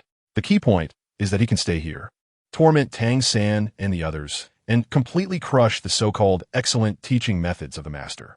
Just thinking about it is exciting. This token. If they don't submit to you, you can take it out. Sang Shui handed a small jade pendant with the Tiando Royal Academy emblem to Yifeng. Don't worry, they won't refuse to submit. Yifeng's mouth slightly curved upwards. He was just about to look for those people. Unexpectedly, an opportunity came to him for free. Since that's the case, he would definitely treat the people from the Tiando Royal Academy well. You've worked hard, Qian Renshua said with a very sweet smile towards Yifeng. Worked hard? What hard work? Swear, you've given me a great gift. I can't thank you enough. Yifeng said with a smile. This way, when his martial soul does anything to the people of the Tiando Royal Academy, he won't have to worry about any consequences. It's simply exhilarating. Is this really considered a great gift? Qian Renshua's beautiful eyes suddenly flashed, looking at Yifeng with a slightly playful expression. Of course. This counts. Yifeng nodded. For some reason, he always felt that Shui Er's gaze was a bit off. It felt a little strange. But But what should I do? I prepared a big gift. Qian Rinxue leaned closer. Those beautiful eyes were fixed on Yifeng. Her voice was unprecedentedly intimate. Yifeng could even feel a tingling sensation. P.S. Here comes the third update. Today's updates are complete. It's already midnight again. Ever since I started writing novels, I've been staying up late every day. Oh, I'm asking for votes again, hoping the ranking won't drop, just hoping to maintain it. Chapter 66. A warm feeling. First update. This was an unprecedented feeling. Yifeng even started to panic. What on earth did this girl want? Feng, happy birthday. Qian Rinxue took out a very exquisite pastry from the soul guide. Those sparkling, beautiful eyes were fixed on Yifeng. She made it herself. Birthday? Yifeng looked at the pastry that resembled his own appearance, instantly filled with astonishment. This must have been made by Shuer herself, right? It's not easy to make such things while avoiding the royal family's watchful eyes. Of course, what surprised Yifeng the most was that Shuer actually remembered his birthday. To be honest, he didn't even care about his own birthday. He had almost forgotten it. For some reason, at this moment, he suddenly felt a warm sensation in his heart, as if an inexplicable surge of heat was rising within him. I knew you would be too busy to remember your own birthday. Try it. This is what I made last night when I found some time. I hope you won't dislike it. At that moment, Qian Rinxue raised a very sweet smile. Unlike the Empire or the Spear Hall, this smile was incredibly gentle and charming. Shuer, you are truly thoughtful, but please don't do such dangerous things next time. If the Empire finds out that a prince actually made pastries for someone else, and even with another man's likeness on them, they are bound to become suspicious. Yifeng didn't want to expose Shuer because of this matter. With his current abilities, he couldn't protect her. If this were to be revealed, it would truly be a case of losing big over a small issue. Don't worry, I did this when I came out. The Empire definitely won't find out. Shuer lightly pursed her lips, looking a bit playful. She recalled how she had been busy with various things during her previous birthday. This time, she had the rare opportunity to personally make a pastry to give to Feng. To be honest, she didn't really like the feeling of being in a high position because there were always people watching. She couldn't do what she wanted at all. So in this room, the two of them enjoyed the pastries together. I must say, Shuer's skills were quite good. After finishing the pastries, they chatted for a while in the room, and before they knew it, time passed quickly, and it was already past 5 in the afternoon. Feng, I'll head back first. Because the Empire had given Shuer limited time to be out, she had to hurry back in the evening. In fact, she really wanted to stay here for a day. Unfortunately, time didn't allow it. As the crown princess, she was no longer in control of her own life. I'll see you off. Yifeng sent Qian Rinxue to the hotel entrance. Meanwhile, at Shrek Academy, gather. At 5:30, a unique assembly horn sounded. In an instant, the Shrek group gathered from all corners of the school to the playground. Everyone, in the past week, you have laid some foundation for your physical abilities. But to become an excellent soul master, this is far from enough. So starting today, I will conduct a second phase of teaching to test the results of your training last week. Generally, before any major event at school, there's a rally, followed by speeches from leaders. Although Shrek Academy only has 7 students, this tradition still exists. The one speaking now is the master. He spoke for about 10 minutes, followed by some instructions, and then it was Flander's turn. Flander was quite understanding of these students. He said a few words, and then everyone set off. In the Soul Arena, 8 people entered a super large VIP room. The 7 from Shrek, the Master, and Flander. After all, today was the first time these little monsters would all be out for training. As the headmaster, he had to come and cheer for them, right? The battles in the Soul Arena can be settled weekly, monthly, or even quarterly. Last week, Xiao Gang's consumption left the academy with a huge debt. He certainly hoped for a weekly settlement. Just advancing to the Copper Soul Badge in the Soul Arena costs 100 gold coins. And the Silver Soul Badge costs 1,000 gold coins. Just thinking about it was exciting. This is your mask. Hold it well. I have one requirement. You must absolutely not reveal your true identities, understood? The master said to everyone. Yes. They all nodded, each displaying a posture full of confidence. Also, you not only need to earn Silver Soul Badges in one-on-one battles, but you also need to earn Silver Team Badges in team battles. Starting today, you will compete under the name of Shrek 7 Monsters. Yu Xiao Gang stood with his hands behind his back, speaking in a very serious manner. Team battles? The term was still quite unfamiliar to everyone. Even Dai Mubai and the others had never participated in a team battle before. Team battles not only allow everyone to earn personal points, but there is also a team score, which is not present in 2-on-2 soul fights. Of course, the most important thing is that it can train your cooperation skills, which is the purpose of team battles. The master looked at everyone. He resembled an instructor from the army, serious and full of authority. making people feel they could not resist. Understood. Everyone nodded vigorously, their voices loud. They were all very excited about this team battle. Good. Then next I want to know your target score for tonight. The Master's cold and serious eyes looked at everyone. How many points? Upon hearing this question, everyone was a bit dazed. In fact, they didn't know how many points they were supposed to aim for tonight, as there had been no prior planning. Tang-san, you start first. How many points do you want to achieve tonight? The Master fixed his gaze on Tang-san. I want to get 10 points tonight. Tang-san said directly. 10 points? Upon hearing this, everyone looked incredulous. Did they hear wrong? 10 points required winning 10 matches in a row. Was Xiao-san planning to fight 10 matches tonight? It was simply unimaginable. Brother, you. Xiao Wu looked at Tang-san. 10 matches. What a crazy move. What if you get exhausted? And we have to continue tomorrow. Don't worry. I should be able to manage 10 matches. Today I am full of energy. If I can keep each match under 10 minutes, winning 10 matches is not impossible. This was still his conservative estimate. If he went all out and used various hidden weapons, he was confident he could achieve 20 points or even higher. Very well. 10 matches. 10 points. My dear disciple, you are impressive. Xiao Wu, what about you? After hearing Tang-san's words, the Master was unprecedentedly satisfied. The next moment, his gaze fell on Xiao Wu. I'll just aim for 5 points, okay? Xiao Wu replied to the Master. Last time when Flander took them over, she was exhausted. Winning 5 matches in a row in one night was already her limit. In fact, she planned to fight 2 or 3 matches tonight. After all, according to calculations, to achieve the Copper Soul badge in a week, they needed to win 19 matches in a row. With 7 days in a week, 2 or 3 matches a day would basically meet the target. But since Tang-san directly said he wanted to win 10 matches for 10 points, and coupled with the Master's gaze, she didn't dare to say 2 or 3 matches. So she settled on a middle ground of 5 matches, which was already her limit. All right, Xiao Wu, 5 matches. Daimu Bai, as a level 38 Soul Master and senior of all Shrek Academy students. How many points should you aim for tonight? My expectation for you is a Silver Soul badge. 7 points. Daimu Bai scratched his head and said. He looked quite weary. To be honest, as someone who had been in the Soul Arena at level 29, he knew very well what it meant to win more than 5 matches in one night. It was incredibly difficult, and there were hardly any who could do it in the entire Soul Arena. But since Tang-san said 10 points and Xiao Wu said 5 points, combined with the Master's gaze, he felt that if he said less than Xiao Wu, he would be in trouble.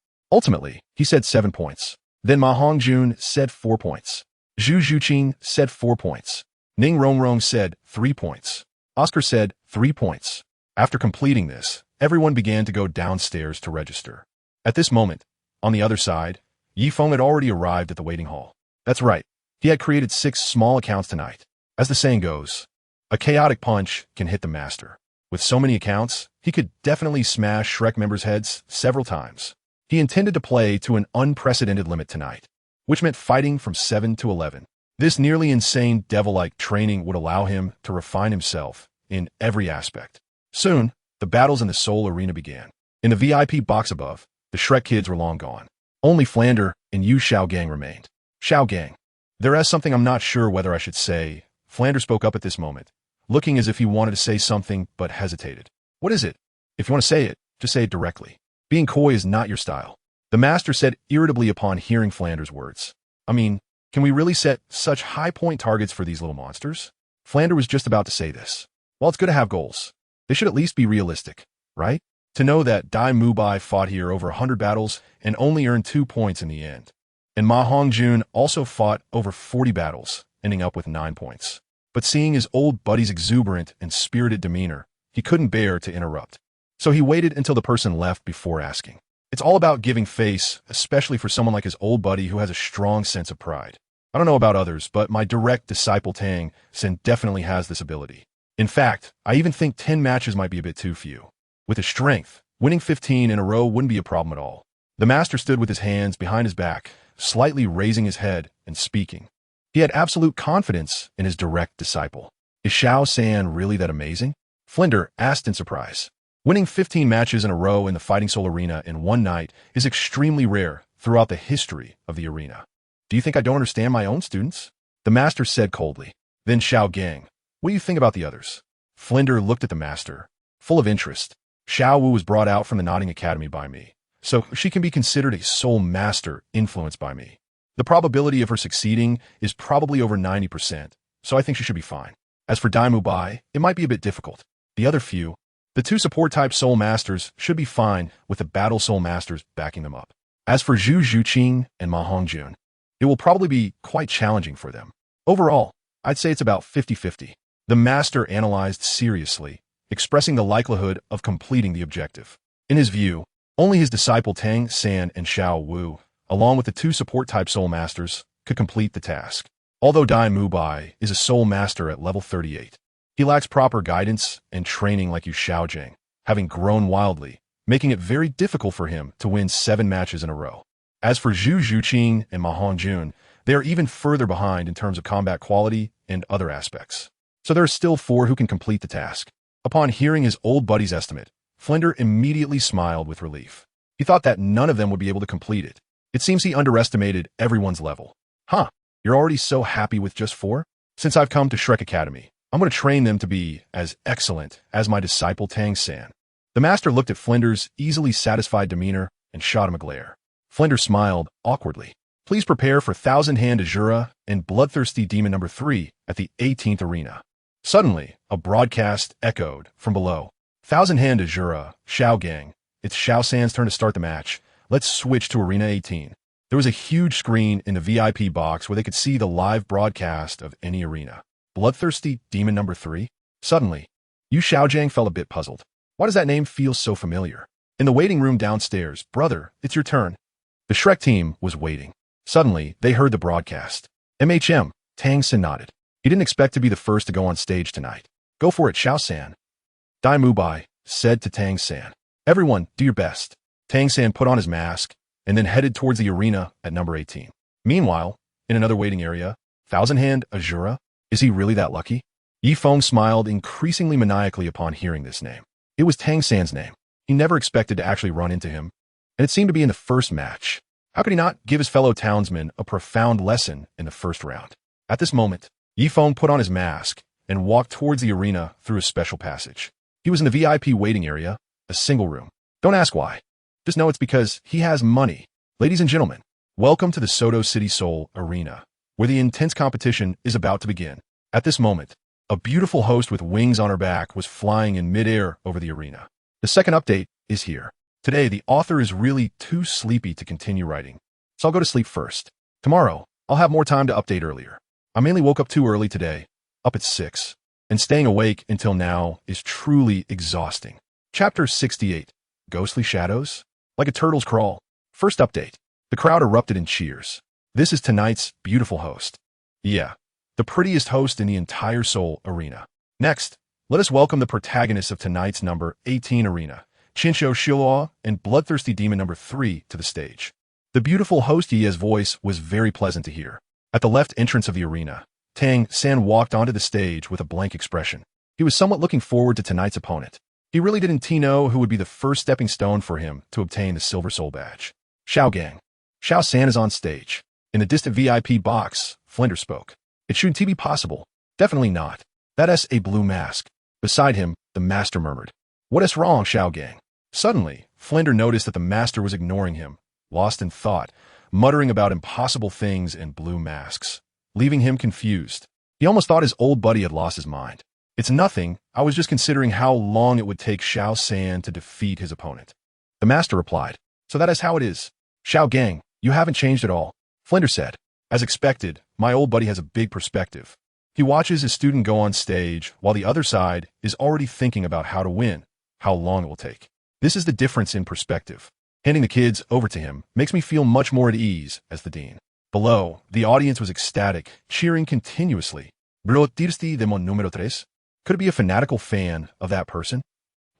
I think that is possible. Some audience members in the stands, upon hearing this name and seeing the person emerge, immediately took on an excited posture. If he is a fanatic, he should have some of the original strength, right?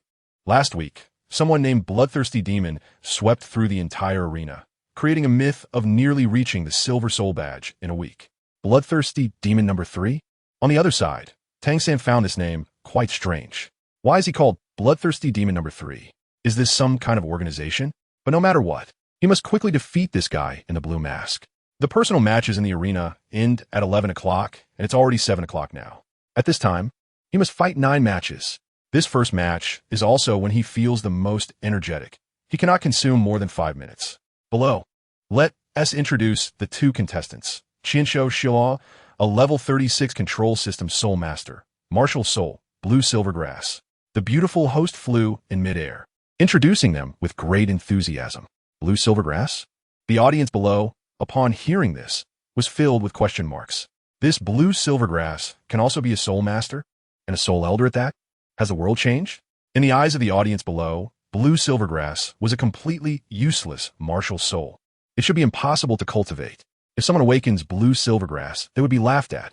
The second contestant is bloodthirsty demon number 3, a level 36 strong attack soul master, martial soul, a Scythe. The beautiful host, ignoring the uproar from the audience below, continued to introduce Yifeng, wearing a blue mask. Yifeng waved at the audience. His Scythe martial soul was something he came up with on the spot. Not only that, even his current level 36 soul power was fake.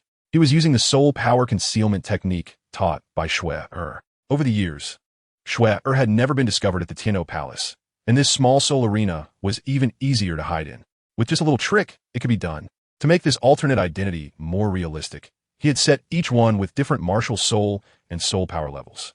For example, he is currently bloodthirsty demon number 3, blue mask, level 33, number 4, yellow mask, level 34, and so on. This alternate identity shouldn't be too obvious. Asai? This wouldn't be from the same family as bloodthirsty demon, would it? The audience went wild. Asai? On the other side, Tang San was also momentarily stunned. To be honest, this Scythe did resemble that person's quite a bit. However, the arena is a large 20 by 20 meter stage, with both sides at a distance of about 15 to 16 meters, and he couldn't see the opponent's martial soul clearly at all. Moreover, there are quite a few people in the world with the same martial soul, especially Scythes. Relying solely on martial soul to recognize people is a bit hasty. Now that both sides are ready, I declare the battle officially begins. After introducing both sides, the host quickly flew into the air. Let us get started. Don't say I bullied you later. Yifeng smiled at Tang San. Arrogant. Then let me test your depth. Ghostly shadows. Tang San did not release his soul power. Just a level 36 ant. He didn't need to use his soul power. He could resolve it directly with his top 10 ultimate technique. What is going on? Our Qinsho Shilao actually charged up without using soul power. What does he want? Does he intend to defeat his opponent purely through technique? The host Ia looked surprised at this moment. In the continent, fighting without soul power is referred to as technique. What does Xiao San want to do? In the VIP box above, Flinder looked puzzled. A soul master duel without using soul power? Just rushing in like that? Isn't that too risky? He estimates Xiao San wants to conserve energy. Don't worry. When it comes to hand-to-hand combat techniques, my direct disciple Tang San is also among the top, and no one can match him for now. The master quickly understood Tang San's intentions and immediately explained to Flinder. Ghostly shadows? How convenient. Then let us use the chaos decision. Yifeng saw Tang San display his martial arts and couldn't help but smile slightly. Although Tang San had 6 ultimate skills, Yifeng's chaotic decision and diamond technique were top-tier techniques that governed both internal and external aspects. He could easily defeat Tang San in an instant. He gently closed his eyes, his whole body as still as an ancient pine tree. No one knew that with the use of the chaotic decision, a faint aura began to surge from him, drawing in all directions. In an instant, his sensory abilities were enhanced tenfold compared to before. Tang San's ghost shadow phantom steps appeared to him as slow as a turtle. This was the terrifying aspect of the chaotic decision. It was an enhancement from the inside out. Cultivating it to the extreme could yield 100-fold, 1,000-fold, or even 10,000-fold increases. What? Why did bloodthirsty demon know?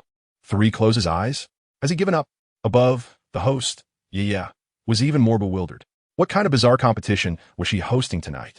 Bloodthirsty demon number 3. What are you doing? Hurry up and take him down. Damn it, this isn't a place to sleep. Get up and fight that kid across from you. Oh no. It's over. I bet on this sleeping god to win tonight. It's a losing deal. Brothers, it's a losing deal. Dear readers, the author is asking for votes again today. The next update will be before 11:30. Tomorrow, we'll have a recommendation, and in the second round of PK, everyone must vote more so we can continue for free, because as long as we can advance, it will be free. Please vote. Please vote. Chapter 69. The Master-S Confidence. Tang San-S Scream. Second update. Seeing this bizarre scene below, some of the audience went berserk. The Soul Arena was a paradise for gamblers. Upon hearing the words bloodthirsty demon, many people placed their bets. But now this bastard had his eyes closed. ISNT, this a guaranteed loss. Regret. Incredibly regretful. The gamblers on site started cursing. End it. Control the crane and catch the dragon. Tang San executed Ghost Shadow Phantom steps and turned twice, finally finding a flaw. He was now prepared to use Control the crane and catch the dragon, intending to throw his opponent off the stage. Hooked. Yifeng suddenly opened his eyes. What? Suddenly, Tang San felt a chilling presence locking onto him. His instincts told him he had to withdraw quickly. With the first level of the Diamond Sutra, his hands were strengthened. Yifeng's hand suddenly radiated a powerful aura, followed by a visible expansion and tension, solid as a rock. He struck Tang San's abdomen with a punch, while simultaneously delivering a finger jab directly to his armpit. The armpit is one of the most vulnerable areas of the human body. The entire body felt a stinging pain to the point of numbness. Tang San couldn't help but let out a scream of agony. He was sent flying to the edge of the 20-meter arena by Yifeng's force. His whole body twitched, as if he were having a seizure. What the hell? What did I just see? The gamblers who were just cursing moments ago were dumbfounded. Damn it. Bloodthirsty Demon number 3 is amazing. Bloodthirsty Demon number 3, we misunderstood you. You're the best. Seeing the blue-clothed, thousand-handed Azura being knocked back over 10 meters. In an instant, the gamblers who had just been spewing foul language were now frantically shouting, eager to express all the praises they could think of. There's no helping it. In the soul fighting arena, gamblers turn on each other faster than they can flip a book. Xiao San. Up above, Flinder's pupils contracted. He never expected Xiao San to fall for it. Where did all the things I usually teach him go? I told him not to be careless in battle, especially not to underestimate the enemy. He should have used his martial soul from the start. Look at him now, being put at a disadvantage by the opponent. That was an intentional opening. How could he not see it? At that moment, Master wore an expression of anger. The apple he was about to eat was smashed to the ground. Instantly, the apple was smashed to bits. Below, Tang San struggled to get up. Anyone could talk after the fact. But this bloodthirsty demon no. 3 had hidden himself too well. Even he, who had lived 2 lives, was lured into a trap by the opponent. He mistook the intentionally exposed flaw as the key to victory, resulting in his current passive situation. Because his left armpit was struck by a finger as hard as a stick, his entire left upper body felt paralyzed and was in excruciating pain. Perhaps this kind of pain is something most people cannot understand. A simple example would be as if someone suddenly jabbed your armpit with chopsticks. The sensation is as painfully delightful as it sounds. Xiao Gang, do you think Xiao San will be okay? In the private room, Flinder asked with a worried expression. He saw that Xiao San's entire left arm was flailing about, as if it were crippled. The key point was that his legs were shaking uncontrollably. That strike must have really hurt him. It's nothing, I know my disciple well. He'll recover in a moment, but that bloodthirsty demon number 3 is truly despicable. Even attacking such a spot. Master looked cold, but having provoked Xiao San, that kid is definitely going to suffer next. Given the opponent's personality, he is likely to be tormented badly. Master understood his disciple very well. Tang San would definitely retaliate. That's good, that's good. I thought Xiao San would have a rough start his first match. Flinder felt relieved upon hearing this. Losing in the first match would be too embarrassing. Below, he stood up. Is his hand in pain? Yifeng was smiling as he looked towards Tang San. Playing with him in terms of martial arts? He's still a bit too inexperienced. At least in this low-level plane, his martial arts can easily crush any other. I'll make you regret it. First soul skill bind. Tang San immediately unleashed his soul skill. In an instant, blue-silver grass shot up from beneath the arena. This blue-silver grass? The audience was left in disbelief. They had never seen such blue-silver grass before. Can bloodthirsty demon number 3 still handle this? Please don't lose. In the audience, everyone was on edge. Little San has the upper hand. In the VIP box above, Flinder said with a happy face. He had just been worried. It seems that was unnecessary. Of course, just look at whose disciple he is. Under my guidance, Little San's adaptability has long been extraordinary. It's not so easy for his opponent to take him down. The master raised his head proudly, looking somewhat arrogant. That's why I'm willing to leave these little monsters from Shrek Academy to you, my old friend, to teach. Flinder said with a smile, looking very pleased. Giving these little monsters to me is the only correct thing you've done in your life. The Master's tone was somewhat cold. Xiao Gang. What do you mean my only correct decision in this life? Were my previous actions not correct? Flinder was somewhat confused by this statement. Correct? Just take this morning's agreement as an example. You stubbornly left half of it. If that kid hadn't genuinely wanted to be my disciple and didn't care whether Shrek Academy was whole or half, that matter would have gone south for you. The master said irritably. Thinking of the bet agreement from this morning, he felt inexplicably annoyed. They had been friends for so many years. Yet Flinder actually didn't trust him. He insisted on leaving half of Shrek Academy behind, as if putting all of Shrek Academy at stake would allow the bloodthirsty demon to take it away. With him around, he ultimately lost both the lady and the soldiers. Oh, so that's what it was. I was just leaving myself a backup plan. Flinder felt a bit awkward. You've been too comfortable these years, and you become timid. There's a saying, if you don't enter the tiger's den, how can you catch the tiger cub? If you're not willing to risk this little capital, how can you bring in such a talented person? The master said sternly, taking on a lecturing tone. My old friend, I may have been hasty in this matter, but I also have to consider everyone, right? Flinder said with a wry smile. After all, he was the principal, burdened with too much responsibility. He had to leave himself a way out, right? All right, I don't want to discuss this with you anymore. Just watch the match. At this rate, Little Sand should be able to deal with his opponent in a minute or two. The second update is here, and there's a third one expected before 1 o'clock. It's going to be another late night. Given how diligent the author is, everyone should give a bit more support with votes. From Tuesday to Friday, it's a PK, 10 and a 5. We can't lose. Everyone, please be supportive. Chapter 70. The most powerful control system, Soul Master. The Battle Soul Master breaks all laws with strength. Third update. The Master didn't want to continue bickering with Flinder. He directly terminated the topic and confidently looked down. Once the blue-silver grass binds, it will inevitably be accompanied by ghost vines parasitizing. This means the entire arena has become Tang San's territory. This is the power of a control system Soul Master. According to his research, in the entire Soul Master world, a control system Soul Master of the same level can completely dominate a Battle Soul Master of the same level. It's even possible to surpass levels by 7 or 8 without any problem. For example, a level 33 control system Soul Venerable can still handle a level 40 peak Battle Soul Venerable. Regret? Just these few pieces of useless grass? Yifeng charged directly and swiftly towards Tang San. What? Tang San's pupils constricted. All of his blue-silver grass was shattered. The person in front of him was like an arrow piercing through the clouds, flying straight at him. Unstoppable, moving like a gale. Diamond Fist. Yifeng unleashed his soul bone skill, Swift Wind. Then he executed the martial skill, Diamond Fist. At this moment, he was like a steel bar dropping straight down from a 50-story building. Could the sky be split open? How could a few blades of grass possibly stop him? Ghost Vine. Parasitize. Tang San panicked. He hurriedly unleashed his own Ghost Vine. However, the parasitized Ghost Vine was like a steel bar falling straight down from the 50-story building. If you pulled out a fishing net on the 10th floor to try to stop the opponent, do you think it's possible? Absolutely not. It wouldn't matter if it was a plastic net. Even an iron net would be useless, because the acceleration from a 50-story drop is far too great.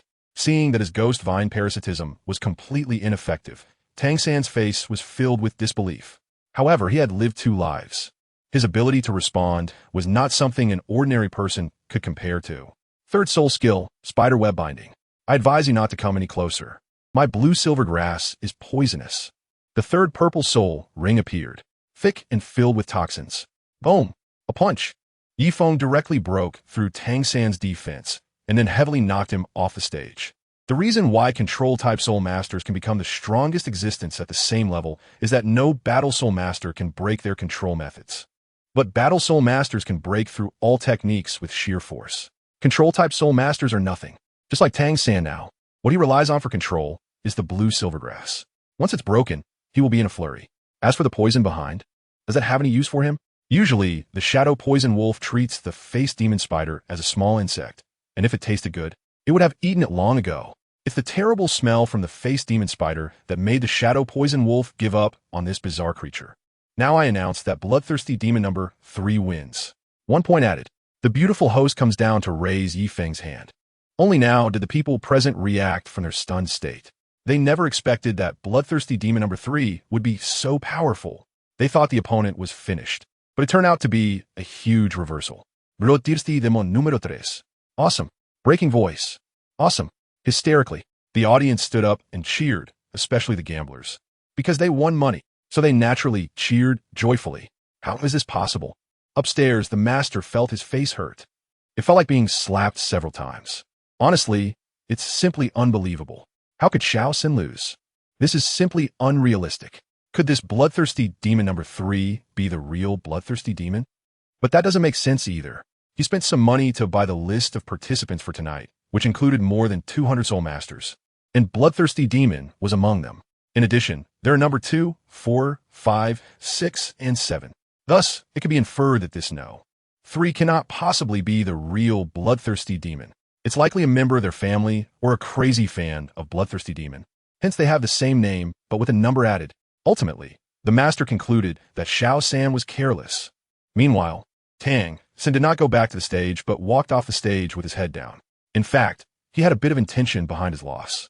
After all, the night is still long, and how could he exhaust so much energy in the first match? Losing this first round is just losing. He could start anew in the next battle. He certainly wouldn't encounter this bloodthirsty demon number 3 again, right? P.S. My goodness, the difficult third update is here. The author has worked hard again.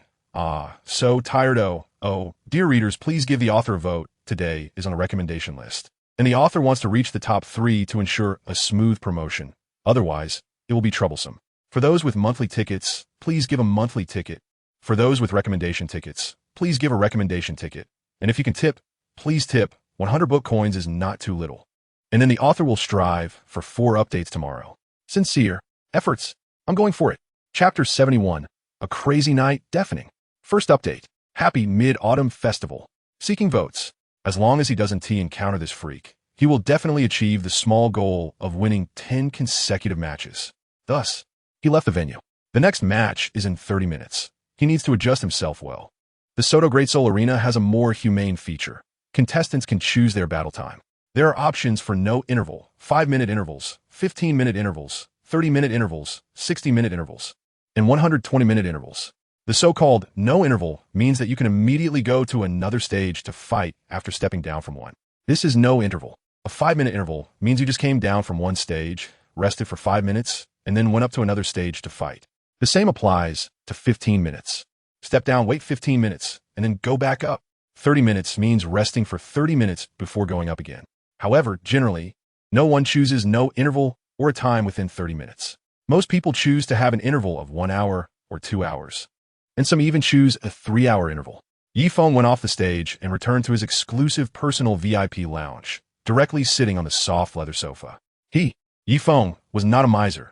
After all, he had just scammed over 900,000 gold coins from Dai Xiao not long ago. He deserved to enjoy himself, right?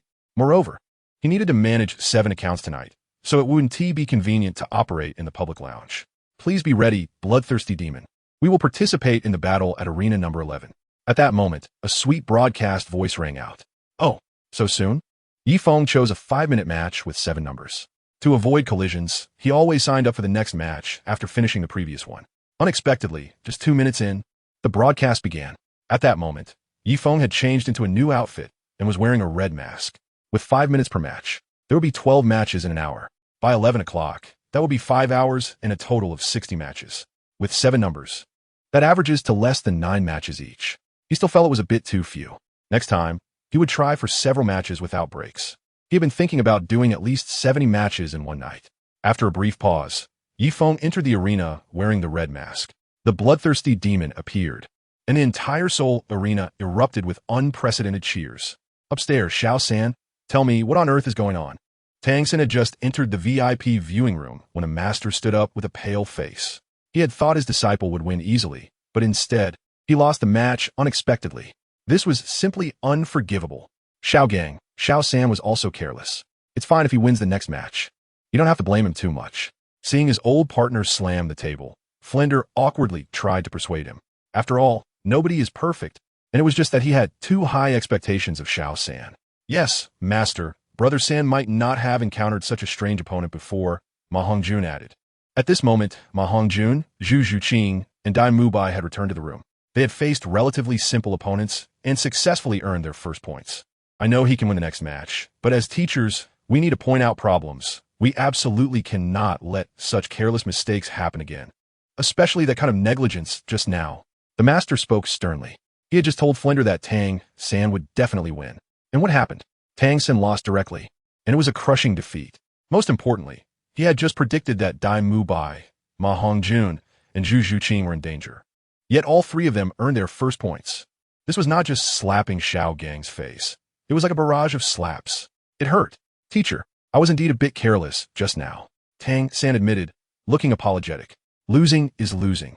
There's nothing to explain. This is reality. As long as you understand that your carelessness caused the loss, I've told you so many times that there are always stronger people out there. Even if you're at the top, you must be cautious of falling into pitfalls. Many strong people have fallen due to arrogance and negligence. Do you understand? The master was very clear about his disciple's situation. The reason for the recent defeat was likely due to carelessness. So he needed to correct Tang San and make him take things seriously. But teacher, I actually lost on purpose just now. If I really had to go all out, I would have 99% confidence in making a comeback, Tang San said. After thinking it over, he felt the need to explain. Not for any other reason, but to comfort his teacher. Lost on purpose? Everyone in the room was stunned. Was there really such a thing as losing on purpose? If someone else had said this, they would have thought the person was just putting on a brave face. But this was Tang San, the man who had once given Zhao Wujia's teacher a headache. How should they respond? The master looked at Tang San with a puzzled expression, having never heard such a statement before.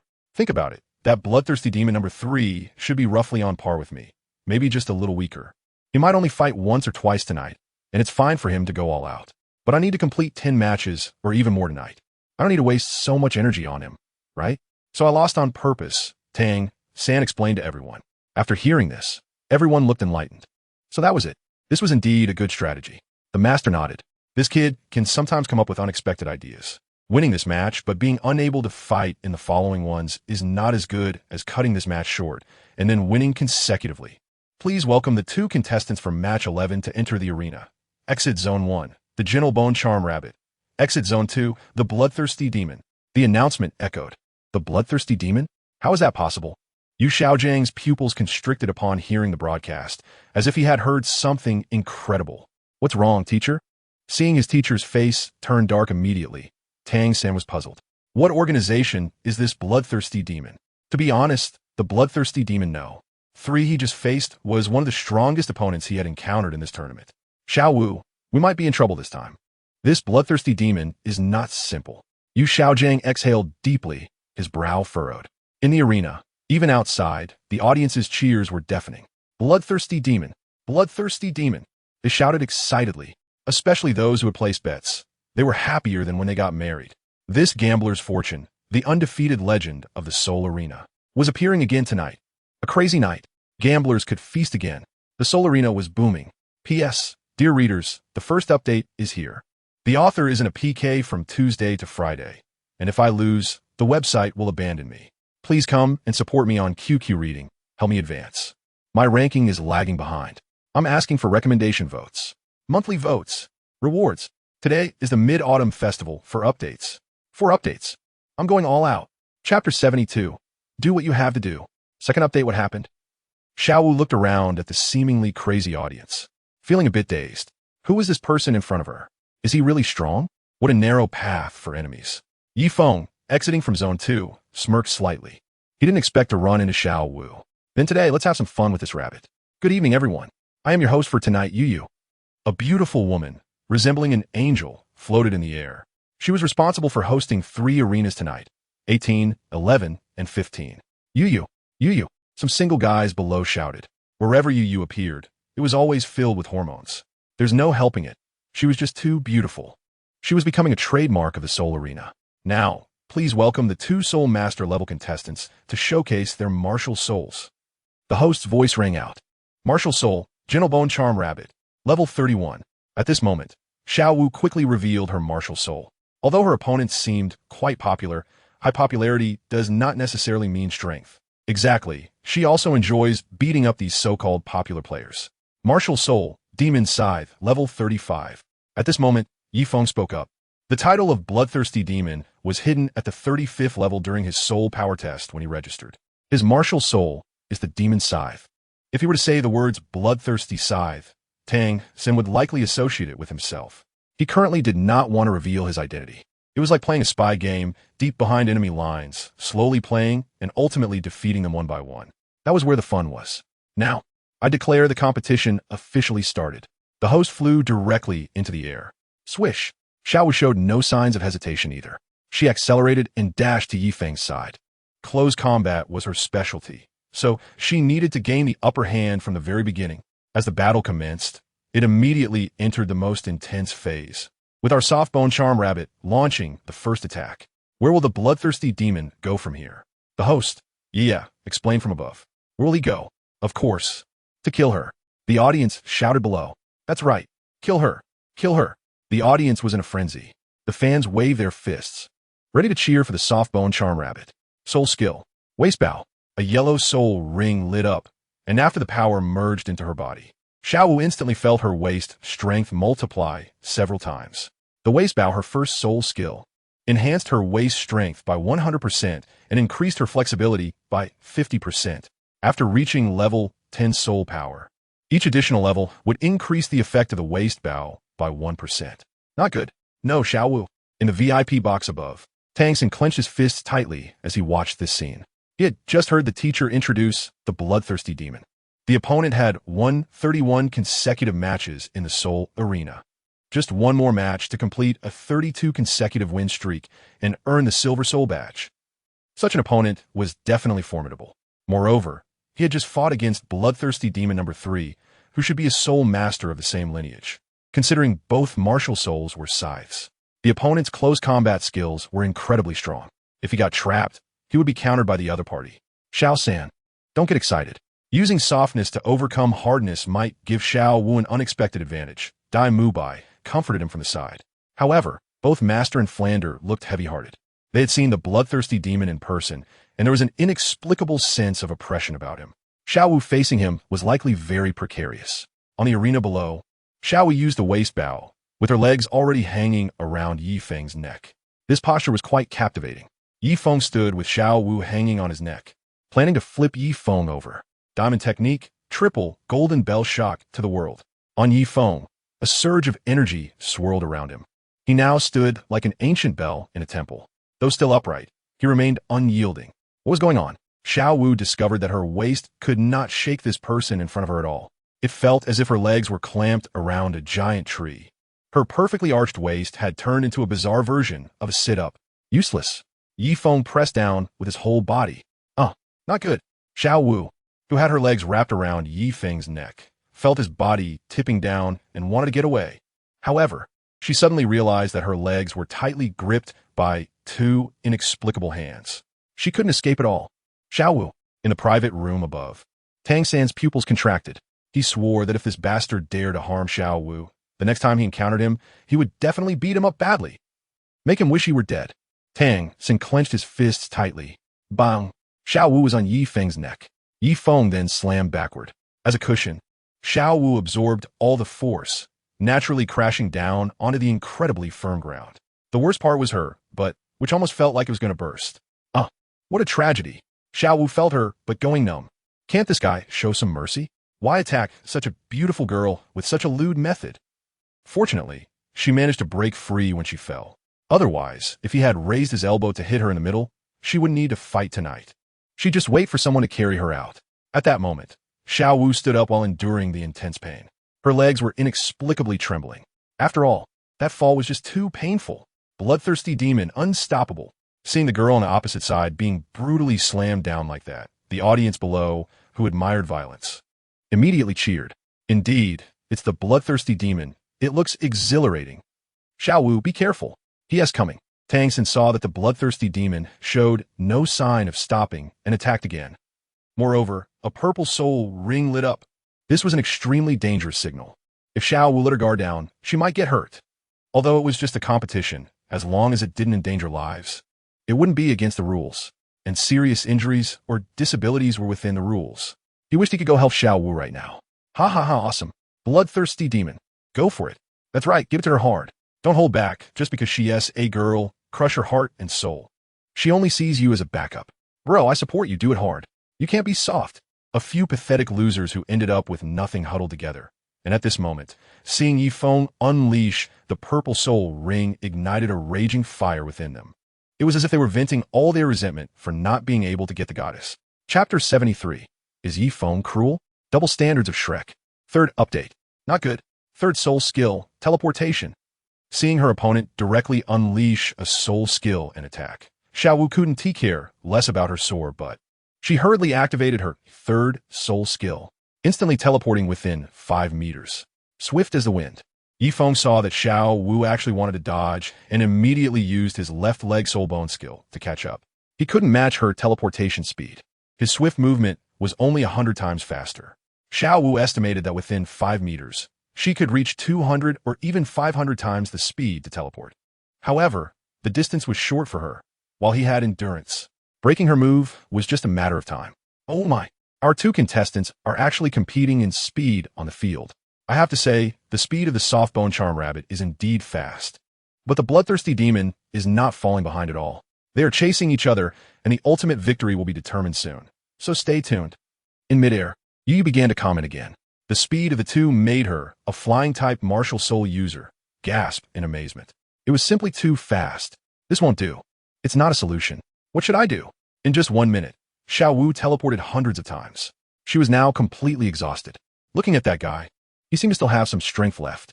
If this continued, she would really be caught. You can't escape. Behind her, Yifeng saw that Xiaowu had entered a state of fatigue and immediately showed a smile. Comparing speed with him, she was still a bit inexperienced. In short bursts, Xiaowu was invincible, but in terms of endurance, Yifeng was unafraid. Oh, is that so? Second soul skill charm? A thought flashed quickly in Xiaowu's mind. Continuing to run was completely useless. It would be better to launch a surprise attack on him. Perhaps she could win unexpectedly. So, she decided to go all out.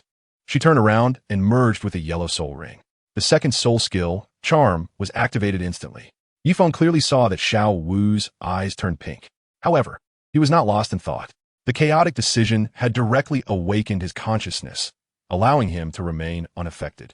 You still fallen for it. As expected, men. Xiaowu noticed Yifeng was momentarily stunned, and her lips curved upward, revealing a proud expression. First soul skill, waist bow. Xiaowu quickly locked onto Yifeng's neck just like before. Soft technique, explosive 8. Xiaowu exerted force from her waist, planning to execute an explosive 8 on Yifeng. With this move alone, not to mention a soul respect, even a soul sect would be unable to handle it. Would she win? In the VIP room upstairs, Master S' eyes were fixed on the scene below. The explosive 8 is the most violent type of throw. Once the first throw lands, there is no chance of resistance, and each throw carries a stunning effect. No, Xiaowu is going to lose. Tang San's eyes emitted a purple glow. That was the purple extreme magic eye. Xiaowu's charm had no effect on this person at all. Why can't I throw him? Xiaowu was confused. Of course she couldn't throw him.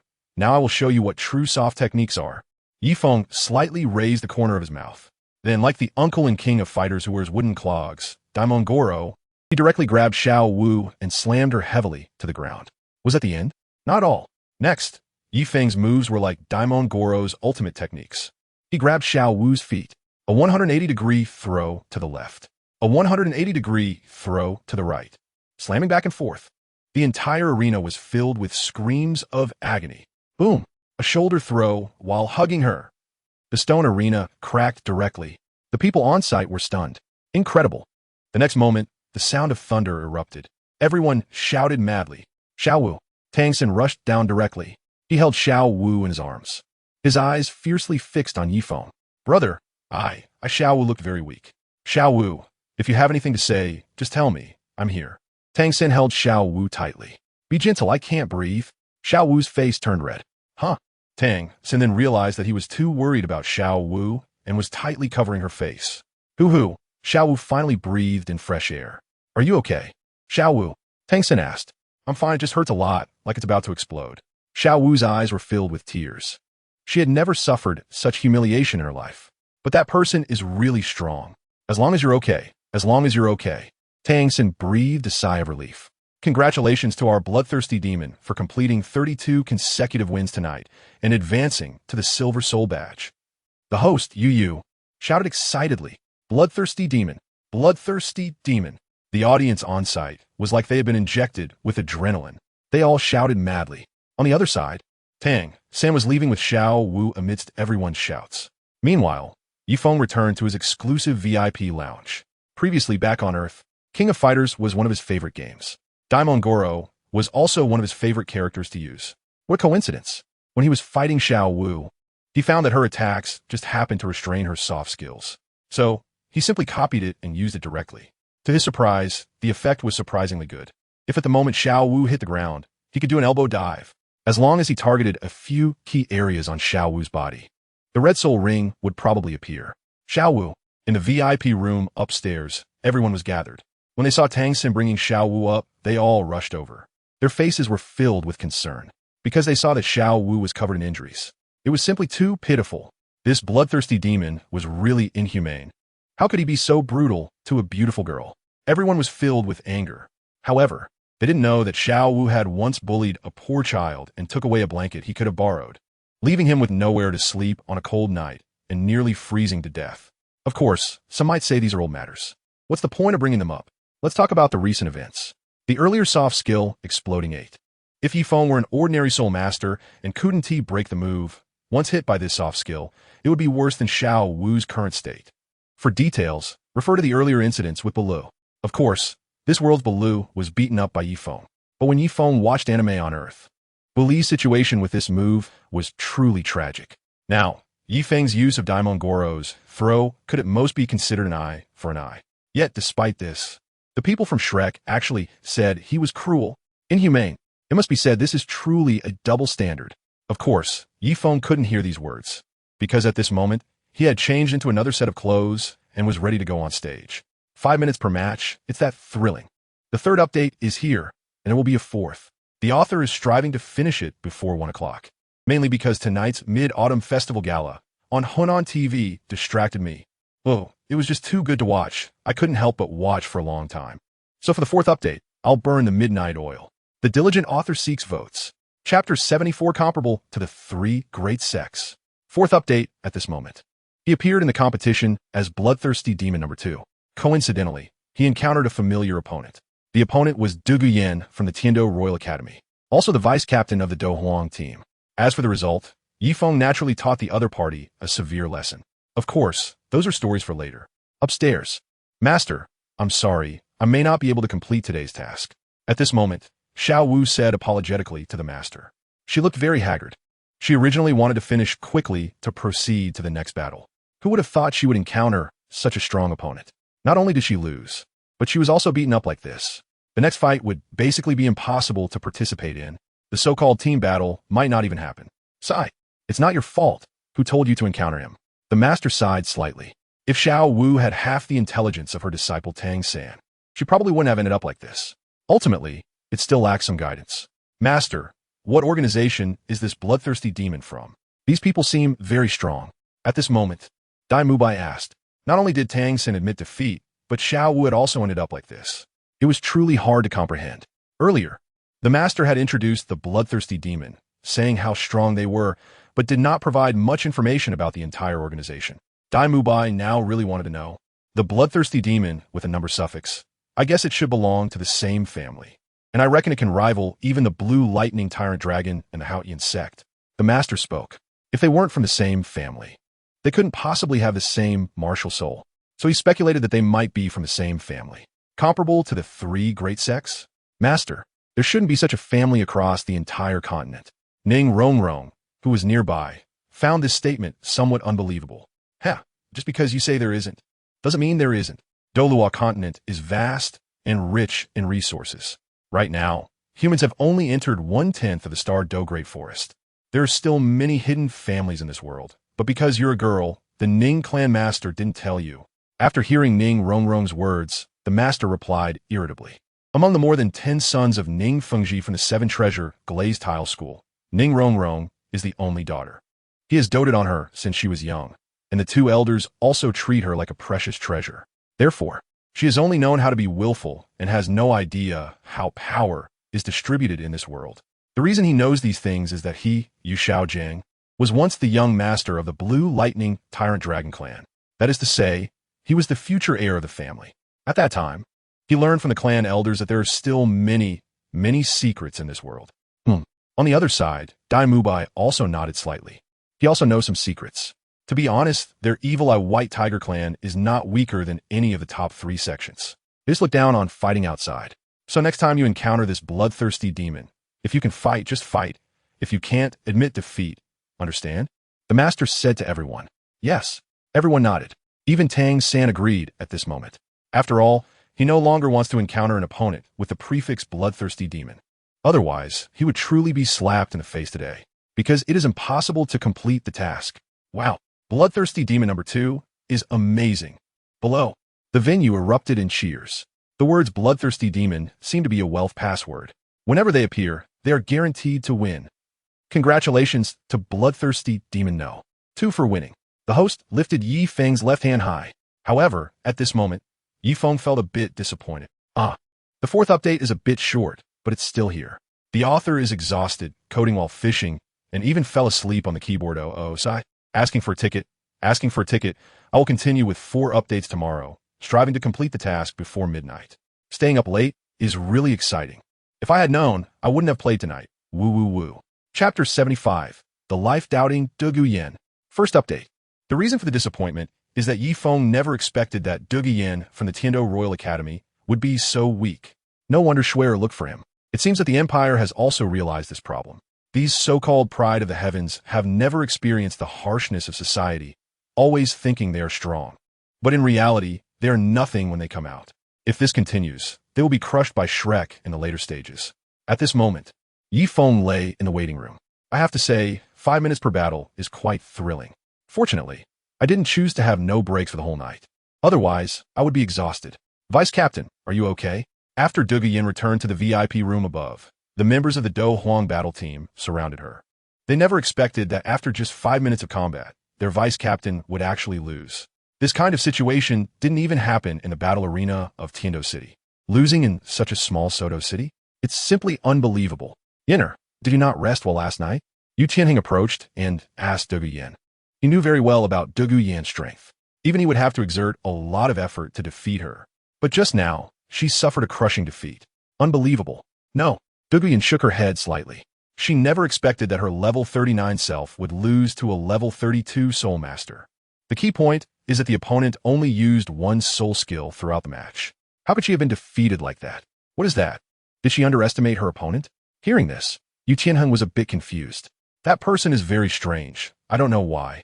But my poison seemed to have no effect on him at all, Douluo Yan said, her face filled with confusion. She was still immersed in the shock. She had never seen such a terrifying opponent before.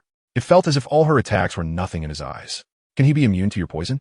The members of the Do Huang battle team were all in disbelief upon hearing this. Could it be that the opponent was also a poison-type soul master? The so-called poison type means a soul master who uses poison. Generally, those who also use poison can develop immunity to weaker poisons. However, Douluo Yan's green phosphor snake is not considered weak poison. I don't know. Douluo Yan was very confused. Forget it. You should rest well. If I encounter this person, I will definitely help you take revenge. Yu Tianheng said at this moment. Being immune to poison doesn't necessarily mean being immune to his blue lightning tyrant dragon. On the other side, Yi Feng was already in battle on the field. His opponent fell in less than a minute. This continued, and soon it was 11 o'clock. The individual solo competition was coming to an end. After 11 o'clock, it would be the team battle phase. Shrek. One by one, the weary figures pushed the door open.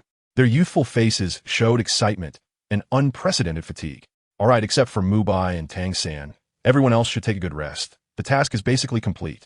Seeing the little monsters returning one by one, Flinder felt very gratified. Individual and duo competition summary. Zhu Zhuqing 4 points, Ma Hongjun 4 points, Ning Rongrong 2 points. Oscar 2 points, Xiao Wu 0 points, Dai Mubai 5 points, Tang Sen 8 points. Tonight's performance can be said to be unprecedentedly glorious. Heavens, Dean, I've never fought such exhausting battles. Oscar was exhausted. As a support-type soul master, he usually hardly enters the battle arena. Today, he fought in 2 consecutive matches, and he was simply worn out.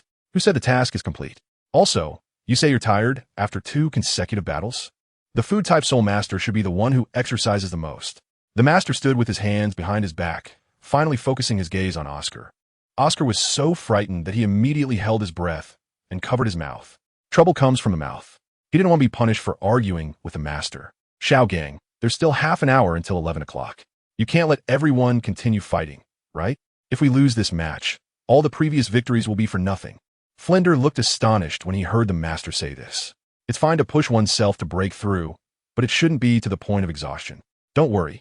I've scheduled the team battle for 12 o'clock, the master said. Ah, team battle? The Shrek members were all in disbelief upon hearing this. Teacher, isn't Xiao Wu injured? She shouldn't be able to participate in the team battle, right? Tang Xin looked at the master with a bitter expression. Xiao Wu's injuries are quite serious. She can walk normally, but if it comes to fighting, it would be very difficult. If she really can't fight, you could just protect her at the back. Isn't that fine?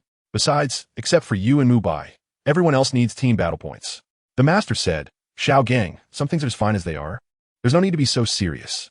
Hearing this, Flanders secretly pulled the master aside. These kids are really having a tough time tonight.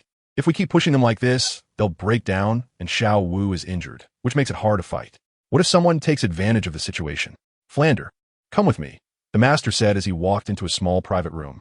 Xiao Gang, is there something you can't say out there that you have to come here for? Following the master into the private room, it was an absolutely soundproof conference room. The VIP rooms upstairs consisted of a space similar to a hall, plus a small 10-square-meter meeting room. Flander, you don't understand. The reason I had them participate in the team battle is that I just discovered something very important. At this moment, Yu Xiao Gang said seriously to Flander. Something very important? What is it? Flander was confused upon hearing this. What did you discover? Have you noticed that there are many people called bloodthirsty demons tonight? They are numbered 2 to 7. The master asked Flander.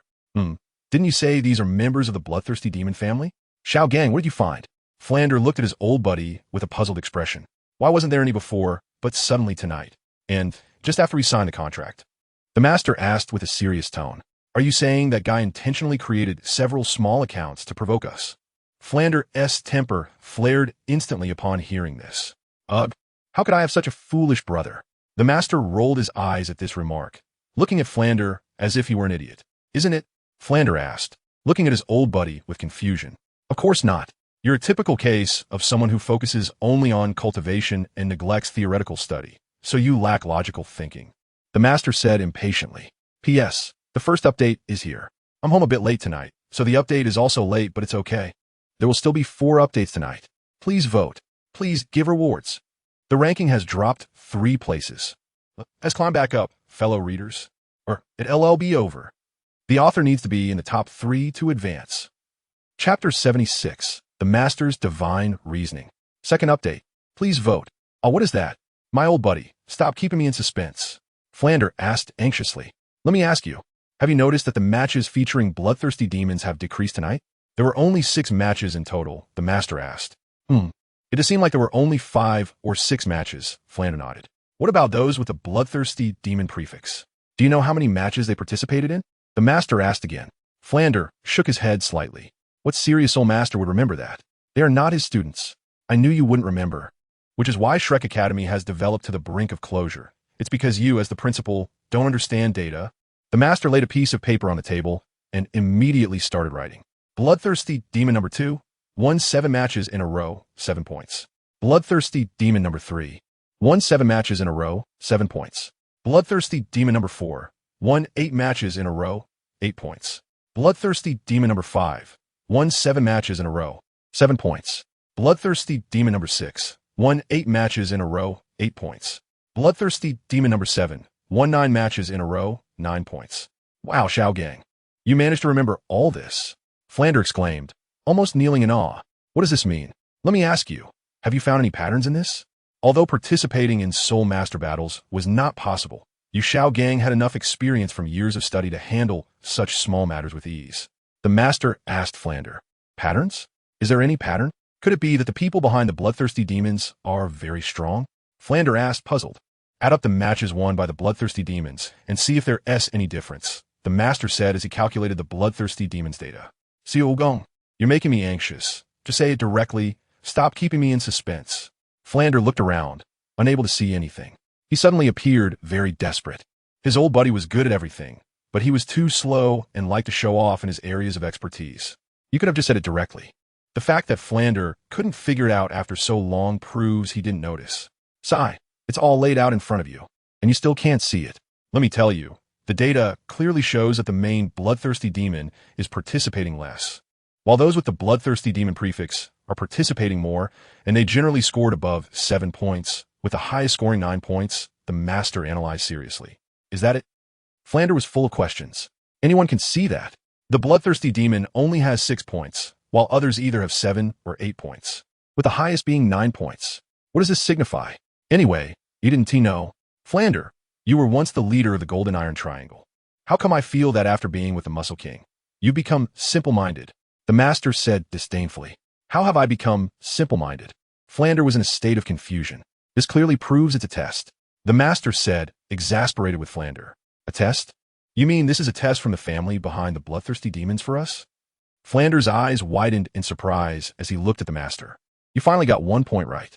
Think about it. Why did we immediately see the titles Bloodthirsty Demon 2, 3, 4, 5, 6, and 7 appear right after we signed the contract at the Soul Arena? And each one is so powerful. The master asked. Flander shook his head, but was very focused because he felt his old buddy was making some sense. It's not what you said about the bloodthirsty demons creating 6 small accounts. Who in this world can play over 50 matches in one night? If someone can do that, Yu Shao Gang would kneel before him and call him father. Flander, I truly feel sorry for you. How could you think that? To be honest, when the master heard Flander speak, he almost choked because anyone with a bit of normal logical thinking wouldn't say such absurd things. Who could play over 50 matches in one night? And in the Soul Master Arena. Even his first love, didn't he have that much stamina? That is true. Flander felt a bit awkward. If that person could create 6 small accounts and play over 50 matches, it would be too abnormal. So I'm saying this is a test from the family behind the bloodthirsty demons for us. The master said, so how do we test it specifically? Goodness, we're back to square one. Flander was eager to know how the other party was testing. Back in the day, his old buddy wasn't this indecisive. Now, Scythe. Flander felt at a loss. Don't worry, let me explain slowly. Based on the strength of the bloodthirsty demon, playing 10 matches tonight is no problem. But why have they only played 5 or 6? I suspect it's because he wants to take me, Yu Shao Jiang, as his master, so he deliberately played 6 matches. The master analyzed. At this moment, Flander looked like a real-life grandpa looking at his phone on the subway meme, his face filled with unprecedented confusion. You think about it. My future disciple's family would definitely not easily entrust someone to people like us, right? Although I was once a junior member of the Blue Lightning Tyrant Dragon clan. Now, I'm just the theoretical #1 master. So they sent some elite geniuses from their clan to conduct deeper tests on my theory, and the students trained with my theory. The master seemed to have discovered something significant, his lips curling into an enchanting smile. Flander was still a bit confused.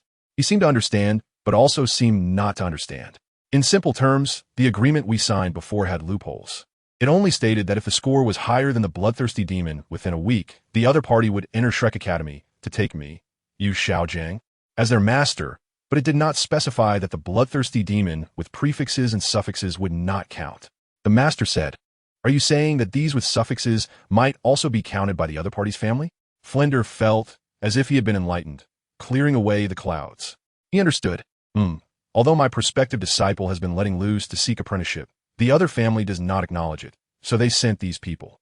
And the highest score among these people is only 9 points. I estimate this is the limit for their clan's young soul masters. As long as we exceed 9 points, we can leave them speechless and rescue the bloodthirsty demon from the family's constraints. The master's gaze was determined. At the same time, he felt gratified. He finally managed to convince Flander. It was truly rare. P.S. Here comes the second update. Continue to seek votes. There are still 2 or 3 days left. Everyone must help the author rush into the top 3. Seeking votes. There are 2 more updates. The author is working hard to update. For the ranking, fighting. Chapter 77. Enemies meet on a narrow road. Tang San battles the bloodthirsty demon. 3rd update. Oh my, old buddy, you are amazing. Flander gave a thumbs up. He was almost ready to give the master a brotherly hug. Both Flander and the master signed that contract. It indeed did not specify that the bloodthirsty demon with prefixes and suffixes would not count. If the other party uses these people's data to make a case, then Shrek Academy will be in danger. If I can't deduce this, how can I call myself the theoretical #1? You soul masters who only focus on cultivation have such simple minds. The master slightly raised his chin and said unkindly, actually, if you just read more books and pay attention to logical thinking, you can usually see this at a glance. okay? So I'm just here to compliment you, old buddy. Flinder chuckled. With such a good brother, how could Shrek Academy not thrive? Heh, consider a good thing you did. The master snorted coldly. However, Xiao Zhang, since the highest score on the other side is 9 points, and Xiao San's goal tonight is 10 points, why are we still going for a team battle? At this moment, Flinder asked. Xiao San found this conspiracy quite commendable. But what does this have to do with the team battle? Are you foolish? Team battles don't take up slots, and even if we lose, it won't affect everyone's current winning streak. If we win, Xiao San will have 11 points, and Mu Bai will have 8 points. On one hand, it showcases our Shrek strength, and on the other hand, it absolutely suppresses them, the master explained. After all, who knows if that 9-pointer will suddenly go crazy and get 10 points in the last half hour. If they get it, and Xiao San also has 10 points, it becomes a tie, but getting 11 points will lead to a crushing victory. This way, a week later, that prospective disciple of mine can successfully apprentice. I understand. Flinder got it again. It turns out this approach was for stability. He had just thought too narrowly, and even felt Xiao Gang was somewhat cold-blooded. It turns out everything the other side did was for Shrek Academy. Shame. He truly felt a bit ashamed. Please prepare, thousand-handed Jura, for the personal battle arena match in 5 minutes at arena number 15. At that moment, the announcement rang out. Let's go out. Xiao San's personal match is about to start, Flinder said. The master nodded. Outside, third brother, what did the master and the dean talk about? You've been ready to go to the waiting room, and these two still haven't come out. Ma Hongjun complained with a displeased expression. What secret conversation could take so long? It's fine, Mu Bai. We'll just follow the plans set by the teacher, Tang San said, looking towards Dai Mu Bai. They each needed 2 points to reach today's goal. The master arranged for them to first have a personal match, and then team up for a doubles battle. This way, they could secure 2 points. I'm fine. Dai Mu Bai nodded.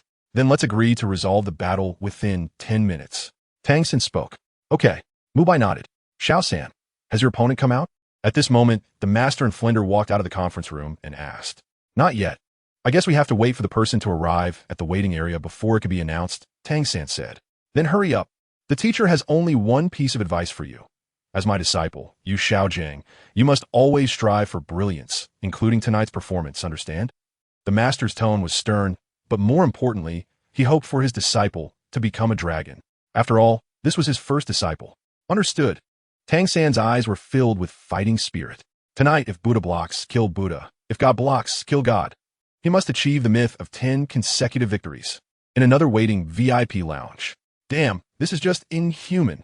Yifeng looked extremely haggard. Tonight, he had grinded through 52 matches. If he used one account, the Soul Arena would probably explode tonight. After all, achieving 52 consecutive wins in one night. Not even the grind god could handle that. So now, he was slumped on the sofa, feeling completely drained. There was still half an hour left. He noticed that Qianshou Xiluo seemed to have 8 points, 2 more than him.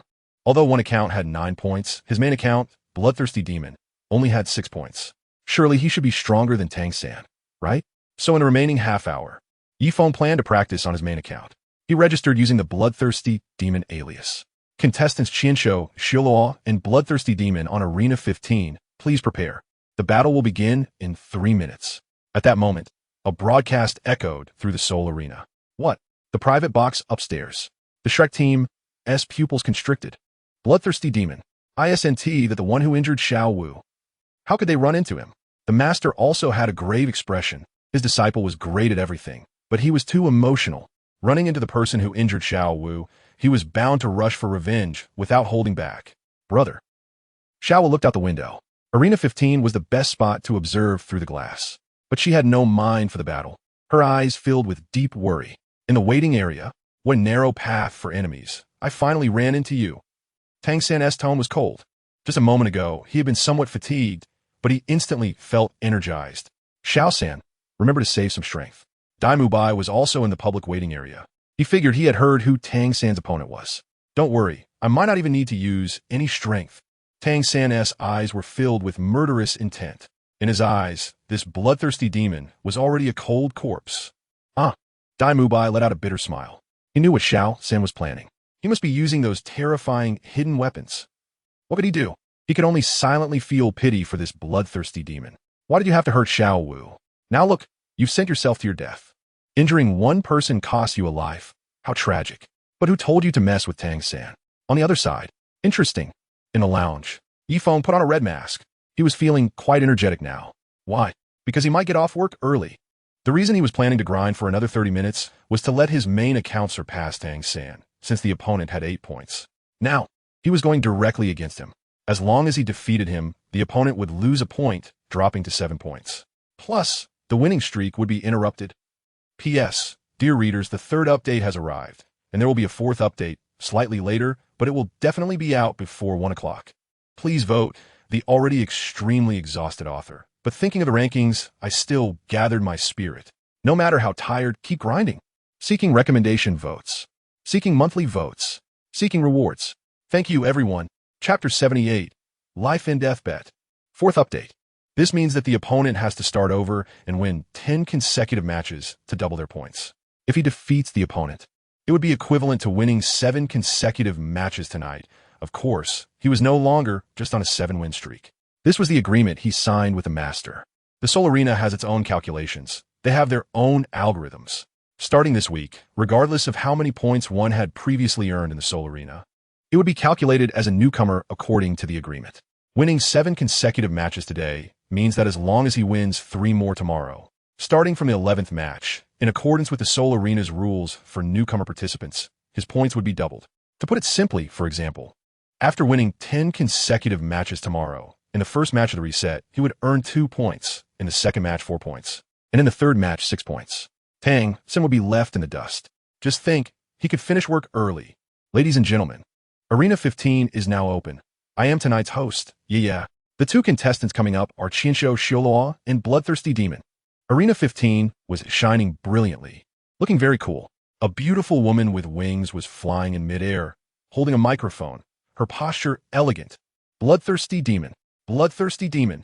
At this moment, unlike before, no one swapped Yeya's name. Because Bloodthirsty Demon, he was the idol of everyone in the Soul Arena. The arena was packed, and it was all because of him. Qinsho Xiaoluo. Some people were also shouting for Qinsho Xiaoluo. After all, he had achieved 8 consecutive wins. In such a small Soul Arena, if it weren't for the Bloodthirsty Demon organization, the opponent would be a shining star. Of course, mainly because the odds for him were high. 1 to 100. And Bloodthirsty Demon was only 1 to 1.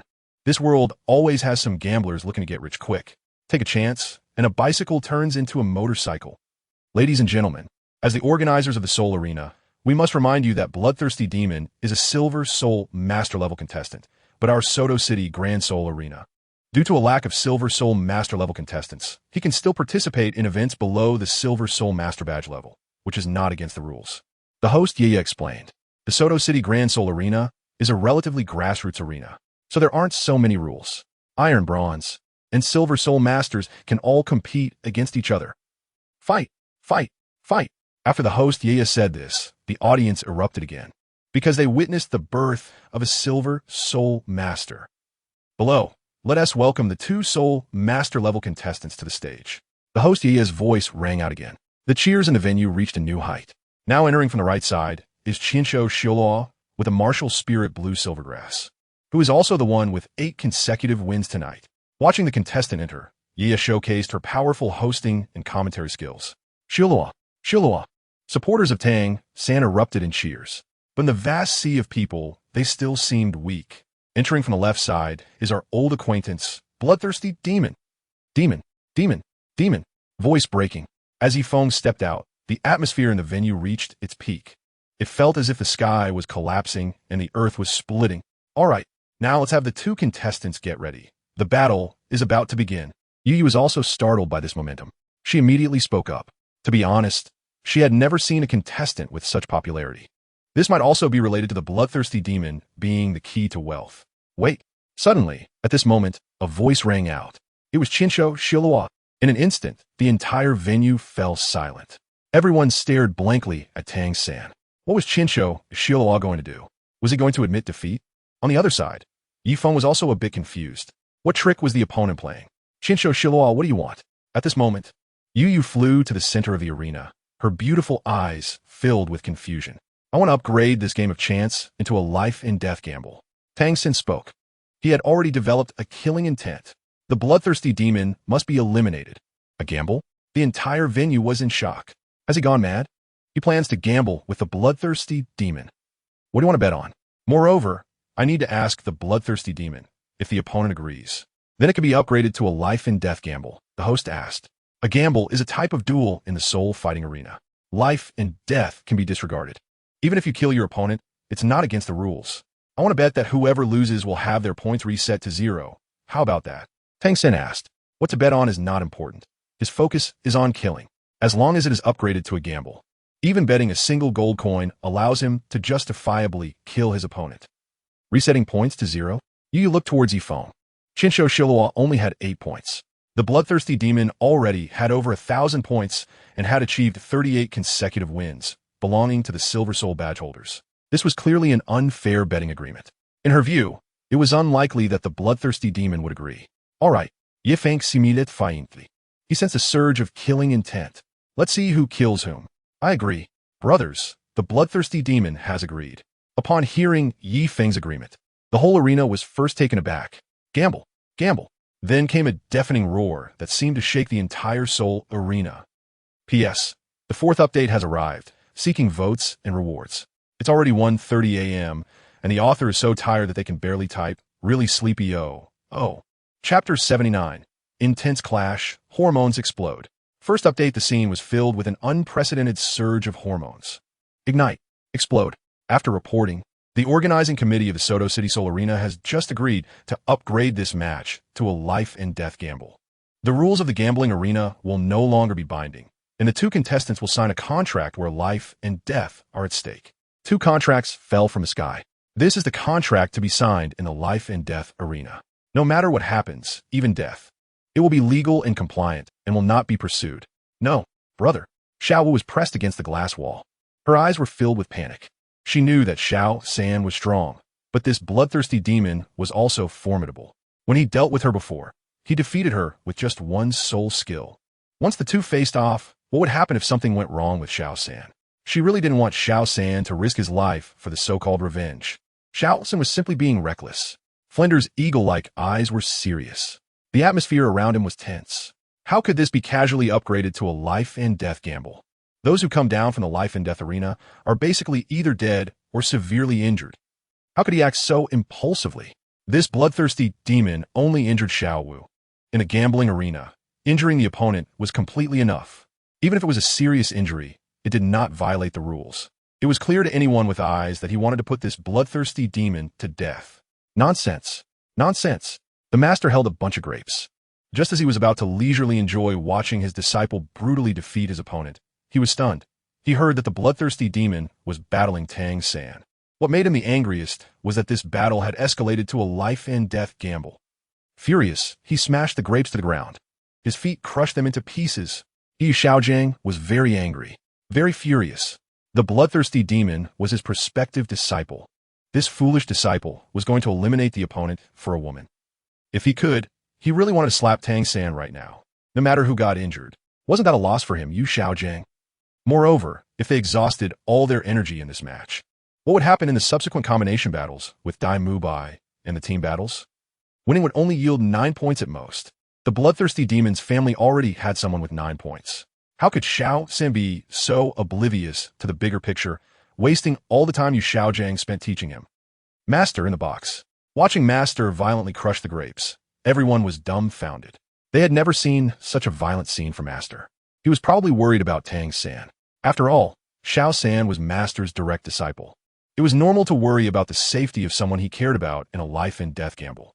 On the arena below, Tang San signed the words thousand-handed Azura without hesitation. He was here to kill. He had waited too long for this agreement. As for Yifeng on the other side, he was even more straightforward. The life and death gamble agreement had been signed, and I announced that the life and death gamble officially begins. As soon as the words fell, Yu flew into the air. This time she flew higher than ever before. Because both sides in the life and death gamble would fight with all their might, the resulting shockwaves were also very strong. There were many examples of the host being hit by the shockwaves from the contestants' battles. Therefore, she certainly could not be at a low position. Where she got hit, that would be suffering for nothing. It could even severely jeopardize her career as a host. Martial Soul, Blue Silvergrass. Tang San directly released his Martial Soul. Demon Scythe, Yifeng released his Martial Soul and became alert at that moment. He knew that Tang San had many tricks up his sleeve, including those hidden weapons. Although they wouldn't kill him, the constant sneak attacks were quite annoying, weren't they? Why don't you ask me why? Tang San's eyes were fixed on Yi Feng as he asked in a cold tone. He couldn't believe that Yi Feng didn't ask why he upgraded to a gamble fight. Tang San was at a loss for how to express what was in his heart. Why should I ask? Yi Feng smiled slightly. Why do you ask? The opponent has come, so he would just fight. Good. Very good. Then I will make you shut your mouth forever. Tang San was furious. He had harmed his woman and still had such an arrogant attitude. Today he must be killed. Ghost Shadow Mysterious Steps. Tang San unleashed his Ghost Shadow Mysterious Steps. The next moment, he directly attacked in the direction of Yi Feng. Chaotic decision. Yi Feng focused, paying attention to his surroundings. Suddenly, he noticed that Tang San's hand seemed a bit off. Dragon Whisker Needle. Tang San wrapped his soul power around the Dragon Whisker Needle. Immediately afterwards, he aimed and launched an attack directly at Yi Feng's brow. 10,000-year Soul Bone Skill. Gale Strike. Yi Feng had long noticed the anomaly in Tang San. He directly unleashed his Soul Bone Skill. Immediately, he traversed to behind Tang San. Whoosh! The Dragon Whisker Needle pierced through the steel wall. Coincidentally, it was right in the office of the deputy supervisor of the Fighting Spirit Arena. At that moment, he was holding his secretary's slim waist, preparing to enjoy the next step. Boom! Unexpectedly, the chandelier above exploded. The little secretary was so frightened that her face turned pale. Of course, the culprit, Tang San, was unaware of this. Did he dodge? He was currently looking utterly bewildered. Soul Skill, Tear the Sky. Yi Feng's scythe slashed in shape. In an instant, streams of sword energy flew out. What? Blue Silver Grass Entangle. Tang San never expected that this person not only dodged, but could also counterattack. He quickly unleashed the Blue Silver Grass, intending to block Yi Feng's attack. However, in front of the sharp blade, his Blue Silver Grass was still just grass. The sword energy generated by the bloodthirsty scythe struck directly on Tang San's back. His shirt was instantly shredded, and shaped scar appeared on his back. You still want to use hidden weapons to sneak attack me? You're still too inexperienced. Yi Feng snorted coldly.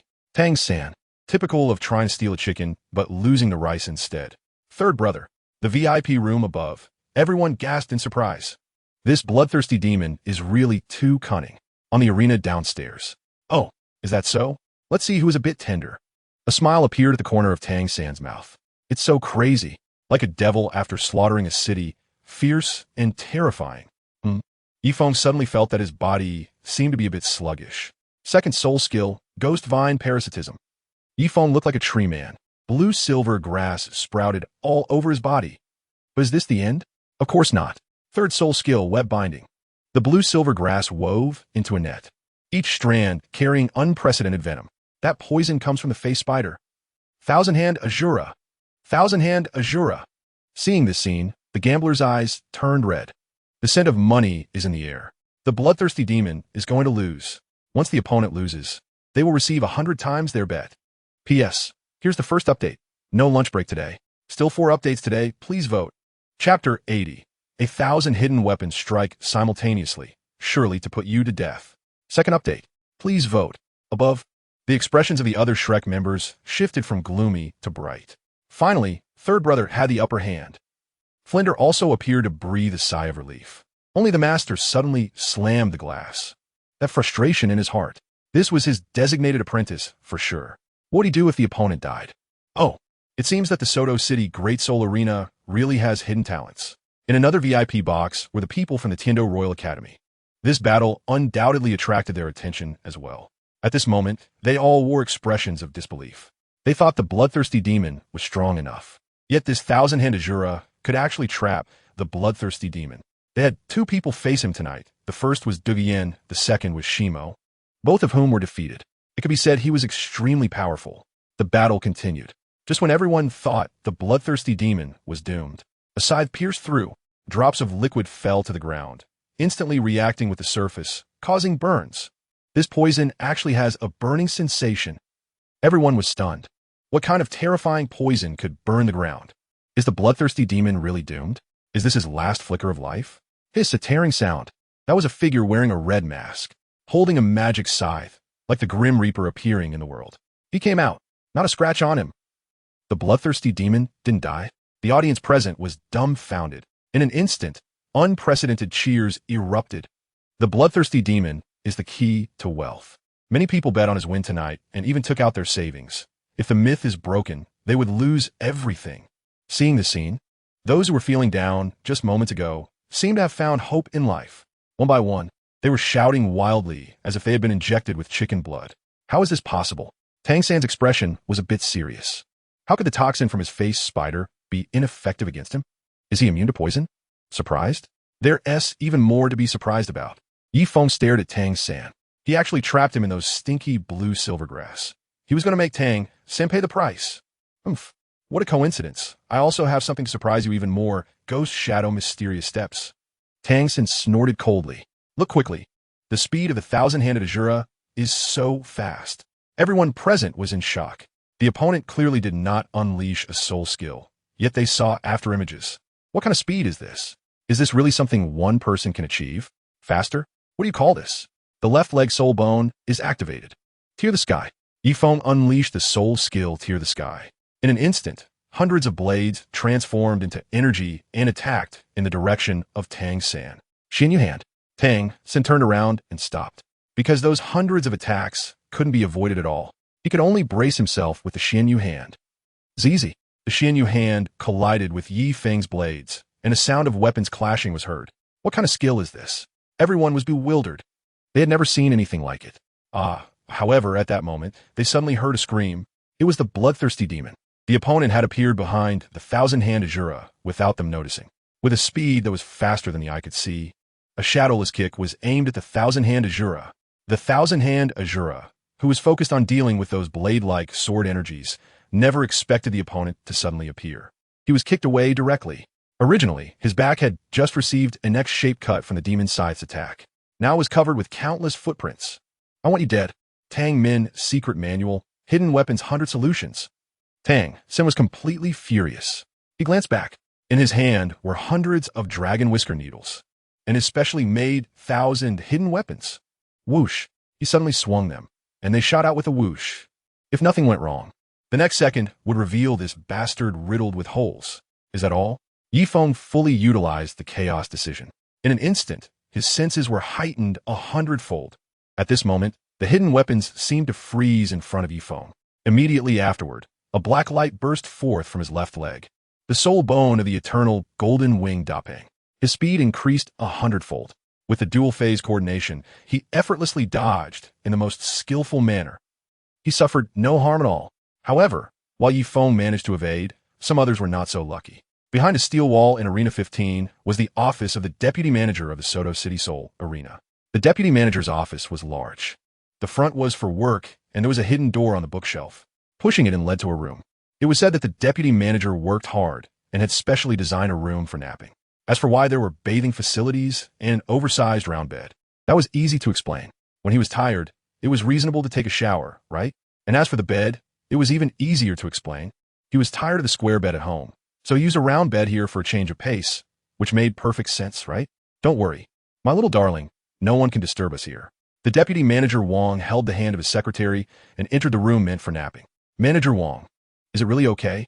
The secretary asked shyly. Then the two rolled onto the sheets. Suddenly, something unknown shot through. Bang, bang, bang. Then hundreds of sounds followed. It was as if countless bullets were flying. Gunfire. Boom. After a while, a wall of the house collapsed with a loud crash. The room, which originally needed to be lit to illuminate, was suddenly filled with intense light. Below, the audience in Arena 15 couldn't help but look in the direction of the huge sound. God, how terrifying must it be to cut down a wall like that? However, they were not prepared for what they saw next. Behind that wall were two people tightly embracing each other. The man was somewhat plump, and the woman was disheveled. At that moment, their eyes looked quite dazed. Wong, deputy manager? That room was on the second floor. The host, yeah, was currently flying in midair. With such a massive aftermath, she naturally glanced in that direction. As a result, she saw deputy manager Wong hugging the secretary who had just arrived last week on the bed. The two looked like they had received a huge shock. The floor was a complete mess. Wow, amazing. Ha.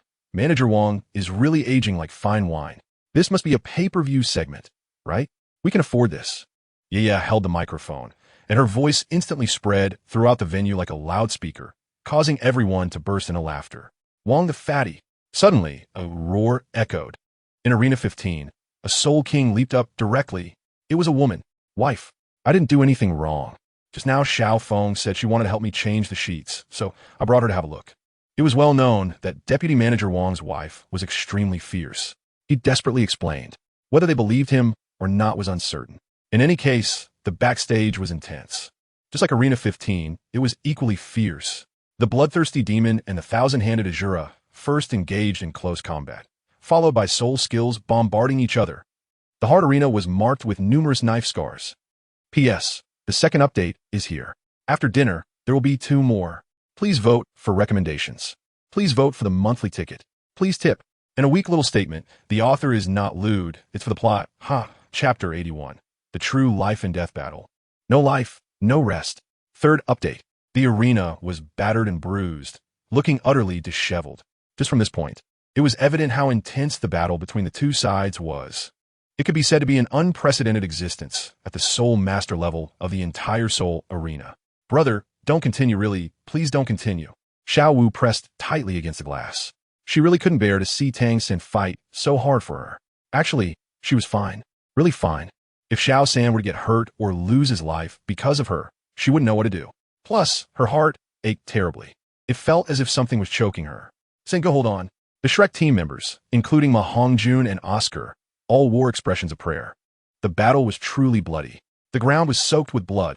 This battle was 100 times crazier than Xiao San's last fight against Zhao Wujia. Moreover, these two were truly fighting for their lives. Xiao Gang. Flinder glanced at the master, his expression more serious than ever, as if he was trying to say something. The master nodded slightly, as if agreeing to something. Below, the battle continued. Many spectators' voices had gone hoarse, but the enthusiasm was unprecedentedly off the charts. Ghost Shadow Mist, controlling the crane to catch the dragon. Ghost Vine Parasitism. Tang San was on a combo. This was the only opponent he had encountered who was so difficult to deal with. Moreover, the opponent seemed to know him very well, always on guard. The hidden weapons had no chance to be used. Since that was the case, Tang San decided to abandon strategy and go for a direct confrontation. With his strength, dealing with a soul sect was no problem. He could even fight against a soul king. Were he afraid of this little soul master? Of course, if given the chance. He would still use hidden weapons to win. He truly wished this wasn't an arena. If it weren't, then his external soul bone could be used. Once that thing was activated, this child would undoubtedly die. What a pity. Break. The demon's scythe swung. The blade was like thousands. All the blue-silver grass turned to scraps on the ground, and the rushing Tang San was thrown out by him. After doing all this, he breathed heavily. He was really exhausted, fighting 52 matches in one night. Almost 5 minutes per match, totaling over 4 hours, almost 5. Including this match, it was a total of 53 matches. Even the oxen in the production team couldn't do this. But to be honest, he felt exhilarated.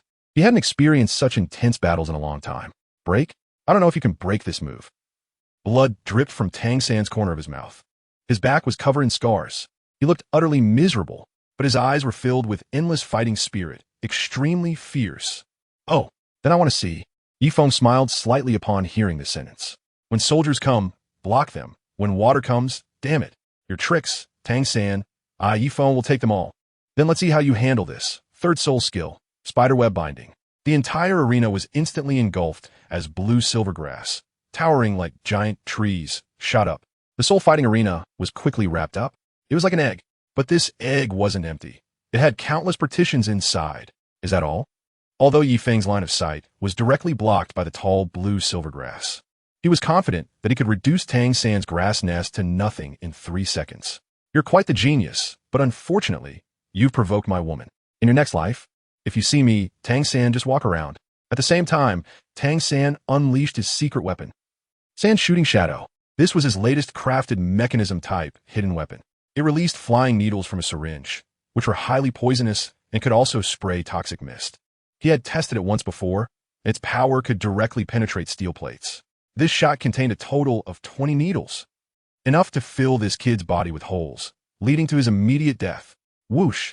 The San Shooting Shadow flew out. Not good. Yifeng, using the chaos decision, experienced an unprecedented enhancement of all his senses. He immediately felt a deadly sense of crisis approaching. Finally, he saw it. Countless black beads densely packed in front of him. coated with deadly poison, and with lethal penetrating power. Want to kill me? Let's see who dies first. Fourth soul skill, 3 seconds of deadly poison scythe. Yifeng saw this scene, his eyes revealing a hint of coldness. The two sides had been fighting for so long, and had generated unprecedented anger. The towering blue-silver grass provided him with a natural shelter. Even releasing his fourth soul skill would not be detected. A black soul ring slowly rose from beneath his feet. This was his never-before-used fourth soul skill, derived from the 30,000-year soul beast, Shadow, Poison Wolf. 3 seconds of deadly poison scythe. In simple terms, anyone with a soul power level lower than his would die within 3 seconds upon contact. You, Tang San, use hidden weapons. He, Yifeng, would use the strongest poison technique. Let's see who dies. The bloodthirsty demon Scythe, integrated with the fourth soul ring, was thrown out by Yifeng like a boomerang. Clang! The bloodthirsty demon Scythe collided with the iron ball shot by hidden sand shooting Shadow. It produced unprecedented sparks, instantly exploding. However, the bloodthirsty demon Scythe was a martial soul, further fused with the power of the 30,000-year Shadow Poison Wolf. Transforming into the 3 seconds of deadly poison scythe, it forcefully knocked away several iron balls, creating a path towards Tang San. Xianyu hand. Tang San also sensed the deadly threat. Immediately, he used the last bit of his strength to unleash the Xianyu hand, attempting to block the 30,000-year soul skill with the strength of a mantis trying to stop a chariot. The third level of the diamond technique. Golden Bell, shocking the world. Yifeng slowly unleashed the diamond technique. With about 10 iron balls left, there was no way to dodge them. He could only withstand the impact. But on the other side, Tang San also couldn't escape. He had to endure his 3-second deadly poison scythe. That thing was much more explosive than this. If either of them were die, it would definitely be Tang San. Suddenly, a whirlwind swept through Arena 15 of the Soul fighting field. The arena collapsed directly. Debris flew everywhere. Everyone couldn't open their eyes. Just as Tang San was preparing to catch the flying poison scythe with his Xian Jade hand, he suddenly felt himself being pulled aside by a force. Before he could react, his neck hurt, and he fell down. He didn't even see who it was. However, while Tang San couldn't see clearly, Yifeng did. It turned out to be Tang Hao. He appeared on the arena of this gambling match. But why did he come to the stage? Did he come to take revenge because he felt that his son was threatened? Yifeng's heart sank like a still pond. It's really lightning speed. The life and death contract just signed in front of the opponent is nothing but a scrap of paper. To be honest, if it weren't for Tang San's repeated provocations tonight, even attempting to kill him one after another, he didn't plan to use this move. After all, the opponent has Tang Hao and the entire Haoyan sect behind him. At least at this stage, killing the opponent would bring him a lot of trouble. Even if Schwerer wanted to protect him, it would be very difficult. Moreover, if he did that, Schwerer would have to expose her identity for his sake. The Spirit Hall's plan of replacing the prince that had been lurking for many years would be ruined. This would set off a chain reaction, instantly affecting the entire situation of the continent. His current strength is too low. He can't bear such risks. After all, one shouldn't act impulsively. The mess left after madness still needs to be cleaned up. Let this life and death gamble come to an end. Tang Hao looked at Yifeng. A hint of sharpness flickered in his eyes. The third update has arrived, and there's a fourth update. As usual, it's a bit earlier this time, mainly because this chapter was a bit hard to write, took a long time, asking for votes. Revised a bit, added a lot of words. Everyone can take another look. Chapter 82, Being Threatened. Fourth update, why? He wants to kill me, but I can't kill him? Senior Haoyan, is this the principle of your Tang family? Yifeng directly questioned Tang Hao in front of him. Although the other party was a titled Douluo, he was not afraid. Since Tang San wanted to kill him, it was only reasonable for him to fight back. You young kids inevitably have some misunderstandings. There's no need for a life and death struggle. Moreover, he is my only son. Tang Hao's voice was very calm, as if he were saying something casual. However, Yifeng felt an inexplicable pressure sweeping over him, almost making it hard to breathe. What a precious only son. Yifeng resisted Tang Hao's pressure and let out a cold snort. If he couldn't tell that this was a threat, then he really had lived 2 lives in vain. Suddenly, with a loud bang, Tang Hao disappeared. The spider web woven by Tang San was instantly blown apart, debris falling all around. Above, a bird-like figure was seen flying. He wore glasses, and his eagle-like eyes were filled with unprecedented confusion and doubt. He really hadn't done anything. For some reason, Xiao San's blue-silver prison suddenly exploded on its own. All they saw was Tang San lying on the ground. Meanwhile, Yi Feng was unscathed. Did the bloodthirsty demon win? After the fierce battle, only a devastated battlefield remained. The spectators were initially stunned, then one by one erupted into unbelievable cheers. Bloodthirsty demon! Bloodthirsty demon! The sounds of frenzied shouts echoed.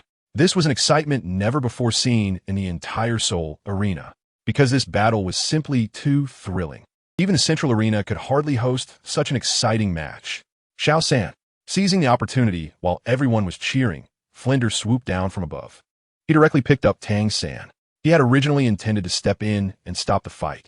After all, according to Xiao Gang, one was his current disciple, and the other was his prospective disciple yet to enter the door. What kind of self-inflicted harm was this? Just as he was about to intervene, everything ended. He was still alive. Flinder felt Tang San's pulse and immediately breathed a sigh of relief. As long as he was alive, that was good. He was genuinely afraid that something unexpected would happen to Tang San. That would be a big problem. After all, he was the son of the Haotian prince. On the other side, the victorious Yi Feng returned to the VIP lounge. His mind was filled with the scene of Tang Hao's appearance just now. Ultimately, it was still because he was too weak. If he were stronger, why would he be limited by others? Now there were two tricky issues. The master had the blue lightning tyrant dragon family behind him, and even Bibi Dong had some unresolved feelings for him. And Tang San had Tang Hao and Haotian sect behind him. So what did Yi Feng have behind him? Besides Shui, nothing at all. Of course, the system couldn't be overlooked. But the system couldn't assist him in everything. Nor could it suddenly make him strong enough to confront Tang Hao and the patriarch of the blue lightning tyrant dragon family, Yu Engine, that old dragon. This thing has a cycle, and he had to do something within this cycle.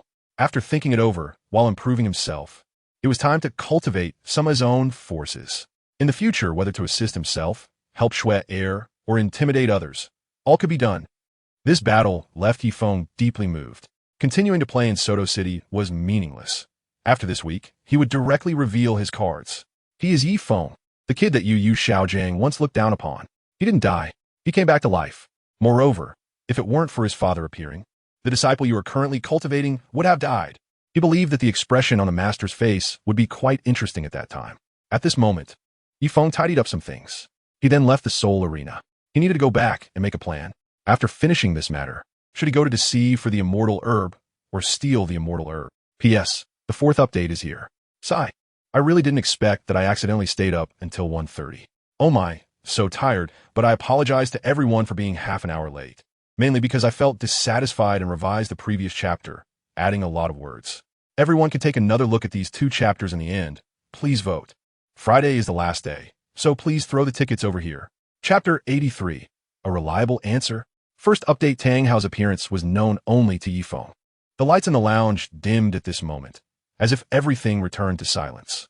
Meanwhile, upstairs, a VIP viewing room was particularly lively. Everyone was gathered around the three-seat sofa. What happened to me? At this moment, Tang San's face was pale. He woke up. Thank heavens, Xiao San, you finally woke up. At this moment, the members of Shrek let out a deep breath. Just now, the near-death Tang San almost scared them to death. Thankfully, he woke up. Brother, promise me. Okay, don't do such dangerous things in the future. Xiao Wu really is fine. Woo. Xiao Wu collapsed onto Tang San's chest, her beautiful eyes filled with tears. Seeing Flinder carry Xiao San back, Xiao Wu's heart shattered into pieces. Although she was slightly injured from the battle with the bloodthirsty demon, she truly didn't care. It wasn't worth it for Xiao San to risk his life. Where am I? Did I win or lose? Looking at Xiao Wu crying on his chest and the worried expressions around him, Tang San was very confused. Wasn't he fighting that bloodthirsty demon below? How'd he end up here? Moreover, his whole body felt sore. Third brother, you lost. It was Director Flinder who brought you up. Ning Rongrong spoke up. This was something the other party would find out sooner or later. There was no need to hide it. I lost. Tang San's pupils suddenly constricted. The only thing he remembered was someone appearing behind him. Then he fainted. In the conference room. Flinder, are you saying that you didn't intervene at all just now? How is that possible? Only the master and Yu Xiaojiang were present. At this moment, the master stared at Flinder with a puzzled expression. Yes. I just arrived up there, and then the spider web prison established by Xiao San exploded directly, and then I saw Xiao San lying on the ground, while the bloodthirsty demon was unscathed. Flinder couldn't make sense of it. Logically, this was a killing move executed by Tang San. It should have taken the life of the bloodthirsty demon. Why did it seem to end so abruptly? This is strange. Do you think it's possible that Xiao San exhausted his soul power and was overwhelmed by the bloodthirsty demon as final strike? The master murmured, his eyes seemingly pondering something profound. He originally thought that Flinder had secretly intervened to forcibly separate the two, but he didn't expect that Flinder hadn't done anything. However, given that situation, the battle shouldn't have ended so quickly. I considered that, but in that life-and-death situation, I saw that the bloodthirsty demon was also intent on killing. Xiao San should have taken advantage of his weakness to go for his life, but why did Xiao San end up fainting on the ground completely unharmed, as if he had been knocked out suddenly? Moreover, Xiao San's spiderweb binding seemed to have been directly broken by a powerful force. After all, Flinder was a soul sage. He could also deduce a thing or two from the debris scattered on the ground. Are you saying that someone intervened before you and stopped this battle? The master's tone turned into an intensified question. Obviously, he didn't believe it. Yes. It's very likely that the other party knocked Tang San out and broke through the spiderweb binding that Tang San had cast. Flinder nodded. He thought the possibility was very high. Do you think this kind of thing is possible? How could this person get in under everyone's watch? Even if he got in, how did he manage to leave without being seen? Is everyone blind? All right, everyone is blind, including me and Xiao Gang. Then I have a question.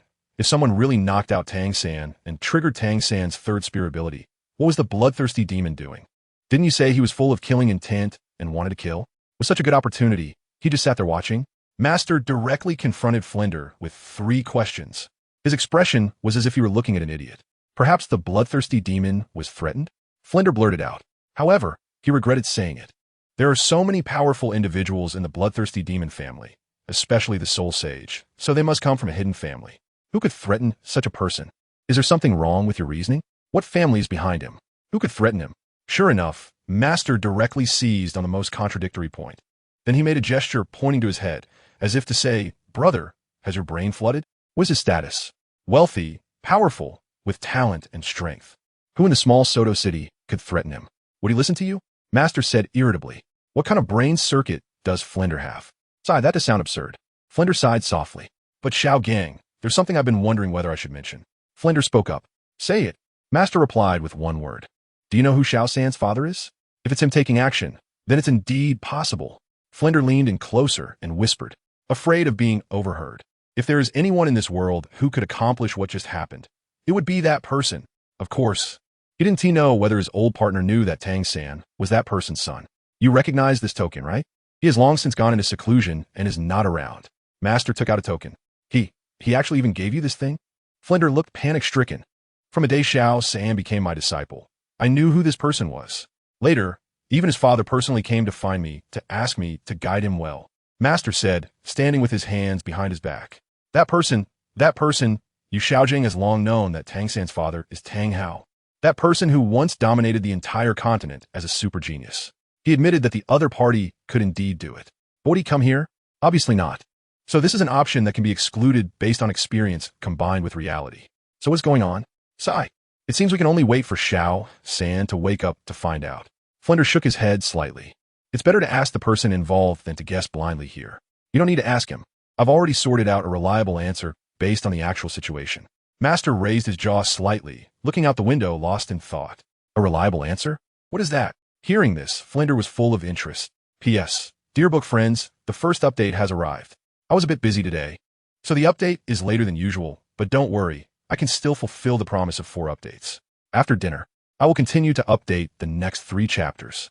It's the last day of the PK, so please vote for recommendations. Please support with monthly tickets. Please give rewards. At the same time, I would like to thank the book friends such as ZUEV Very Board, Ding Ming, Treasure Tool Release, and Wei Yi for their rewards. There are too many people, so I want to list them one by one. I sincerely thank all the supporters and voters. Thank you. Chapter 84, Society, My Brother Foam. Slaps you Tianheng. Second update. It's the bloodthirsty demon. Master stood with his hands behind his back, and the window just happened to see the devastated 15th arena below. His expression was heavy. Bloodthirsty demon? What does that mean? Flinder felt his brain couldn't keep up. The bloodthirsty demon signed a contract with us this morning. Do you think he wouldn't have investigated Shrek Academy and me, Yu Xiaojing? So I guess he must know that Tang San is my disciple. So he showed mercy and only knocked him out. Master laid his cards on the table. This was a conclusion he arrived at after very careful consideration. Upon hearing this, Flinders suddenly felt as if he had opened the door to a new world.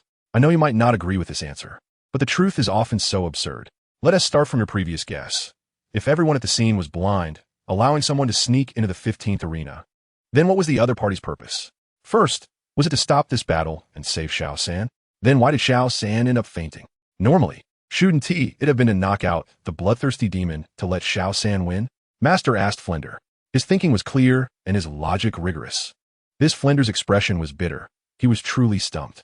All right, then let us say he's one of the bloodthirsty demon's people, and he sneaked in to avoid the bloodthirsty demon getting hurt. But should he have taken advantage of the blue-silver grass to obstruct the audience's view and kill Xiao San?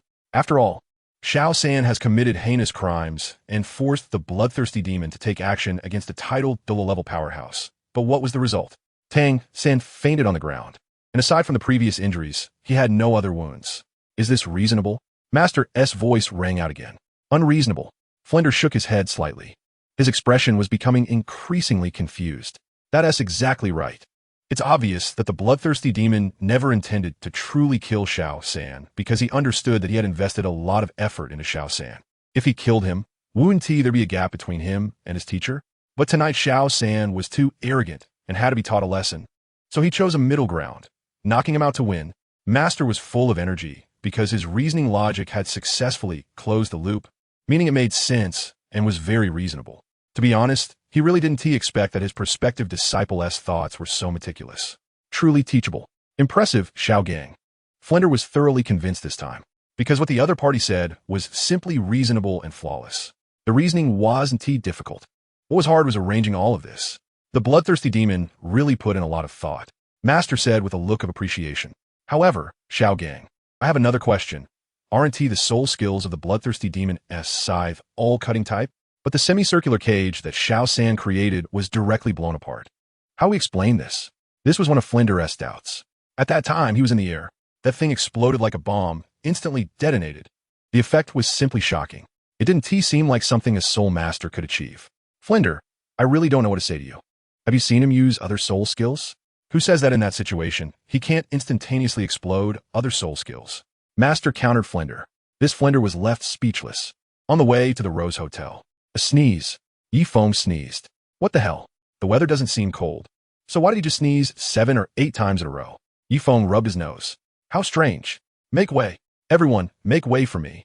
At that moment, several horse-drawn carriages were racing behind Yifeng. The coachman shouted fiercely, as if his house was on fire. However, a wise man doesn't lose out in front of him. Yifeng slightly turned to the side to let the car pass. Whoosh! At super high speed. It created a gust of wind. It flew past him, almost crashing into him, racing at 11 or 12 at night. What the heck? Are you crazy? Yifeng shouted angrily.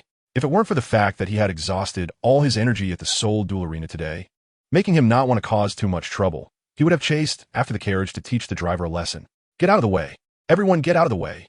At that moment, another carriage came from behind. It was only faster than the previous one and not slower. What kind of hellish day is it tonight? How can there be someone so lacking in manners? Yifeng stepped aside. Suddenly, an orange peel flew out of the carriage window. What a coincidence. It hit him right on the head. The orange peel was green and at that moment looked like a hat. What the hell do you mean? Yifeng is angry. Don't you know what men fear the most? What do you mean by suddenly putting a green hat on someone? This behavior, Uncle can tolerate, but Aunt cannot tolerate. Yifeng chased directly after them. At the entrance of the Rose Hotel. Sigh, we finally arrived. I really don't understand why they would make us stay in such a shabby hotel. At this moment, a somewhat charming young man named Osro appeared slightly melancholic. He was a member of the Tiendo Royal Academy. Who knows, but since they sent us to such a place, it's normal to stay in this kind of hotel. Let's hurry inside. Yu Feng shrugged. Aren't we waiting for the captain and vice captain? 2 burly men got out of the car, one of whom asked. His name was Shimo. Yes, my Lingling is still in the car. Yu Feng showed a somewhat lewd smile. Teasing Lingling was part of his daily life. Suddenly, a carriage flew in. Then came a beautiful 5-meter-long break. What are you all dawdling for? Let's go in. We have a whole day tomorrow. A young man got out, dressed in all black, leisurely eating half an orange. He was Yu Tianheng, the captain of their Do Huang team. Following closely were 2 girls, one looking somewhat sexy, holding 2 or 3 slices of orange. The other appeared very quiet, just trailing behind them. Aren't you waiting for the captain? Asro and Yufeng said with smiles. Brother Shimo also smiled and rubbed his head. You guys stop right there. At that moment, a figure rushed over from behind. Huh? Are they calling us? The group of 7 was a bit puzzled. Whose orange peel is this? Come out. Finally, Yifeng caught up. He shouted, panting. Purely using his strength to chase was really damn thrilling. It was just like running 1,000 meters during the school fitness test. Almost exhausted. What's wrong? Yu Qianheng stared at Yifeng, his tone very cold. He was quite impressed that someone was still chasing after an orange peel. Truly reckless. Slap. Is this how you treat people? Yifeng directly slapped Yu Tianheng's face. P.S. The second update finally arrived at the last moment. Mainly because I was stuck on the plot for a long time, but there will be a third update just a bit late. Chapter 85. Helping Schwer complete her task. Third update. A cold wind blew by. Chaos. Unprecedented chaos. Everyone in the Tindo Royal Academy was dumbfounded, instantly petrified in place, like lifelike sculptures. What happened? Their captain was slapped just for throwing an orange peel. Where did this person come from? So violent? I remember the people of Soto City weren't this fierce. You? You actually slapped me? Yu Tianheng's face twitched. Since childhood, he had been the moon among the stars in his clan. Hardly anyone dared to scold him, let alone hit him. And as for his face, no one even touched it. Because his face represented the blue electric Tyrannosaurus family. Who in the entire continent would dare to touch it? And now, good heavens, he got slapped tonight. Slap. Suddenly, Yifeng reached out without warning. Another slap landed on Yu Tianheng's face. Why don't you dare? Are you really that impressive? He pointed at Yu Tianheng's nose and asked, regarding the Tiando Royal Academy. He had a death-free card backing him up, not the slightest bit afraid. Schwer's original words were, as long as you don't kill him, just beat him to death. Moreover, who dared to throw a green-orange peel on his head? What does that imply? As a qualified man, I have to take you down. Good heavens. The Shimo brothers, Asro, and Yufeng were relatively outnumbered. Even the most quiet Yi Lingling raised her head at this moment. It seemed a bit unbelievable. Who exactly dared to provoke their captain like this? You're looking for death. Then I'll make sure you die thoroughly today. Yu Tianheng was furious. In an instant, he unleashed his martial soul. Blue electric Tyrannosaurus. The strongest beast martial soul in the entire continent. Of course, that was just a claim. 3 soul rings rose from the ground. Yellow, yellow, purple, the best soul ring match. Yu Tianheng, soul ancestor at level 39. It's over. Yufeng shrugged. It was basically predictable that this kid would die a miserable death. However, daring to slap the face of the young master of the blue electric Tyrannosaurus family was enough for him to boast about after he died. You think being a soul ancestor is impressive? You think as a soul ancestor you can throw trash around? You think as a soul ancestor you can smash green, orange peels on my head? Yifeng's legs emitted a red glow. His hands didn't stop. He kept slapping Yu Tianheng. Just right, taking this opportunity to properly deal with those from the Heaven Do Imperial Academy who consider themselves the proud sons of heaven. Also, helping Xue finish her work. Duguyan was bewildered. Yi Lingling was stunned. Everyone in the Do Huang team of the Tiando Royal Academy was also stunned. What the hell? They could only see the man in front of them crazily slapping Yu Tianheng. The other party was also emanating black energy. Soul King? Because black is the symbol of the Soul King. Normally, the match of martial souls would be yellow, yellow, purple, purple, black. Only the 5th one is black. 3rd soul skill, Thunder Fury. What are you all dazed for? Quickly form a line. Yu Tianheng was furious. He directly unleashed his strongest soul skill, Thunder Fury. This soul skill can temporarily put the blue lightning tyrant dragon martial soul into a rampaging state with immense power, 100% increase in attack power, and a 50% increase in soul power. But the drawback is that if not actively stopped, it will last until physical strength is exhausted, ultimately leading to being killed by other enemies. But there is only one enemy here, and he has so many teammates. Even if his physical strength is exhausted, it doesn't matter. P.S. Wow, I'm so tired from writing today. Just 3 updates it is. Tomorrow the author will add another chapter, which is equivalent to still 4 chapters. I'll make up for today's missed update, mainly because I'm too tired, already exhausted. Oh, well, good night, everyone. Chapter 86, Little Green Turtle, Little Foolish Dragon. First update is here. After Yu Tianheng's furious words fell, everyone in the Do Huang team quickly gathered to form a line, each displaying their martial souls. This kid looked even younger than them. If the other party was a Soul King, they wouldn't believe it. At most, he could only be a Soul Zune. The black energy might be the effect of a soul skill. From the looks of it, he was a speed-type soul master, caught them off guard and bound their leader. Not good. It's on. Kid, come over to mommy, quickly. In front of the Rose Hotel, there was a small square with a fountain and lighting effects. In the evening, local residents often brought their children to stroll around.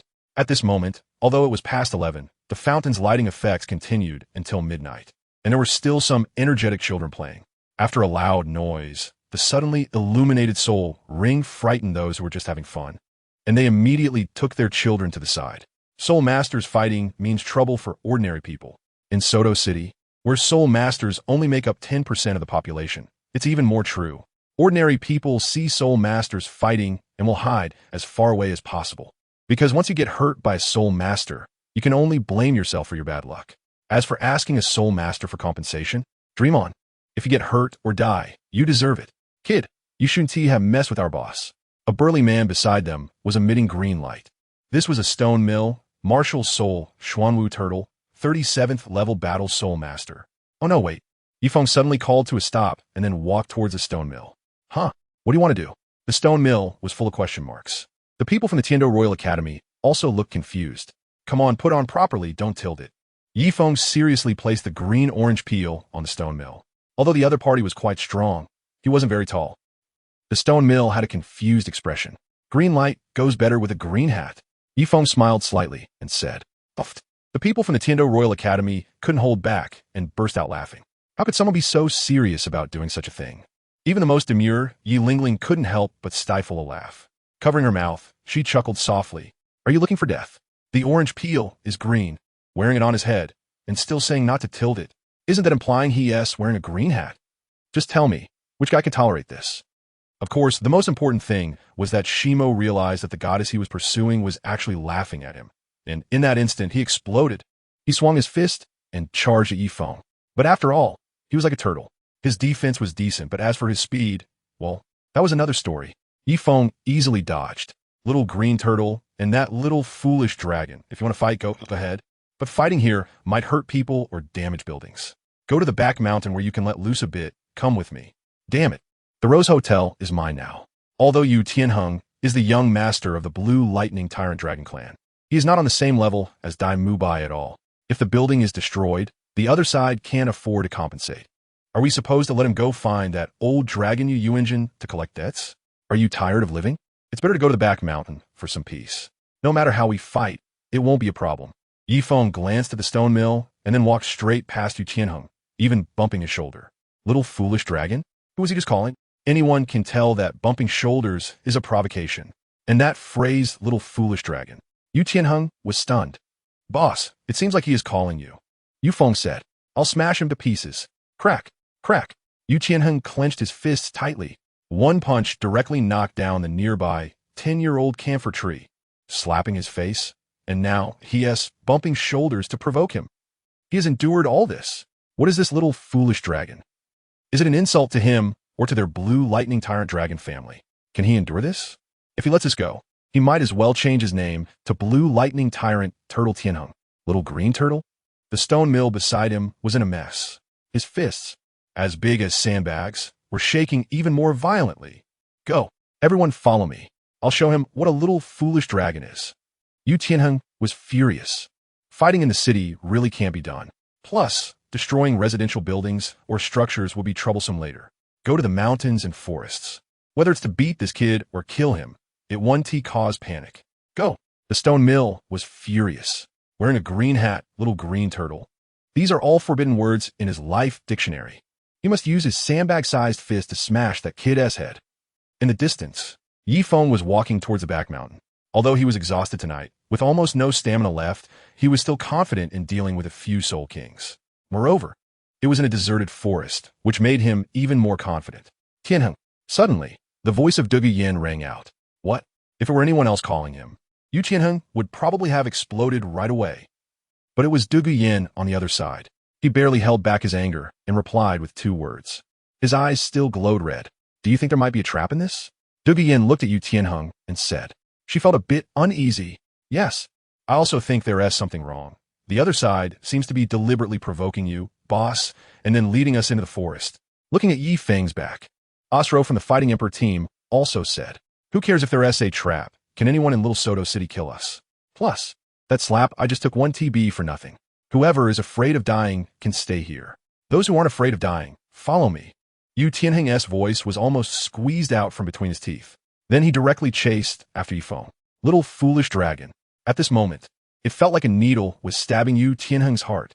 I'll accompany the boss over. You guys go back and rest. At this moment, the stone mill spoke up. Dare to call him Little Green Turtle. Today, I don't care who you are. I'll make you die. The stone mill charged forward like a walking tank. Vice Captain, what should we do? Yifeng and Osro looked at Douluo. The whole person seemed a bit confused. What else can we do? Chase after them. After all, they are a whole. Even if there is real danger, everyone can deal with it together. If it's just the two of them, the chances of dying would greatly increase if something happens. Thus, the Fighting Emperor team set off towards the back mountain forest. At this moment, Soto City's Great Spirit Arena was brightly lit. It was still not yet midnight, and 3 team battles were yet to conclude tonight's events. The last match was clearly marked as Shrek Team versus the Frenzy Battle Team. P.S. The first update is here. Wow, it's really a bit late tonight, mainly because it's been too busy, but the author will definitely write at least 3 chapters, aiming for 4 chapters. Friends, please vote. Exciting chapters are coming. Chapter 87, The Fallen Flander. Shrek Academy will no longer exist. Second update. VIP box above. Everyone was gathered around Tang San, because the master had just asked Tang San to recount everything that happened under the arena at that time. In short, I don't know who that person is, but I can be sure that the barrier created by my blue silvergrass was not broken. Tang San firmly said to the master. If there was a problem with the 3rd soul skill of blue silvergrass, he would definitely know. All right, you rest and recover. The master's tone was a bit flat, as if he understood something. Teacher, I'm sorry for not being able to participate in the team battle, but he hurt Xiao Wu, and I must take revenge. Tang San said with a face full of regret. His current score was 0, and because of his serious injury, everyone could no longer participate in the team battle, equivalent to losing a point for nothing. He could feel his teacher's deep disappointment from afar, but he had vowed that no one could bully Xiao Wu. In this world, I'm sorry is the most worthless 3 words. And you don't need to say sorry to me. You should apologize to everyone because your selfishness has caused irreparable consequences. The master coldly snorted. Tang San's points were directly cleared to 0. This means that the highest score on their side was Mu Bai with 6 points, and the bloodthirsty demoness side had a maximum of 9 points. In terms of both high score and average score, they were completely defeated. To be honest, the master never expected that his most valued disciple would stab him the deepest. Please prepare the last team, Shrek Team, for the battle, which will enter the central arena in 10 minutes. Suddenly, at this moment, the announcement of the Spirit Arena rang out. Xiao Gang, it's time for us to participate in the team battle. What should we do now? Hearing the announcement, Flander was a bit flustered. He immediately asked the master. The registration for the team battle cannot be cancelled. But if everyone doesn't go on stage, it would be equivalent to losing a point for nothing. Moreover, the most serious issue is that not only will the team lose a point, but everyone will also have to lose a point.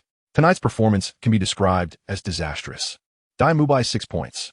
Tang Sen 0 points. Xiao Wu 0 points. Zhu Zhuqing 3 points. Ma Hongjun 3 points. Oscar 2 points. Ning Rongrong 2 points. If everyone is also deducted 1 individual point, then it would be troublesome. What else could be done? My good disciple has turned out like this. Should I force him to go up and die? Let us just forfeit by absence. The master said in a cold tone. Forfeit? Then what about that matter? Flander looked a bit bitter. Everyone is completely behind. What can we do? Can we just step up? The master glanced at Flander. Sigh. What can we do about this? Flander let out a deep sigh, as if he had aged 10 years. Dean Flander, what happened? Dai Mubai noticed something was off with Flander and asked with a puzzled expression. It's nothing. I'll have Xiao Gang take you back in a bit.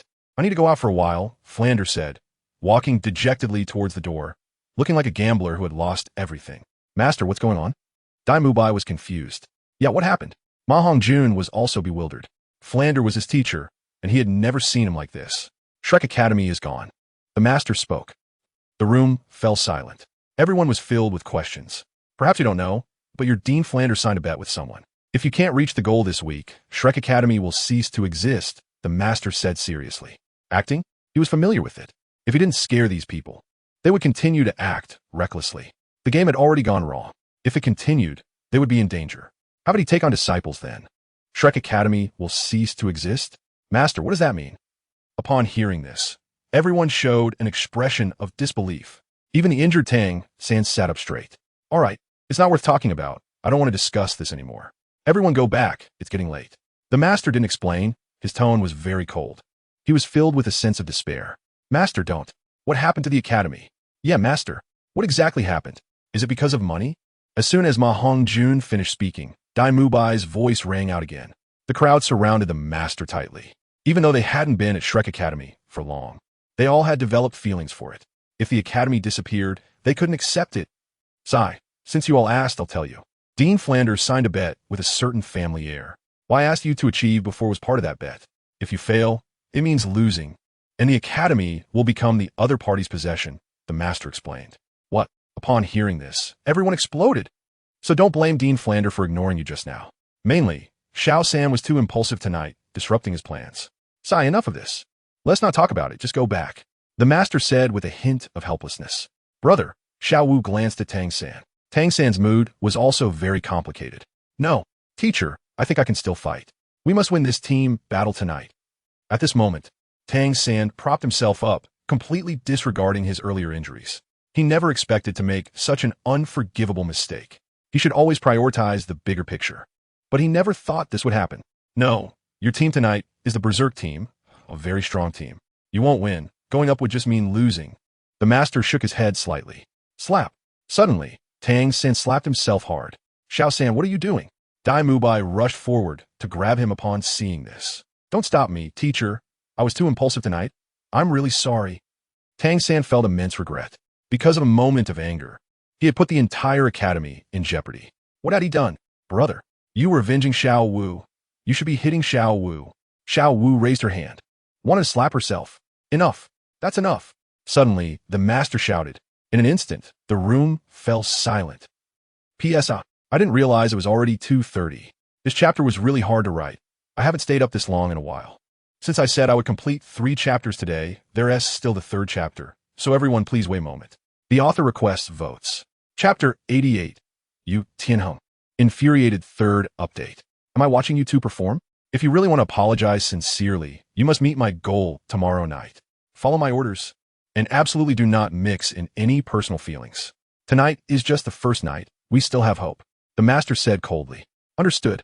Upon hearing this, everyone immediately ignited a fighting spirit. Shrek team forfeits. All members lose 1 point. Dai Mubai, 5 points. Tang San, -1 point. Xiao Wu, -1 point.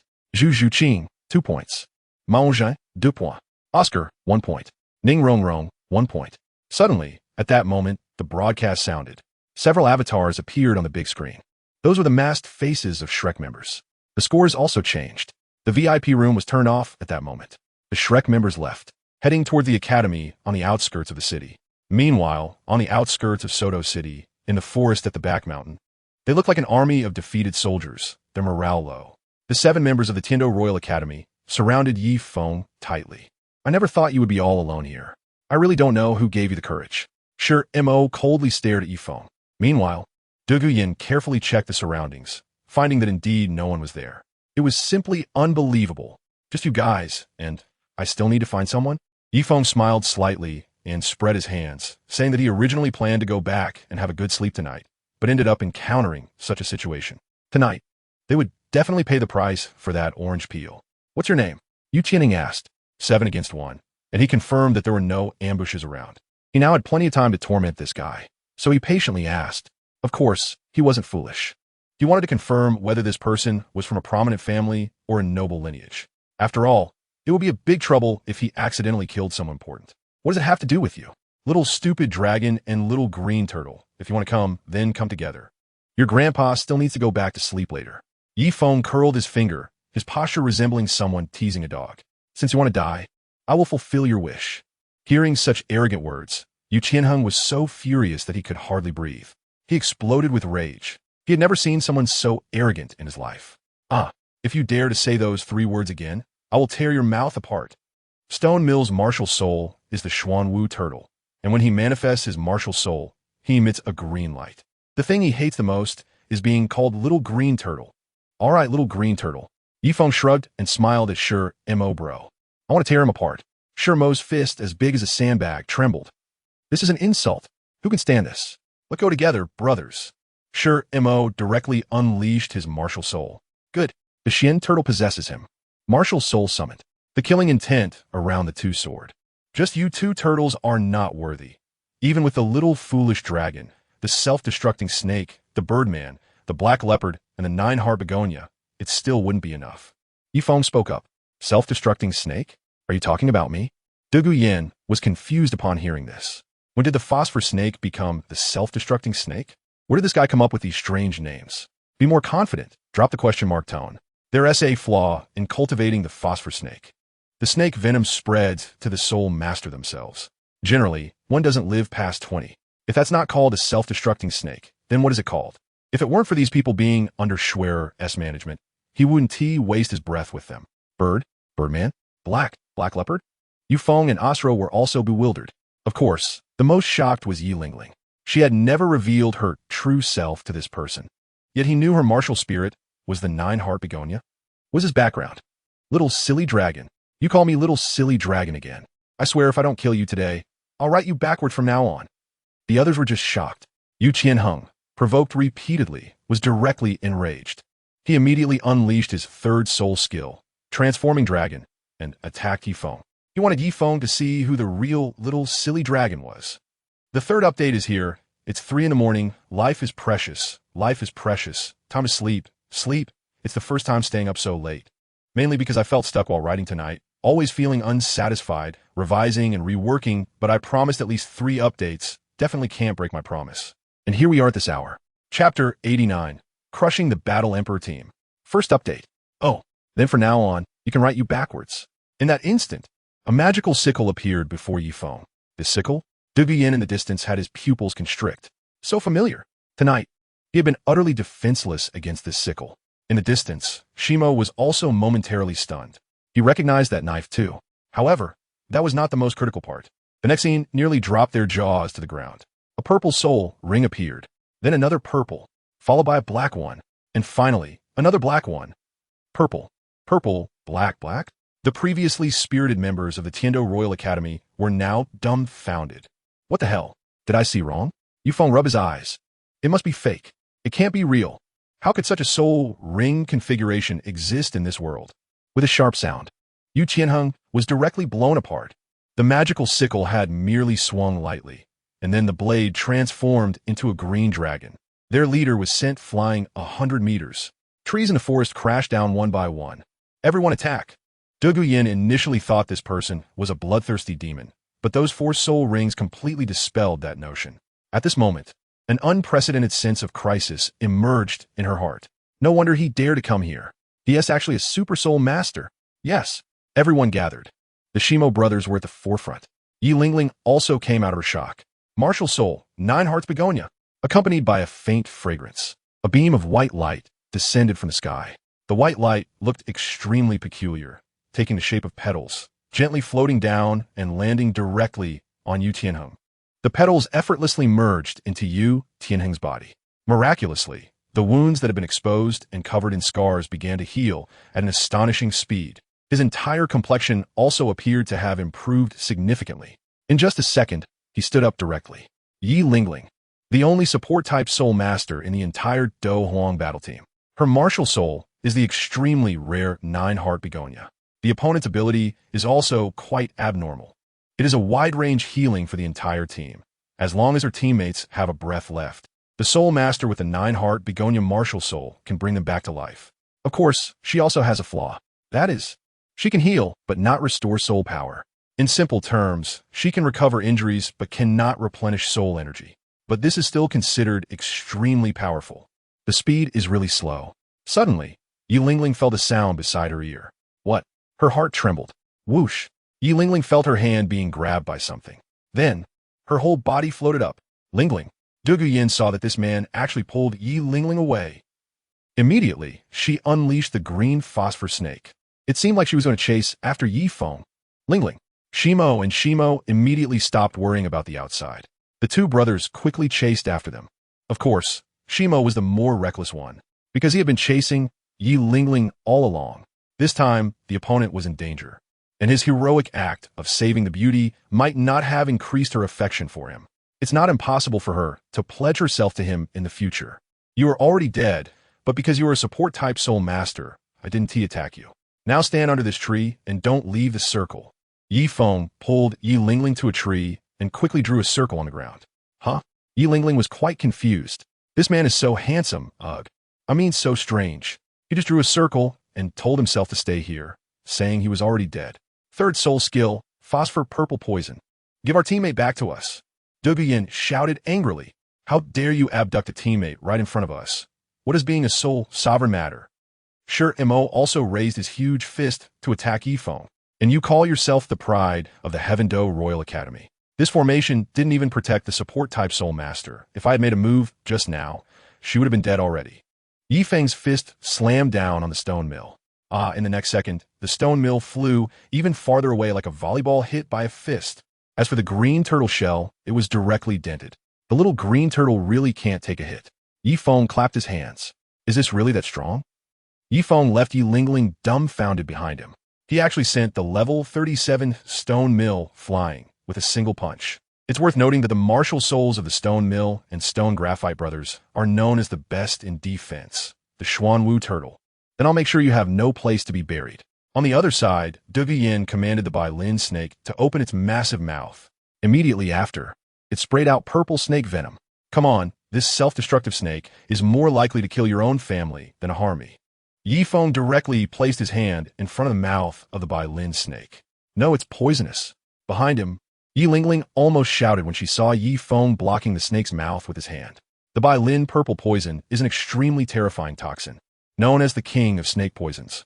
Even his 9-heart begonia might not be able to save him. Blocking with his hand for less than 3 seconds would turn it into bones. But then something astonishing happened. The opponent's hand not only did not turn into bones, but the whole person also appeared completely unaffected. How was this possible? Douluo was also stunned upon seeing this scene. First soul skill, Thunder Dragon Claw. Although Yu Tianheng, who had just recovered, was shocked, he quickly unleashed a combo. The opponent was just too powerful. Yu Tianheng's hand transformed into a sharp dragon claw, reaching out to grab Yi Feng. This claw could cut wood and split stone. For someone with Yi Feng's physical body, being grabbed could directly cut him into 3 or 4 pieces. Tear the sky. 2 words, a 7-character knife. Yi Feng waved lightly. The blade transformed into energy, and the clothes on Yu Tianheng exploded directly. Only a pair of flower shorts covered in little hearts remained. Puffed. In the distance, Yi Lingling's gaze was suddenly interrupted by this sight, and she couldn't help but burst out laughing. Boss, you actually like this color. Yu Feng also had a look of suppressed laughter. How vulgar. Everyone's eyes were on Yu Tianheng, and Douluo shot him an annoyed glance. You. Yu Tianheng pointed at Yi Feng. His entire face turned red. It was hard to tell if he was angry or embarrassed. After all, no one knew he liked to wear pink shorts with white little heart patterns. Now it's all exposed. Looking at everyone's expressions, he really wanted to find a hole to crawl into. All right, let's end it here for tonight. Your Emperor battle team is much weaker than I expected. Yi Feng retracted his soul power. Huh? Everyone had a puzzled look on their faces upon hearing this sentence. How could this guy, with the demeanor of an elder, evaluate them? What right does he have? The first update is here. Tonight, there will be 2 to 3 updates. And tomorrow it is said that the PK results will be announced. At that time, I will put in my full effort for the updates. So let the author take it slow. Haha. Thank you all for your support, and I also ask for votes. Chapter 90, Cold-Blooded and Heartless, Erasing Humanity. Second update. What kind of expressions are these? Did I say something wrong? Is your Do Huang battle team really strong? Looking at the dissatisfied expressions of the people from the Tiando Royal Academy, he was confused. No wonder Shui Air wanted to make them suffer a bit. It really should be. Otherwise, these people born with a golden key wouldn't know what a beating feels like. Kid, who are you? Do you think that just because you defeated us, you can point fingers at us? Yi Lingling, why didn't you assist everyone just now? At this moment, Yu Tianheng, wearing floral shorts, lost his temper. In an instant, Yi Feng spoke. Then he turned his gaze to Yi Lingling behind Yi Feng. He was questioning. Huh? He said I couldn't assist because I was already dead. Yi Lingling was caught off guard when Yu Tianheng suddenly mentioned her name, feeling an inexplicable sense of panic. She replied with a dazed expression. He said, if you're dead, you're dead. Who do you belong to? You're a member of our Do Huang battle team. Yu Tianheng said irritably. God, what kind of pig teammates are these? Whoosh! The magic scythe transformed into a blade of air. The ground was directly slashed, leaving 2 deep cuts over 10 meters long. They killed someone. The 2 blades of air passed by Yu Tianheng like earth dragons, scaring him into hugging himself tightly. You seem quite unconvinced. Come for a moonlight bath tonight, and I'll let you know who I am. Yifeng stared at Yu Tianheng, an unprecedented sharp aura surging around him. The bloodthirsty magic scythe in his hand buzzed ominously, as if waiting to suck blood. No, you're my big brother. Big brother, you need to stay calm. Stay calm. The night was a bit cold. Yu Tianheng, tightly hugging himself, was shivering. If that sharp 7-shaped scythe came at him a couple of times, the Yu family would face extinction. Moreover, this moonlight bath was simply inhumane. Yu Tianheng was still a conservative young handsome guy. Although Donggu Yan was nominally his girlfriend, their relationship was still very pure, and they hadn't even held hands. How could he show it off at this moment? He had to maintain an air of mystery. Come on, weren't you quite fierce just now? Yifeng approached Yu Tianheng lightly. Ah, and then there was a series of loud slaps. Poor Yu Tianheng received a dozen or so hits. His underwear, with little hearts on it, had several holes.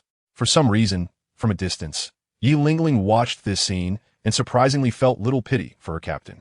She even felt a bit of secret joy, but she thought to herself that she must be going crazy. Otherwise, how could she have such thoughts? Are you convinced now? Yifeng looked at Yu Tianheng.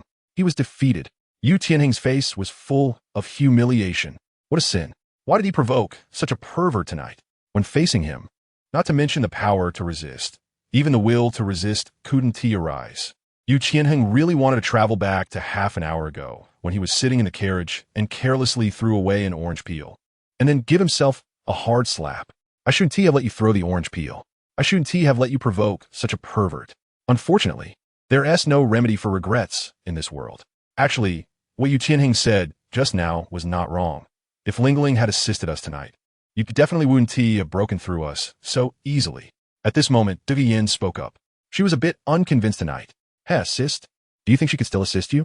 In the team, support-type soul masters have the weakest defense and are the most vulnerable, yet you never focused on defending around her. If it were actual combat, she would have died long ago.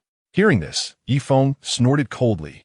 With Yi Lingling being an infinite healing bug and not properly protected, you still want to win against me? Dream on. Douluo Yin was somewhat speechless upon hearing this. Indeed, this person had directly approached Yi Lingling just now. If it were real combat, Lingling's life would indeed be uncertain. I originally thought that you talented individuals wouldn't be that bad, but is this really it? Yifeng shrugged his shoulders. Such a good hand had turned into mutual restraint. No wonder the Do Huang team was defeated by Shrek in the novel. At that time, Shrek only had 4 soul masters, Tang San, Xiao Wu, Dai Mu Bai, and Oscar. And on the Do Huang team, there was the Captain Yu Tianheng with the Blue Lightning Tyrant Dragon Martial Soul, level 39. The Vice Captain Douluo Yin with the Emerald Phosphor Snake Martial Soul, level 38. Team member Shi Mo with the Black Tortoise Martial Soul, level 38. Team member Shi Mo with the Black Tortoise Martial Soul, level 37. Team member Yufeng with the Wind Bell Bird Martial Soul, level 36. Team member aOC-Luo with the Ghost Leopard Martial Soul, level 36. Team member Yi Lingling with the 9-Heart Begonia Martial Soul, level 35. With such a high configuration, how could they lose to a grass, a rabbit, a white tiger, and a sausage? At that time, he found it hard to believe. Douluo Yin didn't expect this guy to have such a disdainful expression. Forget it. Let's gather in the back square of the Rose Hotel tomorrow morning. I will conduct special training for you. The back square is an internal square of the Rose Hotel. It is barely suitable for training them. Remember that Shrek also has a team battle score. Just right to use the Do Huang team to suppress them. Experience despair. You Xiaojiang. Huh. Tomorrow we gather in the back square for your special training? Upon hearing this, the members of the Do Huang team were directly stunned. What was going on? This person in front of them looked even younger and was going to conduct special training for them. Are you the crazy teacher? Suddenly, Yi Lingling seemed to remember something. She recalled that when they set out, the vice president of the academy had mentioned that a teacher would take them to Soto City. When she asked what the teacher's name was, the other party didn't say. They only mentioned that they could call him the crazy teacher, a very powerful existence. Teacher Feng? That should be me. Yifeng shrugged his shoulders. It must be Schwerer who asked him to call him that. A code name. Well, whatever. What? You were the crazy teacher? Hiss. No wonder it's so crazy, so perverted. Yu Tianheng's body trembled. Crazy? Crazy teacher? Yifeng was puzzled upon hearing this. The crown prince said that there would be a teacher codenamed Mad who would take us here. He is cold-blooded and merciless, devoid of humanity, and we must be obedient. Yu Tianheng said. He has a genuine reverence for the strong. Cold-blooded and merciless, devoid of humanity? Is that what the crown prince said? Yifeng is in a disheveled state in the wind. What kind of wolf and tiger words is this? P.S. Dear readers, it's 1:30 in the morning. And the second update is here. Today is Monday, and it's a new week, so please vote and don't let the rankings drop. Thank you all. Yu Xiao. Ohaha. Chapter 91. Shrek's Abnormal Training. First update. The next morning, at the back square of the Rose Hotel. Instructor, everyone has gathered at the back square, and we can start the class. Yu Tianheng shouted at this moment. Yifeng expended a bit of soul power last night and finally corrected the title that the Tiando Royal Academy had for him. He also changed the cold, unfeeling, and inhumane impression that the students had of him last night into one of kindness, love, and exceptional thoughtfulness. It seems everyone's spirits are quite good today, so let us line up as you originally planned. This morning, we will first have a practical exercise. At this moment, Yifeng spoke up. A practical exercise. Upon hearing this, everyone felt deflated like a deflated ball, each with a bitter expression on their faces. I want to fight this pervert. It's just pure torture, okay? What? Is there a problem? Suddenly, Yifeng's voice turned cold. Instructor, why don't you just teach us some combat skills directly? Last night, even the 7 of us weren't enough for you in team combat. So, isn't fighting again today, just looking for punishment? Yu Tianheng's face turned into a bitter melon face, looking quite distressed. Oh, I see. That's fine then. Yifeng nodded. Instructor, is that really possible? Hearing this, Yu Tianheng's eyes lit up. Great. Finally, he wouldn't have to get beaten. Of course. What color are you wearing today? Suddenly, Yifeng said unexpectedly. Huh? Upon hearing this, Yu Tianheng inexplicably felt a chill in his lower body. His legs involuntarily turned inward. Is there anyone else who isn't preparing for the team battle today? Little Fulong counts as one. Yifeng asked the crowd, who wants to participate? The students from the Tiando Royal Academy panicked one by one. Who knows what this kind-hearted, loving, and incredibly considerate instructor might do to them? They immediately shouted that they wanted to join. Instructor, I want to participate too. Next to him, Yu Tianheng was flustered. He was afraid that this crazy instructor might accidentally go overboard, and that would be disastrous. At their age, with their soul ring configurations, could they really compete with the blue electric Tyrannosaurus Rex family? He had heard his grandfather emphasize more than once that there are always people stronger than you out there. Besides, this instructor was personally recommended by His Royal Highness Shueqinghe. That's more like it. I'll give you 2 minutes to discuss your formation. If the mistakes from last night happen again, you'll have to bear the consequences. Yifeng's voice fell, and he immediately sat down on a small chair in the back square. The students of the Tiando Royal Academy knew that the incident last night involved an auxiliary system soul master. So today we must prioritize protecting the auxiliary system soul masters. Yu Tianheng said to everyone. I agree. Sure, Mo nodded. The others felt the same. Then today we will focus on defense and not take the initiative to attack. Du Guyan said. Meanwhile, on the other side of Soto City, at Shrek Academy, at 6 in the morning, while everyone was still waking up, the master rushed directly into their dormitory. Until now, at 8 o'clock, everyone was still busy. They hadn't even had breakfast. Dai Mubai, you're too slow. Speed up. The master shouted at Dai Mubai. Master, carrying 600 pounds is really beyond what a person can bear. Dai Mubai felt like he was carrying a mountain on his back. His shoulders were already bleeding. Last week, carrying 300 pounds almost killed him. Today, waking up at 6 and directly carrying 600 pounds meant he had to run 20 kilometers before he could eat breakfast. This is simply unbearable. Not bearable? If you lose again today, your homes will be taken away. Hurry up, you still have 5 kilometers. The master shouted at Dai Mubai. Suddenly, at that moment, a boy in blue walked by. The stone on his back was big and heavy. Tired? Last night your teacher was even more exhausted. Hurry up. The master leaned in. This person was none other than Tang San. Tang San's steps were heavy, mainly because he was carrying 700 pounds of stone. That was a full 100 pounds heavier than Dai Mubai. After 15 kilometers, he felt like he was about to go crazy. Yes, Tang San gritted his teeth, muscles taut as he charged forward again. In tonight's battle, they must win no matter what. Just like that, the Shrek students each ran past the master. Xiao Gang, do you think this will work? Suddenly, Flinder walked over. He saw that both Tang San and Dai Mubai had blood marks on their shoulders. If this continues, it's likely they will develop problems. The training method I designed is definitely effective. Tonight you will see them make a comeback. The master said, although waking up at 6 is tough, this crazy training might leave everyone injured. But to win the bet, he would spare no effort. Moreover, these kids would surely be happy about the qualitative leap in just 1 week. All right, but this money. Flinder's expression became even more bitter. The materials the master wanted today were all precious. This would directly wipe out the entire academy's budget for 3 months. Don't worry, tonight's results will amaze everyone, the master said. However, the money won from the battle seems insufficient to cover this expenditure. Flinder said helplessly. After all, a day's cost equals 3 months' expenses. Who can bear that? Actually, I have about 20,000 gold coins here, the master said. After all, he was once the young master of the Blue Lightning Tyrant Dragon family and had spent many years at Notting Academy without needing a single penny.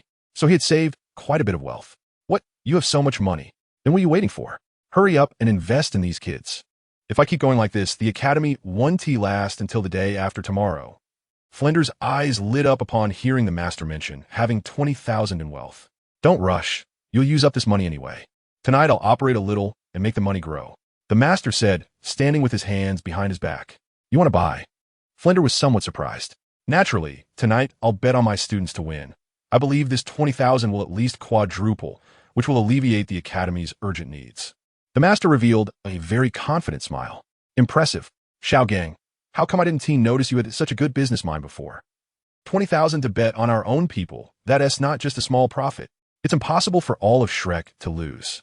On the other side, at the Rose Hotel, the battle had already begun. Instructor, this time at 1 TB, so easy for them to get close to our auxiliary system soul masters. At this moment, Shi Mo and Shi Gu stood in front of Yi Lingling. This time they changed their formation. That is to defend. Prioritize protecting the auxiliary system soul masters.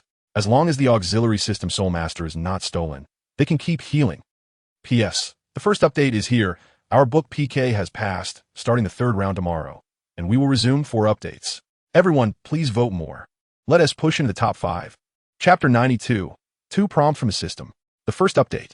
Thus, standing undefeated. There has indeed been progress, but Yifeng slightly raised the corner of his mouth. Suddenly, a delicate voice exclaimed. Lingling classmate, the Shimo and Shimo brothers, who were blocking Yi Lingling's path, were completely stunned when they saw the support-type Soul Master being taken away again. What is going on? You 2 defensive Soul Masters. Your reaction speed is too slow. Yifeng said. Everyone attack. This is a fight to the death. Without the support-type Soul Masters, it is equivalent to losing the subsequent supply. At this moment, Yu Qianheng shouted directly at everyone. Yes, the 2 brothers, Shimo and Shimo, who were originally at the back, quickly stood in the front. The Dohuang battle team also changed their original combat philosophy, shifting from defense to offense. Altogether, that's even better. Yifeng's left foot lit up with a glow. Unlike last night's exhaustion, he was now full of energy. What? Osro, be careful of Yifeng. Yu Qianheng missed his target. He noticed that the gentle and caring instructor was rushing towards Yufeng and Osro. Yufeng was knocked away for more than 10 meters. Ghost Leopard, 3rd Soul. Osro reacted a bit faster than Yufeng. He was ready to unleash his 3rd Soul skill. As a result, he flew freely through the air, curving down and landing over 50 meters away. For left, Yifeng wielded the magic Scythe. I will take the lead in attack. Yin, are you support? And Shi Mo you 2 are in charge of defense. Yu Qianheng is after all a level 39 Soul Master, and he is one of the top geniuses in the Tiando Royal Academy. His reaction speed is still passable. Yes, the 4 quickly organized their formation. They returned last night after finishing their battle in the Soul Arena, so they were a bit physically drained. After all, except for the support-type Soul Master Lingling, each of them had fought more than 2 matches. Yu Qianheng had even fought 4 matches. It can be said that they were very tired last night. But today is different. After a night's rest, they were fully recharged. Although they knew the instructor was a freak, they might not necessarily be badly beaten if they work together. First soul skill, Thunder Dragon Claw. Yu Qianheng unleashed his attack. His hands immediately transformed into dragon claws that could crush stones and break wood. First soul skill, Phosphorescent Red Poison, Excitement Poison. Dugian also directly released her soul skill. Excitement Poison can stimulate the nerves and enhance attack power, even increasing speed by 20. It means that after this poison was unleashed, she was infinitely close to Soul Zone. Azure Dragon Shield. The two attacked. Yifeng's purple soul ring lit up. The bloodthirsty magic Scythe stood in front of him like a coiling azure dragon. What? Dong Guyan and Yu Tianheng were shocked. The instructor merely put his martial soul in front of him, and their attacks were blocked just like that. Inconceivable. Here it comes. Second soul skill, Thunderbolt. Yu Tianheng quickly unleashed his second soul skill. Violent electric shocks filled the entire back square. Deputy team, the two brothers, Sure Mo and Sure Mo, shouted in unison. Two turtle shields blocked in front. Dong Guyan quickly retreated.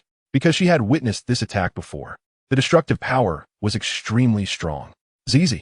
The square emitted a dazzling light. Some vegetation was directly turned to charcoal by the electricity. Yu Tianheng revealed a long-lost smile. Under his attack, the instructor would definitely be injured this time.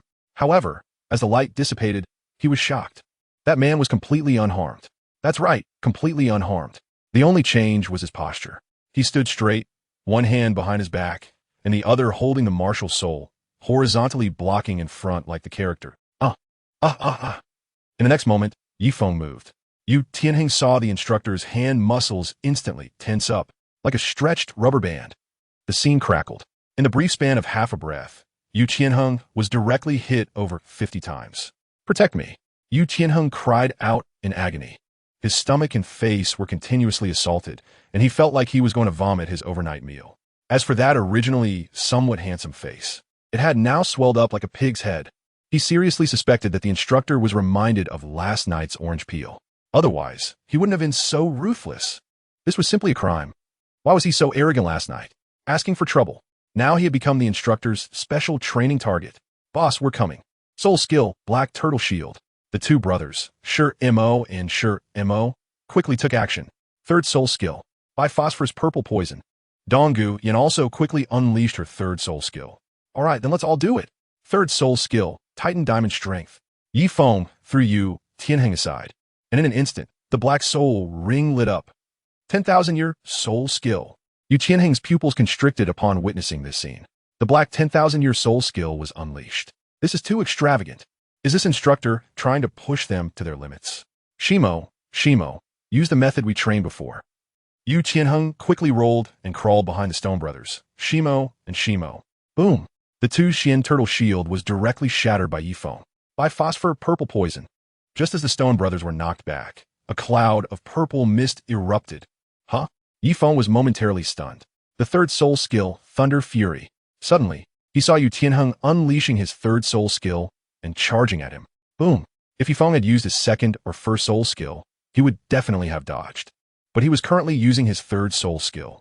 The loud sound echoed. Yu Tianheng and Yifeng clashed. In an instant, he was directly blasted away for 100 meters. As the dust settled, the Dohuang team was utterly defeated. Instructor, this is too harsh, isn't it? Only Du Guyan had a bitter expression on her face. For some reason, she always felt that Tianheng seemed to be targeted. Harsh. Yifeng grinned. He was planning to have the Dohuang team deal with Shrek. If they were still as loose as before, they would surely lose. Moreover, Schwer had asked him to train the Dohuang team, not to praise them. Besides, with Ling Ling, who had the infinite healing bug, what was there to be afraid of? The others remained silent, only touching their old bones that were almost falling apart and their skin that was bruised all over.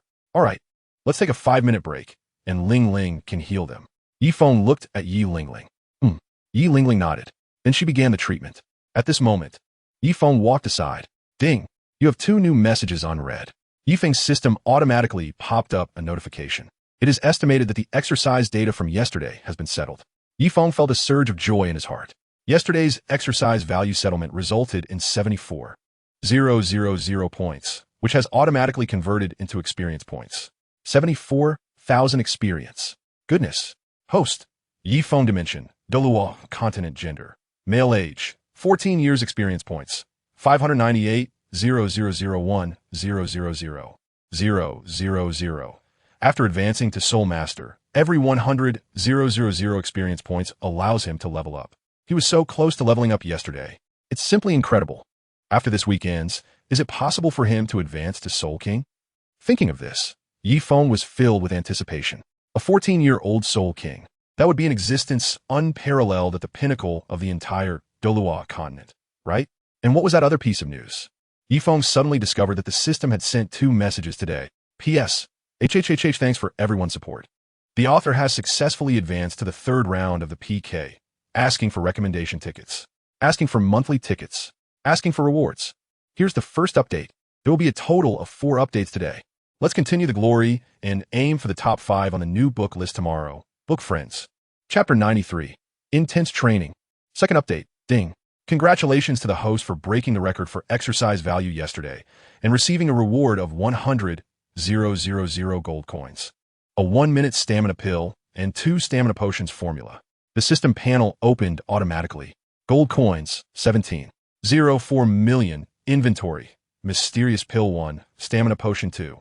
Wow, there's even a reward. Yifeng was shocked.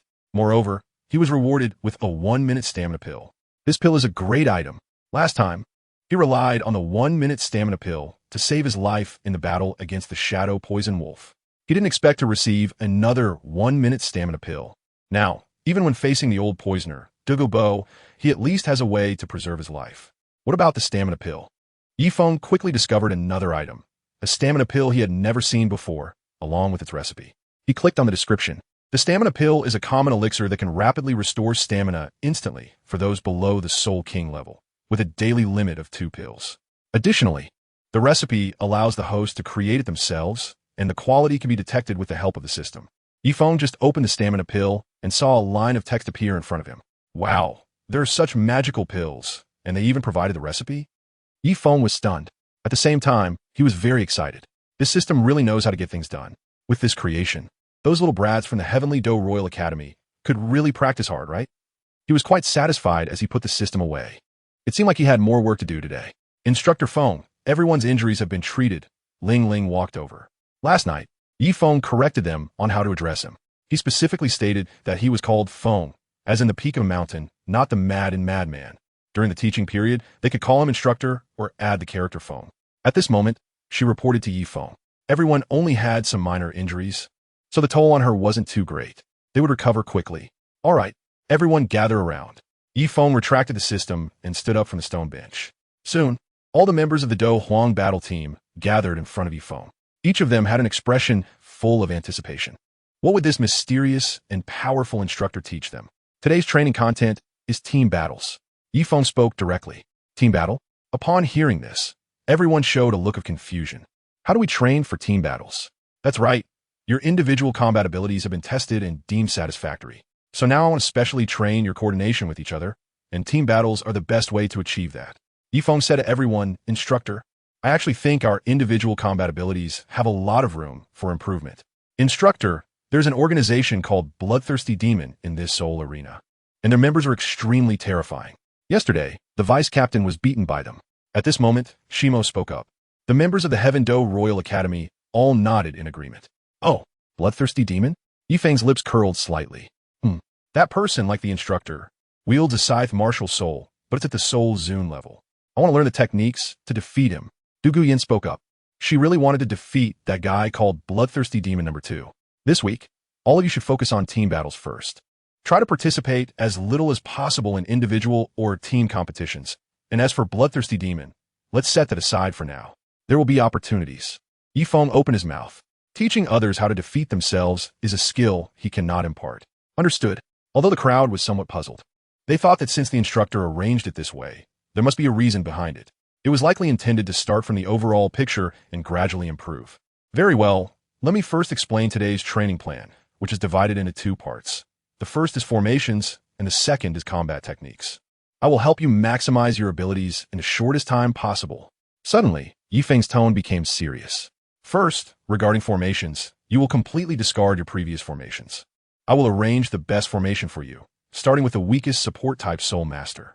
Indeed, the opponent needs protection, but it does not require 2 defense-type Soul Masters. Rather, it is. Yifeng began his lecture. Everyone at the Tiando Royal Academy listened attentively with serious expressions. In the blink of an eye, it was 6 o'clock in the evening. At that moment, a group of people was training hard in the back square of the Rose Hotel's internal plaza.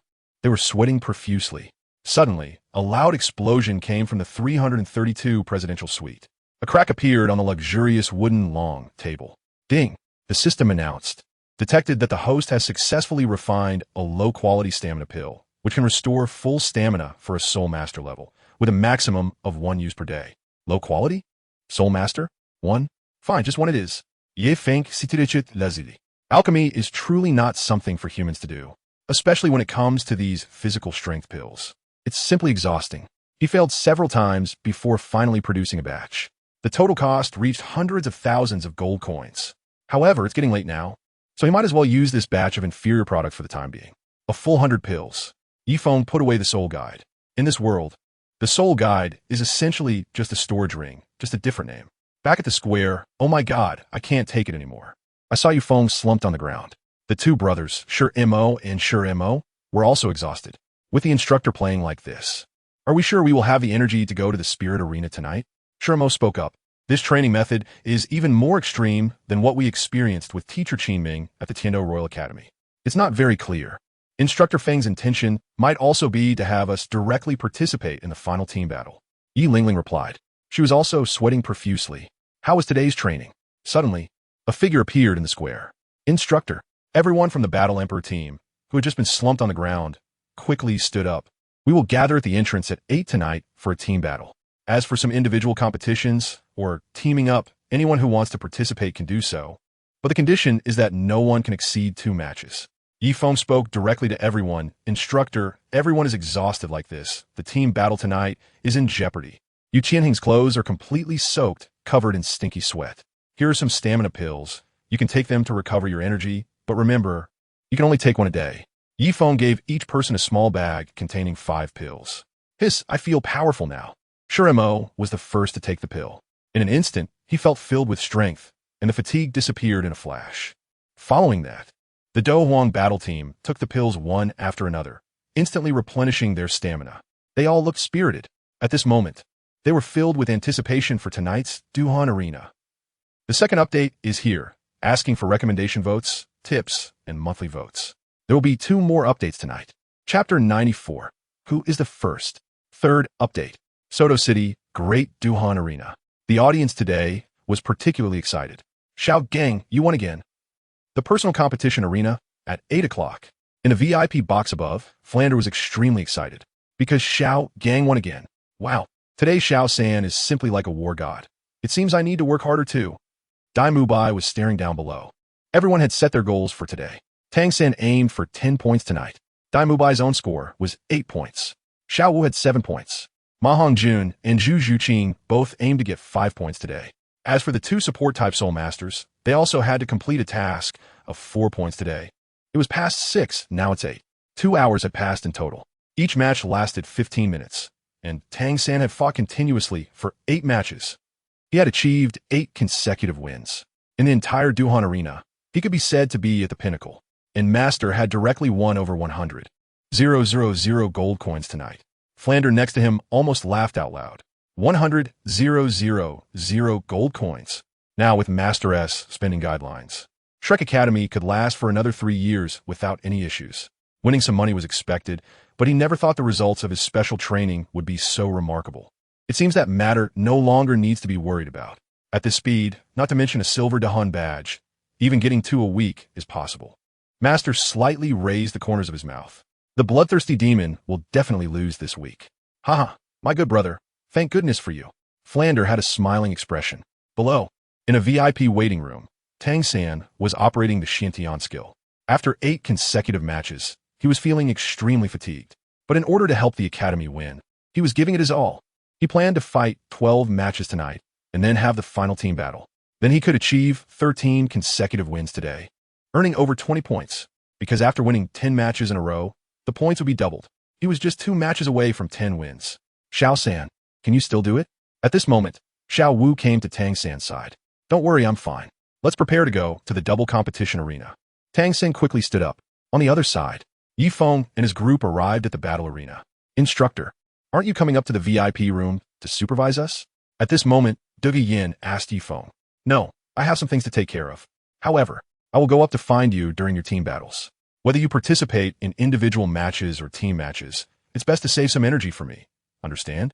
Yifeng replied. Got it. Make sure to come over when you're done, instructor. Everyone nodded. All right, go to where you need to be. Yifeng said, and walked towards a direction on the first floor. The upstairs is the VIP private room, while downstairs is the VIP waiting area.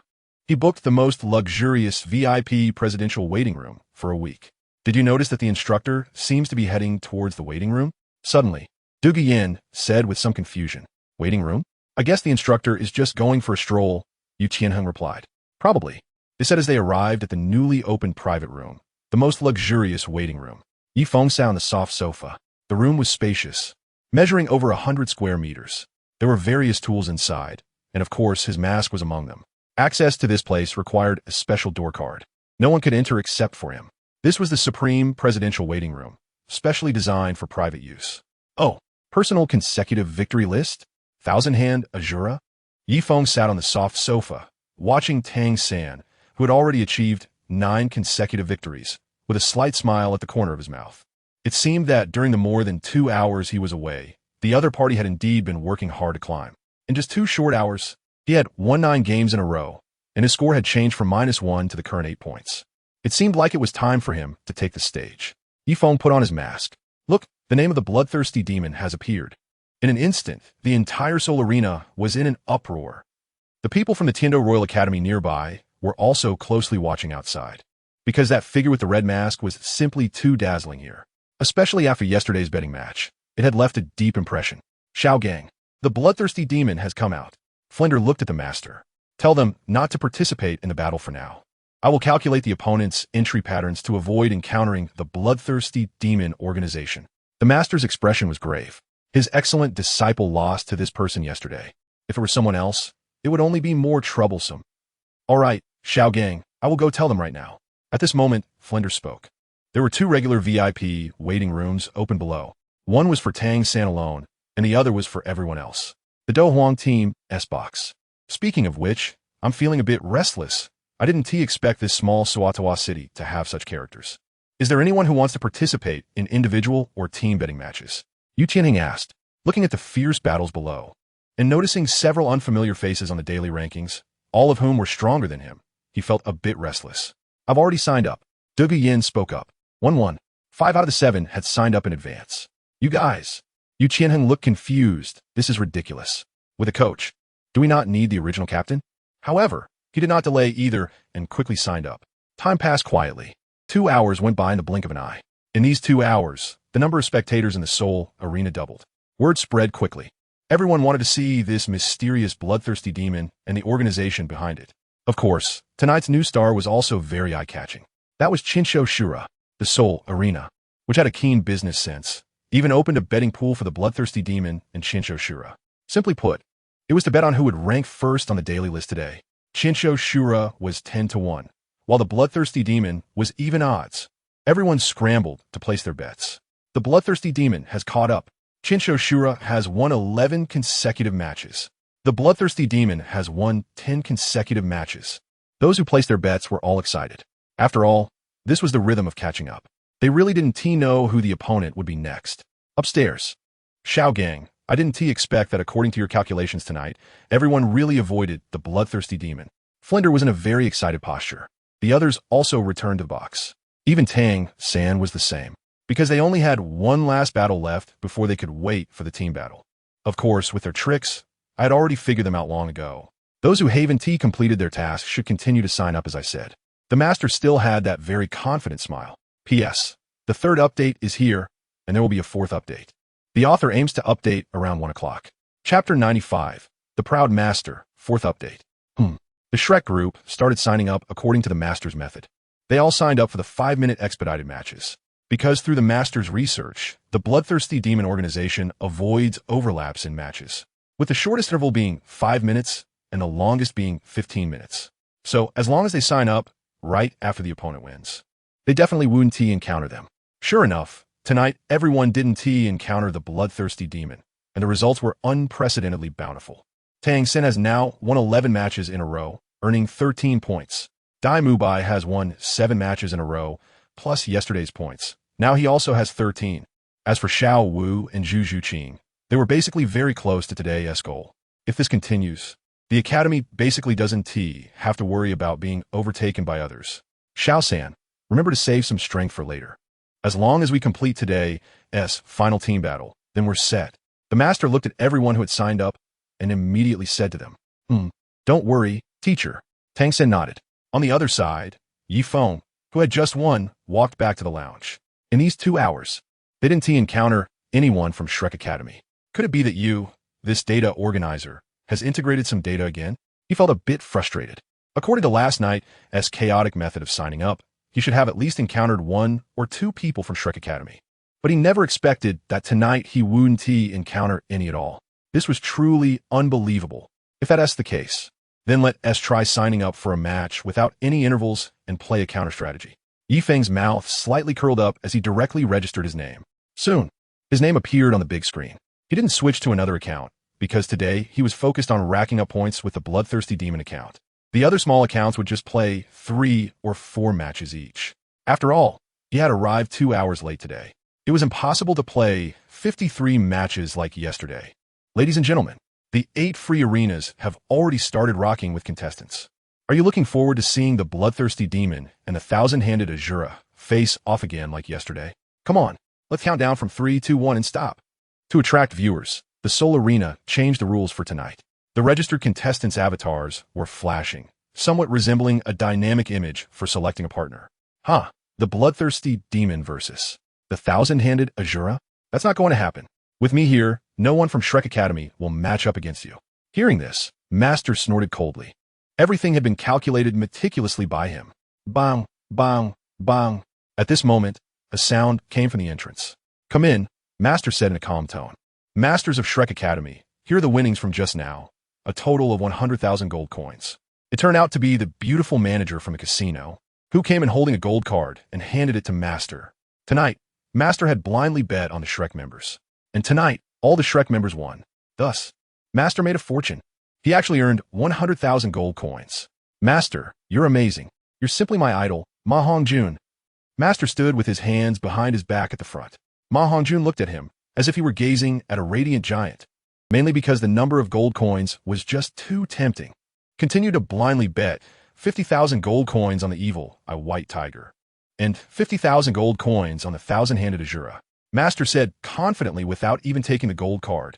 Blind betting is a special gambling method where you choose a favorite contestant and bet on them to win or lose without knowing who their opponent is. If you get it right, the bet doubles. Xiao Gang, isn't this too risky? That's 100,000 gold coins. Why don't we leave 1 or 2,000 behind? Flinder, hearing that they hadn't even secured the money yet and were going to bet it again, instantly showed a pained expression. Flinder, if you don't take risks, you won't catch wolves. Since I can turn 20,000 gold coins into 100,000, how hard can it be to turn them into 200,000? Just rest assured. Master stood with his hands behind his back, maintaining a very confident demeanor. The main thing is that in the entire Seoul Arena, there are almost no Soul Kings who could defeat his direct disciples Tang San and Dai Mubai.